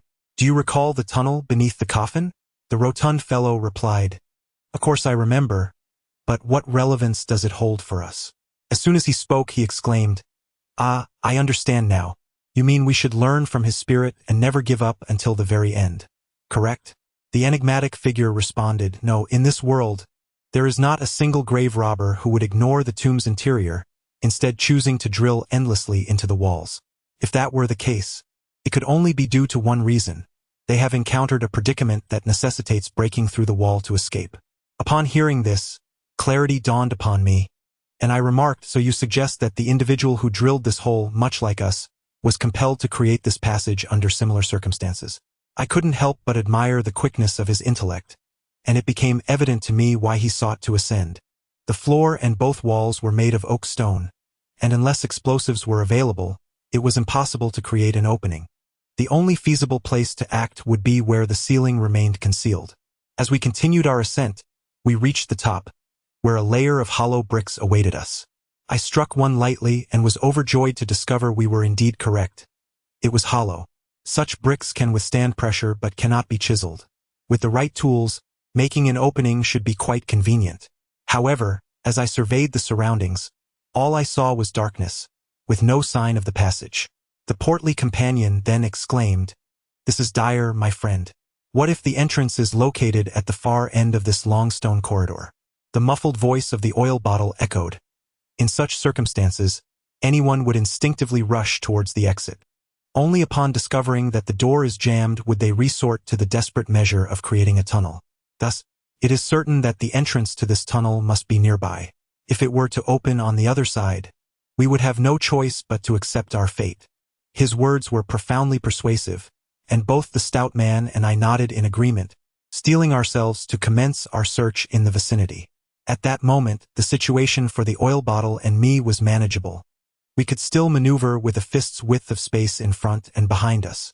However, the stout man was nearing his limits, having to compress his abdomen to navigate through the narrow crevice. I could see the strain etched on his face, so I offered some consolation, stating that the compression of fat is considerable, and as long as the walls do not press against his bones, he would be safe. Upon hearing this, his face turned pale, and he waved his hand dismissively, urging me to cease my prattle. We began our crawl from the outermost edge, progressing inward for several meters, yet we uncovered nothing. In truth, crawling sideways is far more taxing than ascending, and my legs had begun to weaken, nearly causing me to slip on several occasions. I realized that should the walls converge even slightly further, my knees would no longer bend, rendering movement exceedingly difficult. Ahead lay an impenetrable darkness, concealing the exact location of the tunnel's opening. If, as the oil bottle surmised, it were to be situated at the far end of this corridor, I was at a loss as to how to confront such a grim fate. Had I foreseen this predicament, perhaps succumbing to the bite of a sea monkey would have been a more merciful end. Many speak of the terrors of Zhongzi and specters, yet at this moment, I would prefer to encounter a dozen of those creatures rather than be relentlessly crushed in this confining space with no means of escape. At that moment, the enigmatic figure in front of us suddenly illuminated his flashlight towards me, signaling us to approach. Filled with elation, the chubby companion and I hastily squeezed our way to his side. However, upon looking up, we were momentarily taken aback. Inscribed on the blue bricks above was a line of blood-red characters. Wu Xie has wronged me, trapped with no escape, dying with grievances. The heavens and earth bear witness to my plight. My heart raced with trepidation, and I wondered aloud, what does this mean? Who is this person? Why does he accuse my uncle of wrongdoing? The enigmatic figure replied, this Jialian was also part of the archaeological team. He is the one who perished amidst the coral reefs, clutching the snake-eyed copper fish. A gasp escaped my lips, and my mind spiraled into confusion. With a gentle push, he urged me, since he has left a message here and did not perish in this very spot, it indicates that the tunnel must be nearby. We don't have time to ponder the meaning of his words. We must move forward. I crawled a few steps, and suddenly, a memory sparked. Jialian. That name sounded eerily familiar, as if my grandfather had mentioned it before. Reflecting on it now, it dawned on me that this was how Jialian had met his demise. No wonder my elder had forbidden me from associating with my uncle. It seemed that there were indeed dark pasts entwined with the three rites. The chubby companion urged me from behind, leaving no room for further contemplation. Gritting my teeth, I pushed ahead, and soon a dark, gaping hole appeared atop the brick ceiling. The chubby companion exclaimed joyfully, though it was clear that his time was running short. His body smeared with the crimson stains of the Qingang stone, resembling someone freshly emerged from a Turkish bath. I find myself not faring much better than he does, my legs lacking the strength to bear my weight. However, there is no immediate urgency, as the enigmatic oil bottle ventures ahead, probing the depths and slipping inside. He tests the walls of the concealed passage, ensuring their solidity, before pulling me in as well. The situation becomes somewhat troublesome for the rotund fellow. I am unable to assist him alone. Yet, with determined resolve, he bellows and exerts himself, ultimately emerging with a significant portion of skin chafed from his back.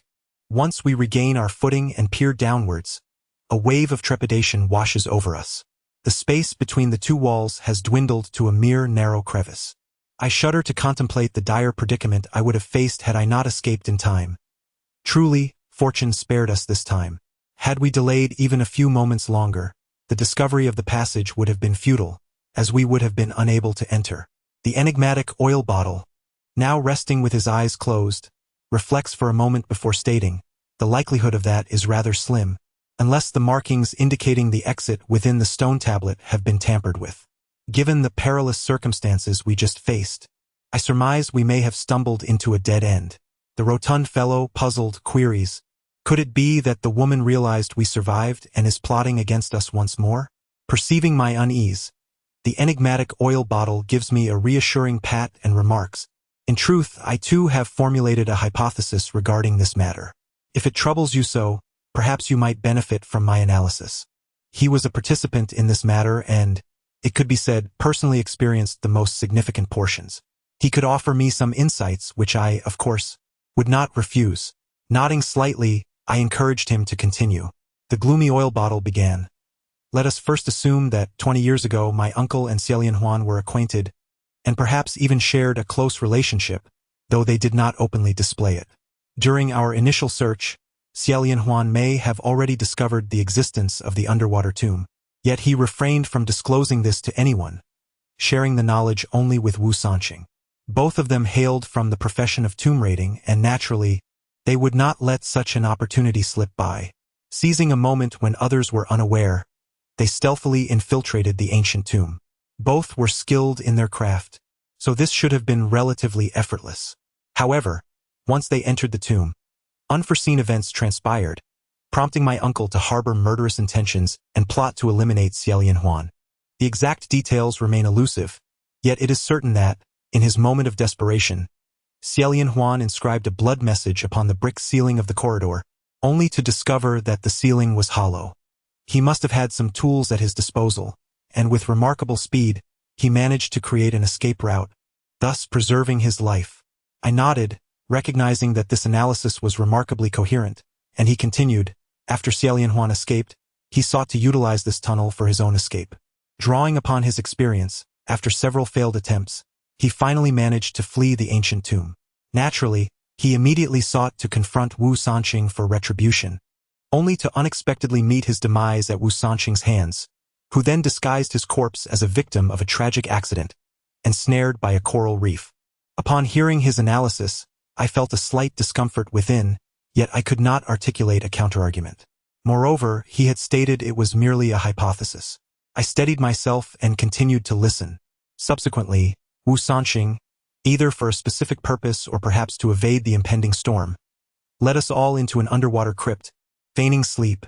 At that moment, I uncovered the secret of the porcelain, guiding everyone to the bottom of that pool, a possibility he had not foreseen. Left with no alternatives, he resorted to pretending to be possessed by a female ghost, luring us into the chamber where the models were kept. There, in the passage behind the mirror, he rendered us all unconscious. After our fainting, he must have performed certain actions upon us. However, how I emerged and what transpired with the others remains a mystery. I am certain that the others, like me, lost their memories. Over the past 2 decades, even upon encountering one another, we could only perceive a sense of familiarity. At this juncture, I posed a question to him. Why didn't Uncle San simply eliminate you all at that moment, thus resolving everything? The silent oil bottle replied, I too find it perplexing, yet perhaps he deemed it unnecessary to kill us as we were, after all, oblivious to everything. His supposition paints Uncle San as a cunning mastermind, a villain with premeditated schemes, which I find utterly unacceptable. In my recollection, Uncle San is neither such a person nor capable of being one. Upon hearing this, the fatty appeared to have an epiphany and remarked to me, Xiao Wu, I recall something that might elucidate this matter, but I must caution you not to laugh at me when I share it. Upon hearing this, I realized that now was indeed the moment for collective brainstorming. The stout fellow, with his straightforward mind, might conjure thoughts I had not yet entertained. I urged him to speak hastily. He feigned mystery and whispered, I believe the matter is rather simple. Once your third uncle arrived at this place, he may have encountered something unclean, thus falling into its trap. Did not the young man just mention that your third uncle learned the art of hairstyling from women? Consider this. Is it not a hint toward finding a way to the heavenly gate? Who knows this matter best? It is the old spirit residing in the tomb. I surmise that your third uncle has certainly been ensnared by the vengeful spirit of the tomb's master. If you locate your third uncle, simply douse him with a basin of blood, and that spirit shall be compelled to reveal itself, resolving the issue. As he elaborated, his explanation grew increasingly absurd. I retorted, your interpretation is akin to a tale from strange stories from a Chinese studio. I have known my third uncle for over 20 years, and he has never struck me as womanly. Your reasoning is flawed. The stout one replied, I did not assert that the spirit must be female. There are indeed occasions when madness manifests itself. Perhaps your third uncle appears perfectly normal before others, yet behind closed doors, He might be adorning himself with rouge while embroidering. He then raised a delicate finger in a theatrical manner. I found it amusing and remarked, "Do you envision him as the invincible East, engaged in embroidery? Your argument lacks coherence." Listening to the stout one's discourse, the silent observer interjected, "No, I find merit in his words. Such occurrences have indeed transpired within ancient tombs." The plump man, noticing that someone concurred with his opinion, immediately grew confident and proclaimed, "You see, I, the plump one, do not speak without reason. I suspect this is closely related to the tomb being submerged beneath the sea. Feng shui, as they say, the sounds of the wind and the ripples of water.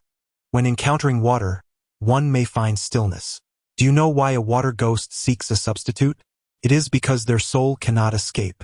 This ancient tomb, built within the water, possesses favorable feng shui, yet it is decidedly detrimental to the tomb's master." As I listened to his elaborate reasoning, I could not help but feel a tinge of belief and remarked, "How about we take note of this?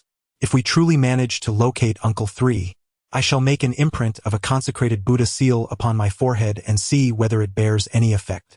We exchanged various thoughts, and at that moment, we began to regain our composure. The plump man glanced at his watch and said, "Let us not convene a conference here any longer. If my assumptions hold true and we were to perish of hunger in this place, our souls would undoubtedly remain trapped, and we would fail to be reborn. That would be an immense loss." Upon reaching this point, he scratched his back and inquired, "Little Wu, have you not felt an insatiable itch since we entered this ancient tomb? It seems to have intensified without my noticing." As I prepared to crawl forward, his question caused me to retract my neck instinctively. The earlier tension had rendered me oblivious to my surroundings. In truth, I had already sensed a slight inflammation at the wound inflicted by the lotus arrow while traversing the passageway. Yet the itchiness, in its persistence, seemed to have subsided somewhat. I lifted my clothing to examine the wound, noticing that the swelling had subsided and there was no unusual sensation. I remarked, "I can feel it, though the itching has ceased. Given the humidity here, it might be an allergic reaction." The corpulent man scratched vigorously, exclaiming, "Is there a temporary remedy for this allergy?" I just broke out in a cold sweat, and now the itching seems relentless. He continued to rub against the wall. Observing that he had drawn blood from his back, I felt a sense of alarm and urged him to show me. He twisted his body and turned around, his hands still incessantly scratching. I swatted his hands away and shone my flashlight upon his back, only to discover that the wound, inflicted by a lotus arrow, was infested with unsightly white growths, which was utterly nauseating. I casually inquired, "How long has it been since you last bathed?" I added, "It seems you haven't washed in quite some time. I must tell you, do not be alarmed, but it appears that mold is forming on your back. White mold, no less. What a peculiar sight. If you persist for a few more months, you might even cultivate a medicinal mushroom." The corpulent man, bewildered, asked, "What? White mold? Is there even such a thing as white coal? Speak plainly. What on earth is happening?" I noticed the expression on the sullen oil bottle's face, which had tightened with concern, and I dared not jest further. The sullen oil bottle approached and pressed gently on the wound, which yielded a discharge of dark blood. In a hushed tone, he said to me, "This is troublesome. There is something amiss with that lotus arrow. I find it peculiar. Just moments ago, I too was struck, and logically, I should be feeling the same as he does. Could it be that my grandfather bequeathed to me such an exceptional constitution?" In a flurry, I exposed my wound, voicing my bewilderment. He was consumed by an unbearable itch, unable to endure it any longer. I turned to the silent companion and declared, "This cannot continue. We must devise a remedy. I've heard tales of individuals who, unable to resist the torment of their skin afflictions, have resorted to taking their own lives." The rotund fellow exclaimed, "I swear, I feel like ending it all right now. This itch is driving me mad. Why don't you just emulate Guangong and excise those 2 patches of flesh? In my youth, I too suffered from a skin ailment, and there existed a rather unsavory folk remedy." I replied, "No need for flesh to be cut. Do you truly believe you have an abundance of it?" "I am no hua tuo, but I do possess a bit of soothing lotion. Allow me to apply it to your skin. It may sting a little, so brace yourself." Naturally, I could not simply apply such a substance without proper means. I spat a couple of times to moisten it and, donning gloves, spread it across his back. To my surprise, he was intolerant of the pain. As soon as the saliva touched him, he let out a piercing scream and bolted forward, cursing, "What on earth did you just apply? By my grandmother, you might as well have cut me open. I swear, I am truly at my wit's end." Observing his reaction, I noted that the pain served its purpose. "Look at you, such a weakling. Pain is far more bearable than itchiness. Are you still itching?" The rotund fellow flailed his limbs for a moment, eventually regaining his composure. "Hey, Xiao Wu, not bad. What on earth is that stuff? I feel remarkably better. What brand is that soothing lotion?" I sensed that he was aware I was merely a pawn in this game, and if he had his way, I would surely meet my demise. Hastily, I urged, "Stop behaving like a coward. We must make haste." The expression on the closed-lipped figure's face was amusing, and I noted with some surprise that this was the first time I had seen him wear anything but a bitter smile. It seemed that human interactions indeed fostered a sense of warmth. I edged forward, and as anticipated, two pathways emerged to either side. Peering down the left passage, I discovered it led only a short distance before being obstructed by a wall of bricks, a dead end. It appeared that the bricks marked the threshold between the right chamber and the left chamber, which had been sealed for some unknown reason. Were they perhaps fearful of something emerging from that coffin? Nevertheless, since it had been blocked, the ultimate escape route must lie to the right. The closed-lipped figure seemed to share my thoughts and gestured toward me. Without uttering a word, the three of us proceeded to climb onward. To be candid, I had never scaled such lengths before, and I was drenched in perspiration. Typically, crawling through earthen tunnels was not so exhausting, primarily because there was no pressure on my knees. Now, however, the ground was littered with shards of brick, making my ascent feel akin to a punishment. My knees felt as if they were ablaze. It seemed that being human had its advantages, and I resolved to strive for humanity in my next life. Lost in my musings, the closed-lipped figure suddenly halted and signaled for silence. The rotund companion, unable to see ahead, inquired softly, "What is it?" I gestured for him to remain quiet. At that moment, the closed-lipped figure extinguished his flashlight. Understanding the gravity of the situation, both the rotund fellow and I promptly followed suit, plunging us into an enveloping darkness. At this moment, I remained remarkably composed, my heartbeat steady. In retrospect, the harrowing experience of nearly being crushed by the wall had profoundly affected me, and I had mentally conquered my fear of the ancient tomb. I was still uncertain of his intentions, yet in this crypt, he was invariably worth listening to. We fell into a tranquil silence, our breathing gradually returning to normal, the sweat on our bodies having dried. Suddenly, I heard a sound above us, as if something, or someone, was traversing the brick ceiling. A jolt of alarm surged through me. It seemed we were now in the rear hall or a corridor. Who could this person be? Might it be a Ning? Or perhaps my uncle? Disgusted, I wiped the unsettling substance off onto an adjacent brick, contemplating the copious oil that must have been sprayed onto the portly fellow's prickly hair. If we were to find a water source later, it would require a thorough cleansing, especially considering that the grease on his head could have been there for months. As I pondered, an itch arose on my neck, suggesting that the overweight man was up to some peculiar antics once again. A surge of irritation welled within me. I seized that mass and pressed it against the wall. In that moment, I sensed something was amiss. Why did the plump man's face appear so diminutive? Cautiously, I propped myself up and reached out, my heart racing as I felt those damp objects, which seemed to resemble heads. Upon further inspection, I discovered that these heads were entangled, and as I reached in, my hand became ensnared. I swallowed hard, beads of cold sweat forming on my brow. The portly fellow couldn't possibly have this many heads. Whose heads were these? The memory of the flesh-eating heads in the water tomb surged to the forefront of my mind, and my breathing grew labored as I hesitated to activate the flashlight. The object seemed to be merely a few centimeters away from me, and as soon as I opened my eyes, it would undoubtedly catch my gaze. Such a thrill was beyond my capacity to endure. While I pondered this, I felt a delicate, damp hand brush against my face, cold to the touch with remarkably sharp fingernails. A tingling sensation coursed through my scalp, and my facial muscles involuntarily trembled. The sound was faint, yet I perceived it with startling clarity, leaving me utterly astonished. At that moment, the woman pressed closer, forcing herself into my embrace, her slender hand resting on my shoulder, then wrapping around my neck. Instinctively, I shivered, acutely aware of her diminutive stature. Her lips brushed against my ear, and the breath she exhaled was icy, rendering me completely dazed. I heard her softly utter, "Please hold me." Upon hearing those words, I felt entranced. Although my hands resisted fervently, they betrayed my mind's commands and encircled her waist. This action was even more overwhelming, for I then realized that she wore nothing at all. Her skin was cool yet astonishingly smooth, causing a tumult of emotions within me, and my face flushed with heat. At that moment, her lips had already migrated to my chin, teasingly brushing against it, as if inviting me to kiss her. I lost all sense of control, just as I was about to lean in for a kiss, when suddenly the flashlight of a dim lantern flickered to life. In that instant, I caught a glimpse of what I held in the 34th chapter of Angry Sea and Sunken Sand, titled The Forbidden Woman.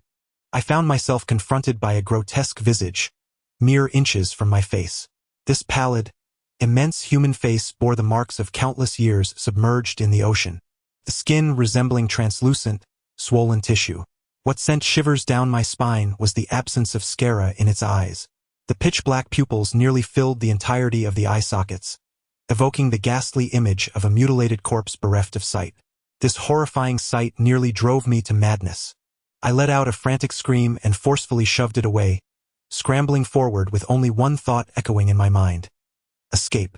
Yet, the narrow passage proved insufficient for two individuals, leaving me and my companion trapped in a tight embrace, utterly immobilized. In desperation, I grasped him and shouted, "A ghost! A water ghost!"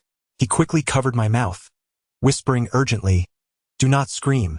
Where is the water ghost?" I turned, wildly gesturing behind me. "Right there. Just..." But before I could finish, I froze, a realization dawning upon me. There was nothing behind me. No face, no hair, not even a trace of moisture. My finger nearly poked the chubby man's face, leaving him bewildered as he retorted, "What the hell? You are the water ghost." I was taken aback, hastily peering around, searching in all directions, yet it had truly vanished. But something felt amiss. The sensation had been so vivid, it could not have been mere illusion. Had I truly succumbed to psychological distress induced by this ancient tomb? My heart raced uncontrollably, my mind enveloped in a fog, leaving me uncertain of how to react. I stammered, "Just now, I saw numerous strands of hair, a naked woman, and even a water ghost. It seemed to want to kiss me." My thoughts were in disarray. I rambled on without comprehension of my own words. The stout fellow grew impatient and remarked, "Xiao Wu, you surely must be dreaming. If there were a water ghost, it would have to crawl over me first." He patted my shoulder and continued, "However, at your age, dreaming of a naked woman is quite normal. In my youth, I too had my fair share of such dreams. It's nothing to be concerned about." I retorted, "Don't mock me. I assure you, that was no dream. Look, my neck is still damp. It must have brushed against me." I exposed my neck for them to see. Both the silent oil bottle and the stout man touched it, their brows furrowed. The stout man also glanced up at the brick ceiling of the tunnel, suspecting that water might have dripped down. I explained that this was impossible, as the gaps between the bricks were sealed with white mortar, rendering it highly waterproof. The stout man pondered aloud, "That is indeed strange. There is only one path here. Logically, if anything were to crawl onto you, I would have noticed." I suggested, "Could it be that you were asleep, unaware of something crawling over you?" The stout man retorted with irritation, "Get lost. Even if I were asleep, I would surely feel something crawling over me. Besides, can one even sleep in a place like this? If you don't believe me, check for footprints on my back." With that, he turned around to show us his back. At that moment, I had regained my composure, never expecting that creature to be clinging to his back. As the hefty fellow turned around, the entity pivoted its head, its mouth nearly brushing against my nose. Fear seized me, causing my throat to constrict, and with a startled gasp, I stumbled backward. However, I had scarcely crawled 2 paces when I felt a sudden tightening around my ankle. Looking down, I was horrified to find my calves ensnared by an unknown mass of hair. I strained to free my foot, But it was utterly futile, as a torrent of hair began to wind itself around me, invading my mouth. I have always harbored a deep aversion to hair in my mouth, and I frantically tried to ward it off. In the midst of my panic, the silent figure seized my collar and pulled me toward him.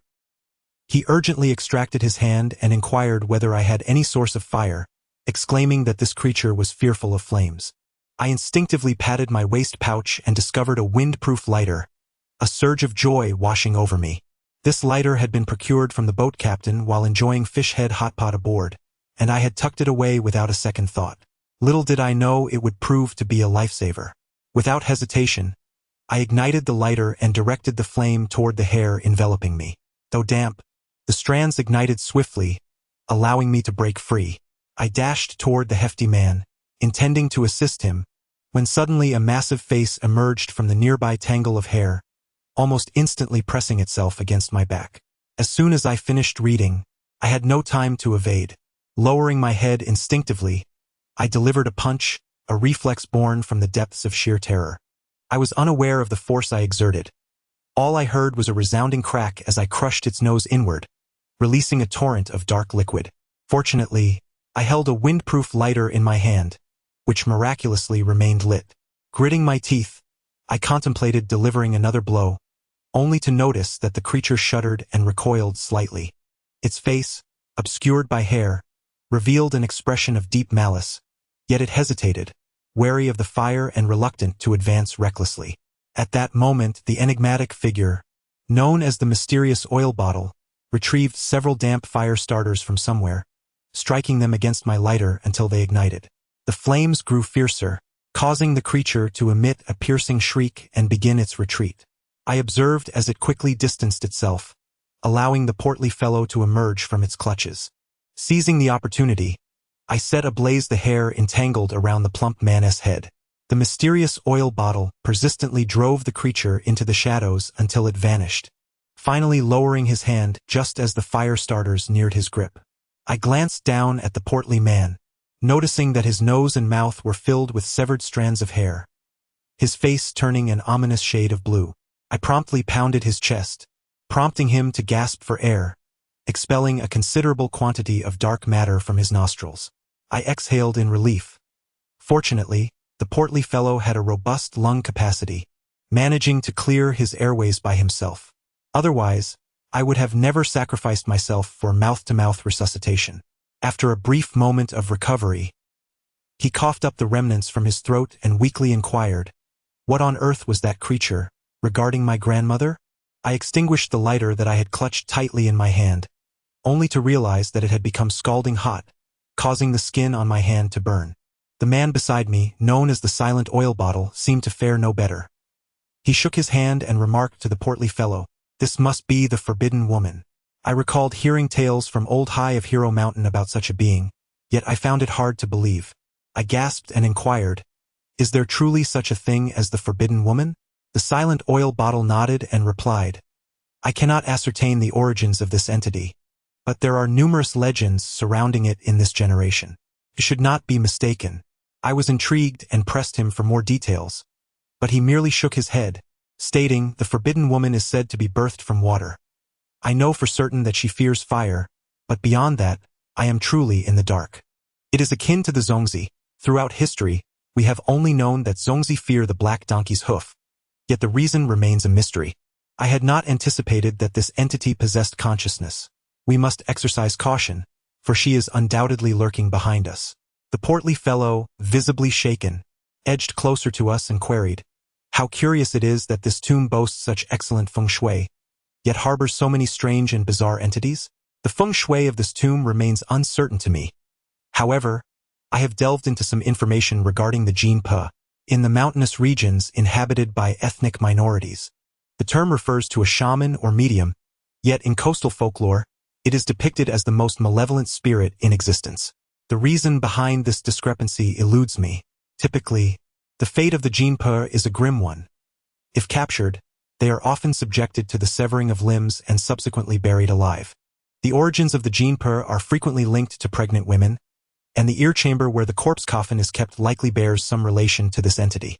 Furthermore, my uncle spoke of the mural depicting a pregnant woman, suggesting that the presence of the Jinpa here may not be coincidental, perhaps deliberately placed by the tomb's owner. As I pondered this, the muted oil bottle expressed concern that the entity might reappear, gesturing for us to proceed. I listened intently. The sounds from the top of the excavation had ceased. I was uncertain who had passed by earlier. Given the commotion we had caused, it was possible that we had already attracted attention. It was prudent to leave this place quickly. I glanced at the stout man, who indicated his readiness. Seeing that he, too, wished to depart, I instructed him to switch on his flashlight and secure it to his belt, allowing us to remain vigilant. With a lighter in hand, I continued onward. From the moment we entered this clandestine hole until now, approximately half an hour has elapsed. It appears that this underwater tomb is not particularly expansive.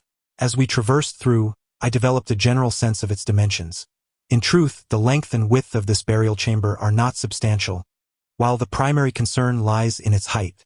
I can presently estimate the height to be nearly 30 meters. If we adhere to contemporary standards, with 3 meters constituting a single story, this tomb would plunge into the depths of the sea, equivalent to the height of 10 stories. Though majestic, it does not verge on the miraculous. In a moment of bewilderment, I thought it impossible. I hastily pushed forward to take a closer look, and indeed, I found that the passage above was obstructed by several large slabs of green schist. I exerted some force with my hand. These stones were exceedingly heavy, yet not immovable. Together with the enigmatic oil bottle, we endeavored to lift them, creating a narrow opening. Immediately, we noticed light filtering down from the chamber above. As I pondered this phenomenon, my grip slackened, and the stone slab above us suddenly vanished. I was momentarily taken aback, quickly realizing that the stone overhead must have been raised by someone. For an instant, I presumed it was either my uncle or a Ning, as they were the only individuals present in the ancient tomb. However, upon glancing upward, I beheld a formidable, scaly sea monkey, hunched over and gazing down at me with an imposing presence. Out of the corner of my eye, I caught a glimpse of its shoulder, grotesquely mangled, with a harpoon embedded within. A sigh escaped my lips.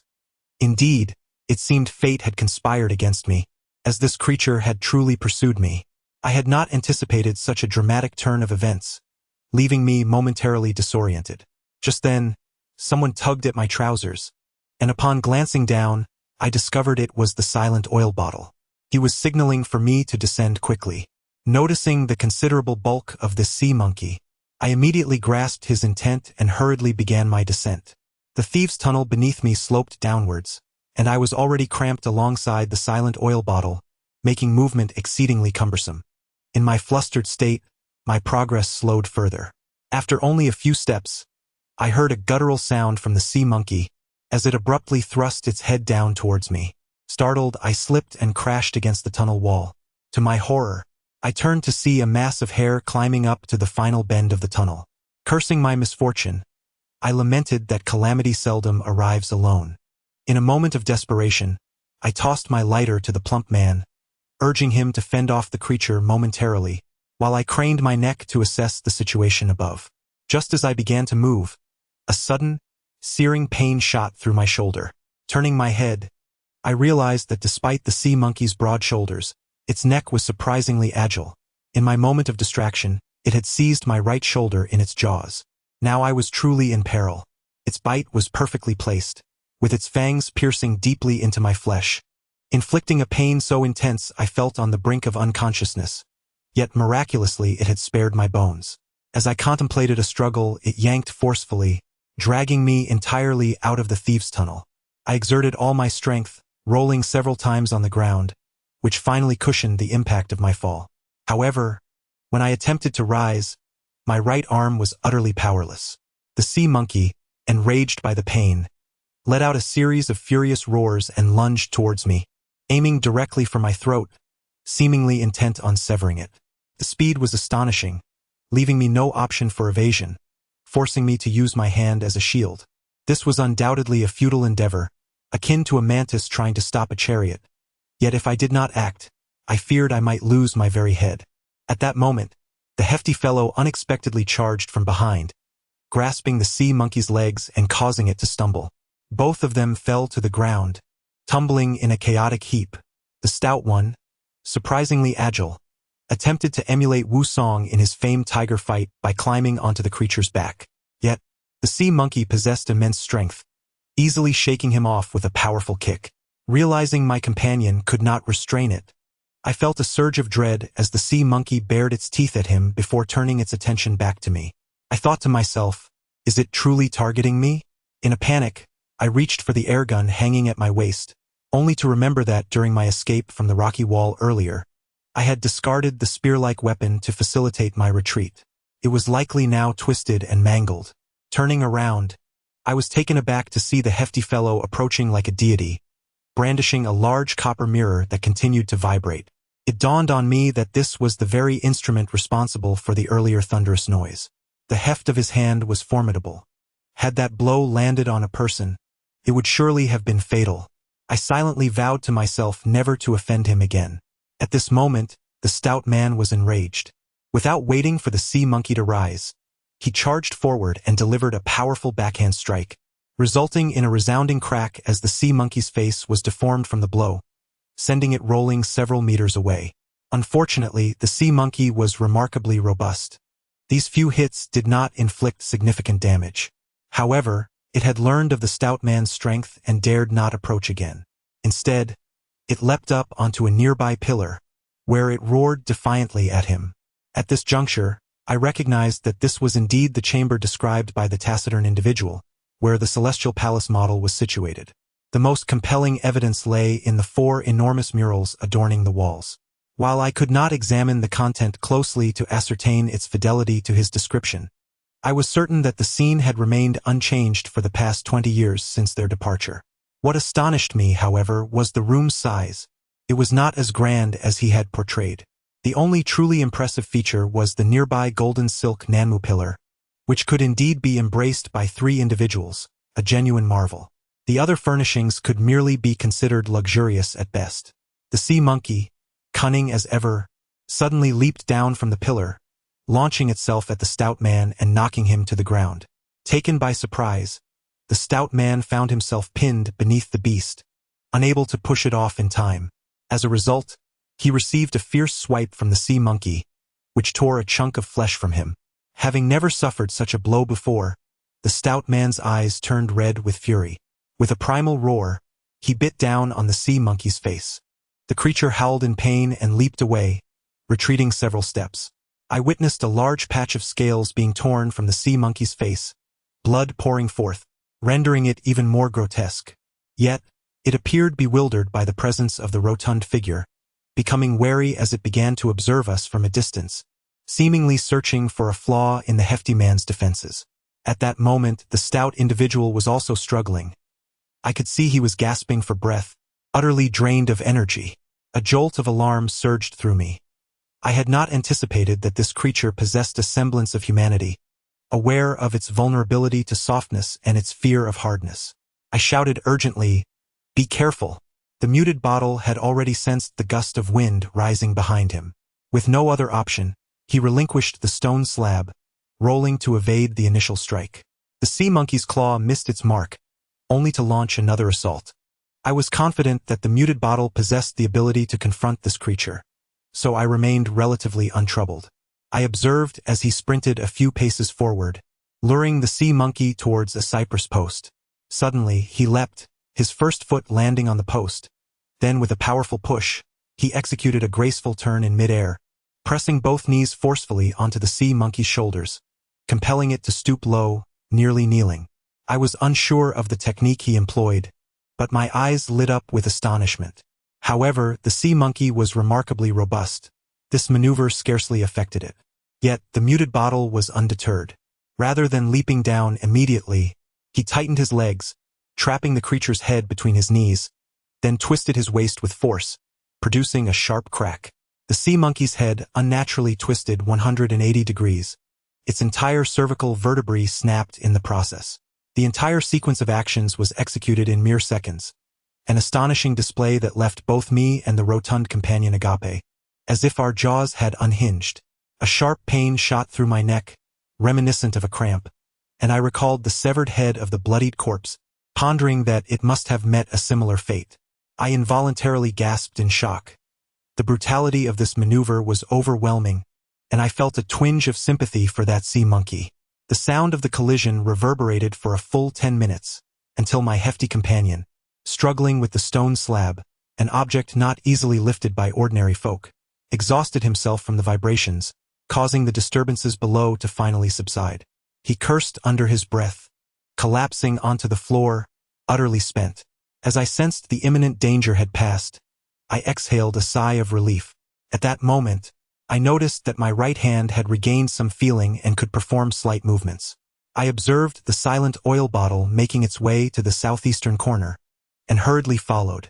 There, the mirror had indeed been removed, revealing a dark, gaping hole in the wall, barely half a person's height, and it appeared to be profoundly deep, its destination unknown. In the 36th chapter of Angry Sea and Hidden Sands, I scrutinized this aperture. From its exterior, it could only be described as an ill-placed man-made doorway. I've yet to witness anyone construct an entrance in such an odd location, aside from in the context of tunnel warfare. Within the doorway, I discerned that the walls were constructed from the same yellow clay bricks as the exterior, presenting a rather mundane structure. I had encountered such openings countless times in coal-burning factories in Shaanxi, typically serving as skylights for brick kilns. However, situated in the layout of a tomb, this entrance appeared strikingly out of place, leaving me to wonder about its intended purpose. In my recollection, nearly all tomb chambers exhibit a symmetrical structure, rarely featuring an inexplicable passage or an additional room, unless the tomb's occupant possessed such eccentricities. If this were not the case, then only two possibilities arise. The first that springs to mind is the potential concealment of some clandestine burial artifacts within. This notion is not particularly surprising. According to my grandfather's notes, many who designed hidden chambers within their own tombs were prevalent. However, these secret rooms are typically well disguised, whereas this opening lacks any trapdoor or camouflage, merely adorned with a mirror outside, which seems rather trivial. The second possibility pertains to the principles of feng shui. My reasoning stems from the understanding that mirrors serve as significant tools within feng shui practices. Hence, there ought to be a certain essence here. Generally speaking, creating a doorway in a room signifies an openness in feng shui, indicating the intention to invite or release something. Following the diagonal line of the mirror, I ventured to explore other areas, hoping to uncover some clues. The arrangement of the entire room mirrored exactly what the enigmatic oil bottle had described. Yet, as it still retained its form from 2 millennia ago, illumination was provided solely by 4 luminous pearls positioned at the cardinal points, while the central model of the celestial palace lay shrouded in darkness. I could only illuminate a few sections with my flashlight. After scanning the area several times, my gaze was drawn to the shadowy paintings upon the wall. The content of these 4 paintings I had previously recounted, albeit through the vague descriptions of the oil bottle. Now I was experiencing them firsthand.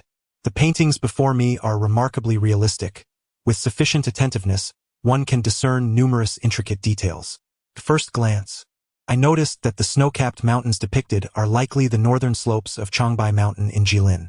This observation is not a testament to my extraordinary memory, but rather to the distinctive features of several prominent peaks in Changbai, which anyone who has visited the site would readily recognize. Secondly, I observed that in the second painting, the funeral procession is adorned in traditional Yuan dynasty attire, indicating that the individual within the coffin is presumably a person of considerable status from the Yuan dynasty. This suggests that the construction of the celestial palace occurred during the tumultuous transition at the end of the Yuan dynasty. To erect such an immense tomb amidst chaos implies that the interred was no ordinary figure. Thirdly, what astounds me most is that the entire funeral retinue comprises women. This is quite implausible. While I am unfamiliar with Mongolian burial customs, a funeral conducted solely by women is truly unprecedented. Upon reaching this realization, it became evident to me that, with these clues, locating a local villager familiar with the terrain could potentially lead to the discovery of this palace's whereabouts. However, it lies beneath centuries of snow, and the permafrost is exceedingly fragile. A careless excavation could easily result in a minor avalanche, sealing one's fate beneath the snow. Nevertheless, these hints do not seem to correlate with the hole in the corner. I proceeded to examine other mirrors in various corners and the walls behind them, discovering nothing of particular significance. It appears that all inquiries could only be resolved by entering that hole. I cannot proceed. I was taken aback, pondering whether this was not a path to demise. If you were to lose your memory for another 20 years, all would be rendered meaningless. I shared my concerns with him, and he too exhibited a degree of ambivalence, inquiring, "What confidence do you have that we can escape?" Upon hearing his question, I realized I had yet to examine the apex of this treasure chamber in detail, and I hurriedly looked up to scrutinize it. In all the notes I had perused, the ceiling of the tomb was depicted as remarkably sturdy, with the so-called 7 horizontal and 8 vertical supports. In my estimation, this treasure chamber should possess an arched structure to withstand pressure, with a higher center and lower sides. However, it now seemed to follow the design of the 6th underground palace, presenting a flat top. Therefore, creating an opening at any point would not significantly impact the plan. The crux lay in timing. If we did not act during the ebb tide, compromising the pressure structure could result in the entire ceiling collapsing under the onslaught of incoming seawater, potentially burying us alive within. He nodded, finally swayed by my arguments. The corpulent man, unable to contain himself, exclaimed, "If that is the case, what are we waiting for? Let us commence at once and deal with this pillar, lest we find ourselves in a frenzy later." I glanced at my watch. There were 6 hours until the tide receded, ample time indeed. I raised my voice. "We have expended considerable energy, and we have not eaten at all. Our physical state is quite depleted. It is imperative that we rest well now, for we know not what awaits us outside. The ship above may have already departed, and should we lack strength, we risk drowning upon our escape, which would be a grave misfortune." The rotund individual, initially brimming with enthusiasm, scratched his head in contemplation of my words, exclaiming in exasperation, "Must we truly wait?" He then declared, "Very well, I shall take a brief respite. Rouse me when the work commences." I too sought a place to lean against. However, my mind remained restless, calculating the potential pathways should seawater begin to surge in. The passage to the stone tablet at the bottom of the pool had been sealed. Though not airtight, it would undoubtedly slow the influx of water compared to its entry. A significant volume of water would likely first inundate that peculiar wall crevice. Yet I pondered where this diminutive opening might lead. If it connected to other chambers, it would pose considerable complications, potentially creating a vortex that could ensnare us entirely. As this thought crossed my mind, I involuntarily cast a glance into the depths of the hole, contemplating if there might be a means to obstruct it. An idea struck me. Perhaps I could pile the models together. I estimated the height and width of the opening, deliberating on how best to arrange them for effective blockage. Yet, in that moment of intense concentration, an unsettling sensation surged within me. From the obscurity of the doorway, an unseen force was compelling my gaze with an intensity that felt almost coercive. I attempted to turn my head, but found my neck utterly immobile. Even my eyeballs resisted movement. Simultaneously, an acute restlessness enveloped me, a feeling difficult to articulate, akin to that of a famished individual who, upon acquiring a package of sustenance, finds themselves utterly unable to tear it open. This restlessness swiftly ignited within me an intense impulse to venture through that door and explore. This entire sensation unfolded in a mere instant, without the slightest forewarning. By the time they sensed something amiss, it was already too late. I forcefully shoved aside the obstructive figure before me and surged into the cavern. As I was exceedingly close to the entrance, I plunged into the darkness after just a few strides, leaving no time for them to intervene. In that moment, I had not a single thought regarding my actions. My sole desire was to delve into the depths of this abyss. I did not even switch on my flashlight, racing forward blindly in the pitch black, utterly oblivious to the ground beneath my feet or whether anyone pursued me. The fall was quite severe. My forehead collided with the floor, sending a jarring pain through my head and causing my nose to bleed. Yet, after that stumble, my agitation abruptly vanished, and everything returned to a semblance of normalcy. A sudden chill gripped my heart, as an indescribable sensation washed over me. This cavern was extraordinary. Just the sight of that singular mass of darkness could drive one to madness. My moment of rapture had ensnared me in its trap. The two individuals beside me, without uttering a word, began to drag me towards the exit. However, with one knee injured, I could not rise. Despite their efforts, they struggled to lift me, compounded by the dim light and the utter chaos surrounding us. The heavier of the two, finding his single hand inadequate, wedged the flashlight under his arm and embraced me with both arms. His forceful actions nearly rendered me unconscious. At that moment, the beam of his flashlight swept across a particular spot, and my eyes caught a fleeting glimpse of what seemed to be a figure crouching in the darkness. The light flickered too swiftly for me to discern clearly, yet I was certain it was indeed a person. Instantly, I thought of my uncle and shouted, "Wait, there is someone ahead." The three of us clearly saw the figure, momentarily taken aback, yet none could identify who it was. The one known as the Silent Oil Bottle reacted with remarkable swiftness, immediately yelling, "Quick, chase after them." Without hesitation, he dashed forward, prompting the fatty to curse loudly before reluctantly following suit. I exerted myself to rise, managing only to hobble behind them, my movements unsteady. By that time, the Silent Oil Bottle had already engaged in a struggle with the individual, and soon after, the fatty lunged forward as well. The two of them, one in front and the other behind, swiftly subdued the person to the ground. When the fatty illuminated the figure with his flashlight, he gasped and exclaimed, "It's a Ning!" I hurried over and was taken aback, for she appeared disheveled and filthy, her diving suit torn and emitting a foul odor. Blood was smeared around her nose and the corners of her mouth. I was utterly perplexed by the ordeal she must have endured to end up in such a state. However, it soon dawned on me that the three of us were not in a much better condition, especially the fatty, who was practically covered in wounds and looked utterly wretched. Upon seeing the woman, the fatty's temper flared, and he pointed an accusatory finger at her, unleashing a tirade of insults. Yet, after only a few remarks, the Silent Oil Bottle abruptly intervened, stating, "Hold on. Something seems off with her." Chapter 37. Coral Tree. Upon the utterance of the words by the enigmatic figure, I noticed that Aining's expression was profoundly vacant, almost to the point of being dazed, starkly contrasting her previously vibrant demeanor. Now, held down by the enigmatic one, she neither struggled nor spoke, seemingly indifferent to our presence, as if this entire situation bore no relevance to her. The rotund companion observed this peculiarity and remarked, "Something is amiss."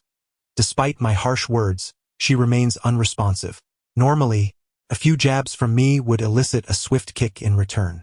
I, aware of his propensity for roughness, inquired, "Did you strike her with undue force?" She appears utterly speechless. "It seems likely that your heavy-handedness has left her in a stupor." His face flushed with indignation as he retorted, "Do not speak such nonsense. Would I treat a lady in such a manner? I merely held her foot, and that gently, leaving no mark whatsoever. If you doubt my word, you may ask the young master." The enigmatic figure urged us to cease our bickering, stating, "Rest assured, she is not gravely harmed. Her mind, however, appears somewhat clouded. It is possible she has endured some form of shock." As he waved his hand before her and snapped his fingers, Aning remained entirely unresponsive. The rotund companion scratched his head in confusion, pondering aloud, "Could it be that she has seen something so terrifying that it has rendered her senseless?" I interjected, "This woman is fiercely capable and possesses remarkable agility. You witnessed how she dealt with me. Such a person could hardly be frightened into a stupor. Do not be deceived. It is entirely possible that this demeanor is merely an act." Upon hearing this, the chubby man began to harbor doubts, remarking, "What you say holds truth. The most venomous of hearts belong to women. We ought to exercise caution. Perhaps we should each deliver a few slaps to her and observe her reaction." This woman was undeniably fierce, and regardless of her supposed virtue, I believed a few strikes would render her defenseless. At that moment, I interjected, exclaiming, "Hold on. Have you been watching too many revolutionary films, aspiring to emulate the nationalist spies? Just look at her. Could you truly bring yourself to strike her?" The chubby man raised his hefty palm, symbolically delivering a couple of slaps towards Ning's delicate face, only to realize he could not go through with it. He sighed in defeat, lamenting, "It's a pity that I, your chubby lord, have never struck a woman. So what do you propose we do?" I haven't spent much time with her, and it's impossible to discern if her demeanor is feigned merely through observation. It's clear that we cannot reach a conclusion in an instant. I suggest we bind her and take her away first. We can then report the matter to the police and let them handle it. The chubby man exploded in anger. Are you genuinely foolish or just pretending? The three of us, are treasure hunters. Do you understand what that entails? Handing this over to the police? Have you lost your mind? His words made me feel disoriented.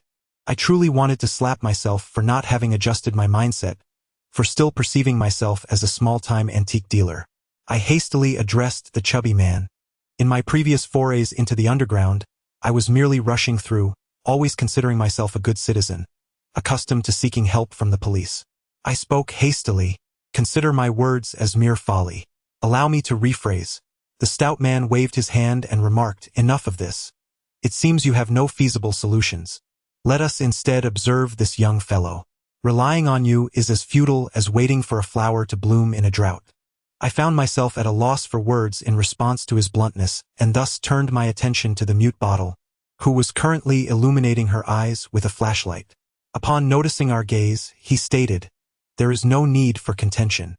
Her pupils are fixed and her reactions are notably sluggish, far more severe than mere shock. It is unlikely that she is feigning. His confidence appeared unwavering, leaving no room for doubt in my mind. I inquired, can you discern the cause of her condition? The mute bottle shook his head and replied, I possess only a rudimentary understanding of this matter, gleaned from personal examinations. To reach a definitive conclusion, professional medical assistance is required.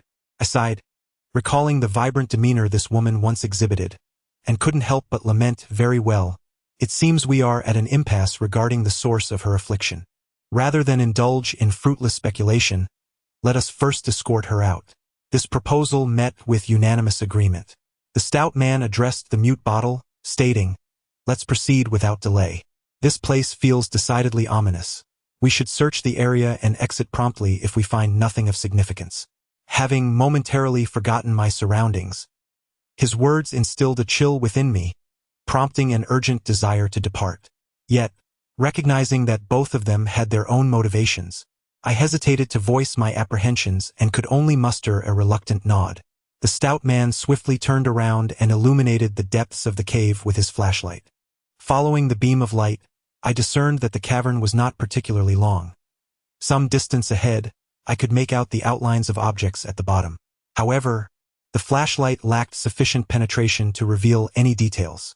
My eyesight was not as keen as his, and I was left hoping that he would see nothing of consequence, allowing me to dismiss any thoughts of lingering here. I could hardly endure even a moment more in this earthen enclosure. The stout man scrutinized the area intently, suddenly furrowing his brow as if he had observed something noteworthy. I followed his gaze but could see nothing, only hearing him softly inquire, Gentlemen, do you see what appears to be a tree at the very back? I gasped, exclaiming, how could there possibly be a tree in an ancient tomb? There is no sunlight here, nor anyone to water it. If there were indeed a tree, it would have long since decayed. The stout man gazed for an extended period, perhaps uncertain of what he beheld, and insisted on pointing it out to me. Reluctantly, I acquiesced to his insistence, yet I truly could not discern the details. My eyes strained in an effort to focus, and I could only vaguely make out something resembling a gnarled branch, its outline somewhat familiar, though I could not recall its nature. I remarked, I cannot see clearly, but that is certainly not a tree. The stout man shone the light again, stubbornly asserting, I see what looks like a tree.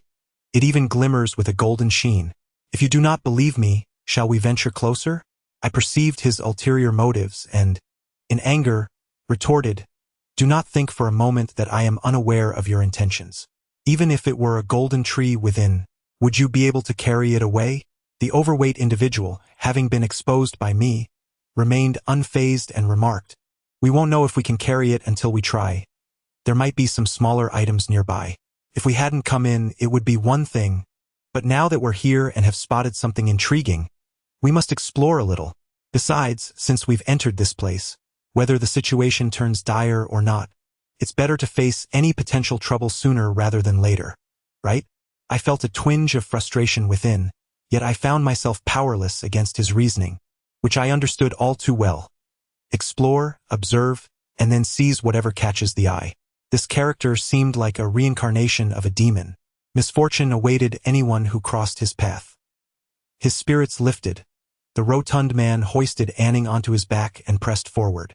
I found the situation peculiar, but the silent figure ahead moved with urgency, leaving me no time for contemplation. I could only limp along after them. The silent figure strode ahead, and the brick tunnel maintained a uniform width from start to finish.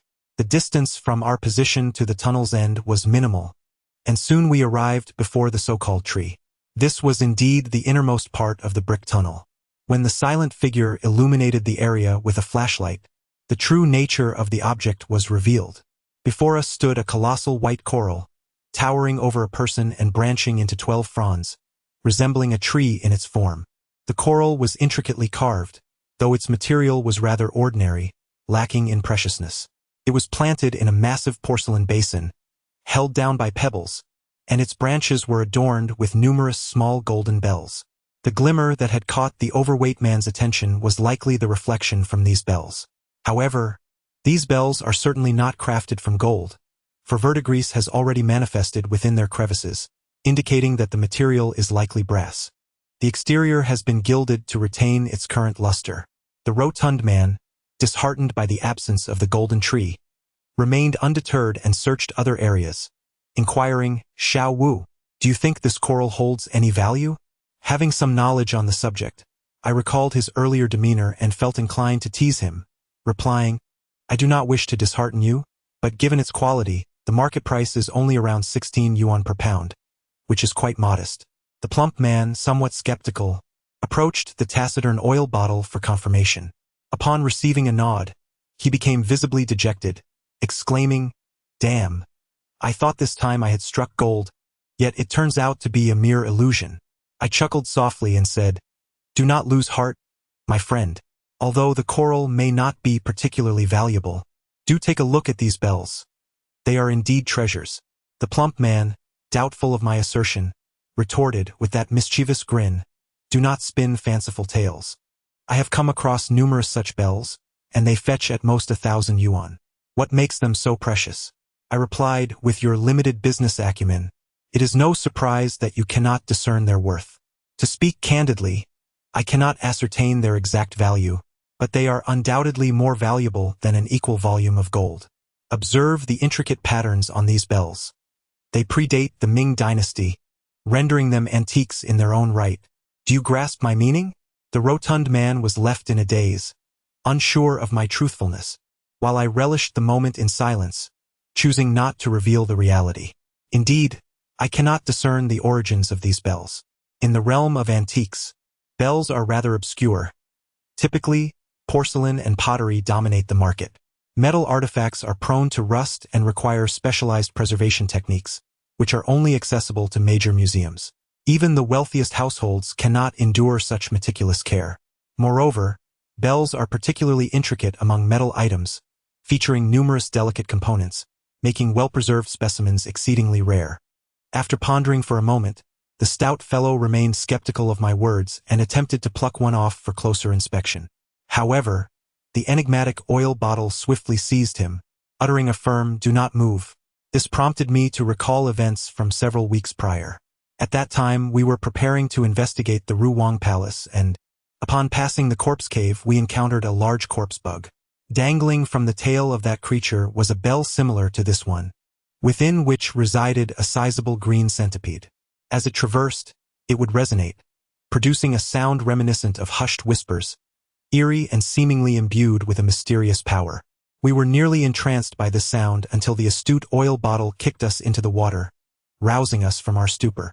My uncle later examined this peculiar object, asserting that it dated back to the Warring States period, though he could not specify the exact dynasty. However, given the urgency of the moment, I paid little heed to it. The subsequent experiences within the Wang Palace were akin to a nightmare, and I was fortunate to retain my sanity, scarcely recalling such details. Yet now, tasked with identification, I find myself uncertain, for the conditions within the corpse cave mirrored the present, dimly illuminated by but a few mineral lamps. Not long after the bell was brought down, Pangzi accidentally crushed it underfoot.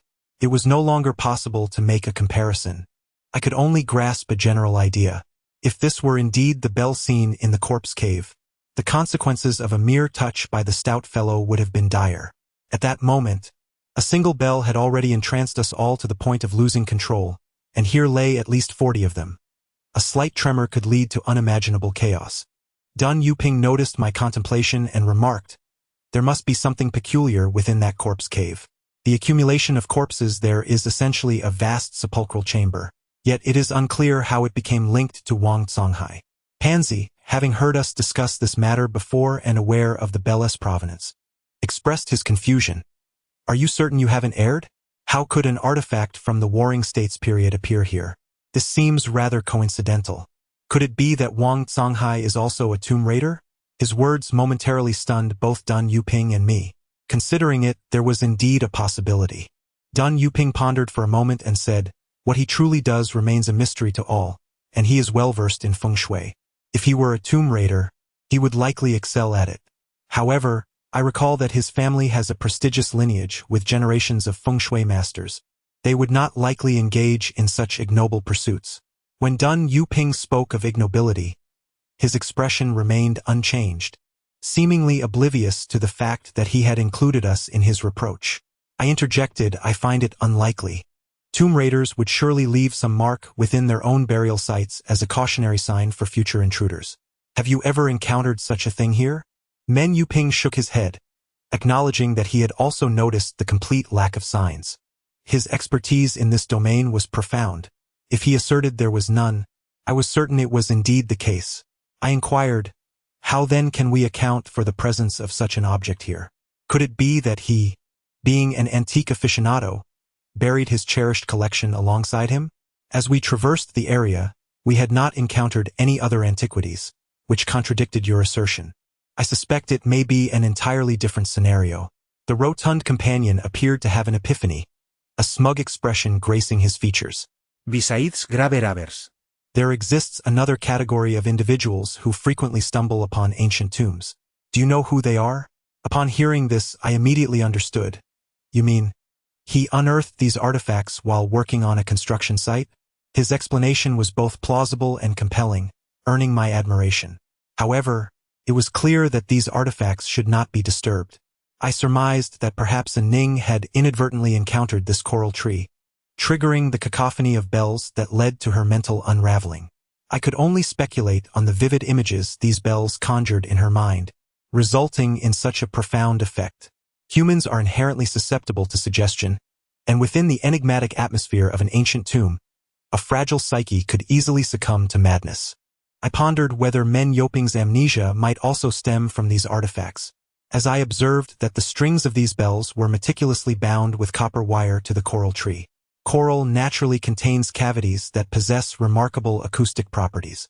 When placed here, it resembles a musical instrument, capable of producing myriad sounds, perhaps one that could transport a listener into a state of forgetfulness.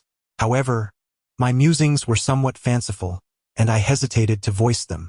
The three of us stood in silence for a moment before the rotund man remarked, "It seems the depths of this hole are rather unremarkable.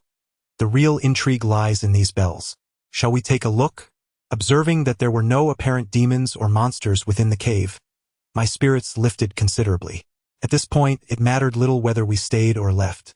Yet, glancing at my watch, I noted that the tide would soon recede, rendering our lingering here rather pointless. Thus, the four of us began to retreat. As I walked, my mind was consumed with two lingering questions.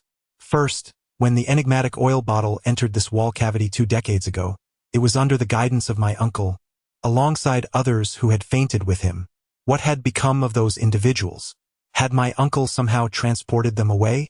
Second, upon entering, the oil bottle had detected a distinct and peculiar fragrance, which was now absent. Did this absence signify that, 20 years ago, there might have been something else residing within this cave? These answers could only be unveiled when I encountered my uncle again. Yet he was nowhere to be found, and the prospect of locating him seemed uncertain, perhaps even improbable. If, as the rotund man suggested, my uncle had been ensnared by the vengeful spirits of this tomb, to what fate had he succumbed? When he gazed upon the photograph of the oil bottle and uttered, "I understand," what, indeed, had he come to comprehend? As I pondered, I sensed that the entire affair was still lacking an essential element, If only I could be provided with a hint, I would be able to piece everything together.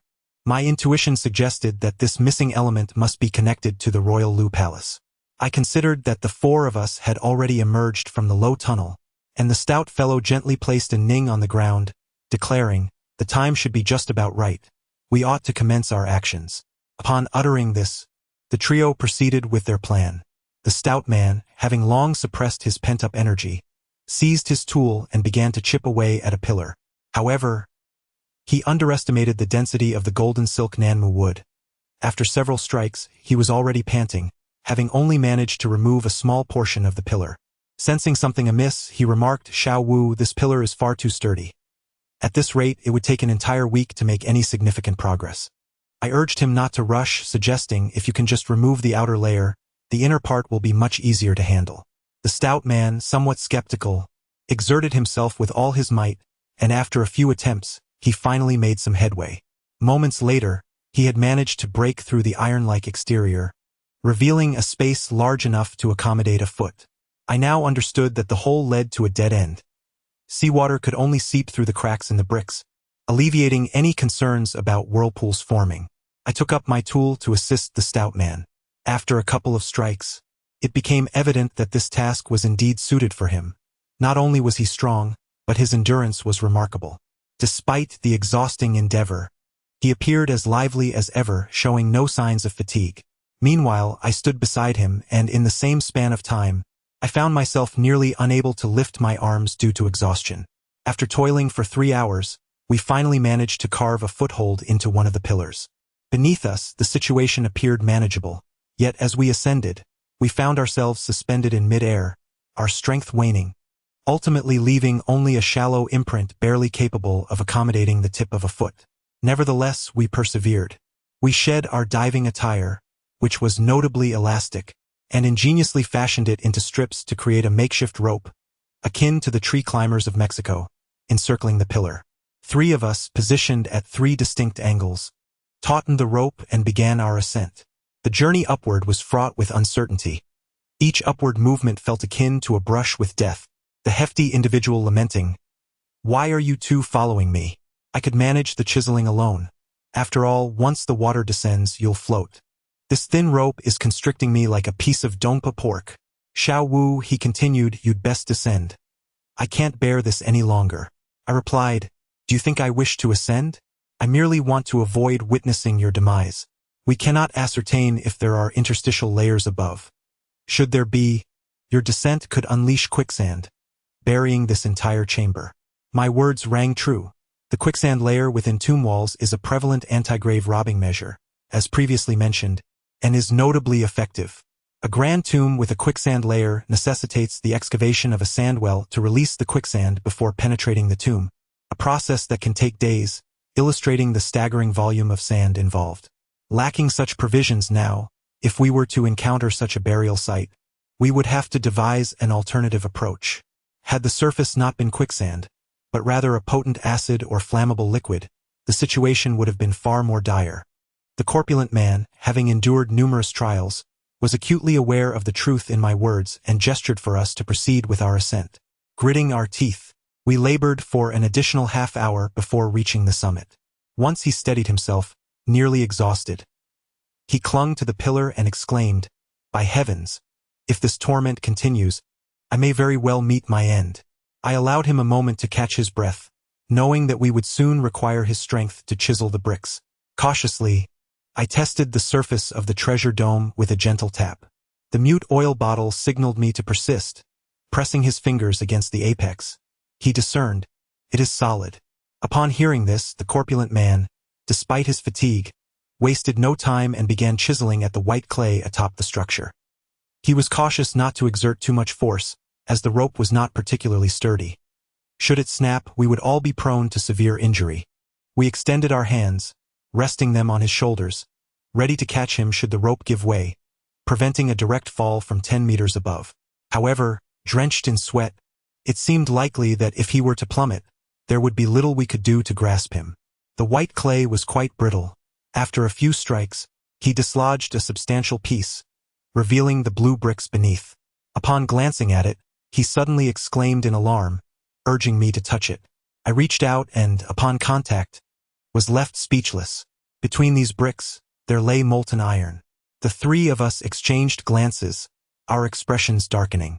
Once the bricks had been encased in molten iron, they became akin to reinforced concrete. Even with a sledgehammer on level ground, it would be futile, let alone in our current predicament. There exists, at the very least, 7 layers of such structures above, intricately staggered. To excavate this area without modern equipment is utterly impossible. I felt a pang of regret, chastising myself for not considering this layer. The compressive strength of a flat roof is far inferior to that of an arch. The bricks above undoubtedly require reinforcement, and there is little that can be done in a tomb of this nature, where the common practice is to pour molten iron indiscriminately. Armed only with a notebook and rudimentary architectural knowledge, I had been merely engaging in idle speculation, and now I was facing the bitter consequences of my naivety. The rotund man observed me and inquired, "Comrade architect, what shall we do now? Please offer a suggestion. What could be done?" We could only treat a dead horse as if it were alive. I resolved to take up a tool, hoping to test my luck, stating, after more than 2 centuries, I refuse to believe it remains so sturdy. Seeing that I was not overly flustered, the man assumed the situation was not dire and began to strike the bricks.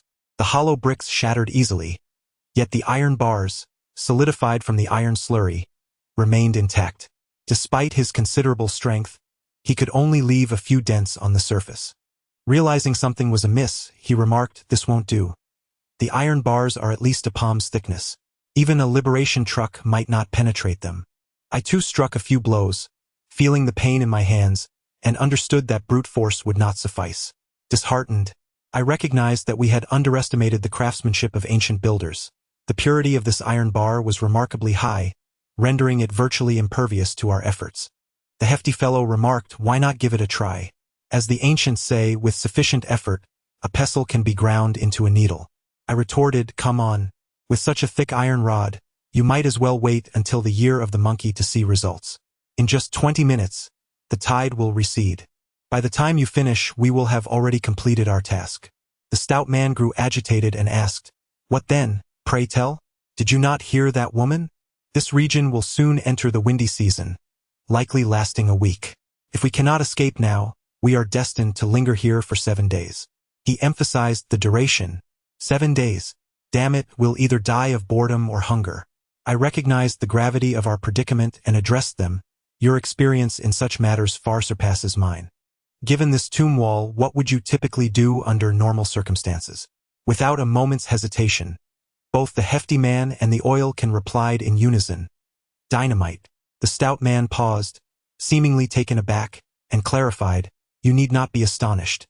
The solidity of this wall defies your imagination. I have dealt with similar situations before, where the holes were typically drilled at the bottom. If we must breach this wall, explosives are our only option." Reflecting on that moment, I realize now how naive our thoughts were. Should a similar circumstance arise again, we must not treat it so lightly. With the prospect of exiting from above appearing bleak, I had no choice but to concede. It seems this approach is futile. We shall have to deliberate further. I nodded in agreement, though I was loath to re-enter that thief's tunnel. However, no alternative presented itself, and facing the creature lurking within that tunnel was indeed a vexing dilemma. At that moment, the enigmatic man suddenly exclaimed, "Wait, let us remain here and not move. I have an inkling that there may be explosives in a certain location." Before we could fully comprehend his words, he abruptly loosened the ropes and slid down the pillar. The portly fellow glanced at me, a look of utter bewilderment on his face. I shook my head in response, indicating my own confusion. The enigmatic man, known for his serious demeanor, could not possibly be jesting, yet I struggled to fathom where he believed explosives could be hidden. He was, like us, stripped down to nothing but a pair of undergarments, leaving no conceivable place for concealment. I focused intently on him as he leapt onto the celestial stone platform in the center of the room. Following the beam of his flashlight, I observed him crouching before a meditating corpse at the heart of the stone slab, intently probing it for something. This corpse was presumably what he referred to as a sitting golden body, though I was perplexed as to what he sought. Suddenly, a realization struck me. So that was it. At this juncture, The enigmatic man had carefully lifted the entire desiccated corpse, which had nearly disintegrated to mere bones, requiring little effort to do so. The portly man inquired, "What on earth is he doing?" I replied, "I can only speculate. There may be a mechanism within that corpse, activated by an 8-treasure rotor, which could potentially contain explosives. Should one disrespect the remains and attempt to extract treasures from within, it might trigger an immediate detonation." The portly man was taken aback, exclaiming, "How could he possibly know such things? 20 years ago, when he touched this corpse, he may have already known. You see, he just mentioned perhaps, indicating his uncertainty." I remarked, "I just wonder if the explosives from these past few centuries are still functional." As I spoke, Men Yuping had already moved the desiccated body beneath the pillar and said to us, "One of you come down to help." I found it too cumbersome for the plump fellow to descend, so I let him stay put and climb down myself. Men Yuping handed the lifeless body onto my back, securing it with ropes, and cautioned, "Be careful not to jostle it. If the mechanisms inside are still operational, it will trigger on contact." As I observed the seated mummified figure up close, I felt that Men Yoping's previous description paled in comparison to this unsettling reality. The corpse was entirely black, imbued with an eerie sheen, resembling not flesh but rather a sculpture crafted from some smooth material. The muscles had sunken, particularly around the corners of the mouth, which bore a semblance of a smile that sent chills down my spine. In short, this body bore no resemblance to the esteemed monks I had seen in temples. Instead, it exuded an air of foreboding. I hesitated to touch it and asked, "Are you sure this corpse poses no danger?" I couldn't shake the feeling that he might have some sinister scheme. Just look at his expression. How uncanny! Men Yuping continued from where I left off, saying, "I don't quite understand either. This corpse indeed evokes discomfort, but it has desiccated and cannot undergo transformation." I nodded, a cold sweat breaking out, and inquired, "That is reassuring. Can you confirm that the explosives inside are still viable?" He remarked that as long as the 8-treasure rotor was functional, the explosives would undoubtedly work. His only concern was the aging of the mechanism. With a lifeless corpse slung across my back, I felt a profound discomfort, particularly when I noticed his elongated nails looming before me, casting an eerie shadow that made my legs feel weak. It reminded me of the corpse handlers from Shaanxi, who carry the dead on their backs, albeit they wrap their burdens in layers, unlike my own grim situation. Here I was, flesh pressed against desiccated flesh, an utterly chilling sensation that was beyond description. Yet, there was no alternative. Thankfully, the light was sufficient for me to see clearly and avoid spiraling into irrational fears. Gritting my teeth, I resolved to treat the corpse as though it were merely a sack of rice and began my laborious ascent. The muted oil bottle followed closely behind, ready to catch me should I slip and fall. After a few tentative steps, I suddenly sensed something amiss with the corpse. Pressed against its lifeless skin, I could distinctly feel its form seemingly expanding. I paused to reassess the situation, but could discern nothing particularly unusual. It was no surprise. Bearing such an uncanny body made it difficult not to feel apprehensive. Just then, I heard the plump one urging me from above, compelling me to continue my climb. My anxiety had rendered my legs slightly unsteady, and I yearned to conclude this ordeal swiftly. With a determined burst of energy, I hastened my pace and finally reached the summit. The plump one, seasoned in the presence of countless corpses, nonetheless exhibited a look of discomfort upon encountering this particular body. After all, when tied with corpse ropes, there had been a distance of 2 or 3 fists between us. Now it felt akin to an uncomfortable dance, surely an unpleasant experience. Summoning my resolve, I addressed him, "Secure this to the summit, and descend immediately. We shall detonate it from below. If the mechanisms within are still operational, there should be no issue." The portly fellow glanced at the apex and retorted, "Are you jesting with me? How on earth am I to secure it? Do you expect me to learn some arcane trick?" Raising my gaze, I observed that there were no visible points of attachment atop the summit. To unleash the full force of the explosion, the entire corpse would need to be affixed tightly to the peak, which indeed posed a dilemma. After a moment of contemplation, I suggested, if all else fails, bind it headfirst to this pillar. We must act swiftly. Time is of the essence. The rotund man gingerly accepted the body, adjusting it as he inquired, Strange. Why does this corpse have a tail? In a state of disbelief, I thought to myself, where did this tail come from? How did I not notice it before? I assumed he was jesting, replying, "Please do not toy with me." Yet the portly fellow, with utmost seriousness, pointed out, "Your vision seems rather remarkable. How could you overlook something so conspicuously out of place?" Following his finger, I beheld a protrusion at the coccyx of the seated, golden-hued figure. A tail, indeed, approximately 3 inches long and as thick as 2 fingers, dark and resembling a hardened cow's tail, curving upwards. I found it peculiar. During our earlier handling, I had seemingly overlooked this feature. Could it have sprouted just moments ago?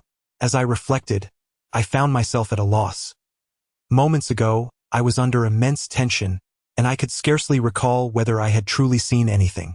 An inexplicable chill surged within me, accompanied by a foreboding sense of dread. I promptly reminded myself that this was not the time for panic and disarray. Furthermore, with such a meager object, I could not definitively conclude that it was a tail. I turned to the portly man and said, "Do not jump to conclusions too hastily. How could a person possess a tail? It might merely be a figment of your imagination. Take a closer look." The rotund fellow laughed heartily. Could it possibly grow from the posterior? Besides, who would still be so composed in death? I anticipated his thoughts and interjected, "Enough of that. It matters not what it is. When the detonation occurs, there will be nothing left but ashes. Should you continue your examination, in a few years it will be others who study us." His words struck a chord, and he quickly redirected his focus, dismissing the peculiar object as he busied himself with the task at hand. I assisted him in turning the corpse and removed the rope that had been intended for climbing the pillar, painstakingly securing the cadaver to the structure. At that moment, the extent of the impending explosion remained uncertain. However, I recalled tales of the 9 sons of the chain cannon, which could shatter 10 layers of adamantine rock. Logically, this contraption should not fare much worse. With everything appearing in order, I resolved to descend. As the time for the explosion approached, a wave of anxiety washed over me. Everything hinged on this one move. I could only pray for divine protection. Other matters could be addressed later, and I did not dare to wish for a smooth passage. At the very least, I hoped to preserve my life. Lost in my thoughts, a hefty companion halted me, declaring that something was amiss. I had just conducted a thorough inspection moments prior. Puzzled, I asked what was missing, as everything appeared to be in order.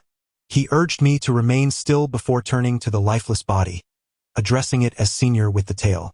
"Regardless of whether you were human or simian, you have departed this world. This decaying vessel serves you no purpose now. Although it may be somewhat excessive to use you as a detonator, we are compelled by circumstance. Please do not hold this against us. Shortly you shall simply enjoy a sauna, free from worldly concerns."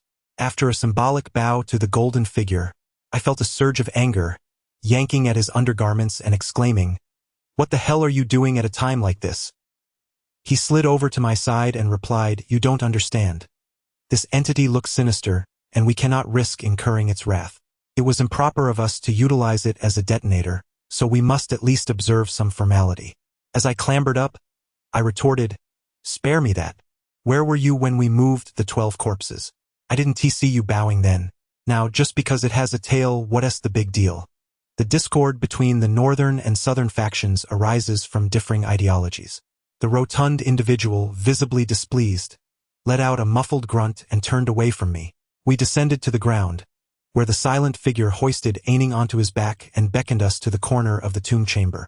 We positioned several bronze mirrors before us, using them as makeshift shields, hoping to mitigate the impact of any potential debris should the force of the impending explosion prove too great. With everything prepared, we awaited the precise moment, relying on the silent figure's adept skills to swing a mirror leg and trigger the mechanism concealed within the golden figure's abdomen. Having nearly immobilized the rotund man with a throwing knife in the royal palace of Lu, I was confident this endeavor would be successful. Indeed, at this juncture, contemplating alternative methods seemed futile. I prayed silently while concentrating on the ticking clock. The tidal patterns of the sea dictate that high tide occurs twice daily, spaced 12 hours apart. Typically, the tide remains high for over an hour before beginning to recede, with the lowest point occurring between the 2 high tides. During this time, the sea level reaches its nadir, occasionally exposing the ocean floor. However, it is unlikely that the seabed here is so shallow. Otherwise, we would witness far more stranded vessels than we currently do. I surmised that if the water level could drop below 2 meters, it would be exceptionally advantageous. This was a rather optimistic estimation, as unforeseen circumstances could arise, necessitating adaptability. As I pondered, my anxiety intensified. I realized that my thoughts were perhaps mere conjecture. If the situation did not unfold as I envisioned and the entire structure were to collapse, I would feel deeply remorseful for my companions.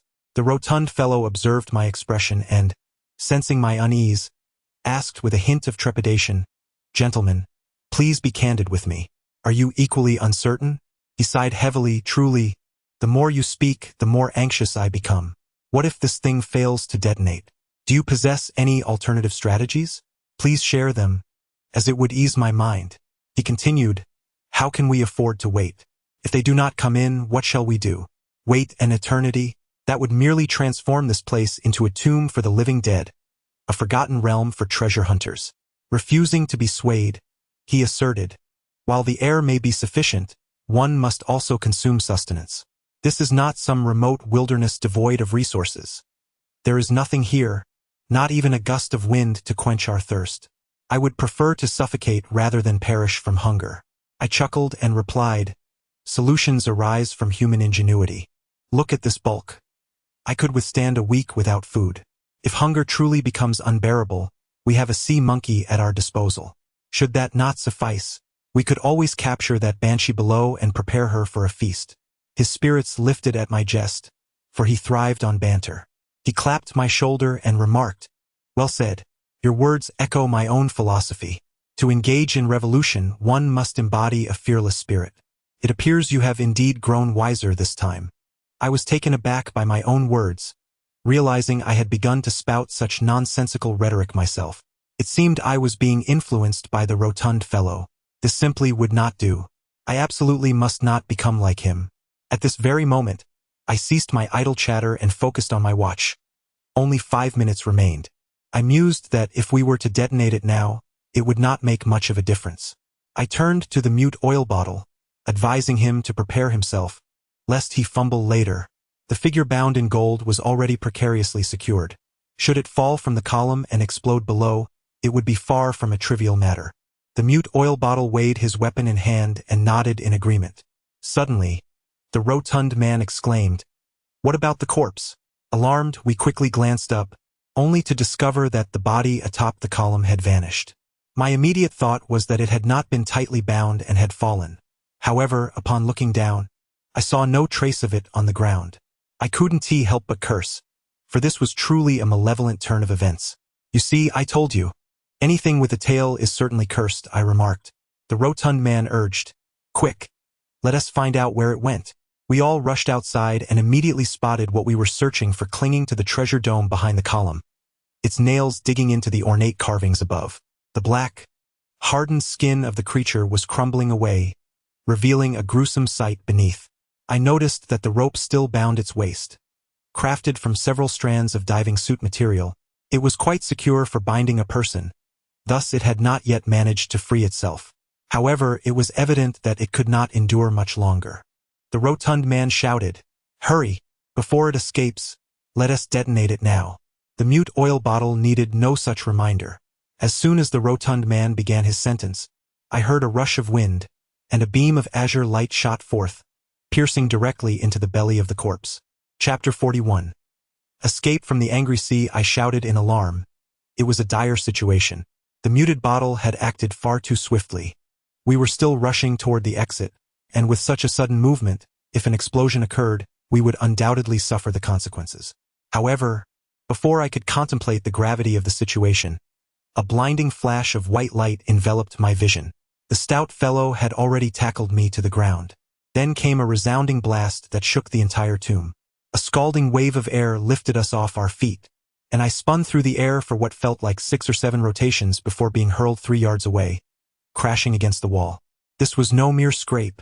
I had genuinely taken a hit. Thankfully, the stout one had pushed me down, or my neck would have surely snapped. The moment I collided with the wall, consciousness slipped away, plunging me into darkness. I could see nothing, only the incessant buzzing in my ears, leading me to believe I had met my demise. After a while, light suddenly reappeared before me. I attempted to open my eyes, only to be greeted by a swirling haze of yellow and gray, my head spinning to the point of nausea.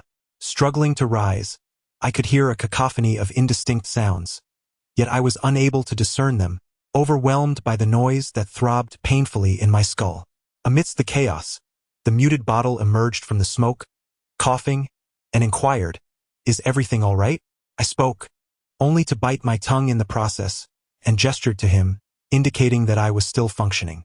Together, we covered our mouths and set off to locate the stout one. After a few hurried steps, I spotted him seated on the ground, a patch of skin torn from his shoulder by a shard of brick. Upon seeing the muted bottle, he erupted in expletives. "You, damn it, acted far too quickly. At least wait for us to retreat a few steps first." I only needed to shift over a couple of inches, and now one of my hands is rendered useless. With a gesture of exasperation, Men Yuping revealed the leg of a mirror in his hand and exclaimed, "You are mistaken. It was not I. Ah, not you." Both of us were taken aback. The stout fellow and I shared the same thought, and we hurried to the corner only to find no trace of her. The stout fellow cursed, "It was that woman. Damn it, she was indeed pretending." Men Yuping displayed an expression of disbelief, clearly having been confident in his earlier assessment, only to find it erroneous. I found myself compelled to reevaluate this woman, remarking, "She truly is an adept performer. She resembles a seasoned trickster from the underworld. I have never witnessed anyone feigning ignorance with such authenticity." The stout fellow chimed in, "I see not merely a trickster, but rather a veritable star of the stage. The next time I encounter her, I shall not be deceived by her antics." With that, he grasped his weapon, ready to pursue her, but Men Yuping hurriedly restrained him, stating, "There is no time. Let it go." The stout fellow, initially unwilling to relent, turned pale upon hearing Men Yuping's voice and inquired, "What in the world is that sound?" "Xiao Wu, given the circumstances, it seems far graver than the hole you mentioned." I glanced upwards at the blasted opening, unable to suppress a gasp. The explosive within the corpse had unleashed a considerable force, beyond my imagination. The iron reinforcements above had all been severed, creating a hole less than half a meter in diameter. The waterproof layer of the brick ceiling had been ruptured, allowing seawater to cascade in, forming a miniature waterfall. The peculiar sound I had previously heard was the increasing roar of the waterfall, and I surmised that it would not be long before the entrance was entirely swept away. The adjacent golden silk Namu pillar has been severed, a massive fissure stretching from the top to the bottom, showing signs of imminent collapse. This invaluable pillar is now rendered utterly useless. I reassured my companion, saying, "Do not worry, this tomb is far sturdier than an ordinary one. As long as there is no earthquake at this moment, it will certainly not collapse." Before I could finish my sentence, the ground beneath us suddenly began to tremble. I had anticipated that the airtight structure of this ancient underwater tomb had been compromised, allowing the seawater below to surge upward. However, I did not expect the disturbance to be so intense, causing a wave of dizziness to wash over me. The tremors grew increasingly violent, instilling a palpable sense of terror. If this continued, it seemed likely that while the treasure dome might remain intact, the very floor we stood upon could give way. My companion, visibly frightened, exclaimed, "Goodness, why is the ground shaking so violently? Could it truly be an earthquake?" I responded, "Xiao Wu, what exactly did you detonate earlier?" I explained the situation to him, then added, "It's nothing to fret over. It's a normal occurrence. Let us prepare ourselves. It is possible that water will soon gush forth from every crevice here. Be cautious of the spray. The pressure is immense, akin to a fist, capable of knocking you off your feet." As the words left my lips, an unexpected sound erupted. The slab of Qianggong rock, covering the entrance to the thief's tunnel, was suddenly thrust skyward by a powerful surge of water. The sea, like a magnificent fountain, soared to a height of 7 or 8 meters. Before I could fully comprehend the situation, another object burst forth from the tunnel, colliding with the treasure dome before crashing onto the stone platform below. The rapidity of the event rendered it difficult for me to discern what it was, but given the absence of anything else in the tunnel, it was likely the cursed woman. This entity, propelled into our midst, represented a considerable nuisance, perhaps even a significant threat. In the water, igniting a flame was utterly futile, and should it ensnare me, the consequences would be dire. Regrettably, I had no time to ponder this predicament as the ground around the tunnel's entrance began to heave, resembling a volcanic eruption, tumultuous and relentless. The water level rose alarmingly fast. In the blink of an eye, we found ourselves floating 5 or 6 meters above the ground. I searched for Anning, and though the smoke from the explosion had nearly dissipated, she remained elusive, likely hidden behind one of the columns. The rotund figure beside me, with his poor swimming skills, struggled mightily, unable to concern himself with her plight. However, with only one exit available, we would inevitably reunite. He cast me a knowing glance, perhaps anticipating that I would seek her out, but I couldn't bring myself to disregard her safety. After drifting for several minutes, our heads brushed against the treasure dome. Suddenly, the robust figure swam toward the side, and I was perplexed by his intentions. I shouted, "In less than a minute we'll be completely submerged. What are you doing? Do you wish to perish?" I was overwhelmed with a desire to strangle him. Yet, in that moment, I found myself devoid of words to curse him, and no time to do so. The water had already risen beneath my eyes. I tilted my nose upward, greedily inhaling the last few breaths of air.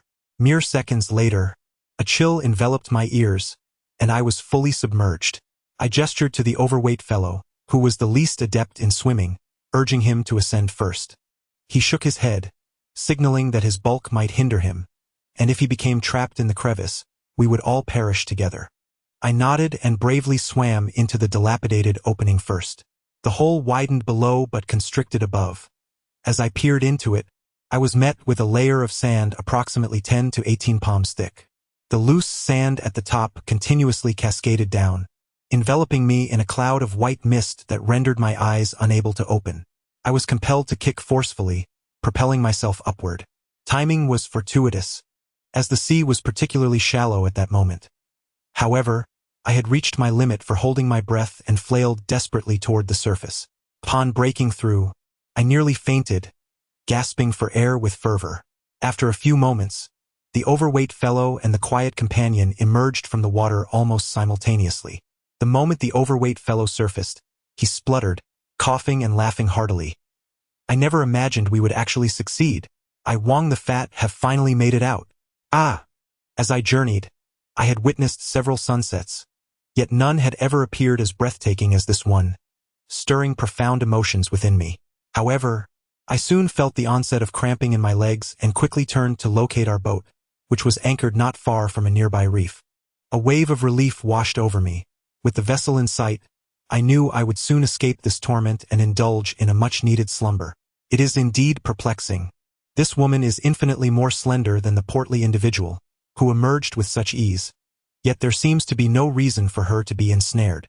And Ning, driven to the brink of frustration, suddenly felt her throat constrict, expelling a torrent of bubbles from her mouth as her eyes rolled back.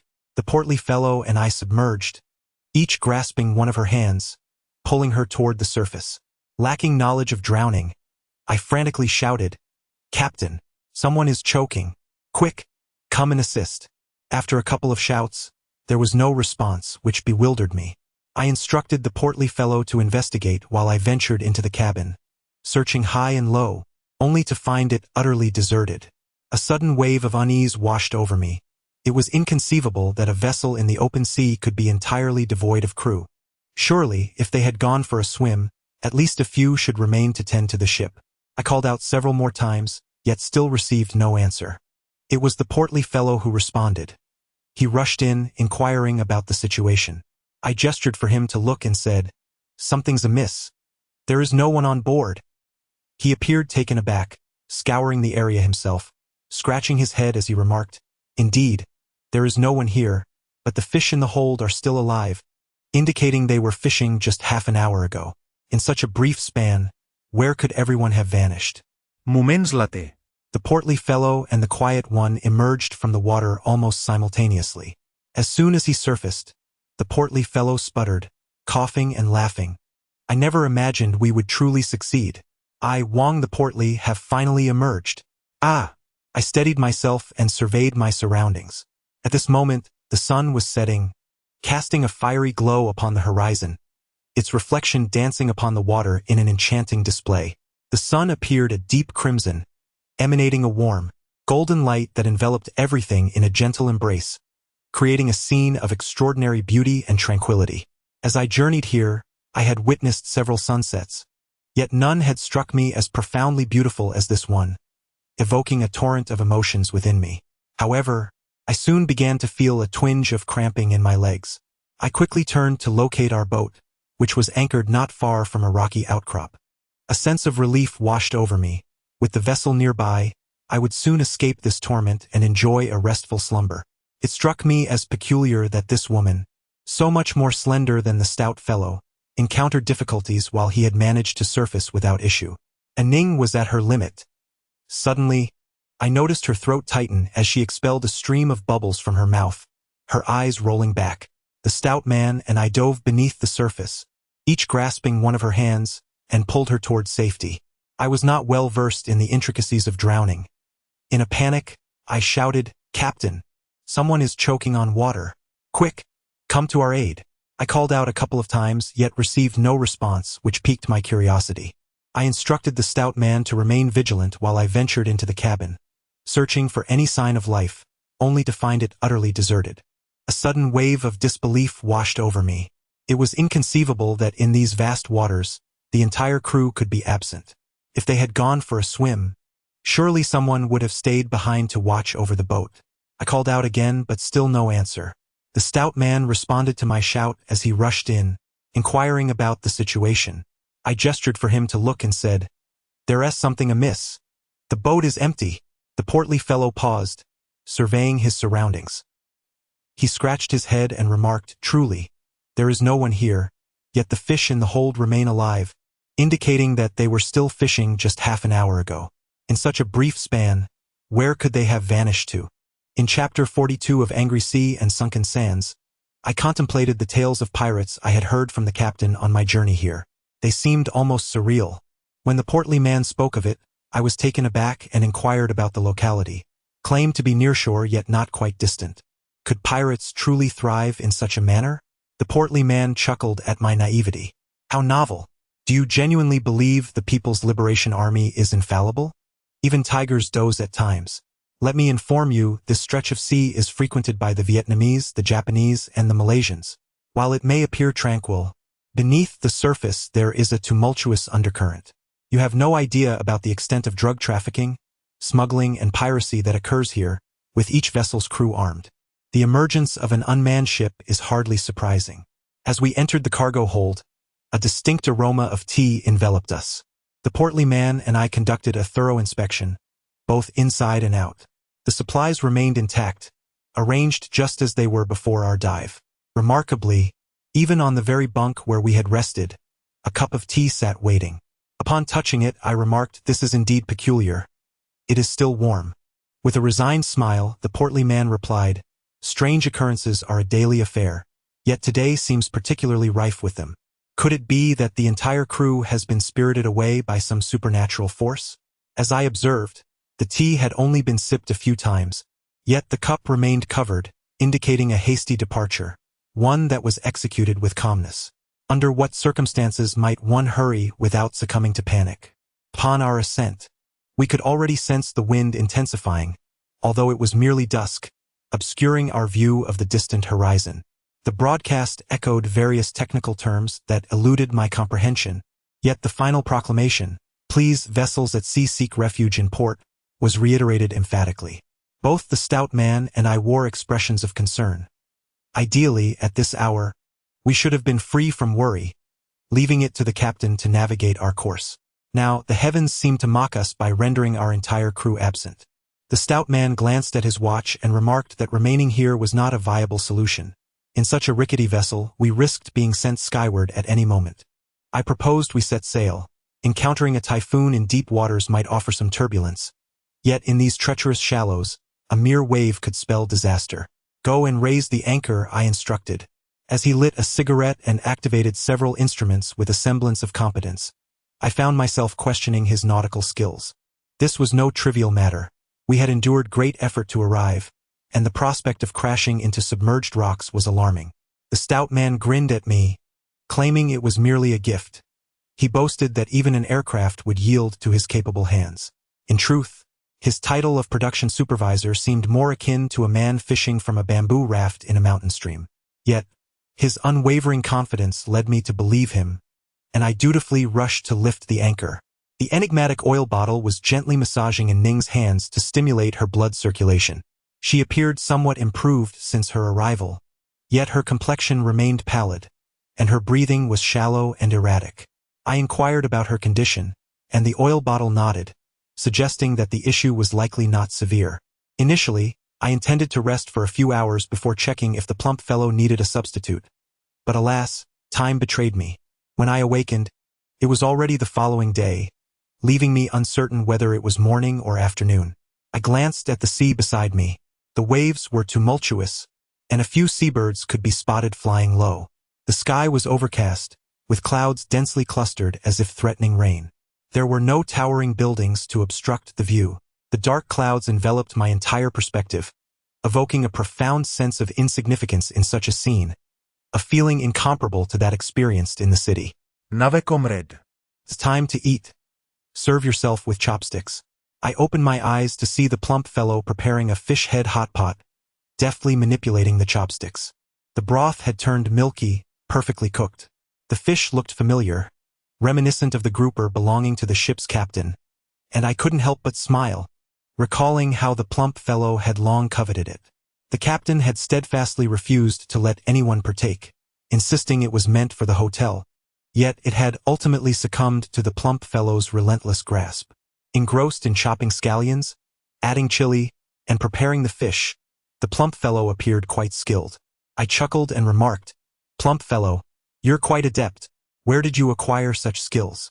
He replied, "Back when I ventured into the mountains and the countryside, without a mother or a wife, I had to fend for myself. In those old mountainous regions, I hunted, fished, and even foraged for honeycombs. I've done it all. This mere fish soup is but a trifle." I gave him a thumbs up, my chubby friend, my rotund buddy. "It is rare for me to genuinely admire someone, but you are truly remarkable. I must learn from you." He dismissed my flattery with a scornful retort. "Enough with the sycophancy. If you're hungry, eat quickly, or get lost and don't drool all over the place." Naturally, I had no intention of forsaking the culinary delights before me, and I promptly seized my chopsticks to snatch some meat. In less than 20 minutes, we devoured a 3-pound grouper, leaving me feeling queasy from overindulgence.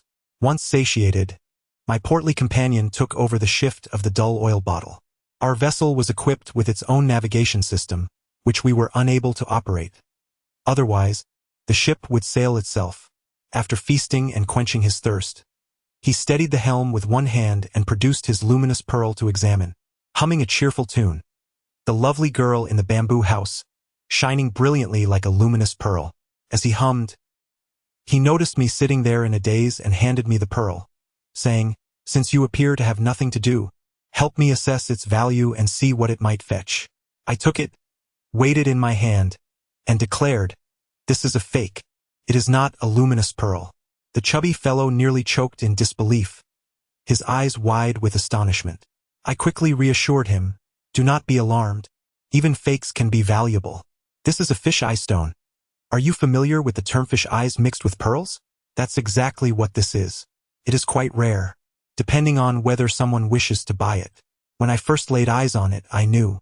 Just consider, who would adorn a treasure with so many luminous pearls? Do you think Wang Songhai is just anyone? It's improbable. The entire imperial family of China, over centuries, could only amass a mere handful."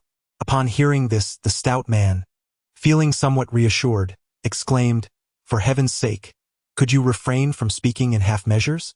It might just give someone a heart attack." He then inquired, "Can you estimate how much this trinket is worth?" I observed that he was lost in a daydream, so I chose to ignore him. He placed the bead into his pocket and asked, "Since you didn't find your third uncle this time, what are your plans?" I sensed that this matter was far from resolved, and he was destined to endure further tribulations. The stout man burst into laughter but opted not to elaborate further. Several hours later, we arrived at Yongxing Island, where preparations for disaster prevention were underway. Numerous fishing boats were seeking refuge. After organizing our belongings, we took advantage of the chaos to escape. We abandoned the boat, and the stout man, carrying a Ning, first escorted her to the island's military medical clinic. Subsequently, we found a guest house to settle in. Fishermen typically remained aboard their vessels for mutual support, especially with the impending typhoon and the scarcity of tourists. Consequently, the guest house was largely vacant. We stayed on the island until flights resumed, which amounted to approximately 7 days. During this time, we discussed the underwater mausoleum on multiple occasions, reaching several agreements. Firstly, we all acknowledged that this was indeed the tomb of Wang Hai. However, we could not ascertain whether the gilded figure seated upon the stone slab was truly him, as the corpse appeared to have been tampered with. While Wang Hai was eccentric, he was not prone to such madness. Secondly, the Yunding Tiangong was situated atop Changbai Mountain, but the identity of the interred remained a mystery. We could only surmise that it was likely a Mongolian, and there was a strong possibility that it was a woman of significant status. Thirdly, the copper fish with snake-like eyebrows has been discovered in both the royal palace of Lu and the underwater tomb, alongside the hexagonal bronze bell. This suggests a potential connection between the two artifacts.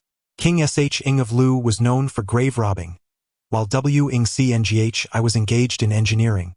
Their sole commonality lies in their frequent excavation of soil. It remains uncertain whether they unearthed something significant at a particular location. Fourthly, it was New York Upping who brought forth a sketch illustrating our route of exploration within the ancient tomb, roughly outlining its structural design. He indicated several areas situated between the top chamber, where we broke in, and the lower burial chamber. It is likely that additional rooms exist here. New York Upping speculated that the structure of this tomb bears resemblance to the royal tombs of the Warring States period. Among these suspended chambers, one is likely designated for rare and exotic creatures, suggesting that some of these peculiar artifacts may have originated from this very site. Upon hearing this, I was taken aback and asked, "Are you suggesting that Wu Xie I kept the drought demon and the forbidden matron as pets? That's incredibly audacious." New York Upping nodded in affirmation, stating, "He is not the first. Several royal tombs from the Shang and Zhou dynasties, including the tomb of the first emperor, have similar instances. Particularly, Wu Xie I has an affinity for such practices, and his actions are not without justification. During my leisure time, I occasionally retrieved my laptop to search for information on Wu Xie I, but the online resources were scant, revealing only that he designed Macau, which was modeled after another city. The upcoming days were excruciatingly dull, with the incessant winds rendering it impossible to venture outside. On the fourth day, our telephone line succumbed to disrepair, leaving us no choice but to engage in trivial pursuits with the rotund fellow. The sullen oil bottle spent his days languishing on the bed, fixated on the ceiling, a sight that could last for an entire day, leaving me utterly at a loss. I paid no heed to the white tufts on the back of the hefty man. Inexplicably, they eventually vanished, leading me to suspect that perhaps my saliva possessed some miraculous efficacy. The sensation was peculiar, yet I chose not to delve deeper into the matter, allowing it to fade from memory. In hindsight, I should have sensed that something was amiss. However, resigned to the whims of fate, I merely endured the tribulations that befell me.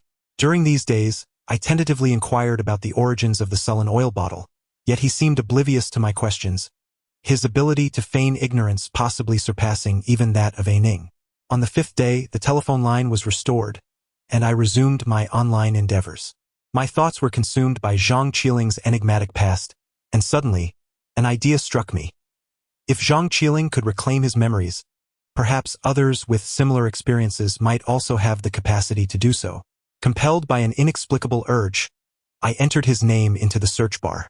To my astonishment, a plethora of records bearing the same name emerged. I clicked on a few at random, only to discover that none contained pertinent information. Realizing this approach was futile, I added my uncle's name to the search. This time, only one piece of information remained. The title revealed it to be a missing person's notice. This discovery took me by surprise, and I felt a sudden constriction in my chest. Upon opening it, I found it to be a scanned copy of the group photo taken at the pier before their departure.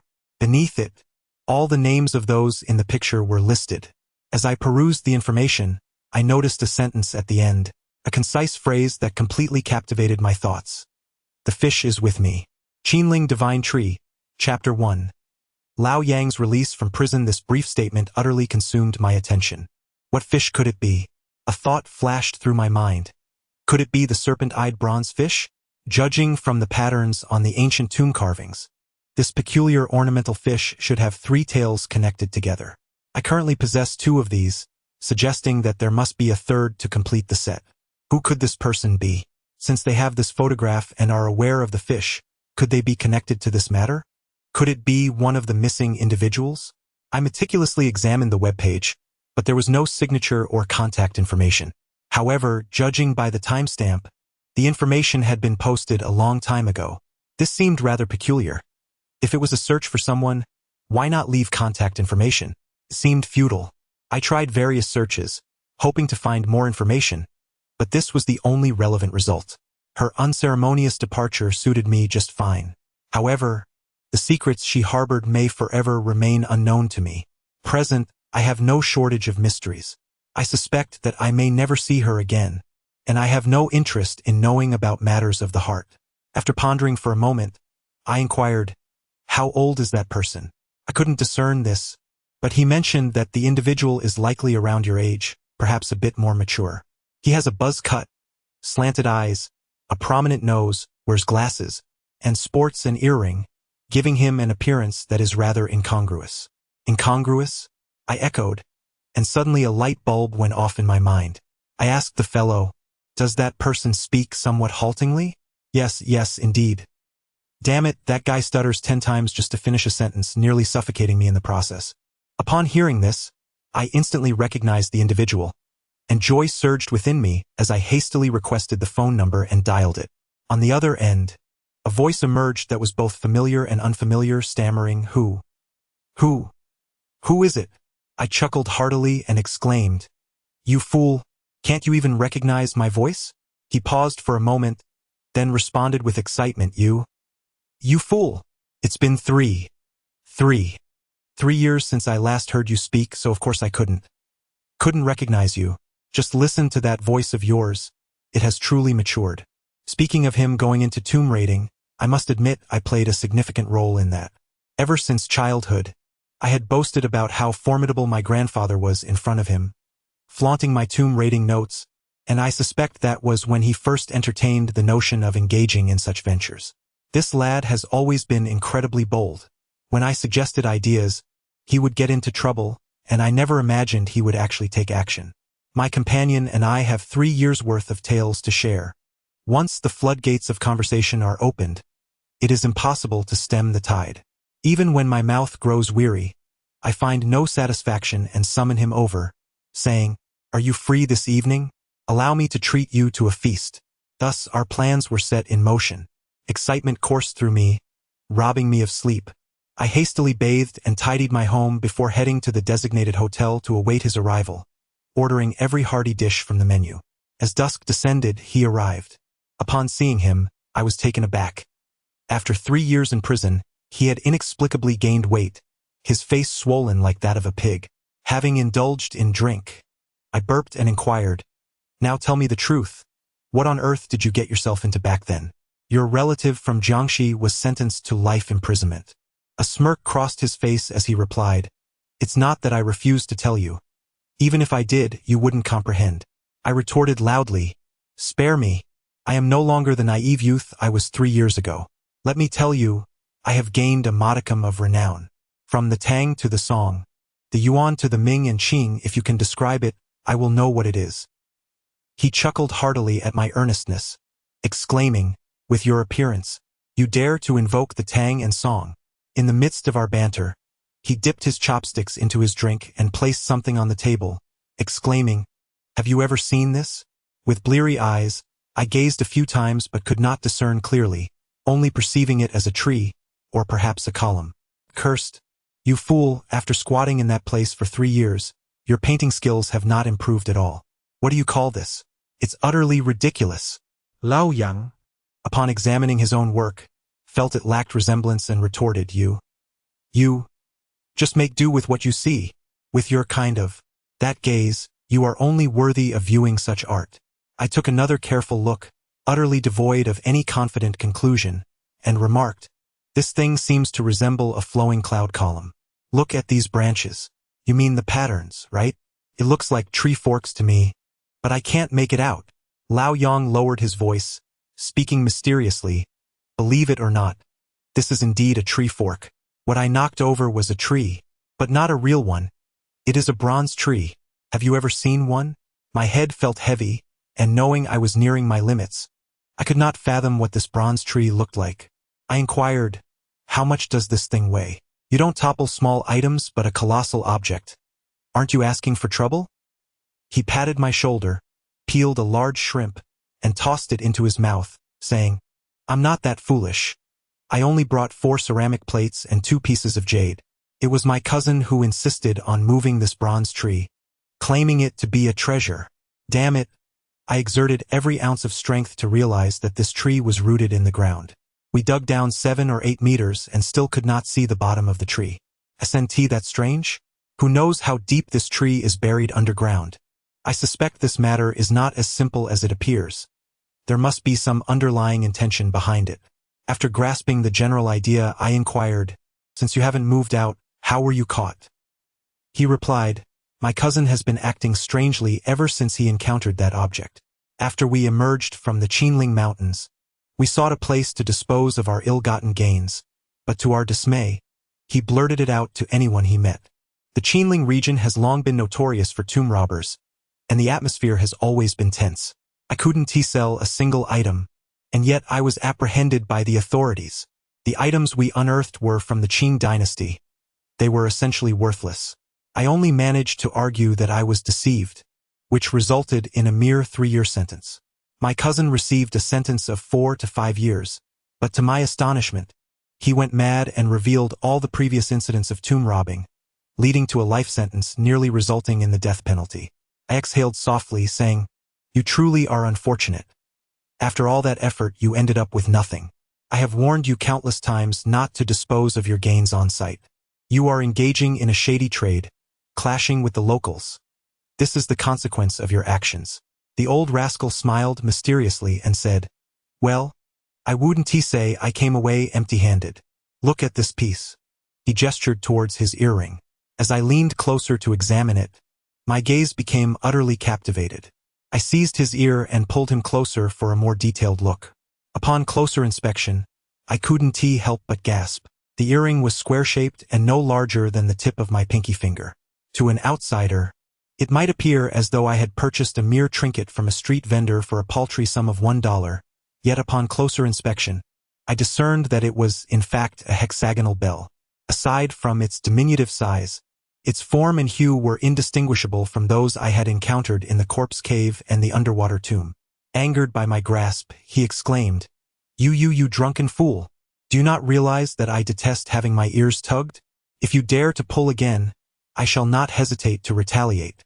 At that moment, my inebriation had largely dissipated, prompting me to inquire, is this trinket also excavated from that tomb? He swatted my hand away, rubbing his reddened ear, and replied, where else could it have come from? All I have left is this possession. Please, take a look and perhaps sell it for me someday.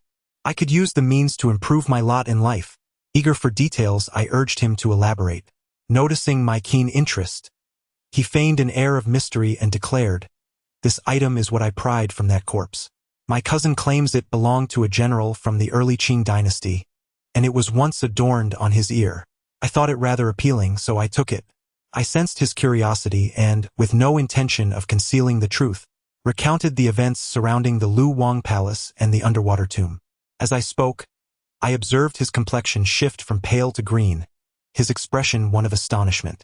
After a moment of contemplation, he finally lamented, my goodness, I once believed that my 3 years in prison would be my lifelong tale of adventure. Yet in comparison to your exploits, it pales into insignificance. What you have done would warrant a death sentence if discovered. Truly, it has been 3 years, and I now see you in a new light. His boastful demeanor irked me, and I pointed at his ear, exclaiming, yet it is peculiar. This bell, with its enigmatic tightness, can mesmerize the heart with but a sound. How is it that you wear it upon your ear without a single effect? To which he replied, I cannot say. If you inquire of me, to whom shall I turn? Perhaps there are similar objects. Allow me to remove it so you may observe. With that, he took off the earring. I pondered for a moment, ultimately deciding against it. Given the low value of items from the Qing dynasty tomb, the solid structure of the mausoleum, and my lingering trepidation from previous encounters, I shook my head and said, I am a man of unfortunate fate. Were it not for my good fortune these past 2 times, I would have long since met my end. I advise you to abandon such thoughts. In this day and age, it is wiser to lead a stable life. I retorted, you wretched man, you have squandered 3 years in that den. Let me remind you, to re-enter after having been released is to face severe consequences, potentially even capital punishment if you are not careful. Old Yang waved his hand dismissively, indicating his reluctance to continue this discourse. Observing the resolute yet somewhat resigned expression on his face as he spoke, I asked, is there something troubling your family? Do not regard me as a stranger. If there are financial difficulties, I shall certainly assist in any way I can. Old Yang let out a bitter laugh and said, Oh, spare me your offers. Do you truly believe I am unaware of your meager possessions? Even if you were to contribute 100,000 or 80,000, I doubt you could muster more than that. Upon hearing this, I realized that indeed, troubles had beset his family. However, this individual is quite concerned about appearances. When I inquired, he certainly would not divulge anything. I pondered internally, considering that he had lost his father at a young age and that his mother's health was frail. I wondered if something had happened to her. Thus, I asked him, how is your mother faring? It has been 3 years since I last saw you. Now that you have emerged, surely she must be overjoyed. As soon as the words left my lips, I noticed his eyes redden, and he choked out, do not mention my mother. Just the thought brings me sorrow. Let us drink. Initially, I was resolute in my decision to refrain from further excavations. Yet, upon gazing into his eyes, I discerned that my assumptions were correct. Something must have transpired within his family, likely concerning his mother, which could necessitate a substantial sum of money. This man, though lacking in various skills, possessed great audacity. Even if I declined to accompany him, he would undoubtedly venture forth alone. He was oblivious to market values and unaware of what items held worth, making the situation exceedingly perilous. Should he indeed return to such endeavors, I would feel a pang of guilt. Thus I said to him, very well, let us collaborate once more. We shall orchestrate a grand excavation and resolve this matter in one fell swoop. Be candid with me. How much do you truly require? He raised 4 fingers. For 100,000? I gasped. Add another 0. For million? My mouth fell agape. Good heavens! Even if you were to uproot your general's tomb entirely, it would not amount to 4 million. I am truly astounded by you. At such a price, we would need to unearth a Han tomb. Upon hearing my willingness to assist him, he was elated, nodding fervently. I understand what you are saying, but where could one possibly find a Han tomb? I find it hard to believe you could locate one. Uncertainty loomed within me as I uttered. Though it is indeed challenging, one must persist in the pursuit. Wealth does not simply present itself. However, let me make one thing abundantly clear. Once we embark on this venture, all matters must adhere to my directives. Even a mere utterance must first pass through my approval. Do you comprehend? This lad had long ceased to absorb my words, his thoughts already soaring towards the Qinling Mountains. As he poured me another glass of wine, he lavished flattery upon me, proclaiming, indeed, what manner of person is Master Wu? Even your flatulence is fragrant. Should you procure 4 million, you shall be my reincarnated progenitor. Do not merely refrain from flatulence. I am prepared to toil like an ox or horse for you. Fueled by the spirits, we solidified our agreement, subsequently indulging in frivolous discussions about women, reveling until the midnight hour, eventually collapsing beneath the table. In the ensuing weeks, I remained at home, seeking assistance from several university acquaintances proficient in the digital realm, endeavoring to uncover the origin of that photograph. After much exertion, we could trace its source only to Qiling with no further leads to pursue. As my friend departed, he casually remarked that I should seek out a true expert for further assistance. I remained uncertain of the prospects but resolved to await developments. Later, Lao Yang approached me several times, inquiring about the necessary preparations. Drawing from our previous experiences, I drafted a list for him, instructing him to gather everything meticulously. I emphasized the gravity of our undertaking, cautioning him not to skimp on quality. Only procure the finest and most expensive. If you bring me inferior goods, we shall face dire consequences. After imparting my advice, I set off for Jinan, intending to meet Lao Hai and present him with the fisheye stone from Fatty. Old Hai, upon seeing it, couldn't help but smile broadly, exclaiming, "My dear sir, I am in the business of selling antiques. This item of yours should be taken to a jewelry store for appraisal." I replied, "This fisheye stone is also an antique." He chuckled, "I am well aware. The items you present are undoubtedly of fine quality. If this bead were to be set into a hairpin or adorned on clothing, it would indeed be a treasure. However, judging its value based solely on this single piece is quite challenging. Should you claim it to be an antique, others may be skeptical. How about this? I shall procure a jade hairpin, and we can set this bead into it to see if it can attract a buyer. I will provide you with a deposit, and you can leave the item with me. Knowledgeable individuals will surely offer a fair price." On the long-distance sleeper bus to Xi'an, Lao Yang and I occupied adjacent bunks, munching on sunflower seeds while engaging in conversation. Initially, I had intended to fly directly to Xi'an, but lacking the influence of my third uncle, a large package of contraband was caught at security, compelling me to switch to the bus, which could only be a privately contracted one. The journey was filled with undulating hills and winding roads, rendering it quite tedious. Thus, I chatted with Lao Yang about a potential Han tomb in the vicinity, to which he reacted with such enthusiasm that he nearly wished to disembark mid-journey to dig. Lao Yang inquired if I desired to visit the site of the collapsed pit from 3 years ago to see if anything remained, suggesting that we might uncover some clues. I replied, "If you can locate where that pit is, I will accompany you to investigate." Lao Yang gave me a sly grin, claiming he had marked the spot long ago. I laughed heartily. 3 years have passed. In such remote mountains, what marking could possibly endure for that long? He burst into hearty laughter and declared, "Just you wait and see. My mark will remain effective, not just for 3 years, but even for 30. I was oblivious to his antics, feeling lethargic and disinterested, ultimately succumbing to sleep. Upon our arrival in Xi'an, we found a modest guest house for the night, indulging in the local delicacies of pickled vegetables stir-fried with rice and fluffy soup, while meandering through the vibrant night market.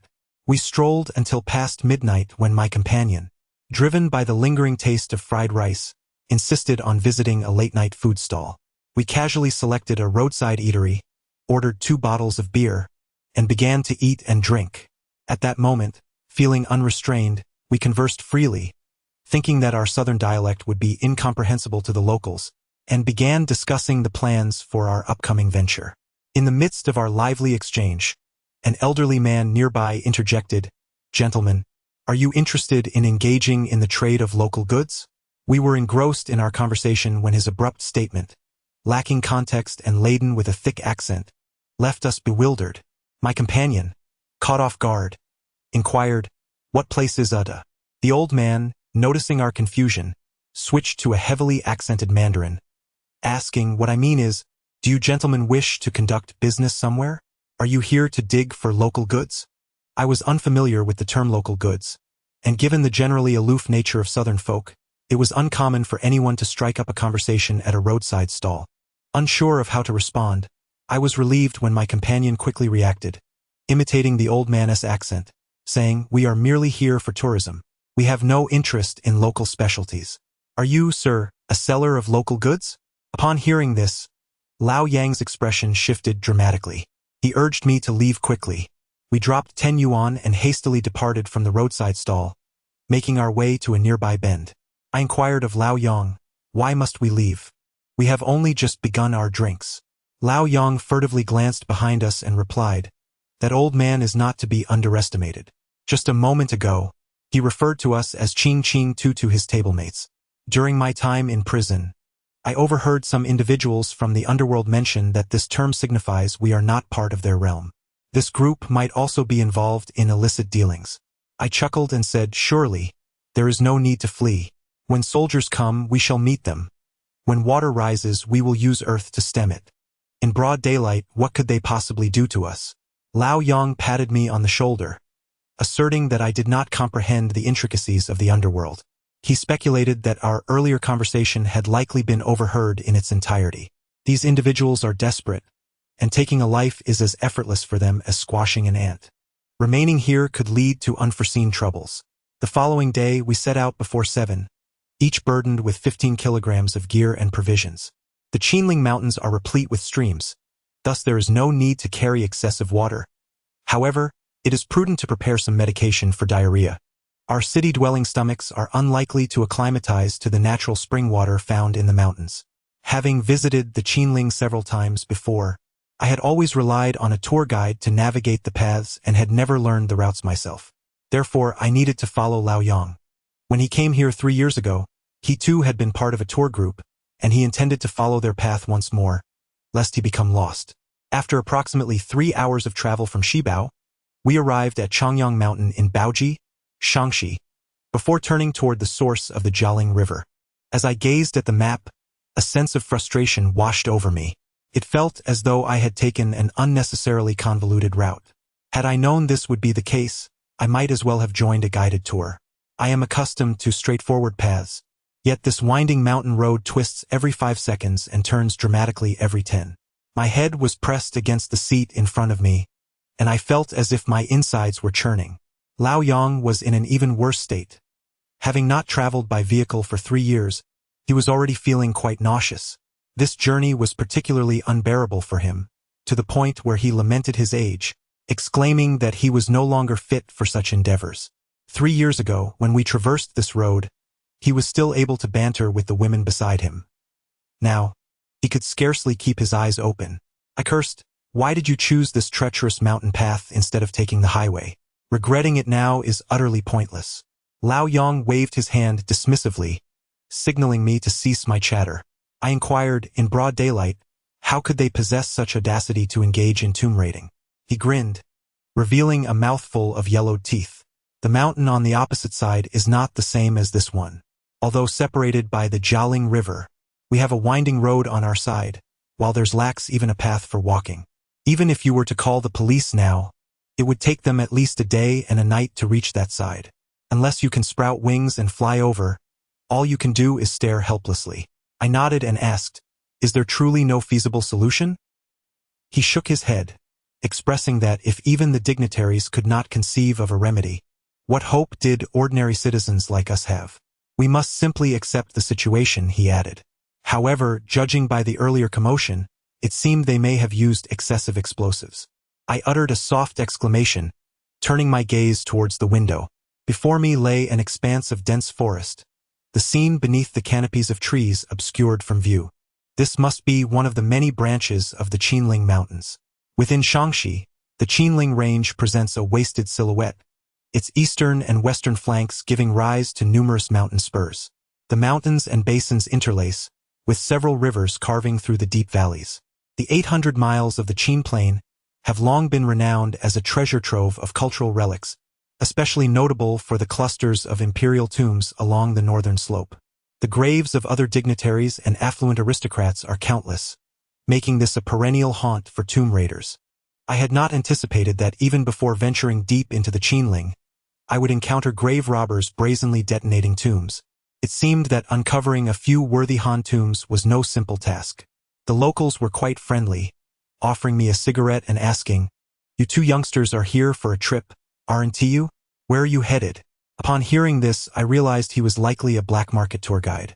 In these rugged mountains, where the local customs are fierce, I was wary of being led into a secluded ravine, so I quickly shook my head, saying, No, we have our own plans." After another hour's drive, we finally arrived at the foot of Mount Taibai. My companion and I stumbled out of the vehicle, acutely aware that, given our current physical conditions, venturing into the mountains would be perilous. Fortunately, there was a quaint farmhouse in nearby where we decided to spend the night. We skipped dinner and collapsed into bed, sleeping soundly until the following noon, when my companion gently nudged me awake, whispering, "Old Wu, hurry, come and see. Who is this person?"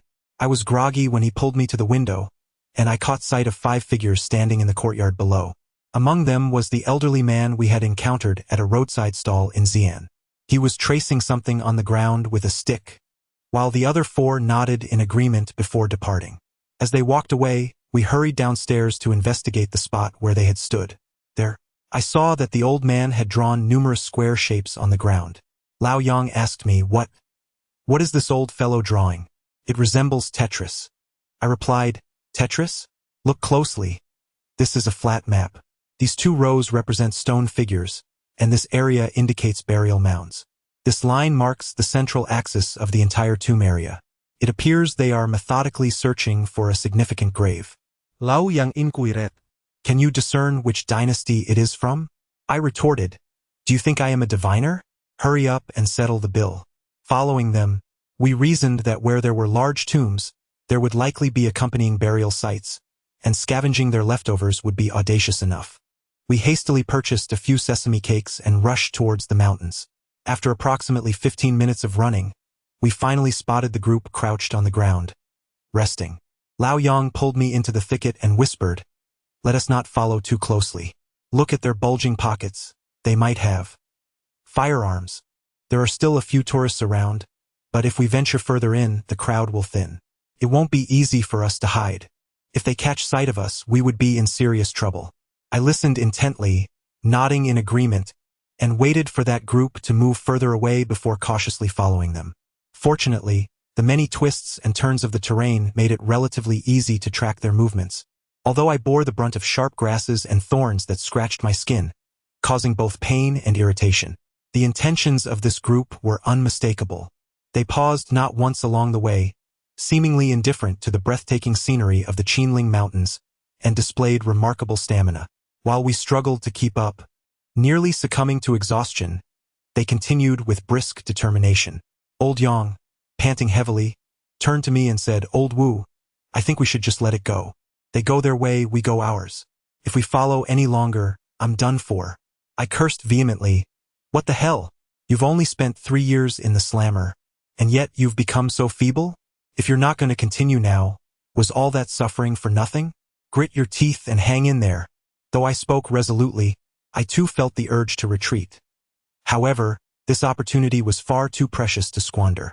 With my limited skills in seeking out hidden treasures, the chances of uncovering an ancient tomb buried 6 or 7 meters beneath the ground amidst these towering mountains were slim. Even if I were to succeed, it would likely take weeks. When I initially set out, I envisioned a delightful adventure, thinking of it as a mere vacation. Yet, upon arriving, I realized that enduring such rugged terrain for a week or 2 was far more challenging than I had anticipated, especially considering my struggle to acclimatize to the local climate. We pressed on, determined, until the midnight hour, when the group finally came to a halt. Old Yang collapsed onto the ground, exclaiming, Oh my God, I am utterly exhausted. If they keep going, I might just join them in their reckless pursuit. Old Wu, have they stopped because they have arrived at their destination? I pondered for a moment and replied, No, this place is still too shallow. If there were a grave here, it would have been disturbed long ago. They must be tired and resting. Look, they've started a fire. It seems they intend to stay here for the night. Let us not waste any more time. We should fill our stomachs and rest. After brooding for a while, Old Yang suddenly remarked, Being passive and merely following them is not a viable strategy. It's quite dark now. Let us stealthily approach and listen to what they're discussing. If we can gather some clues, we won't have to endure the hardship of trailing after them. I found his suggestion reasonable and nodded in agreement. We hastily stuffed some provisions into our mouths and crept toward the campfire. We treaded lightly, yet the mountain was eerily quiet, and we could hear their voices from a short distance away. Old Yang gestured for me to hide where we were, indicating that we need not move closer. I nodded, and we crouched down, holding our breath as we overheard their hearty laughter. To our surprise, we discerned 2 voices conversing with a strong Cantonese accent. This was truly peculiar. I had never heard of Cantonese people engaging in such activities. A youthful voice inquired, Uncle Tai, can you estimate how many more days we have to travel? My legs feel as if they might break. Uncle Tai replied, I told you to cultivate your well-being in your daily life, yet all you know is indulgence in food, drink, and gambling surrounded by women. This journey will be a trial for you. I must inform you that the journey ahead will require 3 days of travel on the path, while the unmarked terrain is uncertain. If you find this too taxing, you may descend the mountain now. Do not hinder my progress any further." Upon hearing these words, Lao Yang shot me a fierce glare and softly remarked, "Did you hear that? Continuing on could lead us into an indefinite wait, perhaps until the year of the monkey or the month of the horse. Fortunately, we did not heed your advice." I patted Lao Yang, signaling him to quiet down and listen to their conversation. The young man appeared somewhat apprehensive of Uncle Tai and stated, "Recently, I have felt somewhat unwell. Rest assured, once this transaction is complete, we shall never have to venture into this remote valley again. We will accompany Boss Wang and Boss Li to Hong Kong to broaden our horizons and experience a life of luxury. Correct?" At that moment, a person with a Cantonese accent interjected, "Indeed, no problem at all. We agreed, once you secure the goods, we will take as much as you have. This is a once-in-a-lifetime deal. If executed well, we can all retire. When the time comes, the vibrant world of Hong Kong will provide ample opportunities for lavish spending. This little hardship will certainly be worth it." Both Lao Yang and I were taken aback by this revelation. Chapter 4. The fork in the road. The group fell silent for a considerable time before Boss Wang spoke. "This matter is connected to my ancestry. To be candid, my forebear was of the Manchu Yellow Banner. In those days, within the 8 Banners army, there existed a special unit known as the Iron-Headed Cavalry, comprising merely 3,000 men, yet directly subordinate to the Ministry of War. Do you know the purpose of this force?" Uncle Tai chuckled. "I have indeed heard a bit about this. While I am unaware of the specific duties of the Iron-Head Cavalry, I do know that they were eventually incorporated by Zhang Taitu to combat the red-haired bandits. This is something my uncle mentioned. Could it be that your ancestors were part of the Iron-Head Cavalry?" Boss Wang also laughed. "You are quite astute. My ancestors were not only part of the Iron-Head Cavalry, but also held a significant official title as a general. Their unit had a rather unique responsibility. They were neither engaged in military campaigns nor in constructing bridges and roads. Instead, they assisted the emperors of successive dynasties in collecting rare and precious treasures from the populace, particularly antiques. Each year, they were required to submit a certain quantity of these treasures.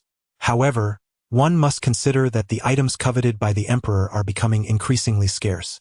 Treasures are becoming harder to find year by year.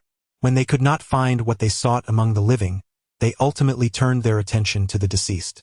A youthful voice interjected, "Oh dear, from what you say, could it be that the Iron-Head Cavalry, much like us, engaged in the business of tomb raiding?" Indeed. However, while they were official tomb raiders, they differed from the ancient tomb robbers who plundered solely for military pay, leaving nothing behind.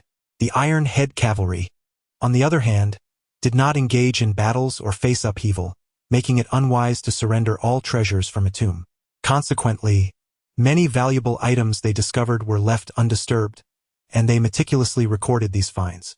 When the time was right, they would return to these ancient tombs based on their records, which were documented in a volume known as the Collection of River Wood. I possess half a volume of this book, a treasured heirloom passed down through generations. The particular one we are about to examine is the most detailed account contained within. Mr. Wang spoke with a sense of pride. My ancestors cautioned that this item is of great significance and should not be meddled with unless absolutely necessary, which underscores the value of the treasures it holds. It is only out of respect for the collaboration we have shared that I am willing to present it now." Upon hearing this, both I and Old Yang were filled with a sense of wonder. Lowering his voice, Old Yang inquired, "Do you think what this Mr. Wang says is truly credible? Can such remarkable things exist in this world?" His excitement was palpable. "If that is the case, we have indeed aligned ourselves with the right group this time. These individuals seem spirited, and if we do not proceed carefully, we may soon find ourselves left behind." His words stumbled forth in a nervous stutter, and a few of his utterances were particularly loud. Realizing the potential consequences, I quickly covered his mouth, urging him to remain calm while straining to listen for any reactions from the other side.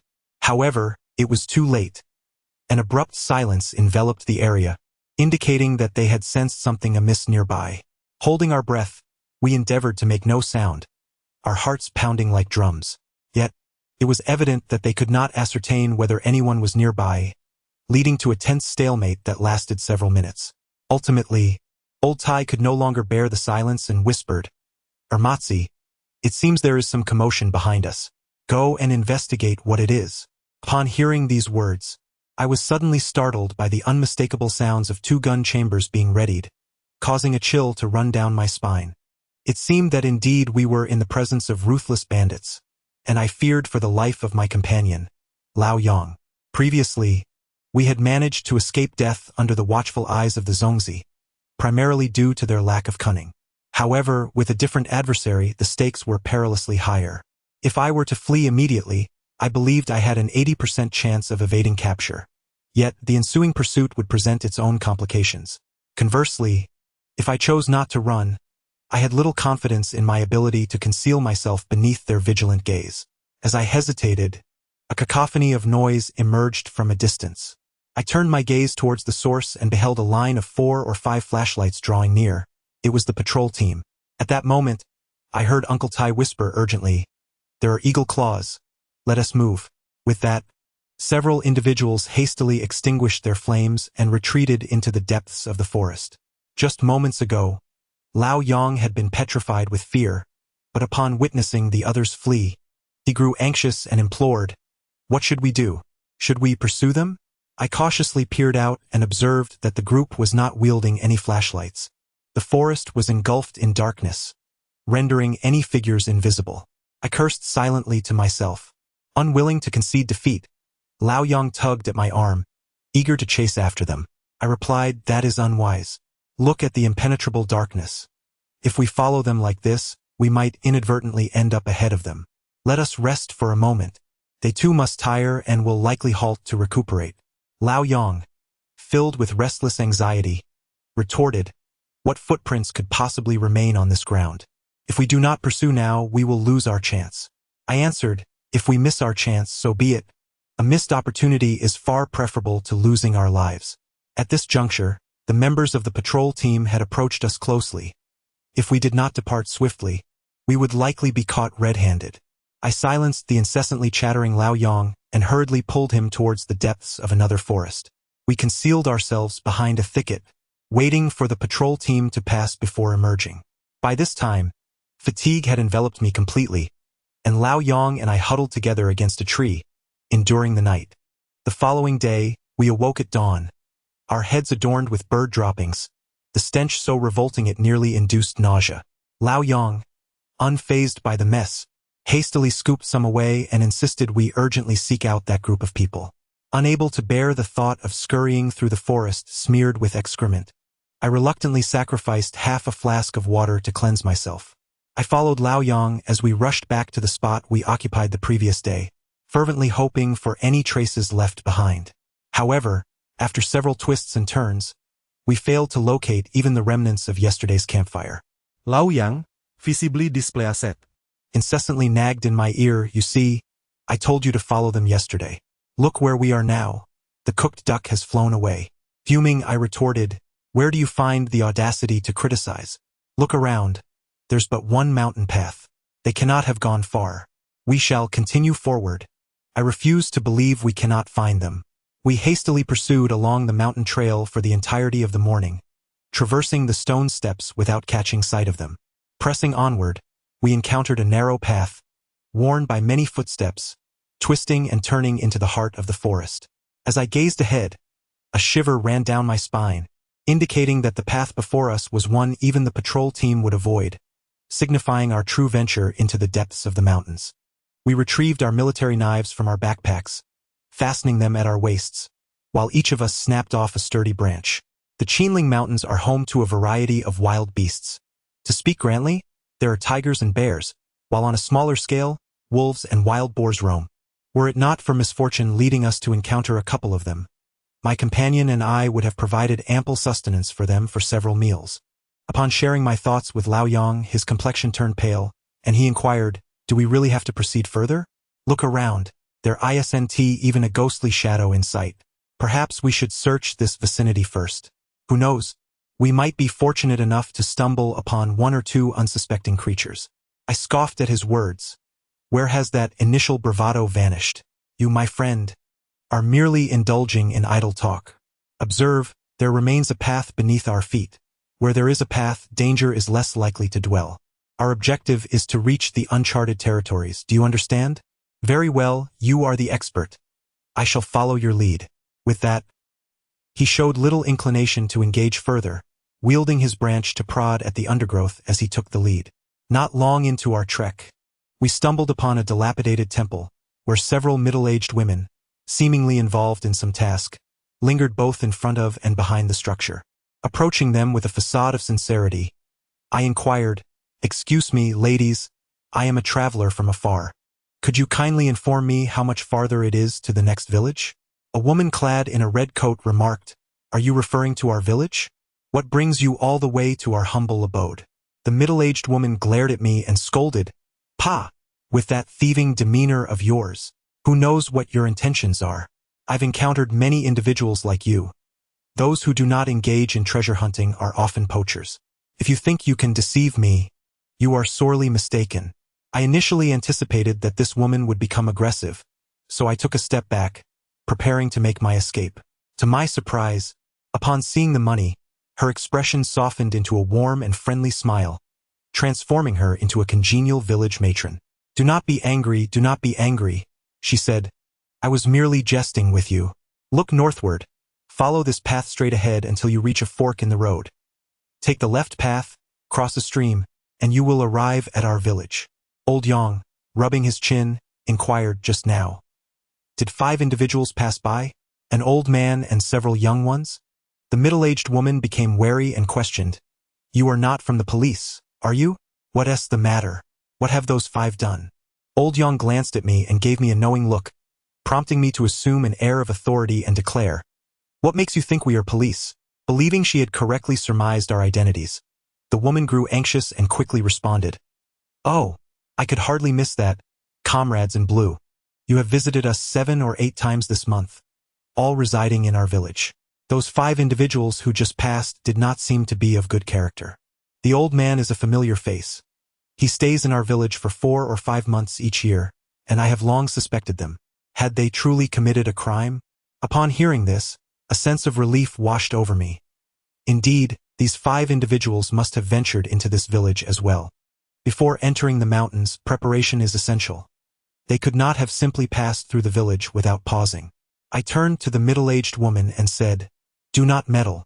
Do not speak of this matter to anyone, understood? In due course you will come to know." The woman replied, "Does this mean I am providing a clue? Will I receive a letter of commendation or something of the sort?" As she continued to babble, we chose to ignore her and hastened northward.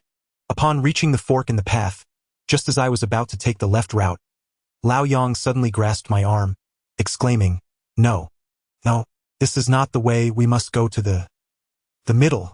I was perplexed. Was there a reason? Hadn't that woman suggested the left path?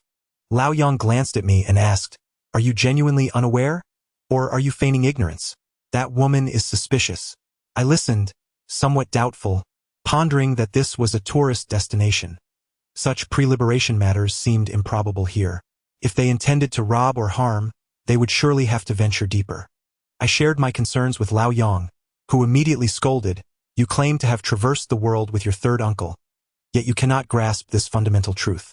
All the tourists remain outside. Those who dare to enter are hardly virtuous. Look at us. This is a case of black consuming black." His reasoning struck me as quite sound, prompting me to follow him down the central path. As we entered, I discovered it to be a 2-story shack, connected by a single ladder. Above was an attic, devoid of furniture, yet adorned with several large wooden planks. At the heart of the room lay a pit filled with ash, presumably used for warmth. We set down our gear and hastily gathered some firewood outside, eager to kindle a flame to stave off the chill, while extracting provisions from our packs to roast and consume. By the time we finished our meal, darkness enveloped the surroundings, and the eerie sounds of wild beasts echoed in the night, their identity uncertain, perhaps wolves. Lao Yang lit a cigarette. Casting a wry smile towards the window, remarking, "It seems tonight we shall each only enjoy half a night's sleep, for one of us must tend the fire lest it extinguish, or else our friends outside may pay us a visit." I offered no reply, The fatigue from the day's journey weighed heavily upon me, and the prospect of enduring such nights for weeks to come filled me with regret for my earlier acquiescence to accompany him. He continued to ramble on about his thrilling experiences from 3 years prior when he first arrived. As his monologue dragged on, drowsiness overcame me, and I interjected, "You've prattled on like a performer for far too long. I can bear it no longer. I shall take a brief respite. Awaken me at midnight for the shift."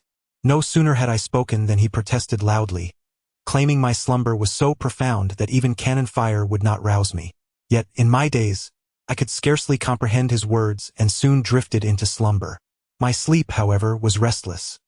Given Lao Yang's languid nature, it was likely he succumbed to slumber as well. As the night deepened, I stirred awake, opening my eyes to find the fire still crackling in the pit. Yet Lao Yang was nowhere to be found within the room. I cursed under my breath, intending to rise and relieve myself. Just as I turned, I was startled to see an eye peering through a crack in the floorboards of the loft on the second floor, staring blankly at me. Since entering this deep, ancient forest and finding myself in this wooden shack, constructed who knows how many decades ago, I had sensed an unusual atmosphere surrounding me, resulting in a restless sleep, teetering on the edge of consciousness. Upon encountering that eye, I was jolted awake. Yet when I glanced back at the crevice, the eye had vanished. In the dead of night, with my companion having inexplicably disappeared, I was left alone, fixated upon by that enigmatic gaze, a twinge of fear creeping into my heart. However, this predicament was infinitely preferable to my experiences in the ancient tomb. Summoning my courage, I rose cautiously, grasped my flashlight, and stealthily ascended the wooden ladder leading to the loft. The ladder creaked ominously under my weight, threatening to splinter with each step, compelling me to tense every muscle in my body. Fortunately, it did not collapse as I had feared. The windows and doors of the wooden shack, warped and decayed, were riddled with gaps, allowing the mountain breeze to sweep in and cause the flickering campfire to dance wildly. The shifting light filtered through the loft's floorboards, casting an eerie glow throughout the space. I raised my flashlight and scanned the area, finding nothing out of the ordinary. The entire attic lay desolate, with naught but a few bamboo-woven baskets and hats to offer any semblance of shelter. To the left of the attic, however, a small ventilation window, scarcely the size of 2 palms, adorned the wall, beyond which something seemed to dangle. I approached the window, illuminating the area with my flashlight, eager to discern the nature of the object hanging there. As the beam of light fell upon it, a sudden squeak erupted, and a burst of yellow dashed away. Startled, I leaned out to behold a remarkably plump golden snub-nosed monkey clinging to a nearby eave, baring its teeth at me with a ferocious glare. Upon seeing its eyes, akin to those I had glimpsed through the floorboards moments earlier, a wave of relief washed over me. It appeared that this creature had been lurking in the attic, watching me. Though I had no intention of engaging with a mere monkey, it seemed startled by my presence, persistently adopting an aggressive stance and emitting piercing shrieks. Sensing the precariousness of the situation, I directed my flashlight towards its eyes. The blinding light instilled terror in the creature, prompting it to emit a few anguished cries before it scampered onto the rooftop.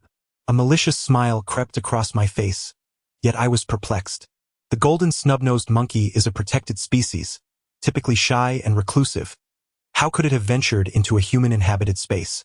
Could it have been lured by the aroma of our roasted provisions? Monkeys do not roam in solitude. There must be several more lurking nearby. I had heard tales of monkeys attacking humans, and the ferocity of a troop's assault is indeed formidable. Even if they do not pose a lethal threat, they are known to snatch belongings and provisions from unsuspecting individuals. Provoking a monkey is indeed an exceedingly unfortunate affair, and I must exercise utmost caution. I once more extended my head out of the window to survey the surroundings for any other golden snub-nosed monkeys. However, I discerned no sign of them. Instead, the vista before me was remarkably expansive. Under the moonlight, I could perceive the contours of a vast forest, draped in a desolate gray hue. The treetops swayed in the wind, reminiscent of waves upon the sea, accompanied by the sound of leaves rustling. At that moment, I suddenly noticed a glimmer of flashlight in the midst of the darkness, flickering like a beacon. I recognized this pale illumination. When I had instructed Lao Yang to procure equipment, I had emphasized the necessity of acquiring the finest. Consequently, he had purchased a mountaineering flashlight that cost over 2,000 yuan each. This particular flashlight emitted a distinctive, pale light with remarkable penetration, capable of illuminating snow and even melting it. Hence, I quickly deduced that the owner of that beam was none other than Lao Yang. A peculiar sensation surged through me. What could he possibly be doing out there at such a late hour? I observed for a considerable time, feeling perplexed, before descending from the loft, donning my outerwear, and stealthily making my way towards his location. I slowed my pace as I approached, and when I was within approximately 10 meters of him, I encountered a thicket of lush bushes. Concealing myself behind them, I scrutinized the scene and realized that the drumming sound I had heard was actually the noise of a spade breaking the ground. Lao Yang, bare-chested, was digging into the earth. The flashlight was propped against a tree, serving as a makeshift streetlight. My emotions were tumultuous. On one hand, I was deeply curious as to why he had ventured out in the dead of night, clandestinely excavating something without my knowledge. On the other hand, I felt a deep unease within me. His actions clearly suggested he was concealing something from me. I had come to assist him with good intentions, yet he chose to keep secrets, which was utterly inappropriate. I observed him stealthily for a while, noticing no unusual behavior beyond his relentless digging. My impatience began to fester. Squatting here on such a frigid night, my entire body chilled, was indeed a most unpleasant ordeal. Suddenly, it struck me, if his sole purpose for the night was merely to excavate a hole, then my accompanying him in this torment would render me a fool. Given Lao Yang's temperament, it was not altogether surprising for him to be out in the dead of night digging a pit. Once, he had even ventured to the cemetery at midnight to order takeout from every pizza shop in the city. At that moment, I was almost compelled to rush out and demand to know what he was doing. However, I quickly dismissed the thought, for as I rose, I noticed a makeshift firearm tucked into his waistband. This weapon appeared to be a counterfeit of the Soviet TT-3033 Tokarev pistol. I had listed this item on our procurement order, yet he had informed me it was unavailable. At the time, I had never suspected he would deceive me. Now, upon reflection, I felt a chill run down my spine. When I first encountered Lao Yang, I had assumed he remained the same carefree individual as before, leaving me completely unguarded. It now appeared that his scheming was exceedingly intricate, skillfully concealed beneath his facade. Initially, I was entirely confident that even if I were to leap forth and kick him into the pit, he would not take offense. However, upon observing the firearm, I found myself in a state of hesitation. The current iteration of Lao Yang seemed beyond the realm of my previous experiences. Should I make a move, he might very well shoot me dead. I refrained from advancing, instead opting to remain quietly crouched, intent on discerning what he was unearthing. Lao Yang exhibited an acute sense of vigilance. After every 3 strikes of his shovel, he would pause to listen intently to the surrounding sounds. Fortunately, as I stood downwind, the breeze carried away any noise I made, and he remained oblivious to my presence. He toiled for nearly half an hour when suddenly, his shovel struck something metallic, producing a crisp sound. He halted his excavation and leaned down. I observed as he retrieved a stick-like object from the pit.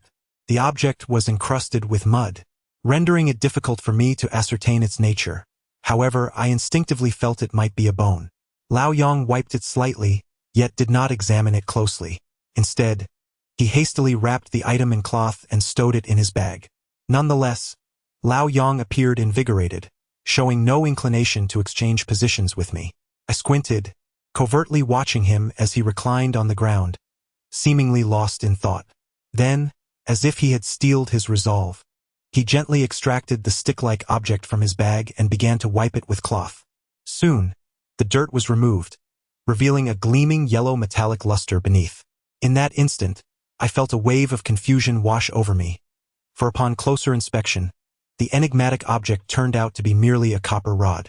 A look of perplexity crossed Lao Yang's face as he examined the rod from various angles, his expression darkening. It appears he was merely aware that an object lay buried in that spot, yet the specifics eluded him. I noticed he wore rubber gloves, as though he held a great aversion to that stick. My curiosity intensified. Why the gloves? Could he not touch it directly? At that moment, I had resolved to depart the following morning, but before I did, I must uncover the origins of this object. With that thought in mind, I feigned waking up, turning over, half opening my eyes, and clearing my throat to inquire, "Old Yang, what time is it?" Old Yang was engrossed in examining the stick, and my sudden question startled him. In a fluster, he hastily concealed the object behind his back, glanced at his watch and replied, "It's a little past 3. Oh, I pretended not to notice his awkwardness, rubbed my nose and sat up, saying, "Well, it's time for us to switch shifts. You should get some rest." Old Yang mumbled a response, his hands still behind him, furtively attempting to shove the copper stick into his backpack. I chuckled inwardly, feigning a desire to stretch my limbs as I stood up, yawning while approaching him. He was taken aback by my sudden movement, and in his anxiety, he struggled to secure the stick into his bag. I casually strolled over to his side, pretending to reach into his pack for something.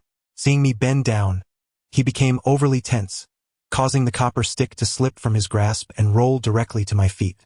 I never anticipated that events would unfold in such a manner.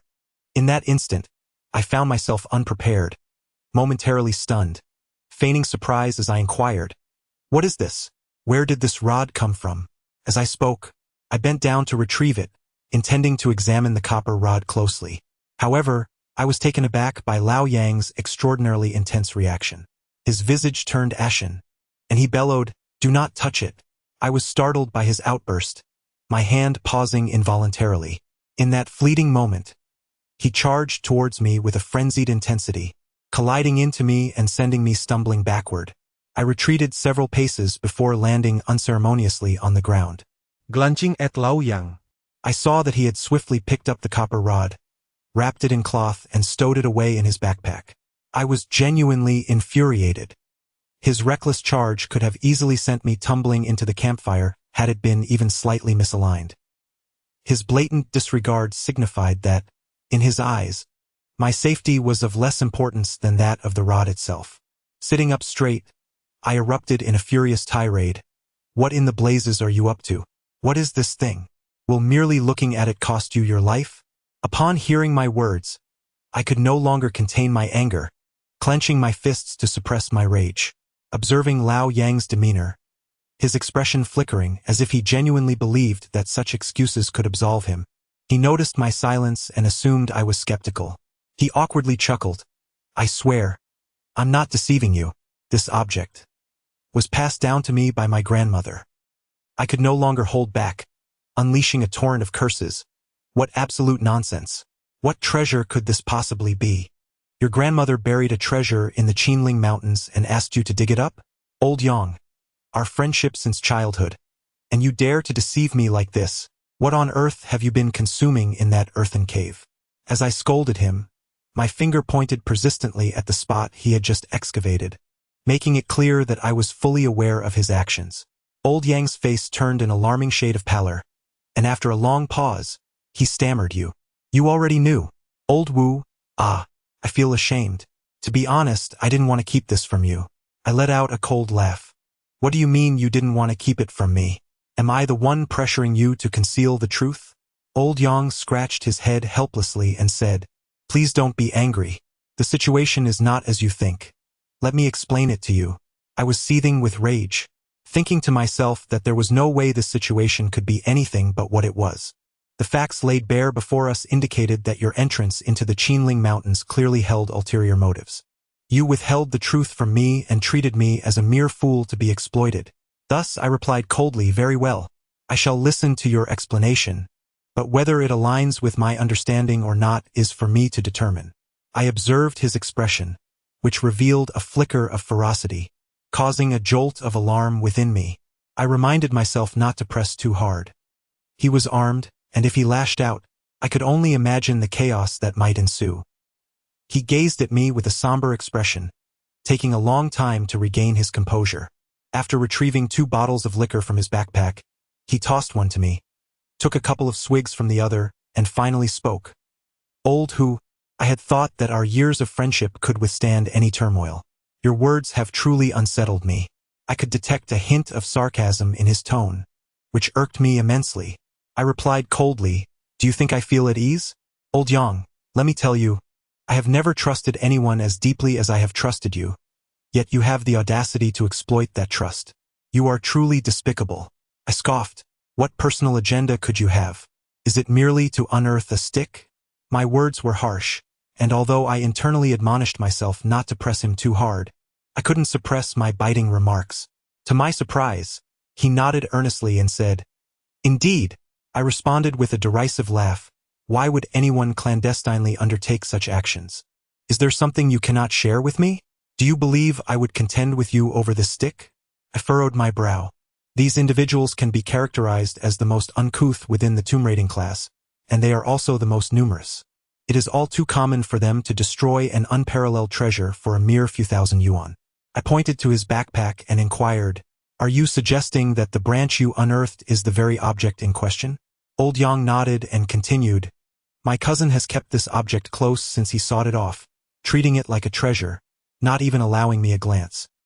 He insisted that everything else belonged to me, and that this particular item was to be given to him. At that moment, I presumed he was simply overwhelmed with joy and paid little attention. Thus we continued our hurried departure.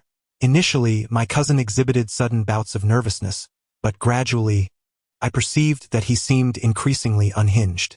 In my hometown, there is a legend regarding the Yin people, those who serve the king of hell in the mortal realm. Such individuals appear to be ordinary, requiring food and rest just like anyone else, yet they possess the ability to converse with spirits. The only way to identify them is by observing their sleeping habits. They place their shoes beneath the bed, with the toes facing inward. Of course, this is merely a folk tale with countless variations, and I have always regarded it as mere entertainment, never taking it seriously. Consequently, I shook my head, indicating my lack of understanding. My cousin continued, "Ever since he took that branch from the copper tree, he has become increasingly erratic. He constantly claims to hear voices around him. However, you must understand, at that time, there were only the two of us in that desolate place. It was impossible for anyone else to be speaking, yet he could hear them when I could not. The situation escalated to the point where, by the time we exited the mountains, he was not only hearing voices but also seeing peculiar shadows. I considered suggesting he consult a psychiatrist, but he is deeply superstitious and would not heed my advice. He is convinced that he has been chosen by the king of hell to become a Yin person, believing that what he sees and hears are the lost souls wandering the earth." I remarked, "Auditory and visual hallucinations are significant indicators of severe mental disarray." Lao Yang chuckled softly and said to me, "In truth, he was already quite unhinged before his imprisonment, often uttering nonsensical remarks and conversing with the air. On one occasion, in a hotel restaurant, he ordered an entire feast for himself and insisted that the waiter bring 4 sets of cutlery, claiming he was dining with 3 friends. Yet, in reality, the other 3 seats were utterly vacant. He was animatedly conversing, leaving the waiter utterly bewildered. Hearing this sent a chill down my spine. Do you think his schizophrenia was caused by that stick?" Lao Yang replied, "Iam uncertain." However, during that excursion into the mountains, I accompanied him everywhere. I touched everything he did, save for that branch of the copper tree, which I never laid a hand on. Thus, I suspect his mental affliction may be linked to that stick. He paused and asked, "Lao Wu, tell me honestly, if I had revealed this matter to you earlier, do you think you would have agreed to let me unearth that object again?" I was at a loss for words, pondering the question in my mind. The answer was evident. Had I known beforehand, I would not only have refrained from touching that stick, but I would have vehemently prevented Lao Yang from doing so as well. Lao Yang took out a cigarette and smiled, saying, "I believe I understand your character quite well, which is why I chose to sneak out in the dead of night. I truly did not wish to deceive you, but I knew that had you been aware of these matters, you would undoubtedly have disallowed my involvement. Do you now comprehend?" I was rendered speechless by his interruption, and after a long pause I managed to say, "Let's say what you said makes sense, but the way you are doing this." I wanted to ask him about the handgun and why he had lied to me, but then I saw him take out the gun and aim it at his cigarette. With a click, he pulled the trigger, and a burst of green flame erupted. He took 2 puffs, lighting the cigarette, and said, "What I'm doing is a bit out of line. But it's not so severe that I should be sentenced to death, right?" I was left without a retort, never imagining that I would be the one at a loss for words in the end. I changed the subject, asking him, "So what are you planning to do now? Are you going to risk touching this rod?" Lao Yang's face contorted into a peculiar expression, and he whispered, "I don't know. Even though I'm wearing gloves, the moment my hand touches this rod, I get a strange sensation, as if there are more than just the two of us in this shed." As he spoke, he took out the rod from his bag, blew on it and said, "I don't know if wearing gloves will help. Maybe I've already been affected. I was terrified when you tried to grab it earlier, that's why I bumped into you. If you were to go mad, I wouldn't know how to explain it to your family." He was mid-sentence when the expression on his face suddenly froze. His eyes were fixed on something behind me, and he was making incomprehensible noises in his throat. A shiver ran down my spine, and goosebumps erupted all over my body. I spun around, but there was nothing behind me. I found it utterly perplexing. Turning to glance at Lao Yang, I discovered him wearing a mischievous grin as he regarded me. Realization dawned upon me that I had been played, and I was instantly filled with indignation, exclaiming, "Damn it, you are exceedingly tiresome." I added, "You're flirting with danger. Even if you could prove that this thing drives people mad, what benefit would it bring you? Do you believe you could win a Nobel Prize?" Lao Yang chuckled helplessly, retrieving an envelope from his bag and handing it to me. The script inside the letter was nearly illegible, a mere scrawl that would have been indecipherable to anyone lacking experience with cursive writing. It was evident that the sender had written in a state of great haste. Confounded by the content, I inquired, "Is this from your cousin?" He nodded, affirming, "The handwriting suggests it's indeed from him." I was not particularly astonished by the contents. Even an unhinged mind could produce something more absurd. However, the tone of the letter seemed to counsel Lao Yang against pursuing our venture, which struck me as odd. I asked, "Did you inform him about our dealings?" "No, I have no idea how he learned of this," he replied. "I haven't been in contact with him for quite some time." Lao Yang furrowed his brow, and I noted that the letter bore no postal marks. It hadn't been sent through the post office but was placed directly in my bag. I was entirely in the dark as to who had left it there and when. "Don't you think this is somewhat eerie?" I remarked. Lao Yang, sensing my skepticism, scoffed lightly and waved his hand, signaling his disinterest in pursuing the matter further. For a moment, we found ourselves at a loss for words, enveloped in silence. The following morning, we resolved to circumvent the village and proceed directly onward. Firstly, I feared that those individuals might have departed ahead of us, and I wished to avoid unnecessary delays. Secondly, from the perspective of the old man, it seemed that this village could very well serve as the final supply point for various factions. Our unfamiliar faces might provoke unwanted complications. Observing his furtive demeanor, I was uncertain whether he had truly forgotten or if he was deliberately crafting a facade. Regardless, I had grown wary of him and was determined not to extend my trust too readily. We meandered about his village several times before arriving at a two-story tiled house. He gestured toward an elderly man with a white beard basking in the sunlight, stating, "That is him, old Lu." Lu, an outsider, had fled conscription in his youth and eventually settled here, becoming the village's seasoned hunter. Now in his 80s, he remained remarkably spry. Nearly all expedition teams venturing into the ancient forests, be they researchers, archaeologists, or tomb raiders, sought his guidance, and he was more than willing to oblige, relishing the swift remuneration and elevated status it afforded him. Upon our arrival, he appeared unfazed, merely shaking his head as he remarked, No, it is not the right time to enter the mountains. I will not lead you, nor should you venture forth." He instructed his son to prepare 2 servings of large pancakes and fried dough sticks for me, adding, "I am not saying that the entire mountain is off limits, but rather that the specific location you wish to explore is not accessible." Old man and I exchanged bewildered glances, astonished that he seemed to know precisely where we intended to go without us uttering a word. Old Yang remarked, "Master Lu, we have yet to decide on a destination, so why have you taken it upon yourself to make that decision for us?" A wave of surprise washed over me. Could the individuals he mentioned be those few accompanied by the elderly man claiming to be Uncle Tai? Was it possible they had come to this village seeking the guidance of the venerable Master Lu? Old Yang evidently shared this thought, casting me a knowing glance before continuing, "Is there some reason we cannot go there? Has something occurred?" I had never visited that location and was unaware of its geographical characteristics, which struck me as somewhat amusing. However, Now that I had discerned the whereabouts of those 5 individuals, and given that their route mirrored the one old Yang had taken on his previous expedition into the mountains, I felt fortunate indeed. Unable to contain my impatience, I took my leave alongside old Yang. The elderly gentleman, likely unaccustomed to receiving guests, was exceedingly cordial and insisted we stay for a meal. Despite our firm intent to depart, he had no recourse but to prepare several meat dishes for us.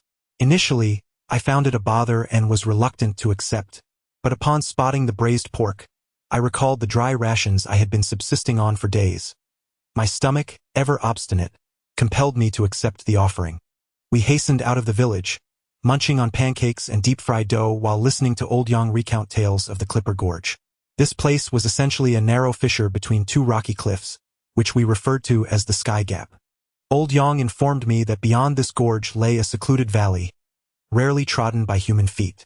The pit they had discovered was located within, and given the current circumstances, it appeared that this site harbored more than one burial. The mountain boasts a most intriguing shape, resembling a large goldfish with prominent eyes, where the eyes are represented by 2 caves. It is said that these are known as Eagle Caves, inhabited entirely by eagles. Of course, this notion is likely implausible, as eagles are not social birds and would not dwell in caves. We shall not delve into the origins of such a name. This majestic mountain, characterized by a narrow slit of sky, belongs to the same ridge as Goldfish Mountain. Thus old Yang swiftly identified the location. We ascended the low ridge, following the undulating terrain ahead. The northern slope here is sparsely wooded, likely a consequence of past wildfires or the ravages of mudslides. As we traversed, we scrutinized the landscape before us, soon catching sight of the so-called Clipper Gorge, as mentioned by old Yang. The Qiling Mountains truly present a marvelous spectacle, particularly in areas untouched by tourism, revealing numerous enchanting vistas. Upon observing the aforementioned Clipper Gorge, its name suggests a low-lying area. In reality, however, the topography is remarkably grand. To describe it in simpler terms, it resembles a colossal rock formation cleaved by a sharp sword, resulting in a slender fissure at its center, the gorge itself. Due to the towering elevation of the rock, the vista here offers a unique glimpse of the sky, unlike that found in lower mountains. One can only perceive a slender beam of light piercing through, as if the entire expanse of the sky has been condensed into a singular thread. Without experiencing it firsthand, one cannot truly grasp the extent of its magnificence. As we entered Clipper Gorge, we discovered that its base was not as narrow as anticipated from a distance, and the illumination was quite splendid. Since the initial ascent was not steep, the sky above was not merely a sliver, but rather a singular thread of brilliance. I searched high and low but found nothing. Feeling perplexed, so I inquired with Lao Yang. To my surprise, I heard him exclaim in frustration, "Old Wu, while you indulge in your meal, please refrain from discarding bones into my collar." Upon reflection, I realized that I had nearly swallowed all the bones while eating, and there was no way I would waste them by tossing them away. Just then, a bone tumbled down from the cliff above. I looked up to discover a dozen golden-haired monkeys that had stealthily climbed to our overhead perch. One of them was busily devouring the contents of my bag, which held the stir-fried bamboo shoots and mountain chicken. The way it savored the food indicated it had likely never encountered such a delectable treat before, nearly consuming the bag itself. Before long, it had cleared out everything, then descended, fixating its gaze intently on our backpacks. A sense of foreboding washed over me. These monkeys might assume our bags were filled with food and attempt to snatch them away, which would spell trouble. As I pondered this, the monkey emitted a sharp cry, and in an instant, all the monkeys began to advance towards us. In Chapter 8 of the Sacred Trees of Qiling, the colossal Monkey King glared at me, repeatedly opening its mouth to reveal its menacingly white fangs, emitting a threatening sound as if to warn us. Lao Yang and I each seized a burning branch, fervently waving them to fend off the encroaching monkeys. A few, caught off guard, felt the sting of my fiery assault on their backsides, yelping in pain as they scampered away to a safe distance. However, several particularly clever monkeys were stealthily inching closer to our belongings. By the time we discerned the signs, it was already too late. A small monkey swiftly snatched several water bags that Lao Yang had yet to stow in his backpack.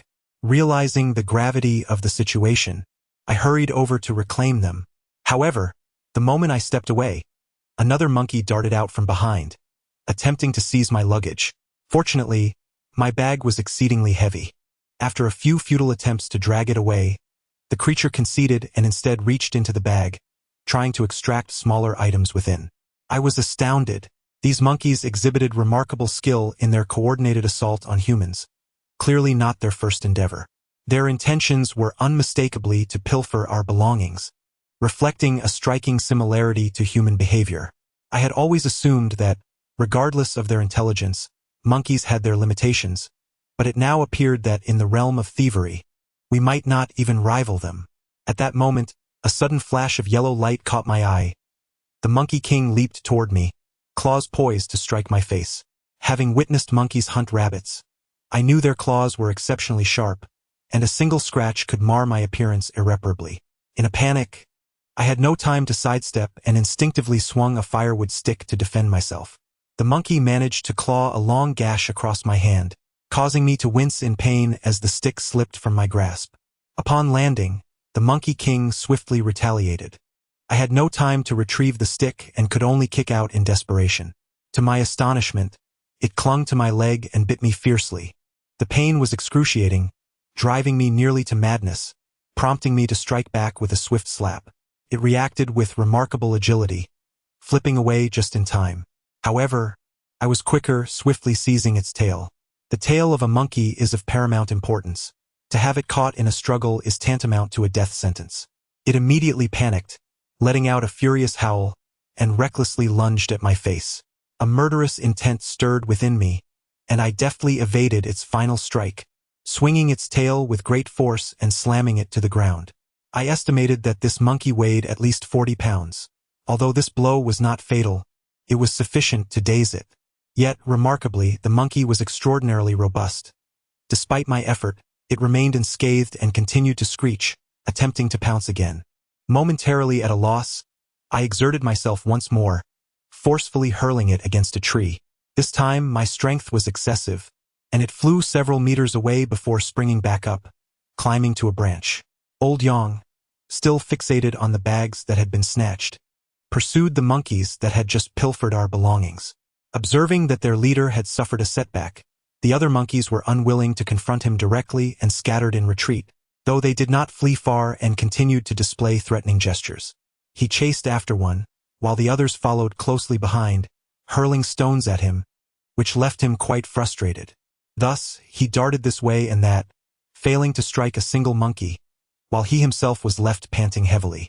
I sensed an ominous turn. These wild monkeys were colossal, agile, and, most troublingly, utterly unafraid of humans. I found it exceedingly challenging to contend with a single Monkey King. Should two of them decide to attack me simultaneously, I feared I might suffer a significant defeat today. Moreover, the memory of monkeys is remarkably strong. This time, we have inexplicably provoked these creatures, and if we cannot resolve this thoroughly, it is likely that peace will elude us in the future. As I pondered the situation, I realized there was little we could do. Engaging in a contest for possessions with monkeys in the dense forest seemed futile. Should time drag on, we might incur further losses. While we had lost some items, none were vital. For instance, we could easily substitute the cold light sticks with torches. I nodded at Lao Yang and said, "You are right. We cannot fathom the depths of this predicament. Once darkness descends, our path will become even more treacherous. However, you ought to keep a close watch on your belongings, lest they fall into the hands of those monkeys." Recalling the earlier incident, Lao Yang was infuriated and waved his hand dismissively. "Enough of that. This matter has already escalated. Had it not been for urgent business, I would have skinned that Monkey King myself." The troop of monkeys, upon seeing his agitation, became even more boisterous, especially the Monkey King, who strutted around like a victor, trailing closely behind, eager to seize an opportunity to pounce when my attention waned. Lao Yang, incensed, Picked up a stone from the ground and hurled it at the Monkey King's snout. The impact was significant, nearly causing the Monkey King to tumble from the cliff. We fled in a frenzy, running for what felt like an eternity before finally pausing. As I glanced around, it became evident that we had fully entered this narrow gorge, where the sky above had transformed into a mere sliver. The distance between the two rock faces had diminished, creating an oppressive sensation as though the cliffs were poised to collapse upon us, sending a chill down our spines and urging us to escape this place at once. As I ventured further, the sensation intensified. At this rate, had I not inquired beforehand, I would undoubtedly have assumed that the two mountains at the innermost point were fused together. I recalled the words of that old guide and asked Lao Yang, "By the way, did that old man mention what the spectral soldiers in this ravine truly are? When did this legend originate?" Lao Yang replied, "The spectral soldiers are simply the soldiers of the underworld." "Do you really think those elderly folks could provide any constructive insights?" "I believe they merely recount what they have heard from previous generations. This tale has been passed down through the ages. Every region has its own version of the legend, and as for when it first emerged, that has long since become untraceable." I inquired, "Did he mention the most recent events related to this?"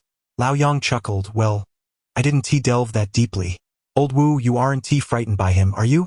Rest assured, despite their fervent assertions, not a single person has truly encountered a spectral soldier. It seems to merely be a case of hearsay. The atmosphere grew more mysterious as I listened. It is said that many have witnessed a long line of horse-drawn carts carrying 10,000 severed heads emerging from Tongshan, coinciding with an army transport convoy entering the city for disaster relief. Beyond that, my memory fails me. Lao Yang shared some other anecdotes as well. This path has seen few travelers since the late 1970s, yet not a single blade of grass has grown, as if it is perpetually trampled by horses. A few years ago, there were plans to establish a scenic spot here, but whenever the construction crew arrived, heavy rain would inevitably ensue. It is always like this. The leaders are left with no recourse but to relent. We continue to delve deeper, gradually becoming somewhat numb. The crevice in the mountain seems interminable. The further we proceed, the dimmer the light becomes, and the temperature drops, enveloping us in an eerie chill that exudes a palpable sense of foreboding. Moreover, I am unaware of when it occurred, but the monkeys that had once accompanied us are no longer present, rendering the entire gorge unervingly silent, save for the howling wind and a cacophony of inexplicable, bizarre sounds. This atmosphere instills a profound discomfort within us. My companion and I devised a strategy. One would pose a riddle to distract ourselves, thereby mitigating the influence of the strange ambience surrounding us. Nevertheless, an unsettling disquiet lingered in my heart, intensifying as we ventured further into the depths.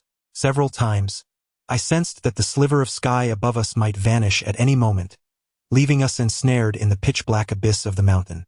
He turned his head, his face ashen, his lips trembling, utterly unable to utter a word. Witnessing his state, a sense of foreboding washed over me. This fellow, despite his worldly experience, seemed to have encountered something truly unsettling. I swiftly patted him on the back, aiding him in regaining his composure. Once he caught his breath, he grasped me tightly, stammering, "Lao Wu, ahead. It seems there is a hand." His words left me momentarily stunned, prompting me to ponder what sort of hand he referred to, and I eagerly leaned forward to investigate. At that moment, I had even mentally prepared myself to encounter a ghostly hand floating in midair. However, upon my initial glance, I found no trace of such a hand. I briefly entertained the notion that this mischievous lad was playing tricks on me. Just as I was about to react, I suddenly caught sight of the so-called hand. A jolt of terror coursed through me, causing my scalp to prickle and my mind to buzz, nearly resulting in me biting my own tongue. It turned out that the mountain crevice ahead had been obstructed by a peculiar object, compelling one to climb over it. Astonishingly, the barrier obstructing our path was a colossal human hand. In Chapter 9 of the Qinling Divine Tree, titled The Obstructing Hand, this gigantic hand displayed a grayish-white hue, ensconced beneath a pile of massive stones. The mere finger alone was as thick as my thigh. The fingers twisted unnaturally, as if yearning to grasp something. A wave of fright washed over me, and I momentarily believed that the legendary giant had manifested.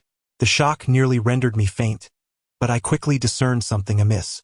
It became evident that the nails and fingers of this enormous hand were of the same color. I soon realized that this hand was not flesh but rather sculpted from stone. Its carving was executed with such realism that, under insufficient light, could easily be mistaken for an actual giant's hand. Nonetheless, despite this revelation, I found no humor in the situation. This stone hand was an exquisite marvel of craftsmanship, so lifelike that even upon closer inspection, it evoked a sense of dread, causing beads of cold sweat to form upon my brow. The sensation was akin to being in a wax museum, fully aware that those wax figures were mere imitations, yet still feeling their gaze upon you. The stone hand lay ensconced beneath a pile of rubble, likely having fallen alongside the stones above during a collapse. I lifted my gaze and, indeed, observed a section of loose rock high upon the cliff. However, the entire mountain sloped at an angle, creating a blind spot that obscured my view of the true situation. Impatient by nature, Lao Yang did not wait for me to ascertain the details. He clumsily scrambled upward. Following suit, I lay prone against the cliff, gradually inching along the slope, and soon arrived at the site of the collapse. Initially, I had surmised that above lay a statue of some deity, having succumbed to natural decay due to years of neglect. Upon reaching the summit, I discovered that it was, in fact, a half-figure sculpted in accordance with the mountain's contours. The chest and head had been entirely obliterated, leaving only a solitary hand and a fragment of a shoulder discernible. Yet even with these remnants, I could not ascertain the identity of the statue. The artistry displayed in the carving was notably unique. The remaining portions were nearly lifelike, suggesting that the sculptor had not intended to exaggerate features as one might in a Buddhist idol. As for the identity of the figure, I remained at a loss. At the center of the collapse, a gaping, dark cavity the size of a basketball had been blasted open. I shone my flashlight inside and found an expansive space. It seemed plausible that a considerable portion of the mountain behind was hollow. Peering further, I beheld a vaulted stone chamber, hewn from the rock. Below lay stagnant, greenish water, the depth of which was indeterminate. This must be where rainwater accumulated, flowing in through the opening during storms. Lao Yang remarked that when he last visited, the area had not experienced a collapse. Considering this, the task at hand seems to have been undertaken within these past 3 years. 3 years is neither an excessively brief nor an interminable span. However, it is improbable to accumulate a profound depth of water in such a limited time frame. I do not concur with the notion, and I believe it prudent for him to exercise caution. Lao Yang, relying on his adept swimming ability, leapt into the water without hesitation. The water instantly rose to his chest, startling him and nearly causing him to slip. I observed in astonishment. The water was indeed deeper than anticipated. I inquired, "As you stand, what do your feet encounter at the bottom, mud or stone?" Lao Yang replied, "It is stone, quite even." "Goodness, this water is exceedingly cold," I remarked. I retrieved the waterproof covers from both backpacks, wrapping them around our belongings, tossing one to him while securing the other for myself. I then cautiously slid into the water. Instantly, a chill radiated from the soles of my feet, causing me to shiver. Yet once my feet touched the bottom, I felt a wave of relief. The bottom was quite level, making movement relatively effortless. Had it been muddy, it would have posed a significant challenge, with each step potentially leading to pitfalls and the risk of being ensnared. As I had not anticipated working in water, I was ill-prepared with equipment for such an endeavor. We had only our flashlights to illuminate our path as we ventured deeper. After taking a few steps, we encountered a low stone doorway set into the inner wall of rock. The design here was almost devoid of ornamentation, appearing merely to serve the purpose of excavation, certainly not characteristic of a tomb's construction. As I surveyed the surroundings, a notion began to take shape in my mind. The low stone doorway required one to bow their head to enter, which meant the water would rise to our necks. The water, stagnant for an extended period, emanates a peculiar odor. Being so close to it is rather unsettling. I paused, contemplating whether to seek old Yang's opinion, for our intention in entering this place was merely to explore casually. The discomfort of the path made me reluctant to proceed. To my surprise, old Yang, brimming with enthusiasm, bent down without hesitation and entered through the low door, beckoning me to follow. Not wishing to dampen his spirits, I reluctantly trailed behind. Inside the low door lay a stone pathway, enveloped in darkness. The beams of our flashlights illuminated the pale, grayish stone walls, marked by haphazard chisel marks, showing no signs of refinement. We ventured deeper for several meters when the path abruptly turned at a sharp 90-degree angle. I shone my flashlight ahead and was taken aback by the terrifying depth within, prompting me to halt, hesitant to proceed further. Indeed, given the current circumstances, it would be unwise to continue into the abyss. The water was alarmingly deep, and the obscured depths stirred a sense of unease within me. Should something unexpectedly surface from the water, even a mere piece of wood, it would surely frighten me to death. Old Yang, sensing the intimidating depth, appeared somewhat apprehensive, scratching his head in uncertainty. We stood to the side, illuminating our surroundings while deliberating our next course of action. Old Yang surveyed the stone walls and remarked, "Have you noticed that although this tomb is quite large, it is rather crudely constructed? Look at these stone fragments. Each one is more unsightly than the last, showing no signs of craftsmanship. I heard that the Tang dynasty was known for its grand tombs. Could this possibly be a Tang tomb?" I replied, "You only grasp one aspect while neglecting another. What do you mean by grand tombs?" "That refers to excavating an entire mountain. The chambers within are several zhang high, adorned with stone slabs, featuring bricks and tiles, leaving no room for negligence. The corridors are lined with colossal ceiling stones, requiring horses to move them. Observe here, the rocks are grotesquely shaped, resembling an air raid shelter. I suspect this may not be an ancient tomb." Upon hearing this, Lao Yang hurriedly inquired, "Surely not. Do not deceive me." Seeing his expression, I found it amusing and replied, "This is merely a conjecture. We can only ascertain the truth by venturing inside. However, based on my experience, this is likely not an ancient tomb, but rather a historical mine. If we delve deeper and encounter a vertical shaft, we shall be certain." As I spoke, I felt something amiss. The area is filled with water. Even if there is a deep well, it remains submerged, rendering it invisible to our gaze. Lao Yang, upon hearing my words, found the prospect rather dull and asked whether there might be anything of value within the ancient mine. I shook my head, explaining that the jade and gemstone deposits in such mines have become exceedingly rare, and if one were to discover remnants of the veins, they could live a lifetime without want. Yet, due to certain peculiarities, ancient mines are deemed taboo and should not be entered recklessly. My grandfather had also